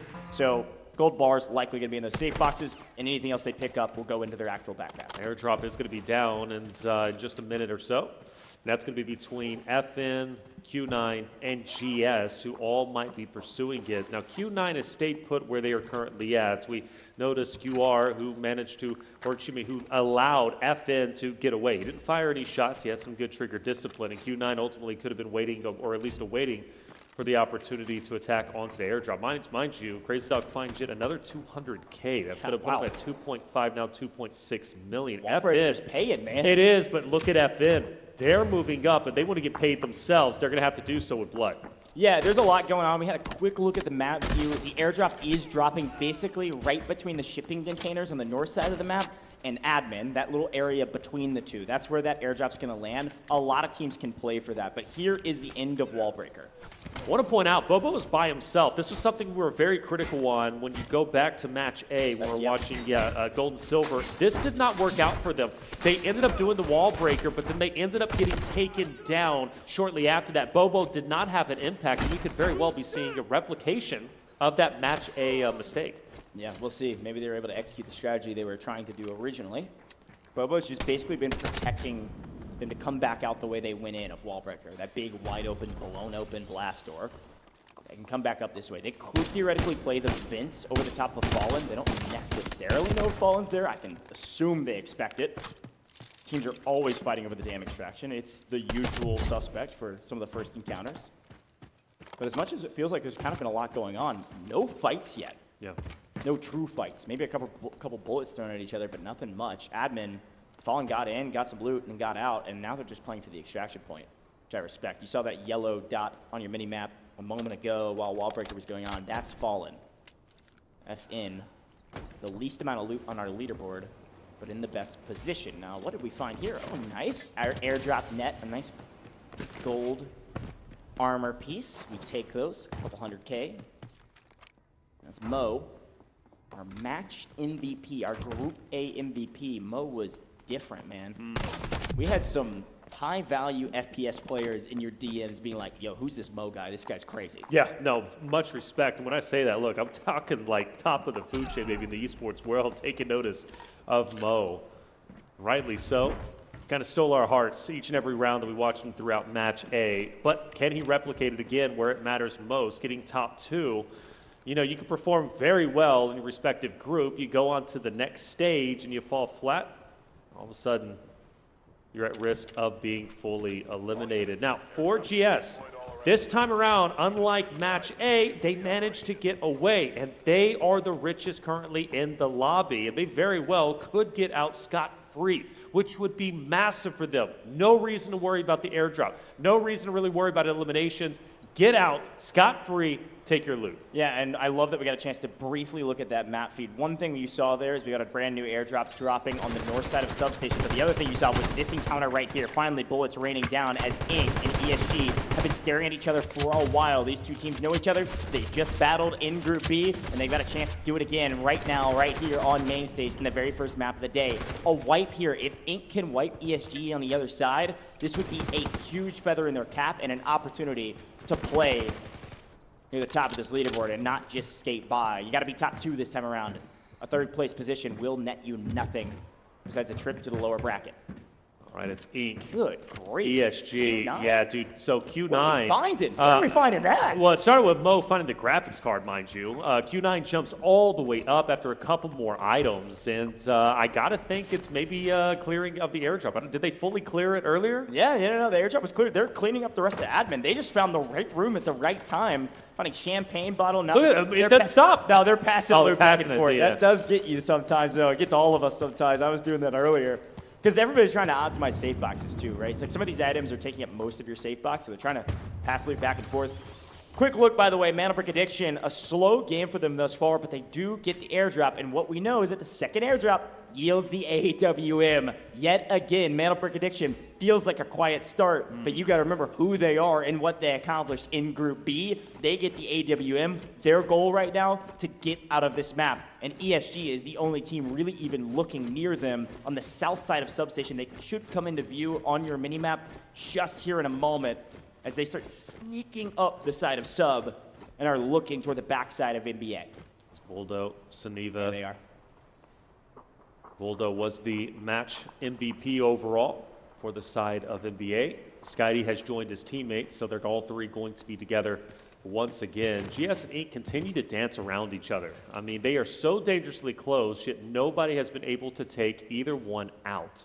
Yeah, and it's interesting because it was ESG and Inc. fighting before. They both took some shots and were like, nah, this isn't really worth it. So they back off. But there is an extraction happening on the north side of the map. Damn extraction's got 1 minute and 20. You see that in that timer to the left side, or sorry, the right side of the mini map. Top left side of your map. Skydie and Co. gonna pass around some ammo, figure out who's gonna be using the AWM. And here's a look at it. So this is what I was wondering is, how are we gonna take this fight at Damn Extraction? GS could have taken the vents over the top of the Damn Extraction, didn't. Q9 pushed up from admin into shipping containers and now is playing inside of basically the wall breaker position. We're potentially gonna go for the extract. But we look back to GS and Inc., who have been kind of, like you said, jockeying around each other with the new, I say new, it's not that new, the underground area of Zero Dam in the last patch or so. Probably 5 minutes left. Nobody has lost their life here. Yep. Yeah, this is, I think they realize that the stakes have been raised from group stages. Got to be a little less reckless. Got to take good opportunities. Non-Mana Brick rounds sometimes begets this. A standoff. Well, bullet shot down range. Fallen's going to get out of the... Fallen is alone for the most part on the Damn Extraction with 12 seconds left. I also have the lease, though. Yeah, I mean, they're getting out with basically nothing. They're just protecting their loot. And they were just expecting, I think, a team to try to fight them. Yeah. Look at this. Q9 wanted to. Q9 wanted to, See ya. but there's Fallen. They're all going to be gone. And, I mean, it's still the lowest out there whenever it comes to the overall standings. We now have 4 minutes and 20 seconds. Again, just to reiterate, we haven't lost a single player yet. Not even a single down has happened. This is craziness. Which I expected there to be more aggression, especially with Match A joining into the mix with Match B, but no, not the case whatsoever. Everybody's avoiding themselves. I'm looking at the map anyways. Nobody's even close to each other anymore. Yeah, with Fallen out of the map, there's a little bit more room to work with. You can see on your screen right now, GS is headed down towards Visitors, which, I mean, obviously there's an extraction down here in theory, or there usually is in pubs. I'm not seeing it on our map right now. The main extractions are going to be Riverbank, Repair Passage, and then that damn crest that we've been using some. We told everybody at home, Mana Brick Addiction, they got the AWM. Their goal is to get out of the map. And they will. That's what's happening right now. Mana Brick Addiction is headed up to the north side of Barracks to get out that way. ESG is playing towards Ridge, where they frankly got punished by legit Brazil during group stages. Everybody is playing super slow and, I wouldn't say passive, but strategic to make sure they stay alive. ESG just slowly creeping towards the next extraction. I will say too, you're seeing it top left, you're like, wait a minute, we got another damn extraction? That's right. Re-pulled, second extraction, and it was pulled in time, about a 30-second differential between our game clock and that extraction. So you can get out via the damn extraction, and it is Q9 that's actually sitting in that extraction point right now, as it looks like Mana Brick Addiction has sent Boldo on his way assuredly with that AWM. And now Skydie and Co. can start to push up, maybe challenge that of the Damn Extraction, where Q9 is currently sitting, maybe even over towards ESG. But things will start get a little bit tightly contested. I think GS is going to be free and clear, most likely not going to get challenged. They'll get out. My question is when will Inc. and ESG collide, and will Q9 also be added to that equation? Because all three teams, I believe Inc., ESG, and Q9 might be colliding together along with NBA. Maybe we have 4 teams there. Again, GS is getting the better end of the bargain. Yeah, well, so GS is going Damn Crest, which is the extraction point on the top right-hand side of the map, one of the highest points on the map. I thought ESG maybe was going to try to rotate back up there, but they're actually going for the dam extraction. You can see them on Ink's feed right here, as Ink is going to follow suit. It looks like at least one member of Ink is going to follow suit. Killzall creeping up towards the dam extraction as ESG creeps towards a potential team wipe, one way or the other. Two members of Mandelbrick Addiction are going to get into the mix, and again, just play spoiler. They sent one out on purpose with most of their loot. ESG's got to read that, yes, there is somebody in here, and it's the full team of Q9. Inter-regional competition. Two teams from China about to face off, and Mandelbrick Addiction coming to play spoiler. Well, it took 15 minutes to get to this point, but we are finally here where engagements are about to go down, and Kizzle is going to take some out. There's going to be two. Well set up. Big finishes overall. Liun, Fujang from the side of ESG will be down and out. Will we get some more from Ink's side of things? A big opportunity for Ink. Good shots. Killzall refusing to back down and back away. NBA, mind you, is also starting to join into the mix, but Killzall could quite literally see everyone before him. Again, Ink with great strategy. They send both of their other two players down to the extraction on the south side. That's the riverbank extraction. They keep Killzall up, say, hey, dude, go figure it out. Go find some kills.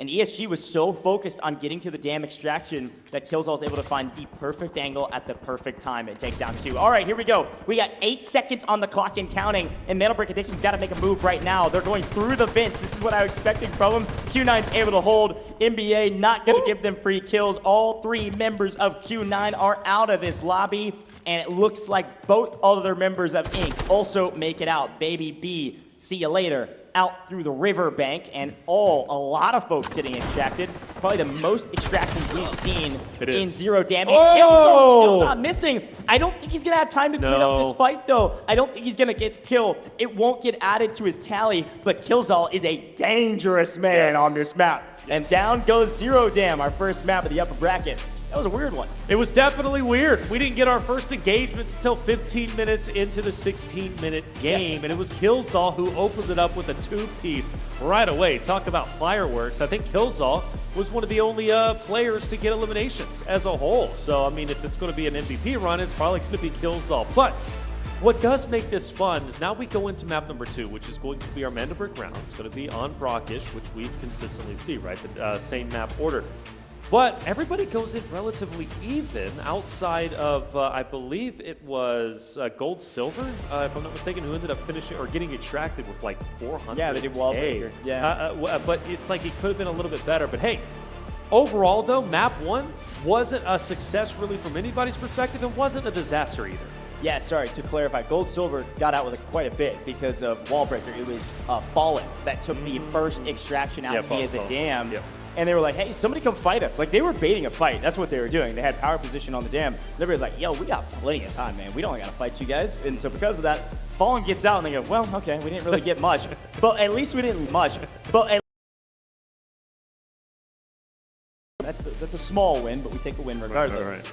Again, Group A, Group B, there was a big question of, hey, how do these groups look like against each other? What is this gameplay style? Is it going to look identical? Is there going to be differences? Totally different games. We saw Group A and Group B, a lot of differences. Upper bracket, it's the same question.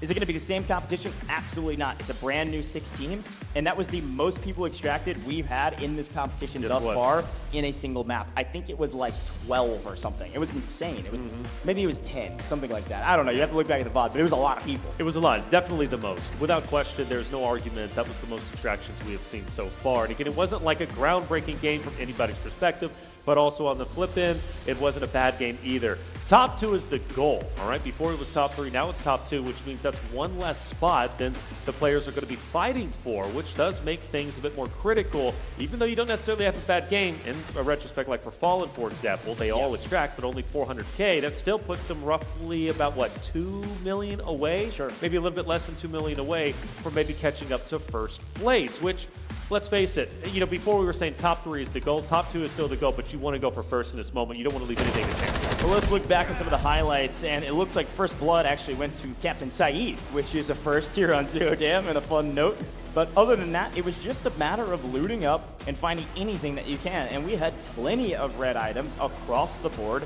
And I'm going to be honest, I wish my wall breaker paid like it did for these guys. They picked up 3 gold bars, looks like off the ground going in, which is insane. They also pick up the watch out of wall breaker and plenty of other purple and gold items as well that we didn't see. And then we had our airdrops, and this is the classic note about airdrops. The first airdrop, high value loot. There was a graphics card in there. We had some gold armor as well. The second airdrop, though, was all AWM all day. And Mandel Brick Addiction, they get it, and they get out with it. So that's a huge boom for them. We could see that happen in the next game. We could see the AWM, but we could see Killzall do crazy things like he did there. Sneaks in, rats out, finds the angle, picks up a double. A huge boom for that team. That's 800K to their inventory just because Killzall didn't go with his squad. Yeah, we talk quite a bit about Too Easy. We talk a lot about Baby P, but nice to add Killzall into the conversation, setting up a nice trap. He springs it. It ends up paying off big when it matters most towards the tail end. One of the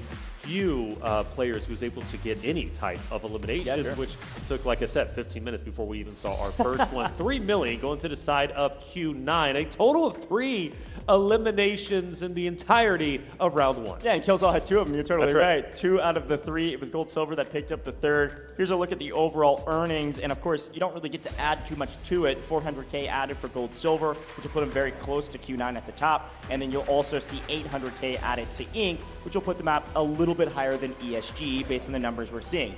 Pretty inconsequential. And here's a look at the damage charts, which is all Killzall. He wiped 2 players with decent loot, so he put up some nice damage, which is almost 1,000. So overall, and they did tag each other a little bit in the original fight. ESG and Ink were the teams that were fighting each other off the rip around the south side of the map, around the river extraction. And then they back off. They said, hey, this fight's not worth our time. And then Killzall said, well, I'm going to sneak in here and make it worth our time. Best team on paper, though, it's showing Q9 as the best team. I mean, they got 3 million. And yeah, checks out. We got some decent loot. That's right. They got 3 million, the most loot. It makes sense why this would, in fact, be the best team. They finish up ahead of everybody else. The closest one would be Gold Silver at 2.14 million. Killzall naturally will be the round MVP, again with his stellar 2 eliminations out of the entirety of 3 that all 6 teams were able to get. A rarity, I would say, when it comes to 0 down. Just traditionally, you just see a little bit more, right, than the 3, but there's Killzall. Nice to see him up there. A wonderful guy. More importantly, though, for North America, I think this is a big win, at least from their perspective. It'd be special to see NA. I think a region that a lot of people maybe think isn't necessarily up to par when it comes to like China, for example, maybe EU. If they punch their ticket to the finals, that would be pretty crazy. Well, you would not have to get into the weeds, but I will say you're right. I mean, NA, it's not looked at as like a worse region. There's just less competition. They didn't have nearly as many teams as even EU did, or of course, not even close to the amount of teams that China did trying to qualify. I think they had like 30. Yeah, China had a ton, and that was a huge competition. Those are all like orgs too. It's wild. This is a very, very endemic scene here in China. But North America is a budding scene. It's growing. When we were talking with some of the players, it was like, man, we want to keep seeing this grow. Let's listen into some of the comms from that last game. 我们得从中间走，不然我知道。为什么感觉他没人捡啊？没人捡也不能要了，我感觉，说实话，你自己思考要不要，因为我听响枪了。响枪了吗？对，响枪了，是响枪了的。第一波河南方向是响枪的，来了，来了 ，OK。没找到一嫂，没找到我，来了，又一个害爪，又一个害爪，炸到了。Kid 再给一个，来一发害爪，一起丢他必死的了。我的个。没事，要打完血了，再给一个。对，我就在等这个。炸到了吗？炸到了。下不来了。Some nice highlights across the board, but not a crazy amount because not all that much happened. Yeah. We saw some decent loot, we saw some decent red items, and a couple of kills exchanging hands. It really felt like I use this word all the time in pretty much every game that I cast, especially in Delta Force, a litmus test. Here's our litmus test. What does this come back as? Acidic, basic, somewhere in between?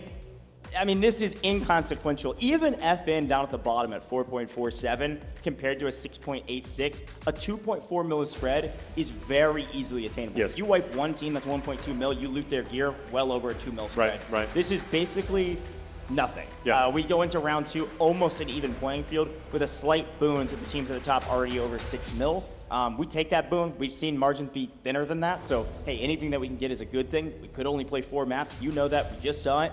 But either way, the litmus test comes back, and it feels like these teams are feeling the pressure, and they're trying to play a little bit slower than they did, where they felt like they could get away with things in our group stages. I think we're going to have a little bit of shell shock because we're going from the ultimate slow game into what could be an explosive game, map number 2 on Rockish, which of course is going to be our first Mandelbrick round when it comes to our upper brackets. And off the rip, NBA immediately stands out along with ESG, Inc., of course, Gold Silver, who might be able to get those priority spawns. Yeah, and that is a crucial factor about this competition and the way these spawns work. You can't get Tier 1 spawns back-to-back. Tier 1 is red, by the way. So, a team like Fallen, a team like Gold Silver, one of which had a good map, the other one didn't have great map. The team in last right now, Fallen, they can't get a Tier 1 spawn in the next round because they got a Tier 1 spawn in the first round. So that's the way that works. That's why we have the predictions there with the different logos. And obviously, it's a huge boon to get the first Mandelbrick. And this could be the first opportunity for ESG, mind you, to have a Tier 1 spawn.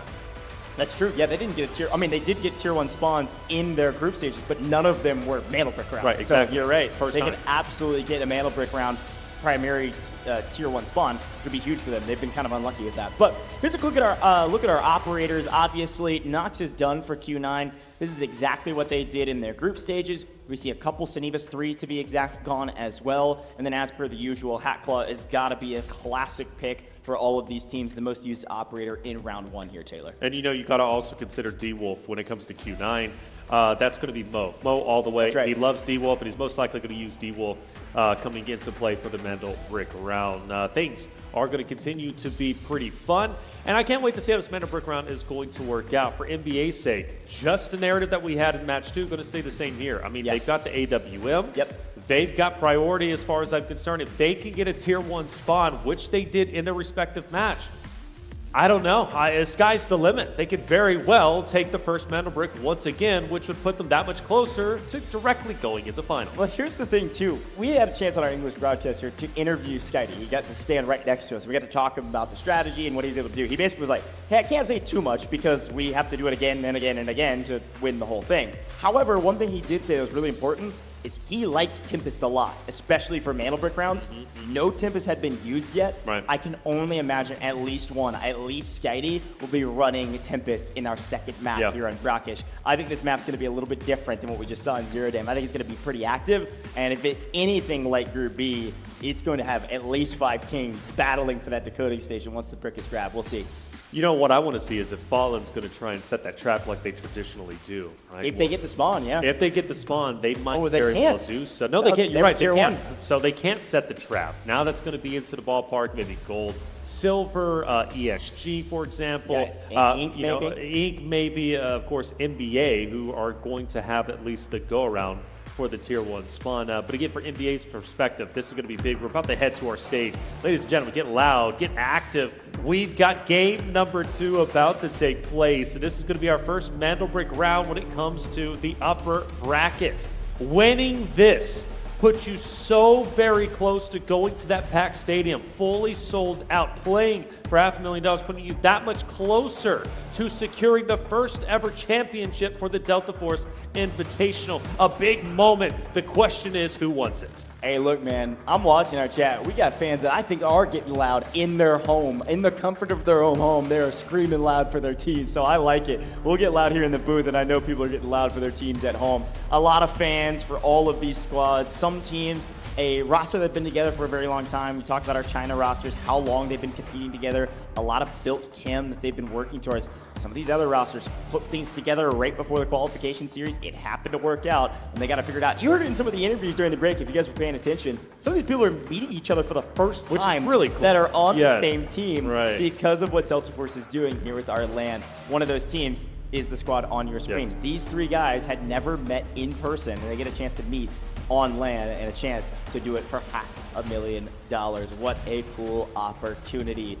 Taylor, a lot going on in the Delta Force ecosystem. I mentioned this before. I want to give another quick shout out to War Ablaze, a brand new season of Delta Force right around the corner, September 23rd. Folks, I'm giving you some leaks here. There's a lot going on in the ecosystem. I think this has already been posted. But we got new Warfare things coming. The Jet is coming. Come on for Warfare. I know you're a Warfare guy. You like Warfare? I do. We got new bosses for operations. We got a new operator coming as well. This is going to be really fun stuff. You're not going to want to miss War Ablaze. But as we head into Brackish, our very first Mandel Brick round, Taylor, I want to swing it back to you for Okay. our prediction, my friend. NBA, baby. Okay, no, yeah, didn't even blink. 100%. You didn't even give me a chance to Look, finish. I It's think Brackish. It's NBA. That's it. I think NBA is just too powerful at the moment. I fully believe in them. They started off where they left off, right? From match B, they came in strong, got the airdrop, got the AWM, they extracted immediately. They were the only team to close out the respective match within 4 maps. And they're just coming off of that. So they're hot and ready. They're ready to go. For the other teams, like, for example, from match A, well, they might be a little bit cold, albeit Q9 does not fit that bill as they are currently very, very healthy. Let's talk about the Here we spawns. go. Look at the map, folks. We are into round 2. Who have the priority spawns? It's ESG and NBA, 2 of the heaviest hitting teams in this competition, and a chance to go back into it. NBA is pushing the equation. They are sprinting into Museum to get the power position. ESG is deciding to double back and play Hotel to potentially pick up Q9, who is spawned on the northwestern side of the map. What a wild start to this first map here on Brackish. Yes, it is. And honestly, if Q9 and ESG cannibalize each other, that's all the better for the NBA side of things. But Young getting active. UR is already going to fall. And that is going to be a big win for ESG off the rip. I hear our Chinese talent, the casters for the China Strip, going crazy because that is mainland battle right there. Those are regional finalists from China battling each other in Hotel. A perfect read from ESG that somebody's going to be spawning on the Hotel side. Instead of pushing for a power position over the Mantle Brick where they know they can't pick it up for 2 minutes and 45 seconds, they're going to play for kills. They pick up one member of Q9 and we are starting out hot as Ink is pushing up towards the center of the map and picking up some solid loot along the way. 173k. You know, a lot of teams might fear Q9, but ESG does not. That's right. That's why they pushed in as hard as they did. After all, they've already played them. They've already won against Q9. They don't fear anyone. Yeah, look what ESG is doing. They're actually sprinting to the north side of the map. Talk about pace of play. Completely flipping the normal strategy that we see from teams on Tier 1 spawns on its head. As Mantle Brick Addiction has Museum to themselves, they can find a gold bar for it. Look on the left-hand side. Obviously, you can look at operators. Couple key notes here that I'm noticing. I'm seeing a lot of Luros in a row. There's 3 there for ESG, NBA, and GS. Huge value add there. Oxygen for GS, electing to bring in some nice red gear that they picked up, which is nice. Across the board, though, nothing crazy to write home about. Mo as well in Q9, rocking some red gear. Any other operator things? Wait, did you see it? Very briefly? Tempest, baby. Tempest is on the map. I was looking for the red hair and I couldn't find it for a second. We'll pay attention to that as well, but we do see our very first Tempest of the upper bracket. All right. Was that NBA, we're assuming? I'm going to be honest. Okay. I just saw the red hair as it flipped away. Somebody in chat could tell me because I was so focused on this fight that's about to happen. That's right. ESG is wrapped all the way to the north side of the map. It's going to be gold-silver opposite of ESG. ESG managed to at least take down one from the side of Q9, who have recovered. They're all 3 going to be back up. But this might be a bit of more of a difficult fight. I got to appreciate where gold-silver is currently at, and I feel like they can gatekeep ESG unless ESG decides to rotate over towards the western side, go towards Cherry Town, in which case they would run back into Q9 and then ultimately Ink. Now for NBA, here we go. Mandel Brick has been picked up. Nobody has challenged them just yet. Question is, where do they take it? Well, it looks like they're going to be going to the left-hand side potentially, over by where Ink and them are at. And by the way, I was gonna just go for it and say, yeah, it's Skydie on Tempest like we said he would. But I was like, nah, I don't know for a fact. I should have just gone for it, man. Skydie, absolutely the Tempest player. I assumed that was the case. We called it out and is executing on the plan that he revealed to us in our interview. Loves Tempest on Mantle Brick rounds, and it's something that's a little bit more nuanced to the recent update inside of our customs UI. Big shout out to Mantle Brick Addiction. They are left alone in Museum, and because of it, they get the Mantle Brick. And they immediately start decoding. Yes. A new decoding station amongst our competition right inside of Museum. They had to walk like 5 feet throw that thing in decoding station and force everyone to museum. When they realized that they had museum on lockdown already, they said, why not just do it here? Let's take our fight early. And all of a sudden, we saw China versus China a moment ago. Now it's time to see EU versus EU. The first team to address museum and sneak in the bottom of this building, it's Fallen. Fallen's a scary one for sure. Again, both teams, just like ESG versus Q9, Fallen, Mandelbrick Addicts, like they've got history. Both EU rosters, both winning their respective matches. And Luyin is going to go ahead and take down, I believe, the Blue Eagle, if I'm not mistaken. So that's going to be great for them. But ultimately, we've got to focus here on what NBA is going to be up to. And NBA backs away just a little bit of a reposition. 2.5 minutes. And really, the only players they've got to deal with currently is going to be Fallen. Inc. hasn't made a move. Q9's not going down. GS is a little bit further away. There's still time, but honestly, NBA might be able to get this free and clear if they can take down Fallen. Yeah, there's plenty of time left. I assume Inc. is going to get involved, but Museum's an interesting one. It's frankly, I personally believe, and people can roast me for this, I don't like this decoding station at all. Museum, you can't hold the entire building down with 3 players. It's nearly impossible, and if you do split too much, you're going to get punished in isolated 1v1 situations, 2v1 situations rather, maybe even 3v1s if they catch you unaware. So it's really difficult to hold this position. But logically, it does make sense for Mandelbrick Addiction. They only know one thing about the map. They spawn near museum, they get there, there is nobody there. So, well, hey, this is the only thing we know. We don't have information. I don't want to rush into a trap at a decoding station I haven't seen. Let's plan it here and see how we can hold it. There's good Overwatch positions in museum over the decoding station, but other than that, this is going to be a tough building to hold and will beget multiple parties, whether it's 3rd parties, 4th parties, or maybe even 5th, even 6th parties, as all teams are still alive. Well, you mentioned Inc. They do, in fact, make their way over. Killsaw, he is chomping at the bit to get some more eliminations. He felt that 2-piece, and in the last round, he wants to repeat that feeling. We're down to 1 minute and 10 seconds. Touch needs to happen. Finally, some lasers are being seen from a distance. Teams are starting to move up. The desperation attempt starts to happen. Things need to get serious. NBA so dangerously close to securing the first Mandelbrick, therefore putting them that much closer into the final. Shots are finally ringing out, and explosions are happening, and FN is going to go ahead and drop down HR. Yeah, HR's lost currently and full with a nice grenade and a nice pickup from Easy. Inc. came in a little bit late to the party to play for the brick, but they do wipe 1 member of FN. They know they've wiped 1 member of FN, so they know there's a full team of 3 inside and likely sitting on top of the Mandelbrick right now. And a well-placed incendiary. Boldo's going to take down 2 Easy and punish 1. EU violent, sure, but NA is here to play, but down a player. We have 20 seconds remaining, or Mandelbrick Addiction is about to carry the momentum from group stages into upper bracket. Can anybody hop on this decoding station? I think the answer is no, Taylor. I think the answer is 9 seconds remaining. Will it be NBA just like that with the first decoding underway? Will it be the last one? Scotty's looking down, and NBA will extract the Mandelbrick virtually without any competition, much like they did in the second Mandelbrick we saw in Match B. So here's the thing about this decoding station. Obviously, it's easy to watch if you're inside the room with it. Skydie was looking at the ground so his gun barrel didn't stick out behind the bookshelf. If anybody ran into that room, we would have seen a masterclass of camouflage as Skydie is just sitting in the room saying,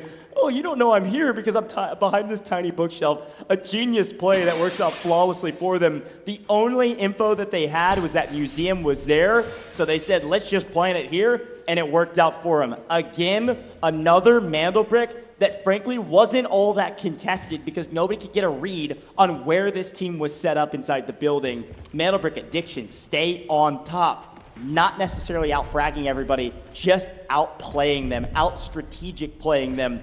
Very well done from the team, who will be at the top of the leaderboard regardless of what happens for the rest of the match. Yes, my prediction. I gave it to you confidently. Fair enough, man. I mean, look, Mandelbrick Attic is just, hey, you got to command respect, and that's exactly what they do. They took priority, and you have to respect it. I mean, again, to go from the qualifiers to how they performed in their match B to how they just performed now in the upper bracket is, I'm excited. I mean, it's just been sensational. EU has been on top all day today, and they will remain on top. But we've got another fight on our screen. ESG is taking down Crazy Dog. Gold Silver in a bit of trouble. Going to have to back off after losing 1 member of their team. And ESG, they smell the blood in the water. They're going to try to push this equation. and take care of that advantage. Unfortunately, they are fighting on the northeastern side of the map. There's a lot of alleyways. So Gold Silver just started running, and they are out of here. Yep, getting out while they still can. Gold Silver, I believe, started in first place. Just barely above that at Q9. Naturally, they're going to fall behind the Mandelbrot Gatherers, which was NBA. But even still, Technic Alloy so very critical here, and that could be the deciding factor.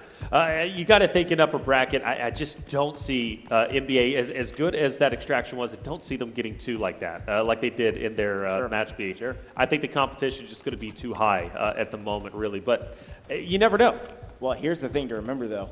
In both rounds, Group A and Group B, teams that got Mandelbrot were a top 2 team. Yeah. I mean, if that repeats itself, Mandelbrot Edition's already into the finals. That's not the case, but it could be the case, at least if history repeats itself.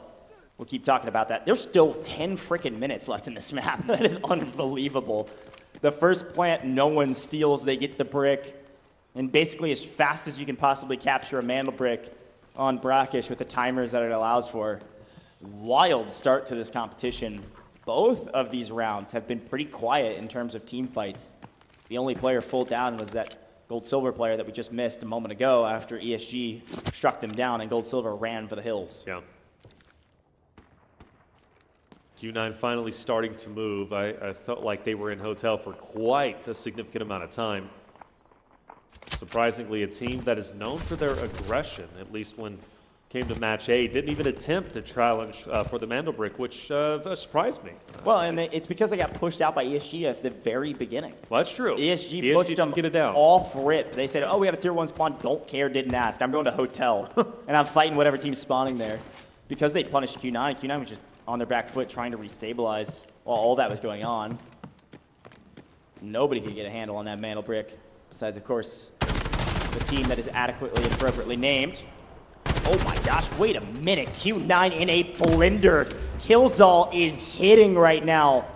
2 members of Q9 go down. Can't quite clean up with the missile. Didn't quite make it there. I think actually cut down by the last remaining member of Q9 to make sure that it doesn't hit. Shoot those missiles out of the sky. But we've got an advantage. We've got to push for it. And Mo knows it. Look, Taylor, if there's anybody that can win a 1v3, it's certainly Mo. But this is a tall task. Killzall's kills comes through. He might do this. He comes through. Mo's got an angle. Mo can't fight the knock. And he goes for the take, but he doesn't get it. Mo needed Easy to go down. Easy had an iota of health, and because of that, Mo got in too much of a blender. Yeah. Tried to activate his D-Wolf suit, his exoskeleton, and it didn't end up mattering. Ink is moving different in upper bracket. Different team than we saw in group stages. Yeah, Ian Killzall is one of the main factors for that. I mean, he's been getting the opening picks from game number 1 to game number 2, and a large reason why Ink feels so confident to make pushes.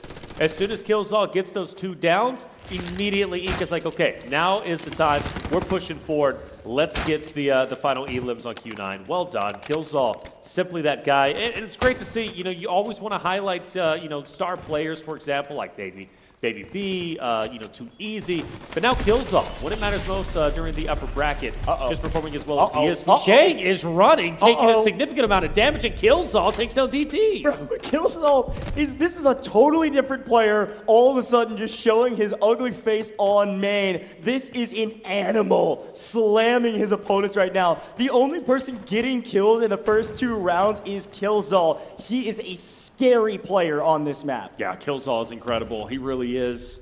At this rate, North America might be in good hands. Imagine if they would have been able to challenge for the Mandelbrot, which nobody was successful in doing. Either way, this could be a standout game for the team of Ink. Already ahead when it comes to assets obtained. The eliminations are phenomenal. I mean, already, I believe, 3+. Here we go, FN again in a fight. HR takes a ton of damage. He was dropped a little bit earlier. He was managed to get picked back up. It doesn't mean he's going to be safe just yet. Fallen. They need to recover quickly. Yeah, ESG lose 1 to Killzall. HR loses every ounce of health that he can without actually falling. I don't know if I've seen health go that low in a long time. I think that was actually 1 HP. A huge boon to stay on his feet and completely regain here. With DT down because of Killzall, ESG is on their back foot against Fallen. Fallen need these kills, but look who's coming in to place forward from behind. Mandelbrick Addiction's got an angle. Skydee comes in, takes one member of ESG. Fallen take the other. ESG and Q9 are out of this map. Both our China teams have left the lobby. That is insane. You would expect at the beginning of the day, we were highlighting how good China is, and they are wonderful. However, in this case, man, it's been all EU and North America. And like you said, here we go. Skydee is on fire, and opposite of him is going to be Fallen just up ahead. It's going to be round 2 for NBA. They've already got the Mandelbrick. They've already achieved what they wanted. But one thing we know from their Group B matches is NBA is not satisfied with that, are they? They want more, and they want to continue to push up and ruin dreams. Yeah, and this is EU versus EU, but look at our mini-map. Who's in purple? It's the Reaper, it's Killzall, it's the team in purple, Inc, coming in from behind to potentially pinch this third party. They know they didn't get the Mandelbrick, so they're going to play for kills. And now that some extractions are available, they're looking at the timer, and maybe, just maybe, Inc won't push this fight immediately. Inc may play for the extraction point in the center of the map to the north side of the Tower of Babel. We'll see. See how it all plays out. Mandelbrick Addiction, a huge map in front of them already with the Mandelbrick, but they'd like to take a couple kills with them and start gapping their opponents in the stash value category. Actually, Fallen's going to start moving downward. Skydee was just at. Bulldo turn around and look his way. Skydee, he's gone. He's dipping out for the time being. Now down to 4 minutes and 50 seconds. Still plenty of time for a lot of players to lose their lives and drop off. I do want to point out, by the way, Gold Silver has just been looting as much as they possibly can. Even still, they're at 1.2. Focus back, though, onto the NBA side of things. A lot of damage. Yuval will back away for the time being, as in hot pursuit has fallen. They refuse to give up this fight. Inc, though, are moving down. They disengaged and might challenge Gold Silver a little bit later. And again, you got to play for an extraction point at this point. Oh, nice find, Skydee. Shooting straight. HR goes down for a second time, or I guess almost for the second time. HR down, and I think he's going to be able to get the clean. That's a nice pickup for NBA. Again, you got to remember, any kills they get, any loot they get, if they get out of this lobby, that's just a cherry on top of what they accomplished nearly 7 minutes ago. They picked up that Mandelbrick and walked out scot-free. This is all just extra bonus, and Skydee is he's looking for the shots. Somehow doesn't get cut down, but he hears the footsteps. That's the Tempest in play, baby. Able to get some information and back up, and they cannot follow because his backup was ready for where he would retract to. You know, now I can see why he loves Tempest. Skydee is such an aggressive player, the tip of the spear for the NBA roster, and the fact that he can get up and get out as quickly as he just did is brilliant. And now disengagements all around. Fallen now going up to the top. NBA will stay put where they are currently at, most likely going to the extraction point in the middle where Inc is going to be. So for NBA, they still might have to fight against another roster. Job's not done, but as expected, Inc could have third-partied that fight, but instead, they're playing for the extraction point. They know they need loot value. With the way this is going right now, there's absolutely going to be some loot value tiebreakers. Your stash is everything, and they've got decent value. You can see 2.8 mil. It's technically the highest across the entire map because of the kills they were able to pick up. They loot some bodies. They've got nice value. They know they're playing for top 2, and if they don't get the brick, they need to have the most loot value. Oh, and I think that was, I want to say those were some well-placed grenades. Yes, it was. On the top, Yuval burning a bit. Extraction point's going to open up in just about 30 seconds. Inks has surrounded it. NBA, though, is going to continue to push up. Flarich, though, from a distance, will take down Yuval. Is going to end up falling. This opens up the opportunity for Inc to be free and clear on the extraction point for NBA. Maybe an opportunity to get their teammate back into play. He's just going to be down currently. Not many, the angle. Not much time remaining. Yvishka, by the way, was able to get out from the fallen side of things, so he's been fully extracted, but here it is. The fight's about to conclude. 4 seconds remaining. Oh, going through it. Skydee goes huge. Skydee and NBA take down all of Inc. Holy cow, are you kidding me? Skydee. Oh my gosh. In the blink of an eye, player disadvantage. It doesn't freaking matter. Swings the corner, lines him up, and knocks him down. Good grief, Mandelbrick Addiction is inevitable. They're going bowling on Maine and Brackish. This is their map. and one member of Mandelbrick Addiction has left the lobby. The other two swing for the fences, and they hit a home run. Talk about a spoiler for Inc. They had such a great game going, and they lose out on about 2.2 mil. Unreal. Skydee just owned Inc. in every respect. Notice Killzall, he's been slaying out, but he's no Skydee in that moment. I mean, we're talking, what, like half a second before the extraction opens up, takes them down, and secures, what, 1.2 whenever it comes to the overall points? I mean, just insanity, perfection from the NBA roster. So just to recap, GS lost a member a while ago. They've been looting Tower Babel for eons, and frankly, they didn't make all that much money comparatively. This last remaining player on Gold Silver is, it looks like, taking care of a safe to try to find some extra loot. Because one member of Gold Silver decided to go ahead and get out of the map, one member of NBA got out of the map, and one member of Fallen, it was Uzbishka, got out of the map. They all then lost a player on their team getting killed. So across the board, right now, it's just solos running around looting up, and I think they hear footsteps. I think we're going to see one member of Gold, Silver, and NBA maybe fight each other. No, they're not going to shoot each other yet. They can't get out of the map. There was a moment there, I thought Bobo and Buldo were going to go for a fight there in the final 10 seconds or so. But a fun finish to a fantastic map. Mandelbrick Addiction, your top team on that map. I'm not even going to wait for the graphic. I know it's them. Good grief. Highlight level plays, hero moments. They get somebody out of the map and they get the Mandelbrick. What are we freaking? It's just play after play after play after play. And it's been that way since match B. I'm blown away. I'm just so absolutely blown away, Skydee. That play was just, again, I'm just wow. Just wow. They get the Mandelbrick, no problem. Nobody contests them. They pick it up as soon as it is ready. They put it out. They start extracting it. Nobody challenges. There's people in the vicinity. Nobody really wants to go for it. And all of a sudden, Mandelbrick Addicts are well ahead of the game and could very well be leading not only Mandelbricks, obviously they are without a doubt, but then they could be winning in the overall technicality. I mean, based off of that play there and off of game number one, they could do no wrong. Like, this roster is a night and day difference from online to now. Yeah.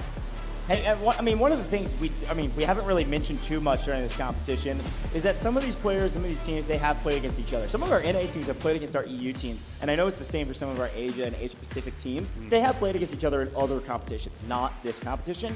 And it always comes down to online competitions to ping. And some of our players from our EU, both of these EU teams, both in Russia and some of the neighboring countries around Russia, when they play normal EU tournaments, they're on pretty high ping. Oftentimes we'll pull servers that are like more middle EU or even sometimes to the western side of EU.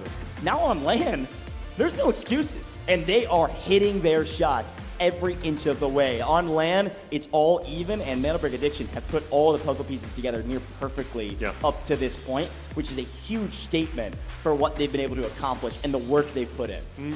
Dude, it's just unstoppable. Now, one team, though, that has been struggling quite a bit is ESG. Coming into this, they were actually quite healthy when it came to their technic alloy, but you can't have weak games here if you need to be in the top two. In fact, the same thing could be said for the Q9 side of things, who were wiped out. Killzall from the Inc. side was able to take out basically the entirety of Q9. I think he took down two, and then the rest of the roster was able to move in and ultimately assist each other on picking up the last one.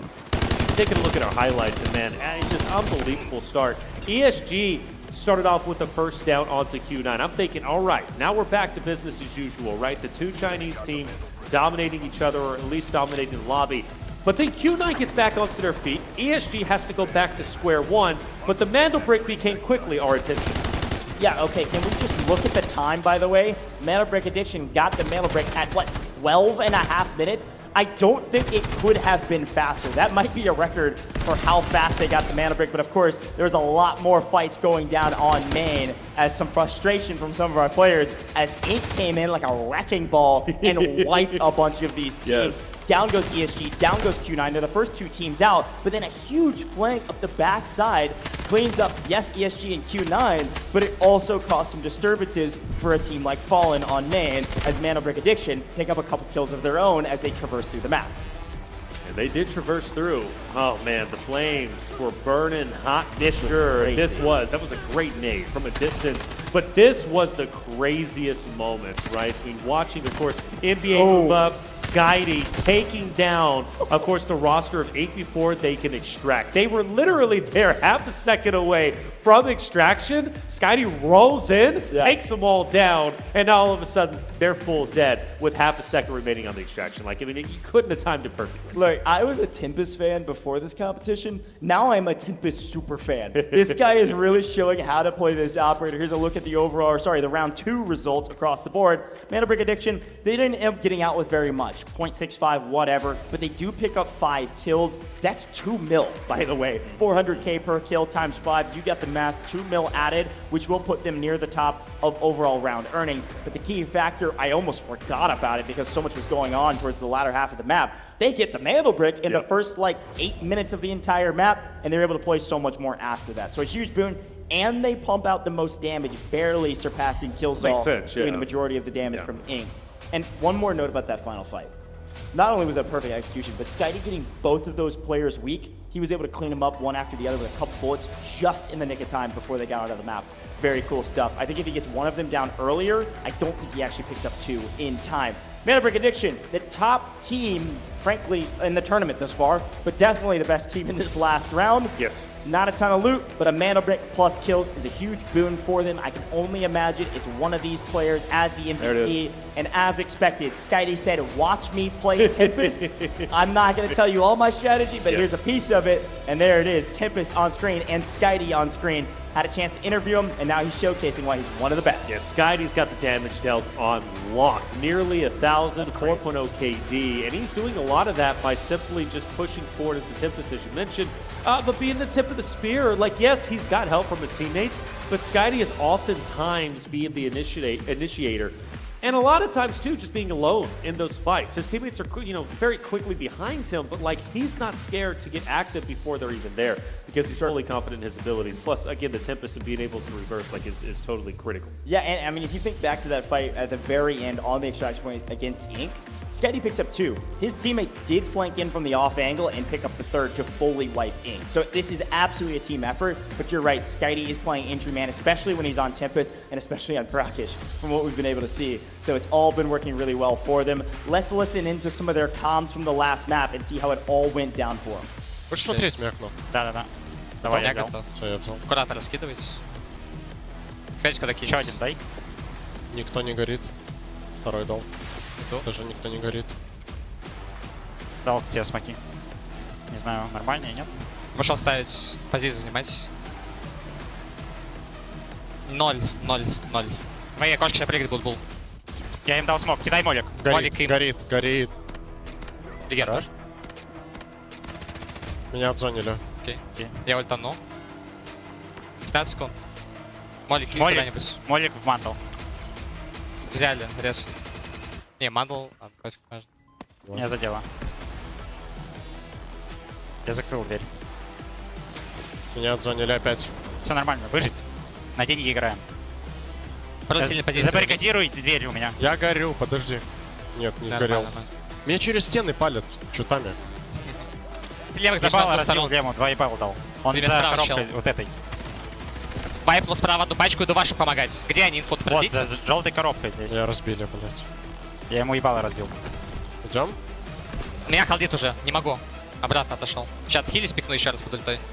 Сколько секунд? 20. Я пытаюсь распикивать кого-то найти, где они. Справа есть. Мы можем налево прибежать за кон. Давай налево за кон прямо сейчас. Молики раскинь, беги. Слева есть один. И справа халдит. Справа 1 хп. Молик ему. И ивакайся. На иваку. Лево 1 хп. Нок. Еще у меня. Ивакайся. Хорош. Еще и ивакнулся. Легенда. You know what I'm about to say, right? Cool, calm, and collected, There you baby. go. There it is. And concise. I'll add another C There you to go. the category there. obviously can't understand it all, but it really was concise and great comms across the board. Everybody talking, but clearly making some decisions along the way, and a clear IGL for that squad, whoever that may be. So fun stuff to listen to and a fun thing to look back on. You heard some excitement in their voice as they laugh, as they get a full team wipe there on the extraction point. Here's a look at our overall rankings, though. This is super important. Yes. Mandelbrick on top, however, also second overall in the technical alloy. The stash value is a huge boon for the squad, NBA. With in second, still gold, silver. Right. After all that looting they've been doing, it's working out for them. I want to point out, by the way, the two Chinese team, ESG and Q9, are at the very bottom, 5 and 6. They have, but still not too far away from the top 2. It's very doable to come back. We take a look at our spawns, and obviously for the side of ESG as well as NBA, they're not going to be able to get the priority spawns. Granted, it is going to be an airdrop map, so it's not necessarily as impactful. So take that into account. In fact, actually getting a priority spawn here might not be beneficial because you're going into the Mandelbrick round coming up next. Boom. Great call out, and it's a great shout because you really want that tower, at least I do. I want the Tower of Babel spawn on this map because it's not a tier 1 spawn, which means I still have a chance for a tier 1 spawn going into the next round, which of course will be Space City. But for now, we will go back to Brackish and let's talk about our operators. As expected, Skydu's able to use the Tempest, and to great effect, might I add. The only player to do so thus far. May see another one, maybe not from Skydu because it's not a Mandelbrick round, but may see another in Brackish this time around. We have a lot of Irons still on the table, which is a little bit surprising, and it looks like everybody besides Gold Silver has used at least one Hat Claw, and everybody's used the D-Wolf, with Q9 having D-Wolf and Nox completely off the table, which is the exact same pattern of operator choices from their group stage. With Hat Claw being as valuable as it is and universally used by every single roster, I think this is beneficial for Gold Silver not having used their Hat Claw. I think that's going to be big going into the next Mandelbrick rounds. After all, this is the last airdrop. If they don't use it here, then they're going to have Hat Claw to use for the remainder, or at least for 2 of the Space Cities, which could be beneficial for them. So maybe a bit of a strategy there. Maybe they don't like using Hat Claw. But regardless, if they do, now they can use it when everybody else might not be able to. Yeah, no, I mean, it's totally true. I think Hat Claw is a very strong operator right now. A recon operator in general, very helpful. A lot of people are using Hat Claws instead of Lunas in some of these other maps, Brackish, Zero Jam, and saving Luna for the Space City maps, which makes a lot of sense. I do think you're right. Hat Claw is going to be a nice boon for a team like GS who hasn't used them at all and could use them multiple times in a map like Space City, especially if we go indoors. We haven't seen it yet in today's competition. When we get to Space City, we get that indoor decoding station, good grief. It is wild stuff in there, all right? It is a bloodbath. It's like almost like a different game. But for now, let's head back to Brackish. Yes. No Mandelbrick. AWM maybe. Out of the airdrop. Right. And frankly, I think these teams are realizing we got to get our loot up. Let's get our money up and let's figure it out. Current overall leaderboard, of course, NBA at the top with the Mandelbrick. Gold, Silver, a surprising second place right now with the looting that they've done. And Ink holding close to that third place position, just barely over the side of FN.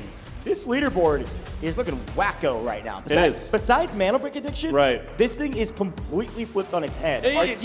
Our seating is exactly opposite, except Mandelbrick addiction is the exception to the rule because apparently they're just different. I was thinking about that because the narrative coming into the upper bracket was like Gold Silver, they skated by. They barely got here. And that's a fact, mind you. And now the fact is they are in second place. A potential chance to move forward to the finals directly after barely skating by. It kind of fits the same narrative as NBA from their qualifiers. So 2 similar storylines, just one took place during the qualifiers, the other one taking place, of course, during the Delta Force Invitational. You see a little bit of frustration from some of our players as they prepare for whatever is next. I will say, though, when we talk about different play styles, we've been saying it the entire competition. I've been saying it for years, literally. Every play style in operations is viable in these tournaments. So you look at Gold Silver and you're like, well, you guys are playing really passive or really slow and just looting up. Some of that's just circumstance, but also that's their playstyle. These regions all played extremely differently in their qualification process. Gold, Silver, they come from the APAC region. This is a little bit more of the playstyle that we've seen from APAC in competitions. There's never been a competition of this scale from a global standpoint. When you watch some of the APAC competitions, a little bit slower, and they've had to play a little bit slower in this competition. And it's funny because North America was actually quite similar. It was a really slow gameplay loop. There wasn't a crazy amount of action. but yet, funny enough, Inc. is probably the most active when it comes to some of the fights with the way they're playing it. So it's not like these regional divides kind of dictate a playstyle. It's just a matter of what playstyle you bring in to a competition of this scale. And you have to find a balance, man. You have to find a balance for sure. It's time to get game 3 started. Let's send it. Не будет все скидывать, ты открывай карточку. Открывай карточку и беги, наверное, свою паскудную позицию, потому что она у тебя относительно сейвовая на балкончик. Так есть. Ну, если у нас, если с другой стороны, то ничего, пофиг. Можем снизу зайти, если с другой стороны. Пойти там, куда? Где больше всего? Там медички только. Комнаты самые. 3 комнаты там. Наверное. Сейф. Ладно, сейф 100%. Давайте один лутаться будет, мне куда торопиться. Два прохода, да. Просто медичку занять, если. Карточки взяли, топоры взяли. All right, time for Brackish. Here's a breakdown of what you can expect going forward. Our last airdrop round and everything going forward will be Space City after this, plus a Mantle Brick round after this for every single map. Could be 4, could be 5, or could be 6, which we haven't seen yet. But going into Brackish in round 3, let's think back to our group stages. What can we expect going into this round? Do you expect to see a lot of gunfights, or do you expect to see something more similar to Zero Dam with a very slow, methodical, strategic gameplay loop, everybody just trying to get out of the map? I think we will see that. I really do. You know, the pressure, well, I say that, and the only caveat I have is, again, the longer this goes, I feel like ESG and Q9 cannot continue to play passively. I just don't think it's within their DNA. I think That's not what they do either. Well, you know, I think they played so passively now that it's actually messed them up. Well, let's take a look at some of our spawns. Gold Silver gets the Tower of Babel, and ESG finally getting a little bit lucky. They also get the Tower of Babel spawn, so both those two teams fighting over the Tower of Babel, or theoretically fighting, at least sharing the Tower of Babel. Whereas on the north side, we've got Inc. and we've got Fallen hot on each other's heels, playing around Market and playing around the Grand Hammam. Mantle Brick Addiction playing up in Cherrytown. And it looks like Q9 got a Cryo spawn, it looks like, in playing Royal Museum. That means Q9 will not have a tier 1 spawn going into our next Mantle Brick round. That's right, which is going to be big, okay? You want that tier 1 spawn, but the way it is, unfortunately, that's the way the law ended up being laid out. For Q9, though, again, a team that doesn't want to be passive. They're not a passive team. They're an aggressive roster. Can they slow things down? Yes. But I think this is where they start to get active and they start to push out a potential. After they loot up, of course, a couple of minutes, maybe they push up and start getting into teams. That's where they found the most success throughout their respective match. Now, falling on our screen, just looting up. Let's take a look at the left-hand side of our screen and look at some of our operators, gun choices, and everything in between. Anything stand out to us? I think, namely, it looks like Mantle Brick Addiction is actually burning one of their Cenivas for this non-Mantle Brick round. Boldo rocking the Ceniva. And as per the usual, it looks like we've at least got 2 members of NBA rocking the LMG category weapons, which is nice. Whereas Yuval's rocking an interesting kit for this one. Don't see a lot going on in his inventory right now. Maybe just trying to conserve some cash, or maybe we're getting that updated on the back end. Either way you look at it, you can see not a ton of really solid gear being brought in for a non-Mantle Brick round in order to conserve some of the cash that they've, frankly, fought pretty hard to try to get. And that's across the board for everybody else. We see some of our operator metas and things across the board. Nothing huge standing out to me there. But I'll keep an eye out to see if there's anything else that gets picked up. Looks like ESG, by the way, are kind of following suit. I guess this is one note about operators, following suit of what Q9 did in the first round.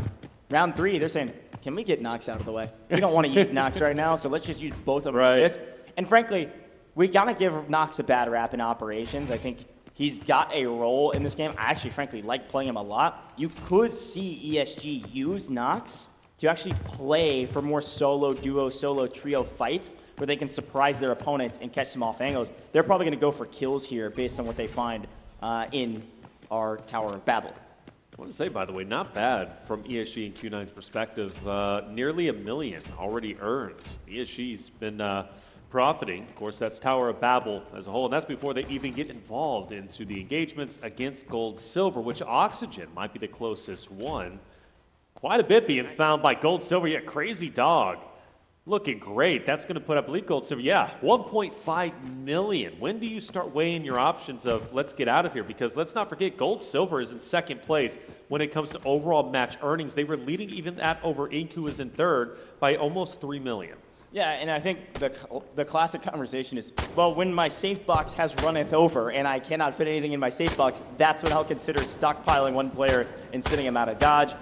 Look, I will say the players have kind of figured out that if we don't take down the Blue Eagle early, he gets real annoying. Right. If you guys watch any of our regional finals for EU or North America, Blue Eagle was racking up a body count. And they were also racking up a body count during Mandelbrick rounds, killing people that were guarding the Mandelbrick. It was insane, but also you get some loot from taking down Blue Eagle. And ooh! Oh, is it a key card? Picks up the Muse Survey key card. That is a huge boon for his team, I believe. Let's see it rack up. 2 key cards out of that? We take those every day of the week. Well played, gentlemen. Nice value add to their total there. Huge indeed. A lot of millions being rolled around. Gold, silver at 1.9, Q9 at 1.4, Fallen at 1.3. These are the teams that really needed it, especially Q9, who was all the way at the bottom at the start of this game. Maybe this is the turnaround point. It's the confidence booster heading into the next Mandelbrick round. Dude, I am a loot goblin. I just want you to know. Hey, I know you are. Dude, when I see you open a chest and that thing spins for way too long, I get so anxious. I get so excited to see what is about to pop out. I think those keycards went for about 300K or so a piece. Nothing insane, but definitely worth the value. You see FN jump up to 1.5 mil because of the loot they found. Taking down Blue Eagle. Here's a look at some of our other squads, and I think it's going about like you had mentioned at the beginning, and I think you double backed on it, so we were kind of going back and forth. But pretty slow to start things off. Right. I mean, it makes sense. Pretty classic for these types of maps for round 1, round 3. You don't have to take fights, at least not early. There will absolutely be fights over extraction points. But our first fight's either going to be in the Tower of Babel, or it'll be around one of these extraction points, maybe between Ink and Q9 maybe, around Museum. Yeah. Ink is known to get a little antsy, go for kills. Certainly possible. I think it's going to be gold, silver versus ESG. And I only say that because Oxygen keeps kind of, roaming away from his teammates by himself. Granted, ESG isn't necessarily tightly compacted, so it's going to most likely be a 1v1, but they're a lot closer than what gold, silver is. I'd like to see Oxygen maybe reel it back just a little bit. Because the further he strays away, the further he does get over towards DT, who's going to be just off to his right. And if Oxygen gets down too far away from his roster, he's pretty much in no man's land. And ESG is not going to let anybody from Gold Silver push up and get Oxygen back into the fight. But he will join back to with his teammates, and all will be right with the world. Still plenty of time remaining to gather the loot. So far, the richest one is going to be Gold Silver. And let's say, theoretically, they get out with the loot that they currently have. They should at least surpass 10 million in match earnings, which will be pretty massive for them to stay ahead of the curve. Quick look at the map view here on main. You can see our first airdrop. North side, this is the north half of the map. Grand Hammam is where it'll drop, and Ink has got an idea of where it'll be. They're going to play for it first. Again, there's going to be 2 airdrops that stagger by a couple minutes apiece. So the first airdrop usually has just high-value loot. We saw a graphics card come out of it, a couple gold items come out of it. Usually around, frankly, honestly, around like $1 million usually in loot value. Somewhere in between like 700K and $1 million. Definitely worth playing for. The second one usually has the AWM and its ammo. Watch out for both of them, of course, but the AWM is going to be crucial potentially for our next round, our Mandelbrick round. If you can get the AWM, get out. We talked about this all day. Saw a lot of value from it for some of these teams, or a lot of value lost. If you're a team like ESG who did that in the group stages, brought it in and immediately died and gave it away. First airdrop is going to be fought for relatively soon. Killzall is the one I'm looking out, and actually I say that, he gets dropped immediately. Beshka takes him out. Oxygen and Crazy Dog, by the way, have fully extracted and got out of the way. That's going to be tons of loot going to them, and HR will fall to 2 easy. So trades on both ends, whether it be for Fallen or Ink, the airdrop's seen a lot of action, and it's not done yet. You also have Q9 starting to move their way up. Yeah, that was a huge retake from Easy, man. That guy is composed right now. We talk about Killzall a lot because he's picking up a lot of these kills. Easy is clutch, man. He looks very confident in the face of a LAN He's got a crazy amount of hours in operations, as do most of these players. But a nice retake of an Overwatch position in the window. He's got a nice power position overlooking this airdrop. By the way, Taylor, gold, silver. Yeah. They sent 2 players out while that was all going. You mentioned that. Bobo just died to a flamethrower troop. Did he? Bobo's out. Bobo died. I don't know what happened. NPC got the better of him there. I mean, obviously, it looks like almost all of their loot goes to the side of the 2 players that got out of the map. But Bobo tried to stay to play spoiler and ends up dying to a flamethrower havoc troop. What a wild way to go out. I wonder if we got that on the highlight package. But this fight, a crucial one, and it looks like Q9 getting into the mix, and it's Mo saying, hey, did you forget about me? Yeah, you better not forget. The MVP from the group stages has been very quiet in our upper bracket. Tell you what, I'm starting to feel bad for HR, though, from the Fallen side. He has been knocked so many times, not only in this round, but also the last round. Seems like he's just kind of getting punished left and right, whether it be from Killzall or multiple others. And it's tough to watch. It really is. But that's just the way of the world. Airdrop, though, still in play, mind you. I don't think anybody's been able to get it, and that's because of the pressure from Inc, Q9, ultimately Fallen. You know, things are truly active. I do like that Mo is on that off angle, and I think he's going to be the big playmaker. It's going to be up to too easy to keep him at bay. Okay. Michael Killzall is pulling right now. He's able to sneak up to the airdrop. As we said, that's about 1 million spread. Double fossils is huge. That's 700K by itself. Here's a quick replay of that moment. Here's Bobo, dude. My God. He missed my shot. Bobo to the left. Right back to the action. HR. No, HR was getting cut down there. Got a chance to see both of those on replay. Oh, gosh. A wild moment. But Q9 is on the aggressive stance. By the way, HR has been knocked to yellow timer now for the 2nd time, which means he is out of this lobby. They cannot pick HR back up. Fallen is down to 2 players. Guar laying low. Uzbeshka. Blaric is going to be just up above him. They'll back away. Guar will then reposition. K1DE, who has been a playmaker in his own right, is going to be relatively separate from his roster. He'll have at least 1 player. And mind you, Mo is going to be the one, as I mentioned before, who's going to be separating himself from everybody else to be the playmaker. So while Inc is focused on falling up ahead, this might open up an opportunity for Mo to, I don't know, eliminate maybe Killzall, who might go into his line of sight relatively shortly, because you're not expecting Mo to be in this off angle, right? So Killzall, they're going to be focused on Uzbeshka, Flarich up ahead. Mo then has priority on Killzall whenever he passes that threshold of the building. Dude, I don't know what's happening, but the NPCs in the Tower of Babel are on a tear right now. We just lost DT to an NPC. The bots are cooking right now. I know it's hard mode, but my goodness, boys. Let's get everybody to lock in real quick. ESG should be able to get that revive here shortly, as they are in the Tower of Babel by themselves right now. But the fight is still at hand. Mo trying to play the off angle, but it is Inc versus Fallen. A 3v2. Maybe Q9 will play spoiler. And again, there is a second airdrop in the area. And it's actually being guarded by Mana Brick Addiction off screen. Not too far away, though, on the south side of the market. Viren gets the knockdown. We got to push the fight. Killzall getting aggressive. There's 2 there, though, and he can't quite trade him out. The flash breaks his line of sight for just enough time to lose the gunfight and get cleaned up. Killzall has felt like a hero all day today, but unfortunately, heroes do fall sometimes.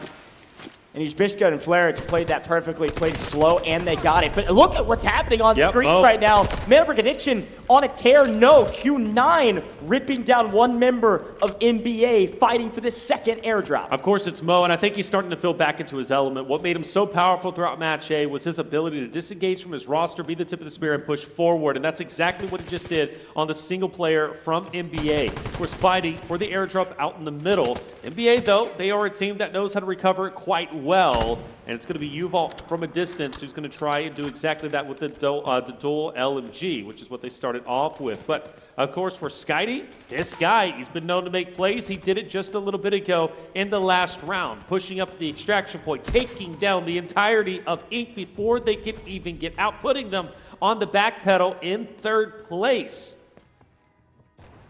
But as things slow down just a little bit, I do notice Baby up ahead takes a little bit of damage. Mo pushes up, and he's going to try and steal the airdrop while he can. Here we go. This is the AWM airdrop. We take those. Got to get the gun, but got to get the ammo as well. Ink Baby picking up one on Fallen. Means that Fallen's down to a single player. HR's been out of the lobby for a while. Bishka's down as well. So just Flarich up on his feet right now for the side of Fallen. Mana Brick Addiction is absolutely within striking distance of Q9. But with Mo and AWM in hand, they know they can get one shot, and they got to be careful. Yeah, but he only picks up 2 rounds, so it's going to have to be some valuable shots. He decides to fire them off. Taking down Skydie, though, with a headshot, that would be huge for Mo. Flarich is able to pick back up. Use Bishka, by the way. So Fallen's still on 2. Again, Gold Silver, they're doing what they did throughout the course of the group stage. It's just a hair better this time. They got 2 out earlier. Lost 1 to an NPC, but got 2 out with 2 million. They're just racking up totals, forcing the other teams to fight for Mana Brick and trying to catch them on the loot category. Q9's got the AWM. They're going to be playing slow here. Loot what boxes that you can.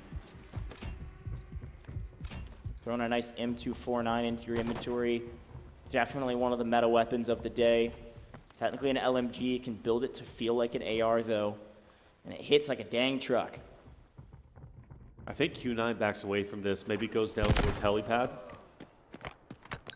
Could be one of the significant plays they can make. Get out with the AWL. I mean, 3.6 million, that is a massive game for them. Considering the fact they started in 5th place at 5.26, this will put them in the running for top 2, if not already top 2. Because Gold Silver, I've already extracted at 2.1 million, so I think they'll just have a minor lead. But for Q9, again, putting them right back in the running, making things a lot less scary going into what could be the next map, or should be the final map of the next map. Next Mana Brick round, depending on how NBA decides to play it. And we will have... Oh, wow, nice. Boldo died a while ago. Yeah. That timer was about to go down. There was enough action on the north side. They were able to pick up Boldo just in time. Mana Brick Addiction back on their feet with 3 players. There's only 4 minutes left on the clock. There's been some action, some interesting fights, but most of this lobby is still standing. We've basically just lost Bobo to an NPC and HR to the fight earlier. And of course, 2 members of GS extracted early with 2.1 mil, so. Uh-oh, we've seen this story though. Trying to go for the center extraction point. Yeah. NBA just up above them. That would be devastating for Q9 if they get eliminated in the fashion Inc. did in the last round. Well, Q9's got the power position. They're sitting on the extraction point already. We have 3 minutes on the clock. But NBA's got Skydie. I mean, that's the power player. That's hilarious. It's a good shout, frankly. There is a north side extraction to potentially take if you want it. It's going to be the road to the Grove. North side of the map, looks like Ink might be playing for that right now. Fallen was up here, but they're going to actually wrap around. They're not going to stay up here. I think Ink's ready to go home, and by go home, I mean go back to the lobby and prepare for their home, which is Space City. Whereas on the other side, Mana Brick Addiction, ESG, and Q9 all collapsing on the extraction just outside of the Tower of Babel. ESG has 2 players in the area, and a 3rd player nowhere in sight. I think they're actually deep inside the Tower of Babel right now. So all eyes on Q9 and Mana Brick Addiction to fight first on this extraction point. You can see the timer differential. There's plenty of time to get out, but this will be the last out of the map. Yeah, I can't stress enough how important it is for Q9 to hold on to what they got. I notice the Sneeva starting to move up. That's going to be Boldo. It's going to scout the area already underway with the fight for Q9. Winning this is so impactful. You get out with the AWM, you get out with a ton of much needed loot, and already taking a lot of damage, though, is going to be UR. As NBA starts to collapse in on him, he will recover for the time being, but I do favor NBA in this fight, depending. You have Scotty also starting to engage. UR lays low. Q9 breaks away. They've got this fatal triangle, and NBA looks to be going right in the middle of it. Yeah, Boldo's just walking in with the Sneaver operator, trying to get better of his opponent. They are able to trade one out. K1, DE goes down. Skydie is there for the trades. Yuval picks up one, and is all down to Mo in a 1v2. Skydie's on the other side, full healing, but they don't need him. Gosh. Mandel Brick Addiction is the best team here today, and they continue to prove it over and over again. ESG getting involved in the equation, and we are down to the last remaining player for ESG, as Mandel Brick Addiction have two alive, Skydie and Yuval. They've got power position. ESG is here, but Fallen is joining the fight. And there's only 48 seconds left on the clock for this extraction point. With Q9 getting fully eliminated, that knocks them back down to the bottom of the food chain. They started at the bottom. They should finish at the bottom. They needed that extraction. They needed to win the fight, but NBA had other plans. 2 more players up. ESG in the vicinity. Of course, Fallen starting to move through, and Ink might even join in at the last second. Crazy fight and not a lot of time left on the clock. Yes, the game clock has 57 seconds, but this last extraction point has 20 seconds on the clock, and there's a lot of folks sprinting at this. Flarich in trouble, gonna have to back off and heal while all of these teams jockey for position. Reminder, they don't have to win the fight, they just gotta get on the extraction point. Killzone's gotten out on the north side of the map, but Easy and Baby B are sprinting towards this fight to get anything that they can find. And it looks like ESG's fighting while the main fight on screen and NBA and Fallen all get out. No one able to get a knock and a full on the extraction point. And 2 members of Ink come swinging in to try to clean up the scraps. And unfortunately, one of the 2 get cleaned up themselves. And with 19 seconds on the clock, Baby B is on the hunt. He just needs to sprint at his opponent, who is weak. Now a cat and mouse game in a 1v1 to close this map out. We'll see if anybody can get the knock and the full before the time closes. I don't think so. 5 seconds maybe. It's Hello! Jang from up ahead. Oh, whoa! Baby B gets to heal him just like that. Despite taking the first shots, he took the first damage and still reversed the script. Incredible, incredible performance. But of course, the one stealing the show was NBA. The way they pushed in and took down Q9 in that. You mentioned a power position, but NBA is on a different level. The way that they push fights, identical to what they did against Ink just a little bit earlier, albeit Skydie was the one who dismantled Ink. This time around is more of a team effort. But let's talk about how special it was for them to take Q9 off of that position in the center extraction. The way Q9 was set up in that fatal triangle, I thought for certain NBA was going to go right into the middle of it and get mowed down. And that did happen to at least the first player. But NBA flipped the script and ended up reversing the tides and taking out Q9. In retrospect, that should have been Q9's fight to win, but ultimately it wasn't. Now, why is that impactful? Well, Q9 was at the bottom of the leaderboard going into the game number 3. Losing that fight reduced the amount of assets that they were able to lead with and extract with. Therefore, Q9 should theoretically still be in last place. Polar opposite from their match A performance. There's a lot we can talk about with that round. Honestly, it was a little bit more heavy-handed than I thought it would be. I thought it was going to be a little bit slower, and it was slow early, but the end was dynamic. Constantly we see that extraction point fought over, and constantly we see the team that gets there first as the team that has the advantage.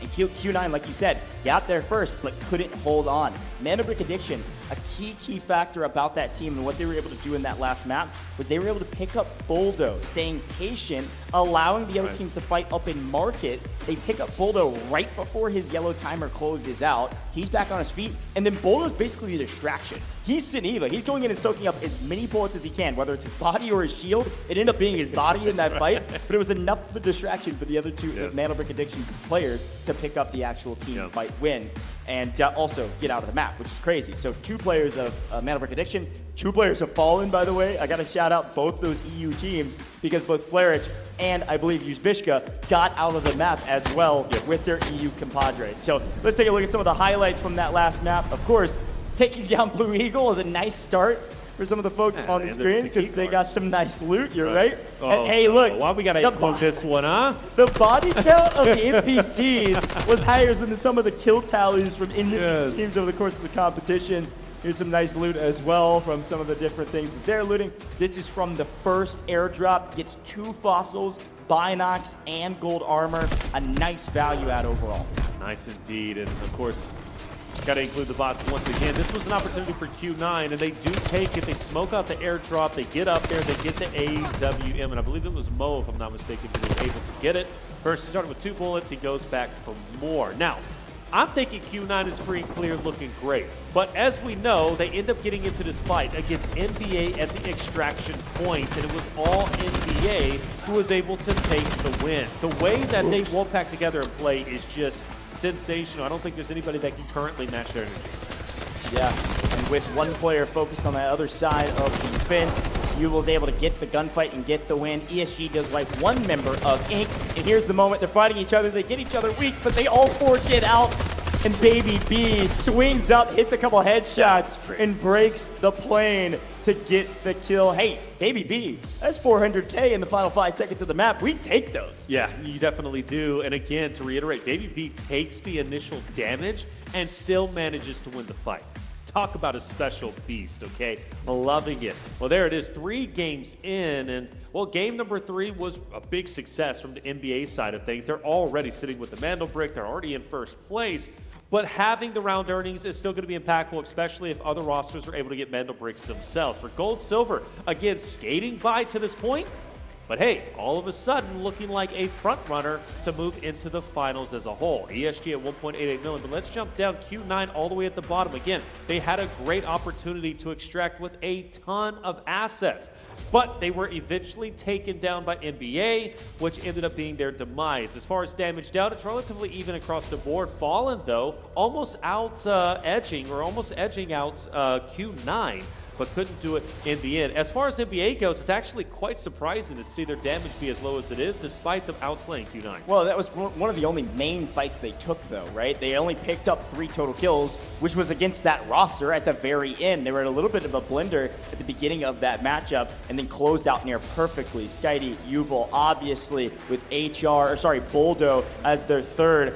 This is the team that's the best team on the day. It's the best team in the last round. This is the best team right now, and there's no questions about it. Not only in this last round, can we remind ourselves, Yuval, the MVP this time around, they've picked up so many MVPs over the course of the day. Yep. 3 kills, 2 assists, a 3-0 KDA, and then also a round damage of almost 500. A huge boom.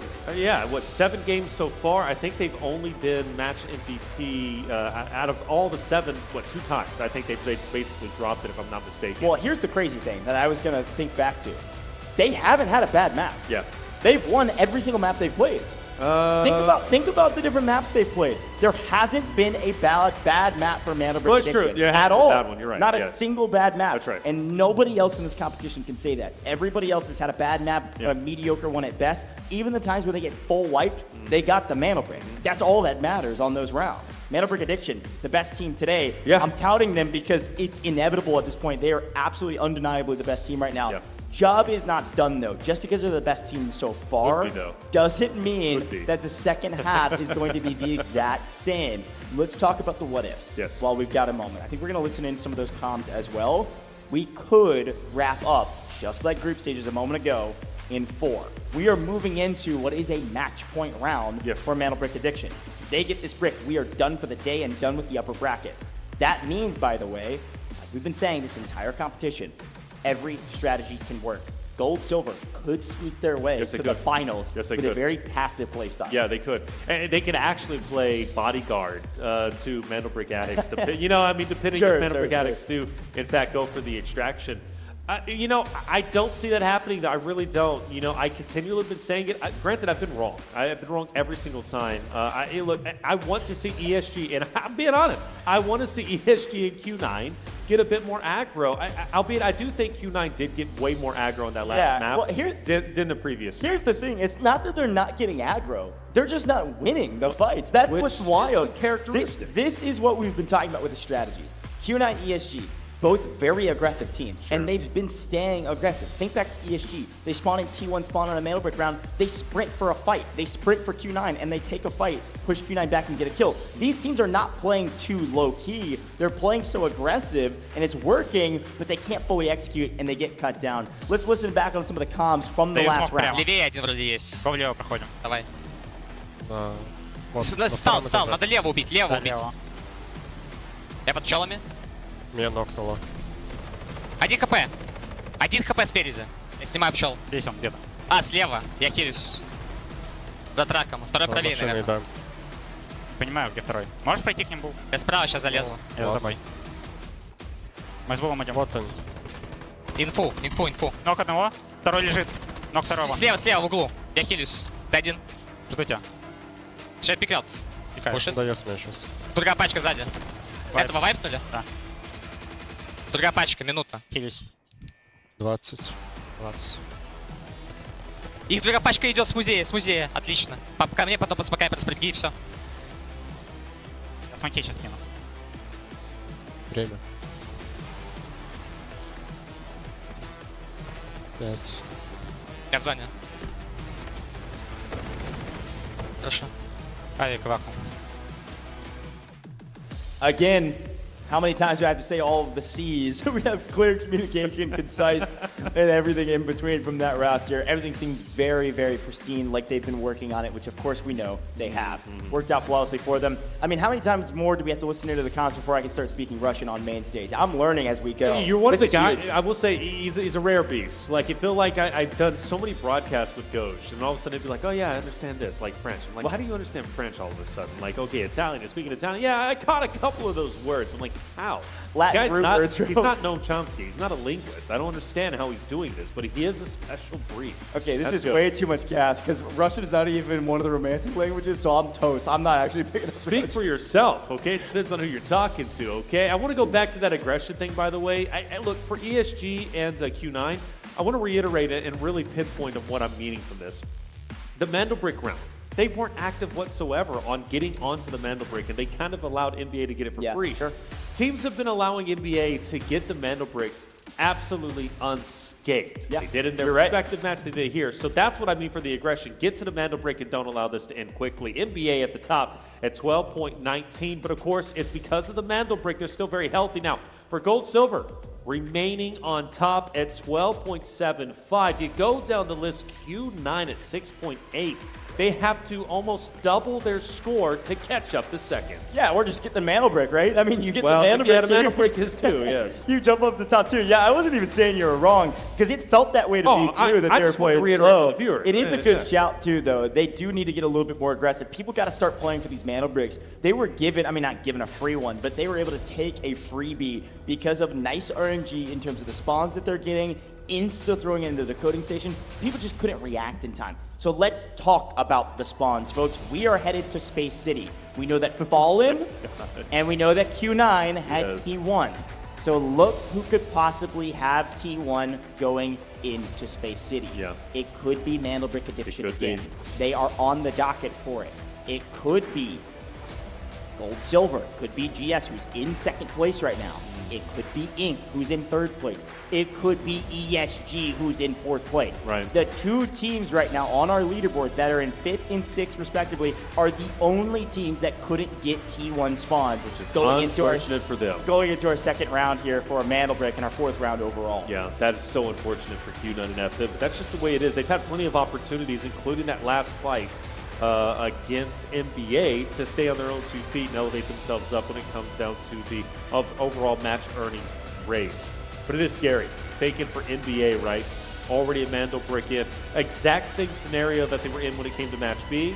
Now they have a chance to close it out in upper bracket. Well, look at our operators as per the usual. Hat Claw, long gone for everybody. Ain't nobody got a Hat Claw at all, and only one member of the Tempest category having been used. Again, a little bit surprising, but people have been favoring Hat Claw. Only one Luna is alive as well, or sorry, has been used. All of the Lunas are available to be used going into Space City. This is kind of classic strategy for what we've seen throughout the course of this competition. Gonna see a lot of Lunas, probably one per team, going into round number 4. But I do want to point out, for Mandelbrick addicts, Skyding has an opportunity to play Tempest, which is huge for him because it has such a tremendous impact when it came down to his Mandelbrick round in game number 2. Yeah, and I will say too, we got a lot of Stinger still available. We know how valuable Stinger can be on this map with that drone, the smoke drone that you can throw out. A lot of visual cover on a map that has wide open spaces. So I'll be really curious to see how many Stinger operators we get and how many Luna operators we get going into this one. Yeah, you would have to assume we're going to get some Lunas at least. But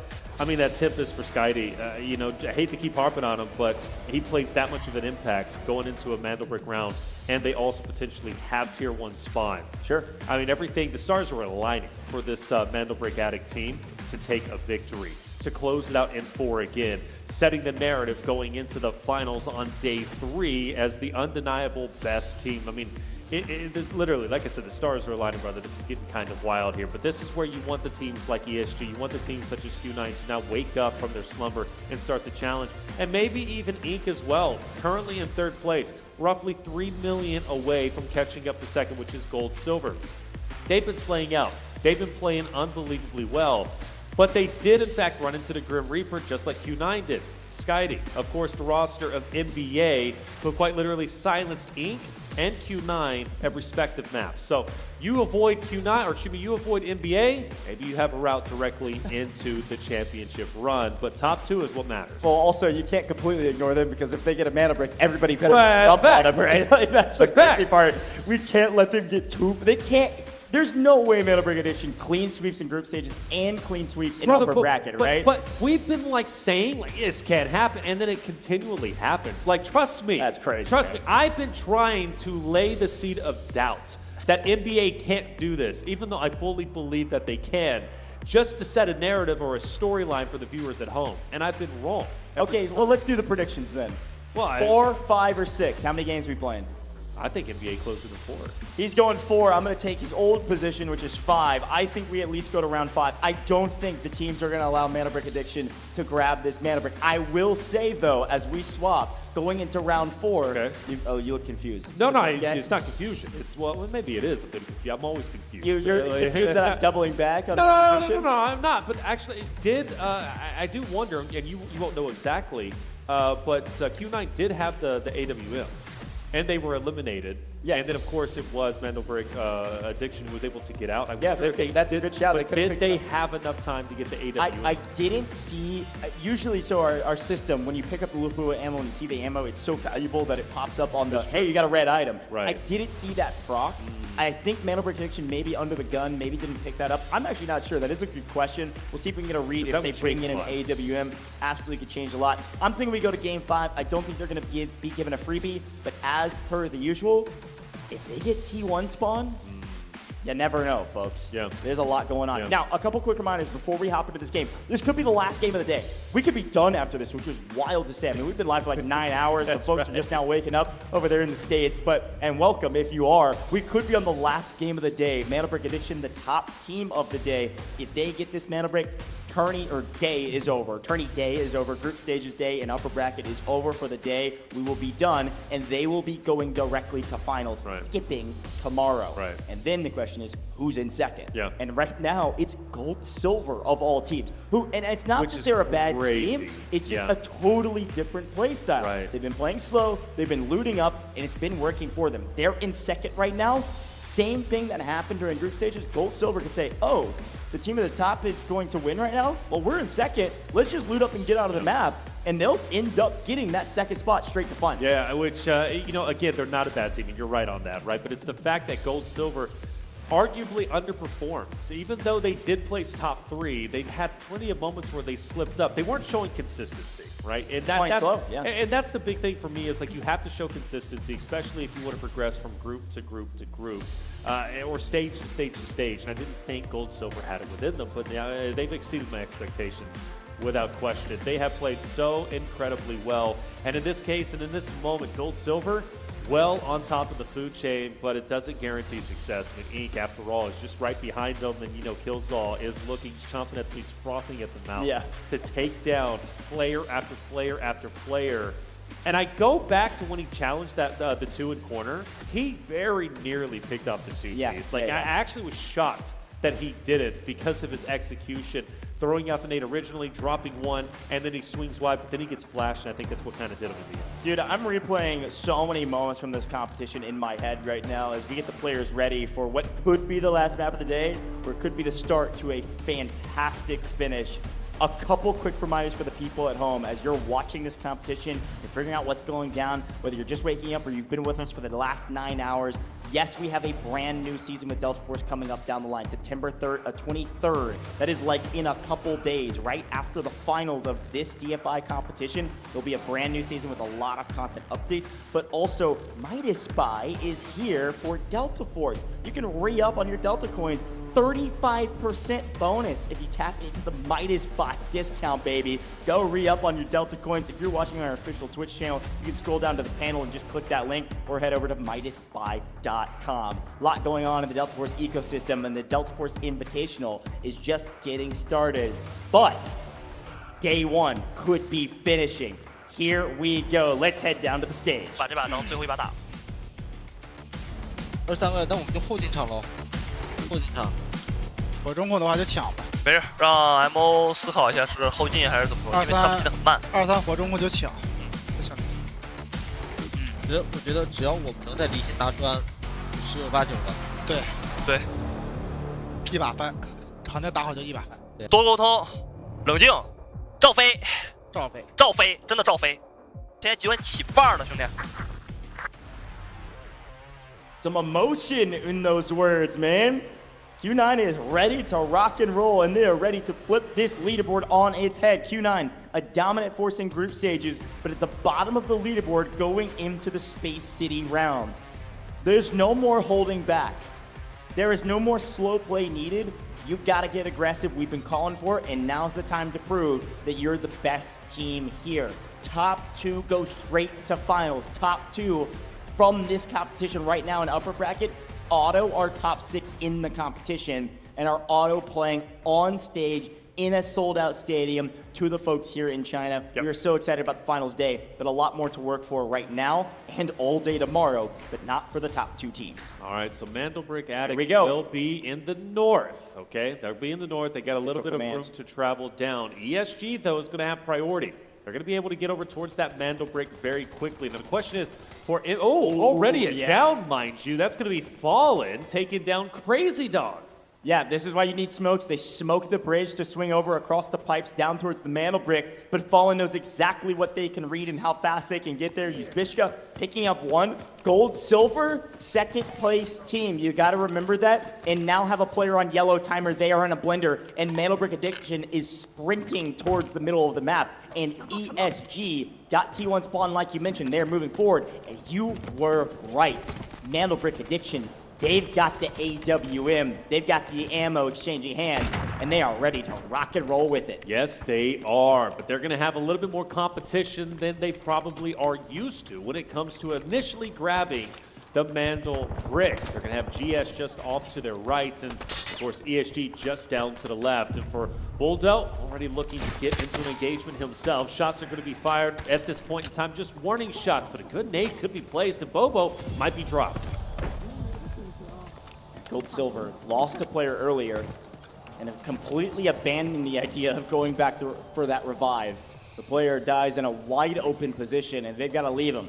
Gold Silver having to play as a duo. Here's a quick look at our operators of choice. No Tempest this time around for anyone, but as mentioned, every single team running Luna aside from Ink. Ink has gone Stinger, Shepherd, and Toxic for this one. See if it works well for them. Mandelbrick Addiction playing around, of course, the Mandelbrick. 2 members of Gold Silver still alive playing around the Mandelbrick, and ESG playing around the Mandelbrick. Everybody lying in wait until this thing pops, as ESG does find a nice dish for 471k. Across the board, though, nice loot value across the board for the kits that everybody's bringing in. Mandelbrick Addiction bringing in all golds, a huge boon for them. Fallen not too far behind. HR the only one in purples. That squad, nice high value kits for the most part.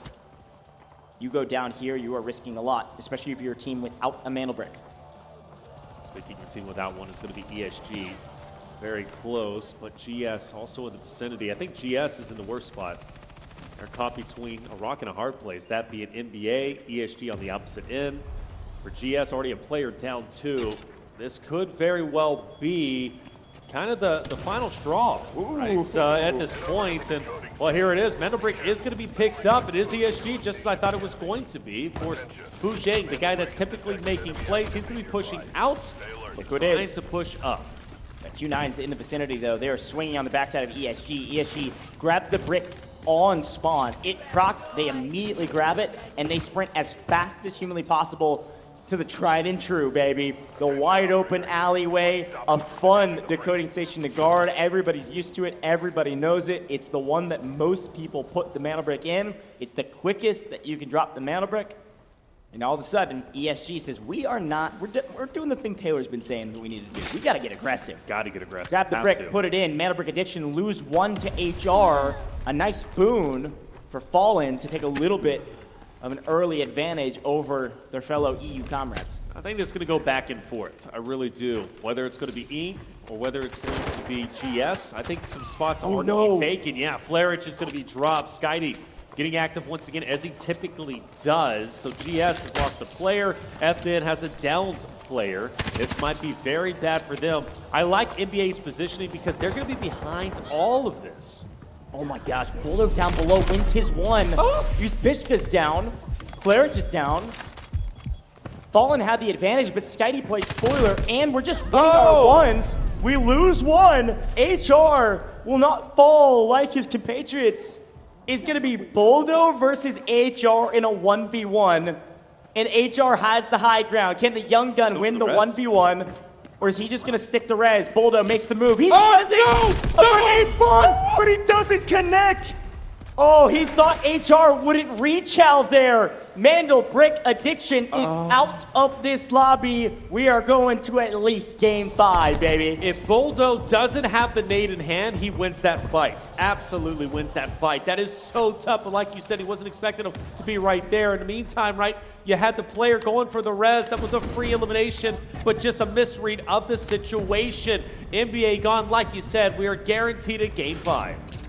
Brother, HR with the reach out there was wild. Was sticking the res. Player comes up, spooks him. As he goes running, our Mana Brick Addiction player thought he could throw a nade to follow him. HR spins off reach outs and cuts him down before he can even pull his gun out. And all of a sudden, Fallen is entirely back on their feet. All 3 players of Fallen are alive. 2 of those players already been down to yellow. This is utter chaos right now. Chaos indeed for ESG. Potentially a big moment. They were the ones that started decoding the Mandel Brick. They are the ones still in control of it currently, but it does get touched by no other than Q9, who's at the bottom. Like we talked about it, there's so many ways to win. There's so many ways to progress through the stages. And for Q9, despite them being at the lowest when it comes to total assets, getting this Mandel Brick could very well put them back up and running.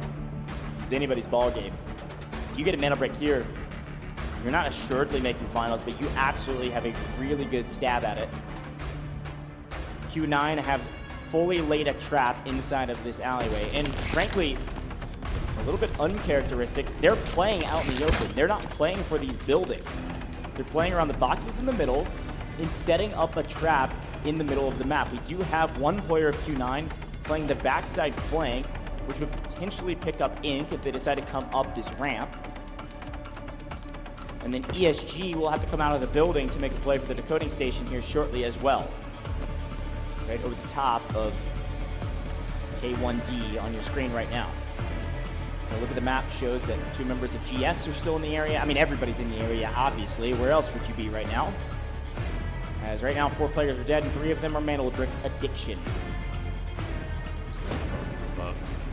Fallen's about to make a good attempt. 3 players move up. Yeah, spotted. Got E to the left. AWM. Too. Yeah, AWM. Q9 to the left. Up close, though. That could be, unfortunately, the demise of HR, who's been going through the blender. This man has been getting down time and time and time again. And, well, in this case, it could very well happen. However, if it doesn't, he can hit some great shots, just barely missing the first. Picked up this AWM from the dead Mana Brick Addiction. Got his teammates back, won the engagement, ice in the veins, and gets paid for it, not only in loot, but in one of the strongest weapons in the game. Fallen making a move, they're pushing up. They know they don't have sights on them. Q9 was backed up because of the sniper shot, so HR pushes up and is now playing the peak. Where's everybody else? Nobody else is wanting to third party this. This is truly a 3v3 on the point with everybody else just kind of watching and waiting. Yeah, I think they definitely have the right, though, to wait. Still a minute left. You have to assume, at least in their minds, that Fallen will get a touch. But Guar keeping them at bay just by literally staying prone behind this box. They're giving them way too much respect. They really are. K1DE, here we go. This is the signal for and this is the signal. And Ink is going to be moving in. ESG as well. 52 seconds. Q9 still decoding. Yeah, Fallen was gonna make a move there, I think, once they heard shots on the other side, but unfortunately, Ink decides to go up from the other side of Fallen. So now Ink, who was gonna play spoiler to Q9 from the ramp, says, we can't really make this play up the ramp. We're gonna lose this fight. Let's come along the eastern side. And here we go. It's Guar to watch out for. He's going to have the off angle. K1DE is going to start pushing up. He's getting aggressive, and he actually hops right up to it. He's going to take down HR. Q9 is still going to be decoding, and in the meantime, Guar still has not moved. Actually, he's going to be fully down. K1DE needs to stop him. Just mere seconds remaining. Killzone's also going to fall. Claridge is going to be knocked down. Just 8 seconds away. Q9 with the code from the bottom, potentially to the top with the Mando Brick. Do they get it? HR has no choice but to look on as the Mando Brick is extracted, and Q9 are successful. Q9 in last place. I said it right before we started. All I gotta do is get a Mando Brick, and all of a sudden, Q9's gonna be joining the race of the top 2 as of current. We're definitely playing another map, and we might play 2 more, but Q9, they've lost 1 player, but K1DE, my hero thus far, stays on top, and now Mo is wiping one part of Ink. Ink down to a single player, and he's just on the other side of this door from K1DE. What a play to see the smoke push the point and not let anyone get the better of their opponents. Ink fully wiped now with the help of ESG. It was the 2 China teams falling earlier in the upper bracket, and now it's 2 China teams standing tall right now. Q9 getting the Mando Brick, and ESG is the only team with all 3 alive, and a nice knock and a nice trade. But unfortunately, ESG is here to play trash compactor. We're here to take out the trash and send them packing. But the good news for for Q9, I'm so used to Mando Brick addiction, getting the Mando Bricks. Q9 get the brick. They die for it, but they get the brick. ESG just cleans everybody else up. Everybody up. ESG gets a bit of a win. Obviously, Q9 gets the biggest win, getting the Mando Brick. Things going to start looking scary going into Game 5. The extraction is in. Who gets sent out? Well, it's going to be 1 player from GS. What a turn of events for Q9 on the precipice of potentially going to the elimination stages. Now it's potentially going directly into the finals. Such a smart play from K1DE. We'll talk a little bit more about this later. There's still 9 minutes left on this map, by the way. Talk more about it later, but pushing up through the smoke, just to barrel stuff. Anybody that was playing for the decode, the timer was so low. His only job was just to protect that decoding station. He didn't even care if he died, but he's able to protect it and stay alive. Huge win there from Q9. Loot value is going to be extremely low, but it doesn't matter. They got the brick. They're going to be near the top of the leaderboard. Going to be in number 2. ESG, this is such a big opportunity for them to just gather as many assets as possible. But now, obviously, what matters is the Mando Brick. You have to get one. If you want to surpass both NBA and Q9, there's no other choice. The Mando Brick is the only option, the only way. Which makes things spicier than we have seen even in the group stages a little bit earlier, match A and match B. This is going to be for the first time like a Mando Brick is truly going to be the win condition. Yeah, if you want to make finals, you got to get a Mando Brick, but you also got to get a Mando Brick with decent loot value. Yeah. Q9 is not out of the woods yet.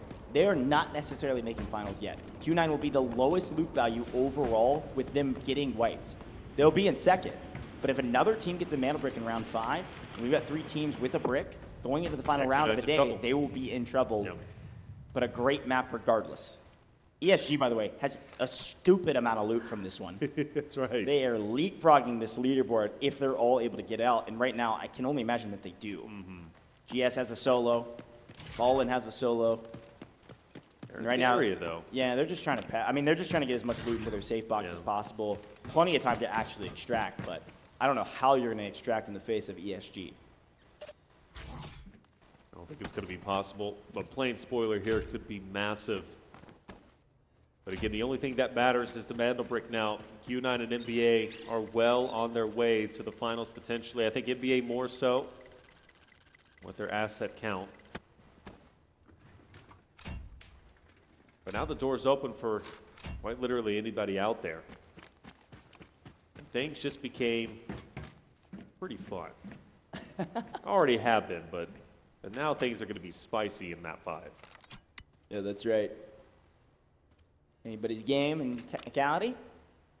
Yeah, Brick Addiction obviously still in a really good position. By the way, that is the first map at Mandel Brick Addiction has truly lost. Yes, actually, yes. First team out. Weren't able to get anything going. Brutal way to go out, but they couldn't be perfect. Not in a stage of this caliber, man. Well, yeah, as far as I'm concerned goes, they kind of have been. They kind of have been perfect. Albeit, though, does taking that L kind of take some of the wind out of their sails? I don't think so. But just something to kind of say. We do have ESG starting to move up. Again, you have the solos from GS, as well as Fallen. Just up ahead. And Oxygen has been known to make a play or two. A play for the loot. You gotta remember, Oxygen didn't have a single kill in group stage. But now it's time to pick up 3. Hey, you never know, man. They're getting close. It's hard to smoke out the rats sometimes. Look at the Uzbishka. Look at the spot that he's on. ESG knows there's someone around here somewhere. We're looking for loot first. I'm going to be completely real. I don't think it's even necessary to really continue to go for more. I think they're pretty loaded as it is. I think play this essentially as safe as you can. Granted, I mean, you got the man advantage. I mean, you're not going to waste this from a competitive standpoint. Yeah, look at total assets, though, on the left-hand side. I know. Look how much they're jumping. I know. Pushing up over 20 mil. This is what made ESG such a formidable foe in their qualification series. They just had crazy loot. Looks like spotted. Bishka knows that team's below. They know he's here. Ooh, he's going to go to close the door, and he almost loses his life for it. Now in deep trouble. They're just going to trade this out. Yeah, it's kind of weird, isn't it? By the way, the solo from GS manages to extract. Well, no, the solo from GS just died. The other player from GS did get out earlier. My apologies. Yeah, no, you're good. It was actually 2 fights happening at the same time with the same team. ESG cleans house. Uzbishka down. The last remaining player from GS down. And now ESG gets the pick of the litter. They get to loot the rest of the map. They've already killed everybody else. This is the ESG we've been waiting for. Yes. But again, Q9 was the one that got the brick. So Right. ESG will leapfrog all the way up to 3rd place, being the team that has absolutely the most loot value on this map. And in the total match that we've played thus far, the teams at the top are the teams that got the Mandel brick. And you can pay attention to our extraction timers as well. Should be able to get out the extraction that is just on the outside of the bridge, outside of horizontal test workshop. The one that we always fight over. This time is free and clear. Let's stack our bags with everything that we can. And this is a gigantic map for him, Taylor. Huge. It's going to be pushing 14 mil in total just from this map alone, which is humongous for them, especially if they can get a brick in the next round. They could potentially still play for first place. Oh, definitely, especially if they get a Mandel brick. That's what this is all about. If they can get a Mandel brick, they're head and shoulders above everybody.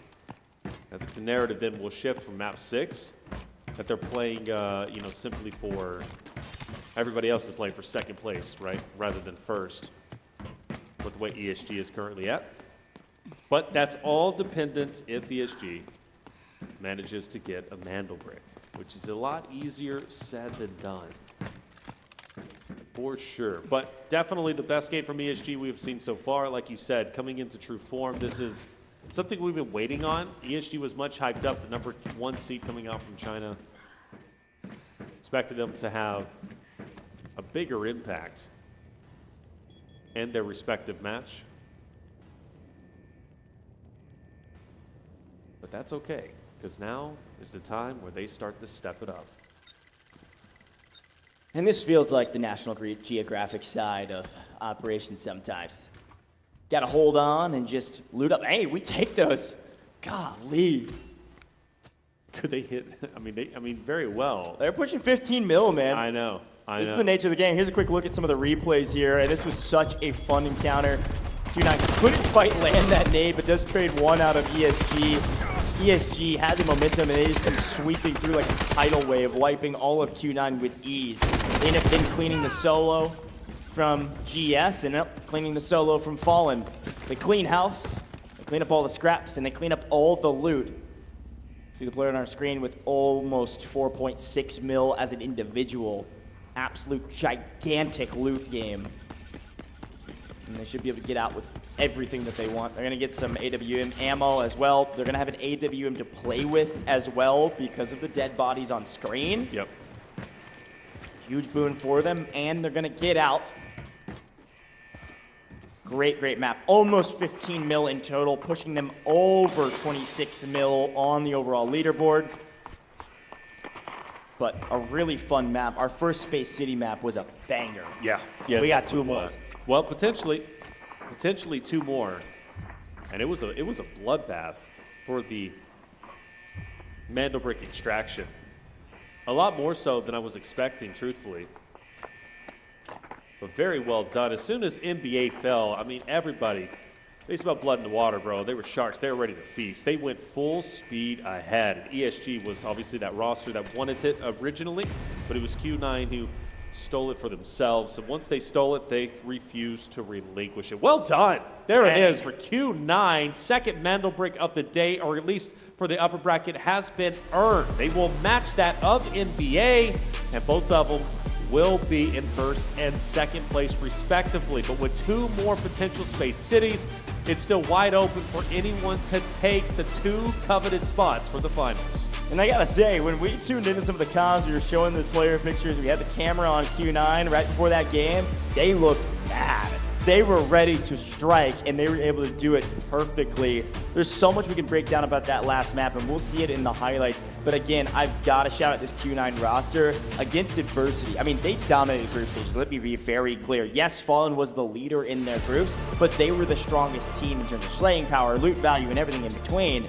Q9 this in the upper bracket has struggled, but in that map, almost perfect execution around the Mandelbrick. Holding that ramp control, forcing Ink to swing around the north-hand side, nobody would actually fight them on the south side of the point, and because of that, they had a free and clear victory to hold the decode. And of course, the hero plays from K1D to jump the brick, the decoding station rather, and take down HR before he could get the trade. And HR was just right there. He was ready to decode it for himself, getting shut down that close, and then also forced to lay on your back and just watch. Yeah. Right. I mean, it's just right there, but it's absolutely impossible for him to reach. It's quite heartbreaking. HR, the younger player, has been playing very, very well, but also has had some heartbreaking early losses and downs, man. I just hope it doesn't get to his head. He's a phenomenal player, and Fallen is, you know, they'll be all right, right? Fallen is one of those teams that definitely has the ability to fight back. I mean, after all, look at Q9. Last place, now up to second, but it is critical in this map 5 that they lock in the final Mandelbrick, whether it be Q9 or whether it be NBA. You do not want to allow it, especially at this point, ESG, to get a Mandelbrick for themselves, because they are so far ahead of leaps and bounds ahead of everyone. Out of all the 6 teams, there are now 5 teams that they're facing off against when it comes to their technical alloy. I mean, match earnings, brother, like they are, I want to say 10 million above, basically, even at a second. Right, well, you got to remember, too, how much loot value Mandelbrick Addiction actually brought into that lobby. I mean, they had well over double digits on their overall loot value, and they're the only team that had a Mandelbrick going into that round. They dropped to, I think our leaderboard showed like 7 mil. They brought in like 7 mil worth of gear, which totally makes sense. Let's look back on the map, and it started with GS. We were like, hey, they're in second. They're feeling good. Yeah, they barely make it out of spawn, man. They almost lost both players as they're traversing those pipes to get over towards the brick. They have to play with 2. Seeing some solid loot here from Ink, who tried to get into the fight towards the end, but just couldn't quite find an entry. A Q9 held the ramp. We'll get there in a moment, because it started with ESG. We've got to remember, yes, Q9 won the Mandelbrick. ESG started this. They grabbed it on spawn, sprinted to the decoding station and immediately planted it. They wanted to take this fight early. And here's a look at Fallen. HR, you were questioning how he was feeling. He had some struggles. He iced up in this moment. There was a crazy reach out here from HR, not only to win that fight and win this fight as well, but it was right here. Look at this engagement. This was insane. Boldo. The reach out. Yeah. Boldo was disgusting. Able to stay alive. And then moment right here, how HR close was doing so much. But K1D sees the smoke, know they're going to sprint for it, sprints to it and just barrel stuffs him with the LMG, gets the kills. Fallen picks up several kills amongst this equation. That'll be nice for their tally. But as the mana brick gets extracted by Q9, here comes ESG, and they clean out. Yeah. Tons of kills, tons of loot. They have absolutely leapfrogged the rest of this competition in loot value. Both of our Chinese teams were down at the bottom of the leaderboard, and both of them just jumped near the top. That's right, Q9 especially. Q9 was at the bottom of the leaderboard. They were in dead last. ESG was in 4th place, but that might as well be 15 places behind that of 2nd, right? Because you already know NBA had a Mandel break. Of course, others were threatening for that. Now, Q9 come out with 0 round earnings. Of course, they will get the 3 eliminations. That's going to be 1.2 million. But the big thing is they get the Mandel brick decoded, which is going to put them at the same pace of NBA at the top. But for ESG, 14.84 million, 6 round eliminations. What a massive game for them. So they'll put on, of course, on that 14.84, they'll put on an additional, 2.4 million. Just brilliantly done. If they get a Mandel break, there is nothing stopping them from going into finals. We've been talking a lot about those two China teams for good reason. Massive moments in this last round. But look at their damage charts, man. Fallen was scrappy. They picked up a lot of kills as well. I believe they picked up 6 as well. That's a nice boon to their tally. They were frying, and they were constantly fighting. They were in a blender pretty much the entire time. But the best team, well, we got to give it to our team that was able to grab the mana break. They pick up 3 kills, and they get the mana break. So they're the best team in that last match as they jump up into 2nd place. Going to be right behind, likely behind, that team of mana brick addiction. We got 2 teams on match point going into map 5. But the hero was your GOAT, my guy. The young gun HR is coming online, able to pick up 3 kills, 719 damage by himself, an assist, and of course a 3-0 KD. So a great map from HR, 19 years old, showing what he's got on main stage in the upper bracket. But Fallen's got to keep stepping up. They've been this close over and over again. They won their group stages, but right now, they're not going to finals if they don't get a brick in this next round. That's it. They need the brick. That's going to be absolutely essential. Now, for Q9, of course, they want this to end now. If anyone else gets a brick, most likely Q9 is going to be behind them because they just don't have the assets. Up at 3rd team, yeah. They're just way too low. So it's essential for Q9's sake anyways that they end this now, whether it be, of course, them getting the Mandel brick for number 2, or it be even on the opposite side for NBA. I mean, they'll be perfectly fine with NBA ending it because the Mandel brick is the most important thing. But again, for Q9, it needs to end in match 5. Well, what's so interesting is this is a similar-ish position to what they experienced in Group A. Think about Q9. They were in a position right next to Fallen on the leaderboard, the only 2 teams that had a mana brick. They go into map 5, and Fallen's the one that grabs the brick, and Q9 says, sounds good to me. Yeah. That means we're headed up to the upper bracket. That could absolutely happen here on Space City in map 5 again. History could repeat itself, this time with the other EU team. If Mana Brick Addiction grabs the brick and plants it, I don't think Q9's going to get involved. They're going to let him take it. They're going to take 2nd and go to finals. Let's listen into the comms from that last map. 不打的话，要不怎么说提前打？我觉得不会有人打。我们都得低怎么说？都铁梯打吗？哎，打老太了。打老太，我看他们要打。那我不下了，那我接着不下了。我俩买水格了。我们俩进攻，咱俩进攻。就在后面，就在后面。我给个板子对枪好不？我给隔断了，电线。2个电线没了。2个电线全交了，还有手弹。他就在后门。我给板子对枪。不急啊，我们打慢点。小炮。哎，我被秒了！这脸上，小心转点。有人去，好像没人去，2个在我脸上，别倒！铁给打起来了。你脸上一个，可以想拔砖。拔不了。然后我们呢？我贴近点，我救人。背回来吗？好枪。别急，M 别急。不急。打血，他都把架死。好。我不好架，我不好架。 NK 的，我马有烟，没事不用管我，我马有烟，300烟。2队在里边打 ，NK 死完了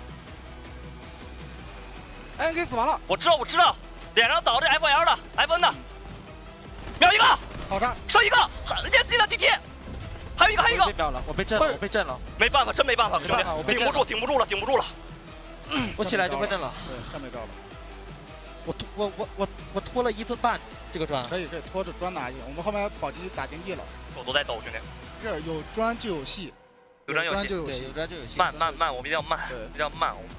Tom sounded good, but I will say, I don't know all the words, but I know at the very end, I saw that one player, K1D, go, he's one shot. He was saying he's one shot. He traded one out and almost got the other one, got him one shot. He was telling his team, help, but they couldn't get there in time. Right. And of course, Q9 get cut down, but it's always good to listen into those comms. Q9, they get the Mantle Brick. They're going to be a top 2 team. The question is, can they keep the momentum up going into Space City round 5? Here's a look at the overall leaderboard. Mandel Brick Addiction is on top, but only by 1.08. Is a very tiny margin for the 2 teams with the Mandel Brick. Top 2 making finals, though. You need a brick to make finals, and ESG is crushing the competition, frankly, on the back of that last map in the loot value category, but they will not be going directly to finals. They have to battle through the competition tomorrow if they can't get a Mandel Brick. Yeah, if they can get a Mandel Brick, they are smooth sailing straight to the finals. We take a look now at the spawn points, and we start to break it down with gold and silver, right? ESG, they will not have the opportunity to have that tier 1 spawn. Now, on the opposite end, though, it will be Eek, who has an opportunity, Fallen, who desperately needs it, and then also Q9, which is a big deal. Q9 has an opportunity to potentially have the tier 1 spawn, too. Yeah, the 2 teams that have a Mana Brick already have an opportunity to get T1 spawns. Yeah. It's pretty a big moment for both of these squads to take advantage of that. Now, what we do know about Space City is that because there's multiple buildings here, you got Centrifuge, you've got a ton of buildings in the area, especially around where everybody's decoding it. All of these buildings can be inhabited, and there's a lot of room to work. So just being there first doesn't necessarily net you a massive advantage, but we'll take whatever we can get. Here's a quick look at our operators of choice. I can only imagine Skydie might be thinking about breaking out that second Tempest. I'm surprised he didn't already. Well, I think it makes sense. It's like round 4. We don't have to close out in 4. Let's save it maybe for this next That's one. fair. The only player to use Tempest, of course, we can see every team has used one Luna. Likely we'll see most teams use a Luna in this next round as well. What are you waiting for? This could be the last one. Definitely we'll see more Senivas this round, except for, of course, NBA, which is definitely something worth noting. We've got an Aluru for everybody as well. So that's kind of the traditional sense. Again, Byron really not being played at all in this competition, at least in the upper bracket, which is a hair surprising, of course, aside from Ink, as Byron's a great assault operator. And we've got a couple D-Wolves still left to help out. And plenty of Stingers. You're going to see absolutely Stingers, Lunas, Alurus, and Senivas in this round. Stinger definitely a namely one with the smokes. Huge for the rotations. We'll see Q9 maybe even run it, which they haven't done so yet. Sure. Well, I'm curious if we do see the Tempest come back into play, because I feel like that's where truly they find the most, at least, success, right? When you're talking from the NBA side of things. That would be big for them. Again, big map. Map number 5. We're almost guaranteed 6, but it depends on what this game 5 ends up bringing to the table, man. I mean, truly. 2 teams on it. I think ESG, though, they are super hungry. Super hungry to not miss out on this, because it would be, at least in their minds, to have 25 million, right, assets, and then to lose would just be unacceptable in ESG's mind. So here's my thoughts. ESG, they can't get a T1 spawn. So if I'm ESG, I'm hoping for Central Command. I'm hoping for the north middle side of the map, because it's not a T1 spawn, but it is a strong spawn. And if we've seen multiple teams, they can sprint straight for the brick and get there just about the same time as everybody else. Well, that's what NBA did. That's exactly right. So I'm looking at ESG and saying, hey, if they get Central Command, they can get to the brick quickly and they absolutely can make a play. But if they get bottom right side of the map, if they're way down there, I don't know if they get there in time. They got to play ramp. Like, there's a lot of question marks around this map. You say we're almost guaranteed 6. I don't know about that. I'm still sticking with my prediction. I know you are. I know you are. I've been pretty good today. My predictions are hitting, so I'm feeling 5, folks. We're gonna see another match of ending on 5. We'll see as we wrap up the day. Could be the last map, could be the penultimate map, and it's just a matter of time for us to figure it all out with you. Oh, I'm so excited. Hey, it's been a long day. I saw a bit of a yawn come out from one of the players of ESG. I hope he wakes up, though, and is locked and loaded going into game number 5. This is a critical moment for ESG if they want to punch their ticket into the grand finals, which they virtually would do with the lead that they have in the assets earned. Q9 would be in very, very big trouble, albeit they aren't that far behind by NBA now, who had a decent lead, but ultimately ended up losing out on the last round. Well, this is the key factor about this competition right now. Mandelbrick is the T1 in the sense of our leaderboard. It is the first metric of success. We all get that at this point. We've explained it ad nauseum. However, because of the way this upper bracket has played out, the teams that have Mandelbricks, 8 and 9 mil on stash value through 4 games is basically nothing. That is hardly, and you start with 3 mil. I mean, that's like nothing. So they are very open for the taking, these top 2 positions. If we go to 6, there could be 4 teams with the Mandelbrick. It's technically, which is a rarity. It's technically possible that NBA and Q9 both don't make finals. Nothing is assured in this competition because they have low loot value. So something to pay attention to. They're going for the brick. They want to close it out, and because of that, they're not going to find a lot of loot along the way unless they get the brick and wipe everybody like they have done in the past. I'm talking about NBA. NBA, though, poised, ready to go. That was one of their weakest maps we have seen yet from them, but it doesn't mean necessarily they performed badly. They still were performing very well. It came down to a 1v1. If Buldo didn't have the nade in hand and would have anticipated HR to reach out after, of course, being caught off surprise from the res, it could have totally been a different story. NBA would have been able to get back on their feet, and who knows the impact that they could have had in the fight. Regardless, though, still in a great position going into map 5. Look, we're certified yappers up here. There's no question. We've been going for 10 hours. However, I got another point for you. Leaderboard. Look who's on the bottom of the leaderboard. Yeah, Fallen, man. Falling in last in upper bracket. Talk about a surprise after such a dominant performance in group stages. Sure, I mean, this is where Q9 was a moment ago. All it takes is getting a Mandelbrick. But it is wild to see a team that crushed it in the group stage win their group stage double brick. They don't have a brick to talk about right now. We're going into map 5. They know they're in last. I think Fallen's going to swing for the fences on this map. They have nothing to lose. Here's our map rotation. We've been doing it all day today. We're going to do it all the same tomorrow and on finals day. Map 5 is Space City, and of course, we got a Mandelbrick active, folks, and our players are loading in as we speak. I know I'm watching our chat over here in the English broadcast, and a lot of our North American folks are waking up. If you're not awake yet, what the heck are you doing? It is 8:30 in the Central Time Zone. It is 9:30 a.m. in the Eastern Time Zone. I'm seeing a lot of fans from North America. They're saying, Ink, let's go, boys. Let's cheer on our North American team in the upper bracket. So we'll see what they're able to do. All right, let's get it going. Round number 5, Space City. Once again, what's up for grabs? Well, it's that coveted Mandelbrick. For NBA, they get one, they win, they go to finals. For Q9, same scenario. But of course, for ESG, GS, Inc., FBID, they want to extend the event as long as they can. Now, Inc. is going to get priority. That's going to be big for them. They've been playing very, very well. And FN. And FN too. T1 spawns. Two teams that need it. Inc. and FN, both the teams 5 and 6. Really important stuff. Mandelbrick Addiction end up getting the water tank spawn. And this time, look at this. Talk about some comeuppance. Good grief. GS get taken down by FN in the last map. They flip spawns, and the exact same thing happens, except it's reverse. We lose a member of Fallen on the pipes. This time, though, they might be able to get the revive, as GS have said, we're going to get that knock and sprint for a brick position. We'll continue to pay attention to that, as Mandelbrick Addiction has brought in. We bring in the AW. Did they have 2? They might have had 2. They might have, man. That would be crazy if they did. Oxygen picking up his first kill on main, by the way. GS are on a tear. These guys have been playing slow, and they said, hey, man, we've been stockpiling our loot for way too long. Let's get active. Oxygen gets the cleanup on Killzall as well. GS have come to make a statement in map 5. And this is the time to do it. When it matters most, especially for Oxygen to wake up, this is big, but is he biting up more than he can chew? He's pushing it aggressively. If he goes through that doorway, he's going to get mowed down by the Inc. roster. And luckily, he's going to pump the brakes because, man, he was feeling himself. He finally got an Elam like he's ever the first time, and I thought he was going full steam ahead. Now, settle down, boys. Plenty of time remaining. The Mandelbrick can't even be extracted until another minute, but this fight is definitely huge for both of the rosters to take. Now, Fallen was able to get the revive on the end of the pipe. I think if that body was in the middle of the pipe, maybe. A lot of fights happening right now on main stage, of course. Oxygen able to pick up another. GS going insane, but Mana Brick Addiction is here to make a statement as well. We've lost one member of Mana Brick Addiction. Ink is out of the map.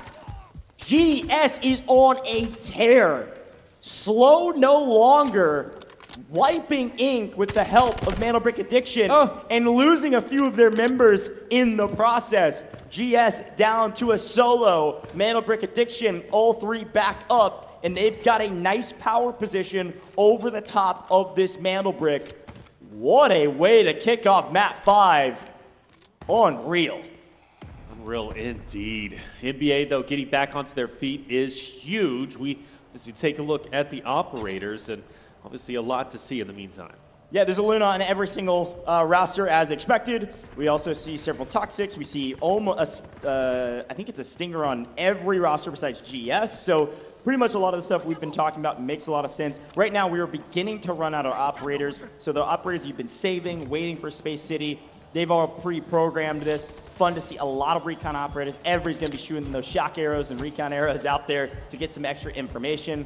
And for a couple teams, they still have a couple engineers. We do see a Shepherd for one of our squads still in. Now, a rifle found from ESG is a nice 694K. We take that. But right now, all eyes on the Mantle Brick. And Boldo is here on spawn, picks it up, and goes sprinting off into the hills. Let's see where he goes to go for the decode. Will it be the same station we have seen time and time again, or will we change it up? Let's see what they decide to do. Well, if it is going to be GS who's going to be waiting for them to go over there, and they might very well have a bit of an impact, and I believe that is going to be one just behind. If he doesn't check his backside, he might get shot into the back, but actually he's going to be okay. They're going to be just down below, excuse me. So, finally, it is going to be extracted. NBA are looking good. Now, the question is for Q9, do they want to come in and try and defend the site? Because, again, they need this. Either way, they want top 2. That's all that matters. Everybody knows, too, this is a part of the UI in game. Because Mantle Brick Addiction just started the decoding station, they've actually found one member of Fallen. They were able to find it. Boldo connects with some errant shots, but they end up connecting just enough to knock HR. Everybody just got a notification. Hey, one of the 2 match point teams just started the decoding. If you want to keep playing in this tournament, you better go fight it. That's not the exact verbiage, but that's what's communicated, right? Mantle Brick Addiction has nice power position over the decoding station, but plenty of time here. Plenty of time indeed. Until there's not. Typically, we do see the decoding go down until probably about a minute and a half, a minute before fireworks start to explode as the teams start to push in. Curiously, Q9 is still staying quite passive. For them, if NBA gets this, okay, no harm, no foul. Q9 still top 2. They're healthy, they're happy. All eyes have to be on ESG and what they decide to do. They're going to be the furthest away team at the moment. You can't really risk and think and hope and pray that, well, GS makes a move and GS gets in there and starts decoding it for themselves. Also, GS was allowed to get both of their revives. GS is fully restabilized, all 3 up, and I don't think any of those bodies were looted either. So a nice boon for them. Obviously, 2 of those players, if they get knocked again and fold, they will not be able to keep playing. But the fact that all 3 members of GS are alive is nice. They can make a play still. Really impressed with this roster thus far. Completely change of pace, and it caught some folks by surprise. But here comes ESG. They're going to slowly work their way through what will be Fallen first on their way to the decoding station. See if Flarich has anything to say about it. All right, DT, he's going to push up. He's going to be the first aggressor into the engagement. DT will, unfortunately, just lose sight of the player from Fallen who's going to be down below. Time still ticking away. Minute 50 for NBA, who is still decoding. A chance to win this event, or excuse me, the upper bracket. Move into finals is there. Only time will tell. GS still in the vicinity as well, but ESG starting to get active. And you also notice Q9 wants to go in too. There is a benefit for NBA decoding this for them, and they understand that, and they will now start to come into play. Yeah, they're just barely off your mini-map. We've got a map view you can't see, but Q9 is on the move. We'll continue to update where they're at. Oh, you saw them briefly in the X-ray vision there in the gray. Everybody moving towards this Mantle Brick decoding station. This is about to remind us of map 2 from the group stages of Group B. 5 teams. The only team not here is Inc., who got wiped earlier. All 5 teams in a tiny spot, but a lot of real estate in these buildings as well to work with. Here's our entry frag. Mandel Brick Addiction now in trouble. Bulldo gets cut down. ESG making a move potentially for the brick, but HR punishing one member that goes for it. Here goes DT, casually walking up to the brick, tanks a couple grenades, and should get the steal no problem. Gonna reset the timer to 3.5 minutes. Plenty of time on the clock for anybody to make a move, but ESG in possession of the brick. They do have one member down, and hopefully Fuzhang is able to get this revived so they can stay on their feet and fight for this brick. Yeah, if I'm Q9, I'm a little bit worried now. ESG have such a tremendous lead that I do not, if I'm a Q9 member, I do not want ESG decoding this Mandel brick. I want to challenge. I want to put all my effort and all my eggs into one basket to take down ESG in this moment. If NBA is able to recover, which they do, mind you, all three players are back alive. So still anything goes, but ESG is currently in the driver's seat. In the driver's seat to some degree. Now there's Mo, actually. Mo gets the Mandel brick. Yeah, well, Mo not only gets the Mandel brick, but also Fallen cleans up, I believe, the last remaining player at ESG. So they got a player on yellow timer right now. That's Lee Yoon down, fully down for a moment. Q9 in control, but it is still anyone's ball game. Again, if Q9 or Mandel Brick Addiction get this brick, both of those two teams are making it to finals. Look, I'm not putting strategy in these players' minds. They have their own strategy going into this. They've trained for this. They know exactly what to do in this situation. If I'm Mandel Brick Addiction, I do not chow this decoding station. I don't think you should. I don't think Q9's in possession of it. I do not chow this decoding station. If ESG is in command of it, I do. Yeah. So right now, Mandel Brick Addiction is going to play extremely slow and not worry about the decoding station right now. That is Q9's responsibility. They're going to lie in wait and just pick up anybody that goes into their crosshairs. If I'm them, honestly, I'm flooding this site, especially if it gets down to maybe like 30 or so seconds. I'm flooding the site and trying to slay out anybody that gets anywhere close. Fallen, like you said, is starting to push up. And, well, will HR be able to get a touch? I think so. He tried this before, but he's taken down before he can get the touch. And Q9 goes for the finish, and they'll get it. Mandel Brick Addiction are the ones playing spoiler. Yep. Like we mentioned, Mandel Brick Addiction said, no, that's our friends. That's the other team that's got the Mandel Brick right now. That is our ticket to the finals. A well-placed shock arrow, and HR just can't quite get a handle of that Mandel Brick. Probably less than a second away from stealing it, and unfortunately, shock arrow cuts him down. All right, so now, just a minute and 15 remaining.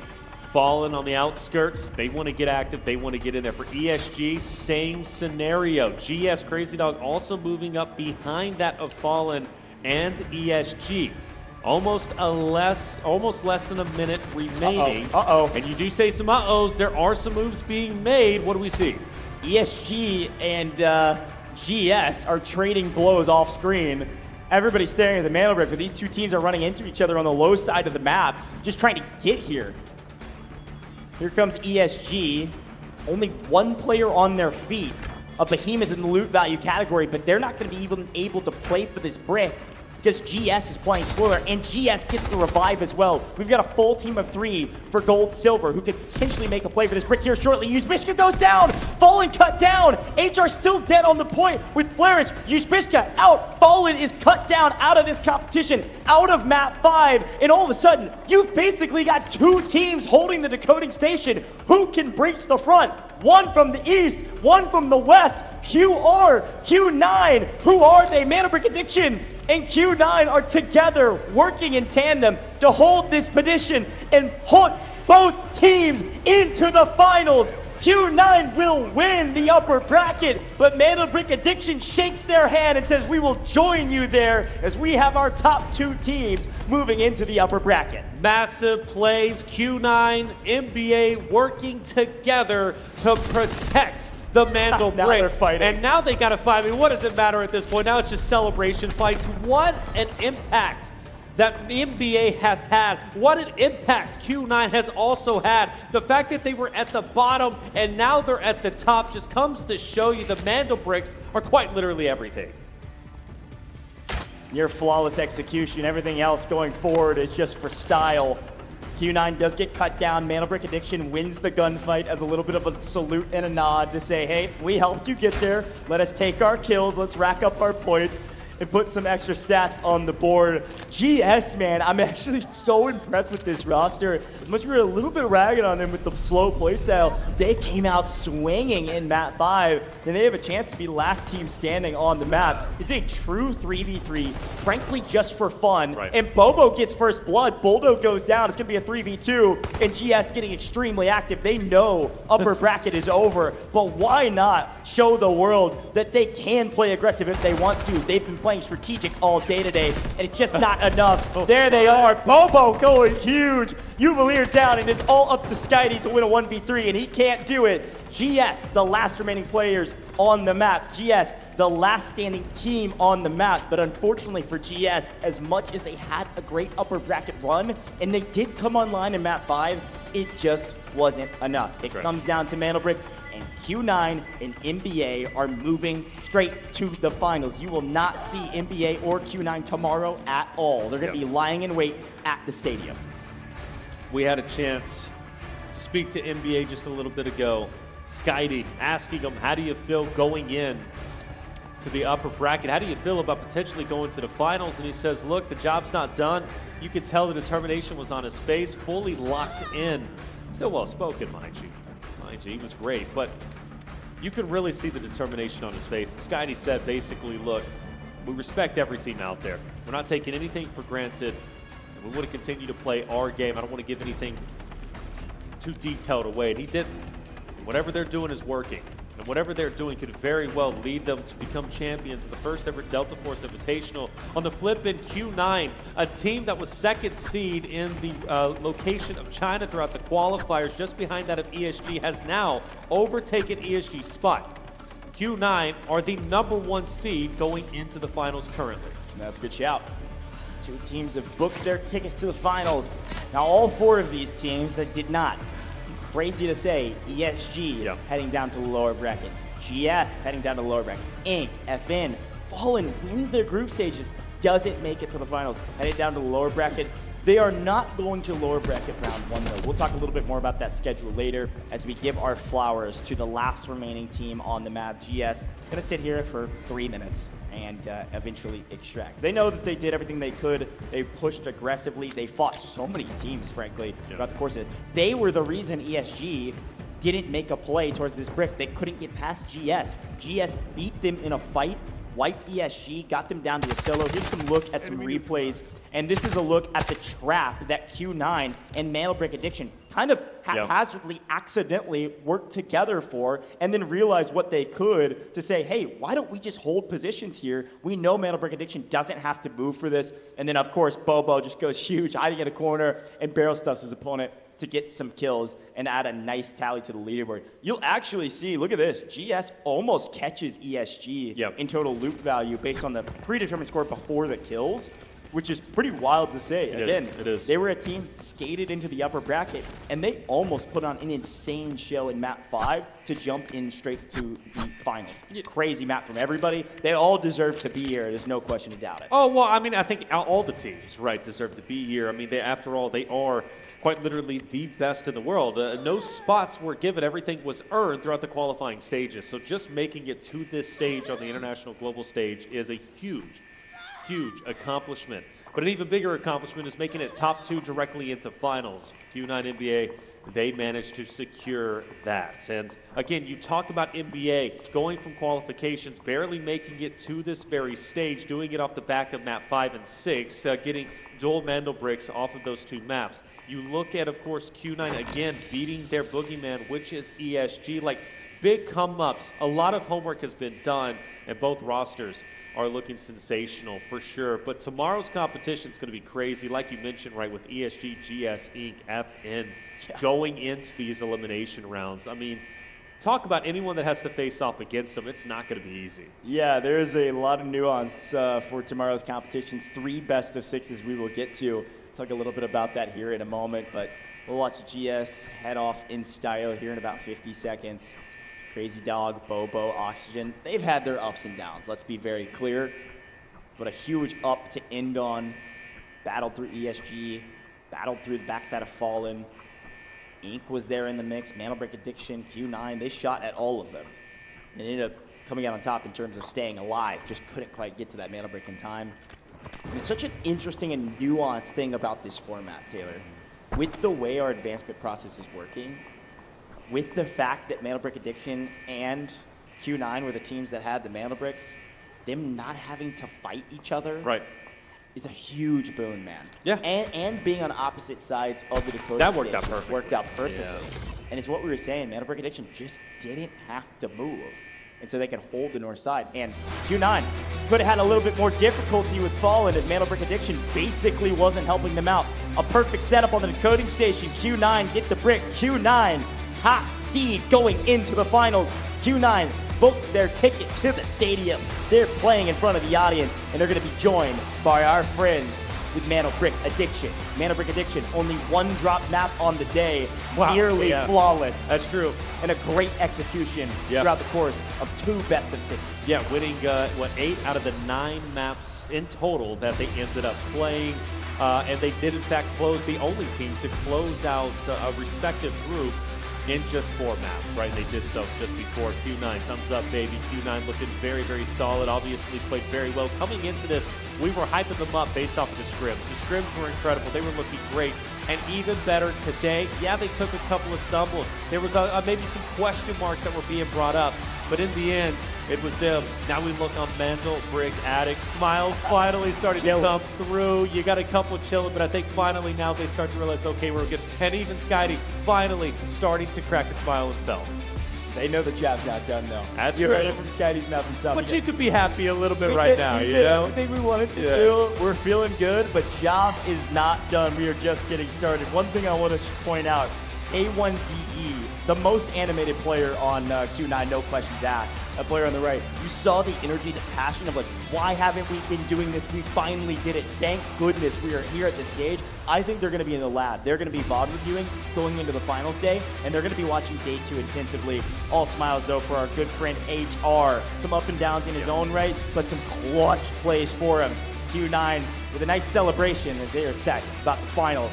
So pumped for both of these teams, man. Well earned in a grueling competition. Yeah, I mean, just again, not playing tomorrow is going to be huge for them. I think they're already there. There are certain teams that definitely need the additional practice, especially in the land setting. They're going to get that tomorrow. But for Q9 as well as Mandel Brick Addiction, like I think they're perfectly fine. They don't need the additional day of competition. They just go straight to the finals, business as usual, continue to play how they've been playing. Yeah, no, I totally agree. I mean, again, Mandel Brick Addiction dropped 1 map. And frankly, in that last map, you count that as a win because they could have played for the decoding station. Right. There was just no point to. If they push up for that decoding station, take the steal just for ego's sake, they could theoretically throw that map away and we could have gone to game 6. You could have seen, I mean, obviously, look who was last alive. It's Gold Silver. I mean, they could have grabbed the Mandel Brick and it could have been a 3-way tie going into round 6. Yeah. So a smart play, a nice IGL call. We, of course, saw it in the booth because we could see the X-ray and see where they're positioned. They picked up on it immediately and they said, guys, do not move, hold this position, and they were the ones that killed Fallen who were trying to steal it. So a great play from Mandel Brick Addiction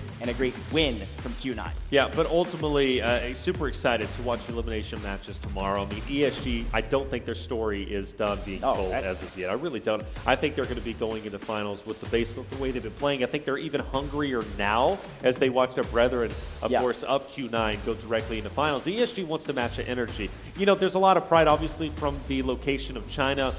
But naturally, there's a lot of pride. You just want to be better than your other, of course, compadres. And in this case, right, being Q9. I mean, that's just just the case. That's just how it goes, right, in any competitive format. Well, let's take a look at the match results. We know exactly what's going on. It was cut and dry. We didn't have to wait for any math this time around. Every stage of the day was different, and upper bracket certainly different than our group stages. Our 2 teams at the top, not a lot of loot to write home about, but they got the bricks. Q9, 2 bricks secured. They are first place and first seed in the finals with Mandel Brick Addiction in second, nearly right behind them as well in loot value. So a very fun round to watch. The only teams to get Mandel Bricks are the only teams headed to finals. But look at the totals there from ESG and Gold Silver. This Pretty is insane. This is an omen for the teams that they're going to be finding in the lower bracket. They are going to be out for blood when we get into the elimination rounds tomorrow. And I think you said it before. It is going to be a brutal fight against these teams that, hey, again, even Fallen at the bottom of this leaderboard. Frankly, not a good upper bracket from them compared to what we've seen. Right. ESG and Fallen on paper were the top 2 teams and the top 2 seeds on paper in people's minds at least going into this competition. Both are headed to the lower bracket. Nobody eliminated. But here are our first 2 teams headed to the finals in the Hangzhou Esports Center on the 21st. They do not play tomorrow. They lie in wait at the stadium. That's right. Who's going to be the remaining 4? Well, tomorrow we'll get our answer. But for now, we know the 2 teams. It's going to be Q9 coming from China. And then on the opposite side, you've got NBA from EU. Nice to see an EU team actually be up there, right? I mean, we were highlighting Fallen, obviously. We thought they were going to be, the torchbearers, if you will, for the EU side of things. Mandelbrick Addicts, though, they still the show in wonderful fashion. Again, winning 8 out of their 9 games.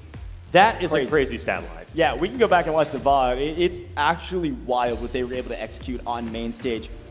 Again, these guys, they don't have huge competitive backgrounds. Some of them have tier 2 esports background. Some of them are playing Delta Force as their very first esports, and they're able to play like that with that much composure when, again, they won the EU region. Let me be very clear. I guess technically on paper, it's actually Mandelbrick Addiction as the top seed from EU. But again, it wasn't pretty at all, right? It was kind of actually similar to Q9 here. Able to go back-to-back on the bricks and put themselves at the top of the leaderboard.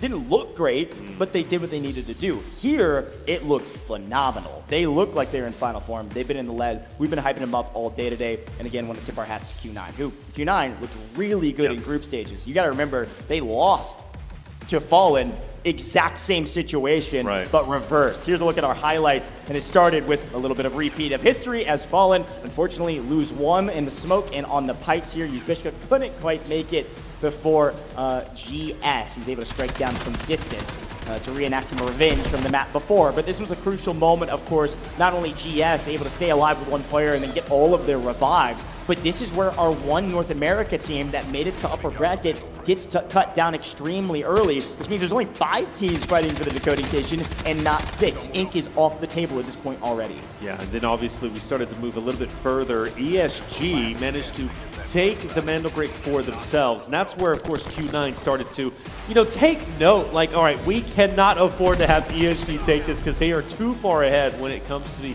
overall assets count, right? Q9 would have been in deep trouble. I love the attempt, though, from DT. He gets up in there, he gets the touch, and manages to get away with the sliver of health. Yeah, able to get away with a sliver of health and get the reset. But this is where Fallen goes to make a play. HR is on the decoding station going for the steal, and a shock arrow cuts him down. Q9 went, oh, is there somebody here? Oh, nope, they got cut down. Let me back off and run back to cover. And this is where the death trap was set up.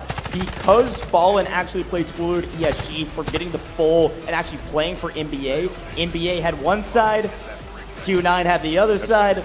Nobody could get to the decoding station. And excitement on the faces and in the voices of Q9 because they know they got a ticket to the finals. That's right. They're going to be playing for a crazy amount of cash. Yeah, I'm going to say it, cool, calm, and collected typically throughout the comms, but right there, finally, passion, celebration as they realized what they had just achieved.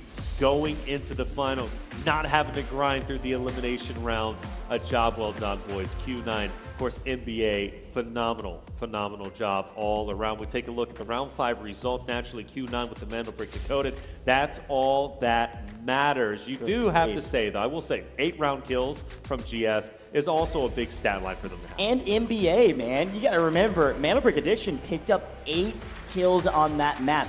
They were the heroes of that decoding station. Q9 are going to be top seed, but Mandelbrick Addiction are the team that everybody is watching. They are going to VOD review this squad. Look at the damage. They also top the damage charts. Of course, GS pick up a crazy amount of damage, post-mortem, if you will, after the Mandelbrick was decoded, but NBA was the top fragging team. They did the most damage, and they were the saviors of that decoding station. Could Q9 hold it without NBA? Absolutely, but it would have been way harder. Well, it would have been a lot harder, right? And I think there was an opportunity for HR from Fallen to potentially get a touch. Remember, he gets shut down just next to the decoding station, and in large part because of Q9 and NBA. I really do think this round potentially doesn't end necessarily. We go to a game 6 if it wasn't for NBA slaying as heavily as they did. And it's also, if it wasn't for GS getting real active real early, man. Sure. I mean, ESG, they're the ones that go over, steal the decode first. They back up, and then GS comes in and says, how do you do? I'm taking you out of this lobby. I mean, yeah, that's exactly what they say. It was pretty wild. It was a totally different GS team than we've seen. It makes me really excited to watch them in the lower bracket. But of course, the best team, Q9, they get 2 bricks, so they're at the top of the category. Best team on the last round. They get a couple kills, they get the mantle brick, they hold on for dear life, and they find it. Momentum finally comes back to them. Crush it in group stages, have a brutal upper bracket, and then swing for the fences in the last 2, get both bricks, and because of that are our #1 seed going into finals, and they were certainly pumped about it. But Boldo, again, the MVP. I think this is like his 3rd MVP. It maybe 4th. I don't know. We'll have to go back and look. Certainly NBA's been at the top of the category many times. 3 kills, an assist, 636 damage, solid numbers for the guy. I think that's a 2nd or 3rd, like you said, and I believe 7th, if I'm not mistaken, from NBA as a whole out of their 9 games. Core MVP. I mean, just a dominating performance. All 3 players phenomenal. We look at our match MVP. It's got to be Skydie, right? Skydie, just a playmaker that was consistently getting active and really keeping the enemies on their toes. Without Skydie, NBA doesn't have as much success. Yeah, and again, you can see top of the categories for just about every single aspect. I mean, this is about as well-rounded as it can get. The one reason or the one position that he does not have a huge strength in is loot rate, and that's just simply your efficiency in looting and getting good luck out of your loot as well. As you route through those containers, how much are you actually looting? NBA wasn't looting a lot. They didn't have a lot of loot. They were looting bodies. That's right, and that's perfectly fine, because again, they knew the Mandel Brick is exactly what they needed, man. Well done. Seriously, well done. Mandel Brick Addicts, they come in with the name. I think that's a heavy name and a heavy burden in my opinion, but they live up to it, right? They managed to at least lock in a system to get the Mandel Bricks, and who knows, maybe it took the last 2 maps of the qualifiers for them to figure it out. Let's listen into the cons from the last round, and I'll make a funny analogy later. Let's listen in. 这个砖，不定应该 EIG 30秒。你副科研拔一下子。正面这个电剑，我就1颗烟，我就1颗烟。准备，我给大，我给大。第1个键给个，给大。第2个键，雷给连接，给个。OK。没见到人，后门没见到人，后门没见到人。好了，走，回来了。下巴砖，都没医生了，都没医生了。今点一个，向后，知道，我知道，小一后门，后门开，啊，离斜打我，离斜打我，多少秒？3，牛逼！牛逼！干爆了！跟他打，跟他打，死了就死了，跟他打。里面有，爆的！好家伙，撞！李现来了，李现来了，李现来一个队，把物理清了，把物理清了，不用管这些了，不用管这些了，帮残废！来死就打就行了，打！装装了，反正打。中间有一个，没事，赢了，拿走！牛逼！ That right there is raw passion, baby. When they got that decode, they screamed and were so excited, as you should be, man. Right. I mean, talk about a turnaround in the upper bracket. Really cool to listen in and see the excitement behind their voices of how they felt in that moment. When that timer hit 0 and they got that mantle break and they knew that they won, the excitement was huge. It was not only palpable in their voices and their tones, but also just the levels, man. We're screaming. I love it. Was not cool, calm, and collected. But that is not where you want cool, calm, and collected in the winning moments. We take a look at really the results all the way through. We started with Group Stage A. It was Fallen, Q9, and GS, who ended up winning respectively, going to the upper bracket directly. For Group Stage B, NBA, ESG, and then Inc. also moved forward. And then this is where things got interesting. The top 6 teams from Group Stage A, Group Stage B faced off against each other. Ultimately, it came down to the wire, but it was Q9 and NBA who were able to secure their spots directly into the finals, leaving the bottom 4 teams of ESG, GS, Inc., and FN to go into tomorrow's competition in upper bracket turn 2. Their job's not done with. In fact, the beginning is here, right? They still have a long journey, a potential, 18 games tomorrow that they're going to have to grind through. It's not going to be easy, but becoming a champion never is. Yeah, we've got 3 best of 6s tomorrow. Now, these teams, because they made it to the upper bracket, they're going to upper bracket round 2, like you mentioned, so they won't necessarily play 18. 18, they could play 12, That's right, which yeah. is absolutely the case. I mean, most of the teams did play 12 here today, and the teams that didn't will play at least 12 tomorrow, if not 18, for some of the folks that didn't make it to upper bracket. A lot going on in this competition, and a lot more Delta Force to be played, and a lot to finish with tonight before we close things out. That's all the games we have for tonight. So we played 18 games. Well, we could have played 18 games. We went 5, 4, 5, so 14 in total, I suppose. But a great day here in the office. It's been an absolute blast. And we've got 2 teams that have booked their tickets to finals. Tomorrow, elimination day, and a chance for teams to make it to the finals and join these 2 teams that earned it. We're going to head down to the stage with Lucia and check in with some of our winning teams. 再次恭喜 NBA 晋级烽火世界杯总决赛。Congratulations to NBA for qualifying into the grand final of Delta Force Invitational。再次恭喜你们拿到了通往决赛的钥匙啊！现在我们来到赛后采访环节，再次先欢迎各位，也请各位简单的和大家打个招呼吧。Olivia, please say hi to our audience. What's the question? Hello to everyone and thank you for your support. Hi. Hello. Thank you for passing me the mic. OK 想第一个问题啊，想问一下，他们目前打下来啊，整体的感觉怎么样？会不会稍微有一些疲惫了？How's the feelings, everyone? Do you guys feel a little bit tired about the games today?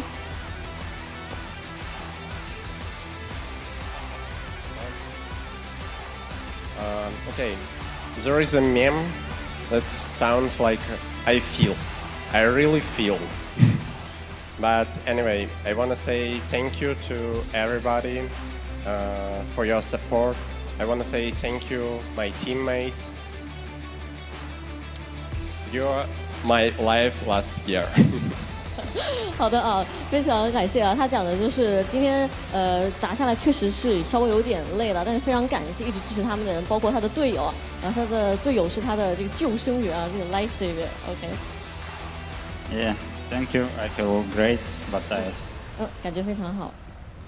Yeah, I feel pretty good because we can finally play on the stadium. I was really hoping that we could advance to that stage and play there. Also, I really like. I feel very nice that we actually managed to use our playstyle well, and it works.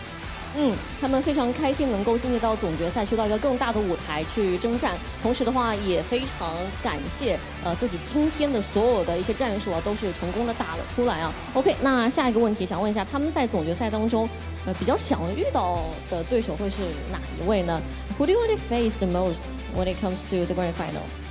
Usually, I don't really care about like who's playing against me. Okay. But I'm really I want to play with our Russian-speaking another team, Fallen, because like we advanced both from EU region, and I want to keep playing and play against them again tomorrow.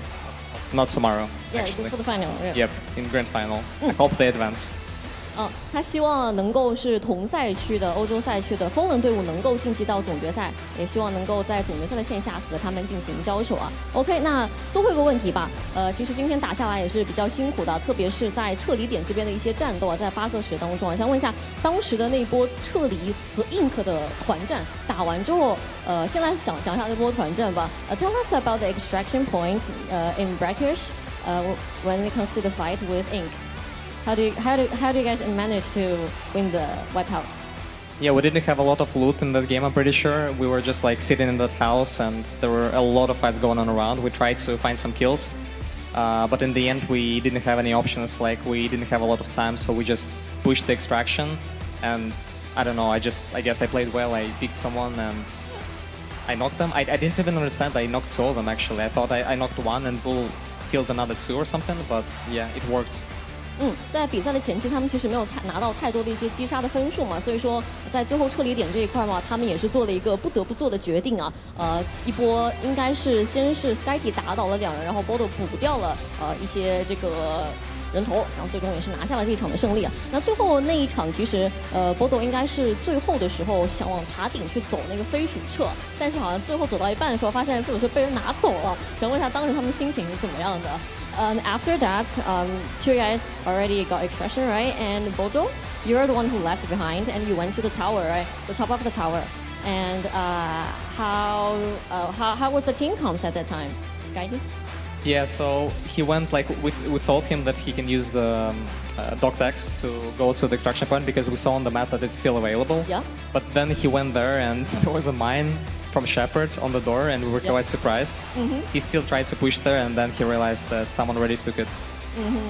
We didn't really expect that, really. I get it. 好，其实当时他在地图上发现显示还是可以用的，然后他走到那边发现吃到了一个牧羊人的陷阱之后，发现好像上面是有人的，但是所以他上去看了一眼之后呢，也没有做太多的一个行为了，因为地图上已经是灰掉了嘛，还是比较可惜的一个点吧。好了，那以上就是对赛事的一个点，那也希望他们在总决赛当中能够打出一个非常好的成绩。Okay, that's the end of interview. Hope you guys do really well in the grand finals. Thank you. 好，要把时间交给主科奇。Another amazing interview from Lucia down on the stage. And Mantle Brick Addiction, so nonchalant, man. Those guys are way too cool for me. Like, that is wild to do what they did today and be so casual about it. Hey, we're just taking care of business. We're doing our thing. Really cool stuff from them. Another great interview from Mantle Brick Addiction. Yeah, I mean, honestly, but you can still feel the passion, like that they're having fun. Like, oh, I mean, for sure. You know, one of the things is Scotty made it very apparent. Like, we wanted to get to grand finals. The reason why is we want to play in front of that audience. Yeah, we want sure. to play in that packed stadium. It quite literally could be a once-in-a-lifetime experience, depending, of course. Sure. I think there's plenty more left in the tank when it comes to this NBA roster. But, you know, to be out there in front of that packed stadium, I think like 4,500 people, it's pretty nuts. Like, that's a big number. Yeah. You know, and they want Fallen to be there with them. And they definitely do. That's the thing about respect a lot about those guys. Anytime we ask them to basically talk trash, they're like, no, we respect all the competitors. We want the best to play against us. We want to prove that we're against the best. Right. Again, can we talk about their name?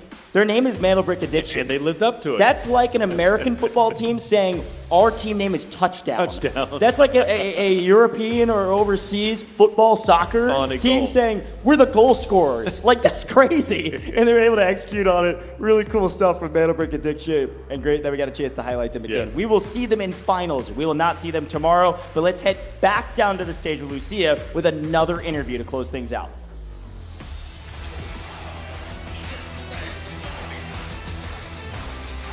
再次恭喜秦九晋级烽火世界杯总决赛 ！Congratulations for Q9 to qualifying to the grand finals of Delta Force Invitational。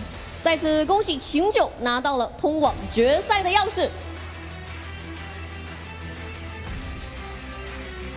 好的啊，欢迎各位啊！今天是满编啊，这一场采访是满编，来跟大家打个招呼。Hello， 大家好，我是秦九的果然。Hello， 大家好，我是秦九的 MO。Hello， 大家好，我是秦九 Kid。在问下双砖这个问题之前，先把话筒给到 MO， 身体 OK 吗？还 OK 吗？非常的 OK， 充满了斗志。充满了斗志。OK， 好，来话筒给到果然。听说啊，这个听魔说啊，今天这场比赛打着憋着一股气是吧？来问一下双砖的感觉如何？双砖是勇敢者的奖励。勇敢者的奖励，没错。说到勇敢这个点，必须把话筒给到 Kid。来，在一砖的时候啊，在砖点互砖神 Kid， 当时那一波混研就跳拉进去，抱着什么样的一个决心？因为当时时间不多了，我过去就是跟你以命换命，我就给你爆了。只要我给你爆成功了，这个砖就是我的了。没错啊，其实在这个队内语言当中也有听到各位的一个交流啊。那想问一下，几位吧 ，MO 可以先回答。想问一下，就是前期的时候，其实总体来说经济都没有那么的好啊，怎么做出调整的？说我们3个人的反应，包括调整，就是心态嘛。而心态一直在鼓励，包括我们教练一直在鼓励那3个。然后我们本来也是就是从烽火杯过来的，总决赛什么的也都经历过，就那么斗志昂扬的。斗志昂扬的，只能说秦九不打前3场。来说到这个点来，果然前面3场和后面这几场就感觉完全对比不一样。你觉得自己做出的最大调整是什么？心态。心态。对，因为前3局，我说实话，我对于我自己的表现很不满意。因为今天打第1场 Round 6的时候，我对自己的表现打8分吧，但是到了晚上之后，前3局我对自己的表现可能就2到3分，然后第3局心态调整过来了。想问一下，这个心态调整是比如说教练说了什么，还是说队友说了一些什么吗？队友跟教练的鼓励吧。可以稍微透露一点，有讲什么吗？怎么样鼓励？就怎么样鼓励的？说兄弟，好好打，这个秦九没问题的，是这样吗？就是不要让我们去想第1局、第2局、第3局的失利，让我们想好下一局怎么打嘛，然后一边鼓励我们一边说嘛。忘记之前的这个先放一边，对吧？先想想后面怎么样去打。OK 啊，那想问一下 Kid， 其实今天在航天当中啊，会有一些高压的情况出现啊，自己当时在局内怎么样进行调整的？其实就是相信指挥，相信 MO， 相信队友，然后我只需要去把我做的去做好，我要更大胆一点。更大胆一点。站出来的时候，我们要站出来。没错。好，那现在看到魔手里啊，拿这一块，这通往决赛的钥匙啊，你觉得这一块钥匙当中蕴含着什么？蕴含着我们经历这么多，包括我们的进步、我们的努力，对，和汗水。进步、努力和汗水啊！再次恭喜你们晋级到了总决赛，也希望在总决赛当中看到齐继红、秦九。好的，非常感谢各位，今天打的也是辛苦了，辛苦各位。接下来让我们把时间交还给解说。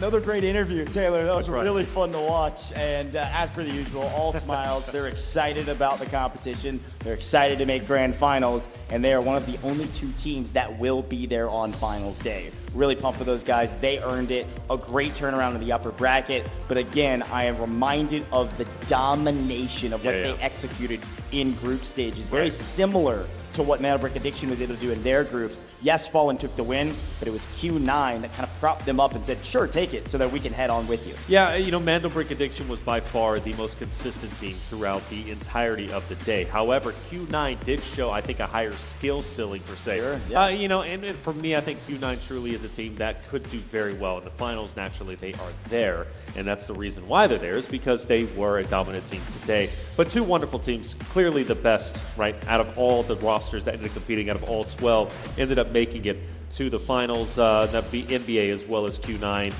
But I do like the interviews, like Lucia is able to, obviously I don't understand what Q9 is able to say, but you can definitely sense the passion, the excitement. Oh yeah, right? Sure. That they're, wow, we actually did it, we made it. It means so much to them, right? For the first ever Delta Force Invitational. Yeah, again, some of these teams like Q9 have done it on a stage before in their qualification series, but it's different. In a global stage like this, the DFI Invitational has truly brought teams from around the world to China to compete for $500,000. And Taylor, and the people at home, we are just getting started. This is day 1 of a 3-day series. We've got 3 best of 6s tomorrow for the lower bracket, upper bracket round 2, and of course, that final lower bracket round that will determine the final 4 other teams that will join our 2 in the finals. We'll be playing 1 best of 6 on finals day in the stadium. It's going to be crazy. Folks at home are not going to want to miss it. But Taylor, just to kind of recap the day while we close out the rest of the show, any other big hits that we haven't talked a ton about that you want to highlight? We've got some great individual highlights.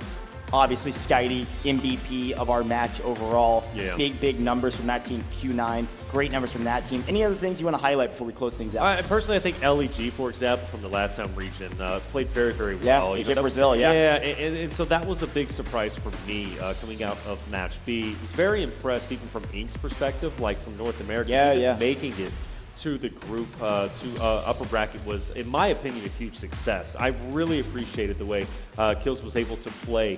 The way he stepped it up was tremendous. Ink is looking like a very talented roster. I love the fact that NA does have some solid representation. So I was super happy with them. Obviously, Mandel Brick Addiction, we kind of covered how good that they truly are. I think Gold Silver also is another tremendous surprise. Yeah, they showed their true colors there in map number 5, and that was wild. They've been playing slow, but it was obviously strategic. They could play fast if they wanted to. But as we look to our highlight players of the day, good grief, here are some of the top of the categories. KD per match, 9? We talking a 9 from Boldo? What in the world? Crazy. Mass extracted loot value. Eeyore with 8.8 mil is a wild stat. And then Mo, damage per match, highest damage per match. These are the highest numbers in each of these categories.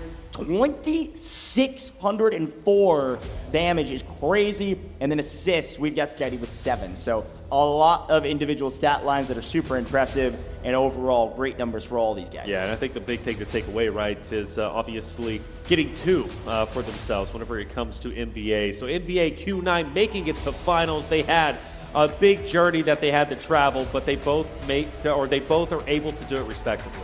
Yeah, hey, let's take a look at our schedule for tomorrow, man. We've got lower bracket round 1. That's going to be our first match of the day. It's going to be a lot of fun to watch. We've already got all 6 teams set for that. You can see them. That is a stacked list of teams. We didn't see them here for a while. They only played 1 match today because they're going to be in lower bracket. That is our first elimination round as well. If you get bottom 2, that's our new bubble.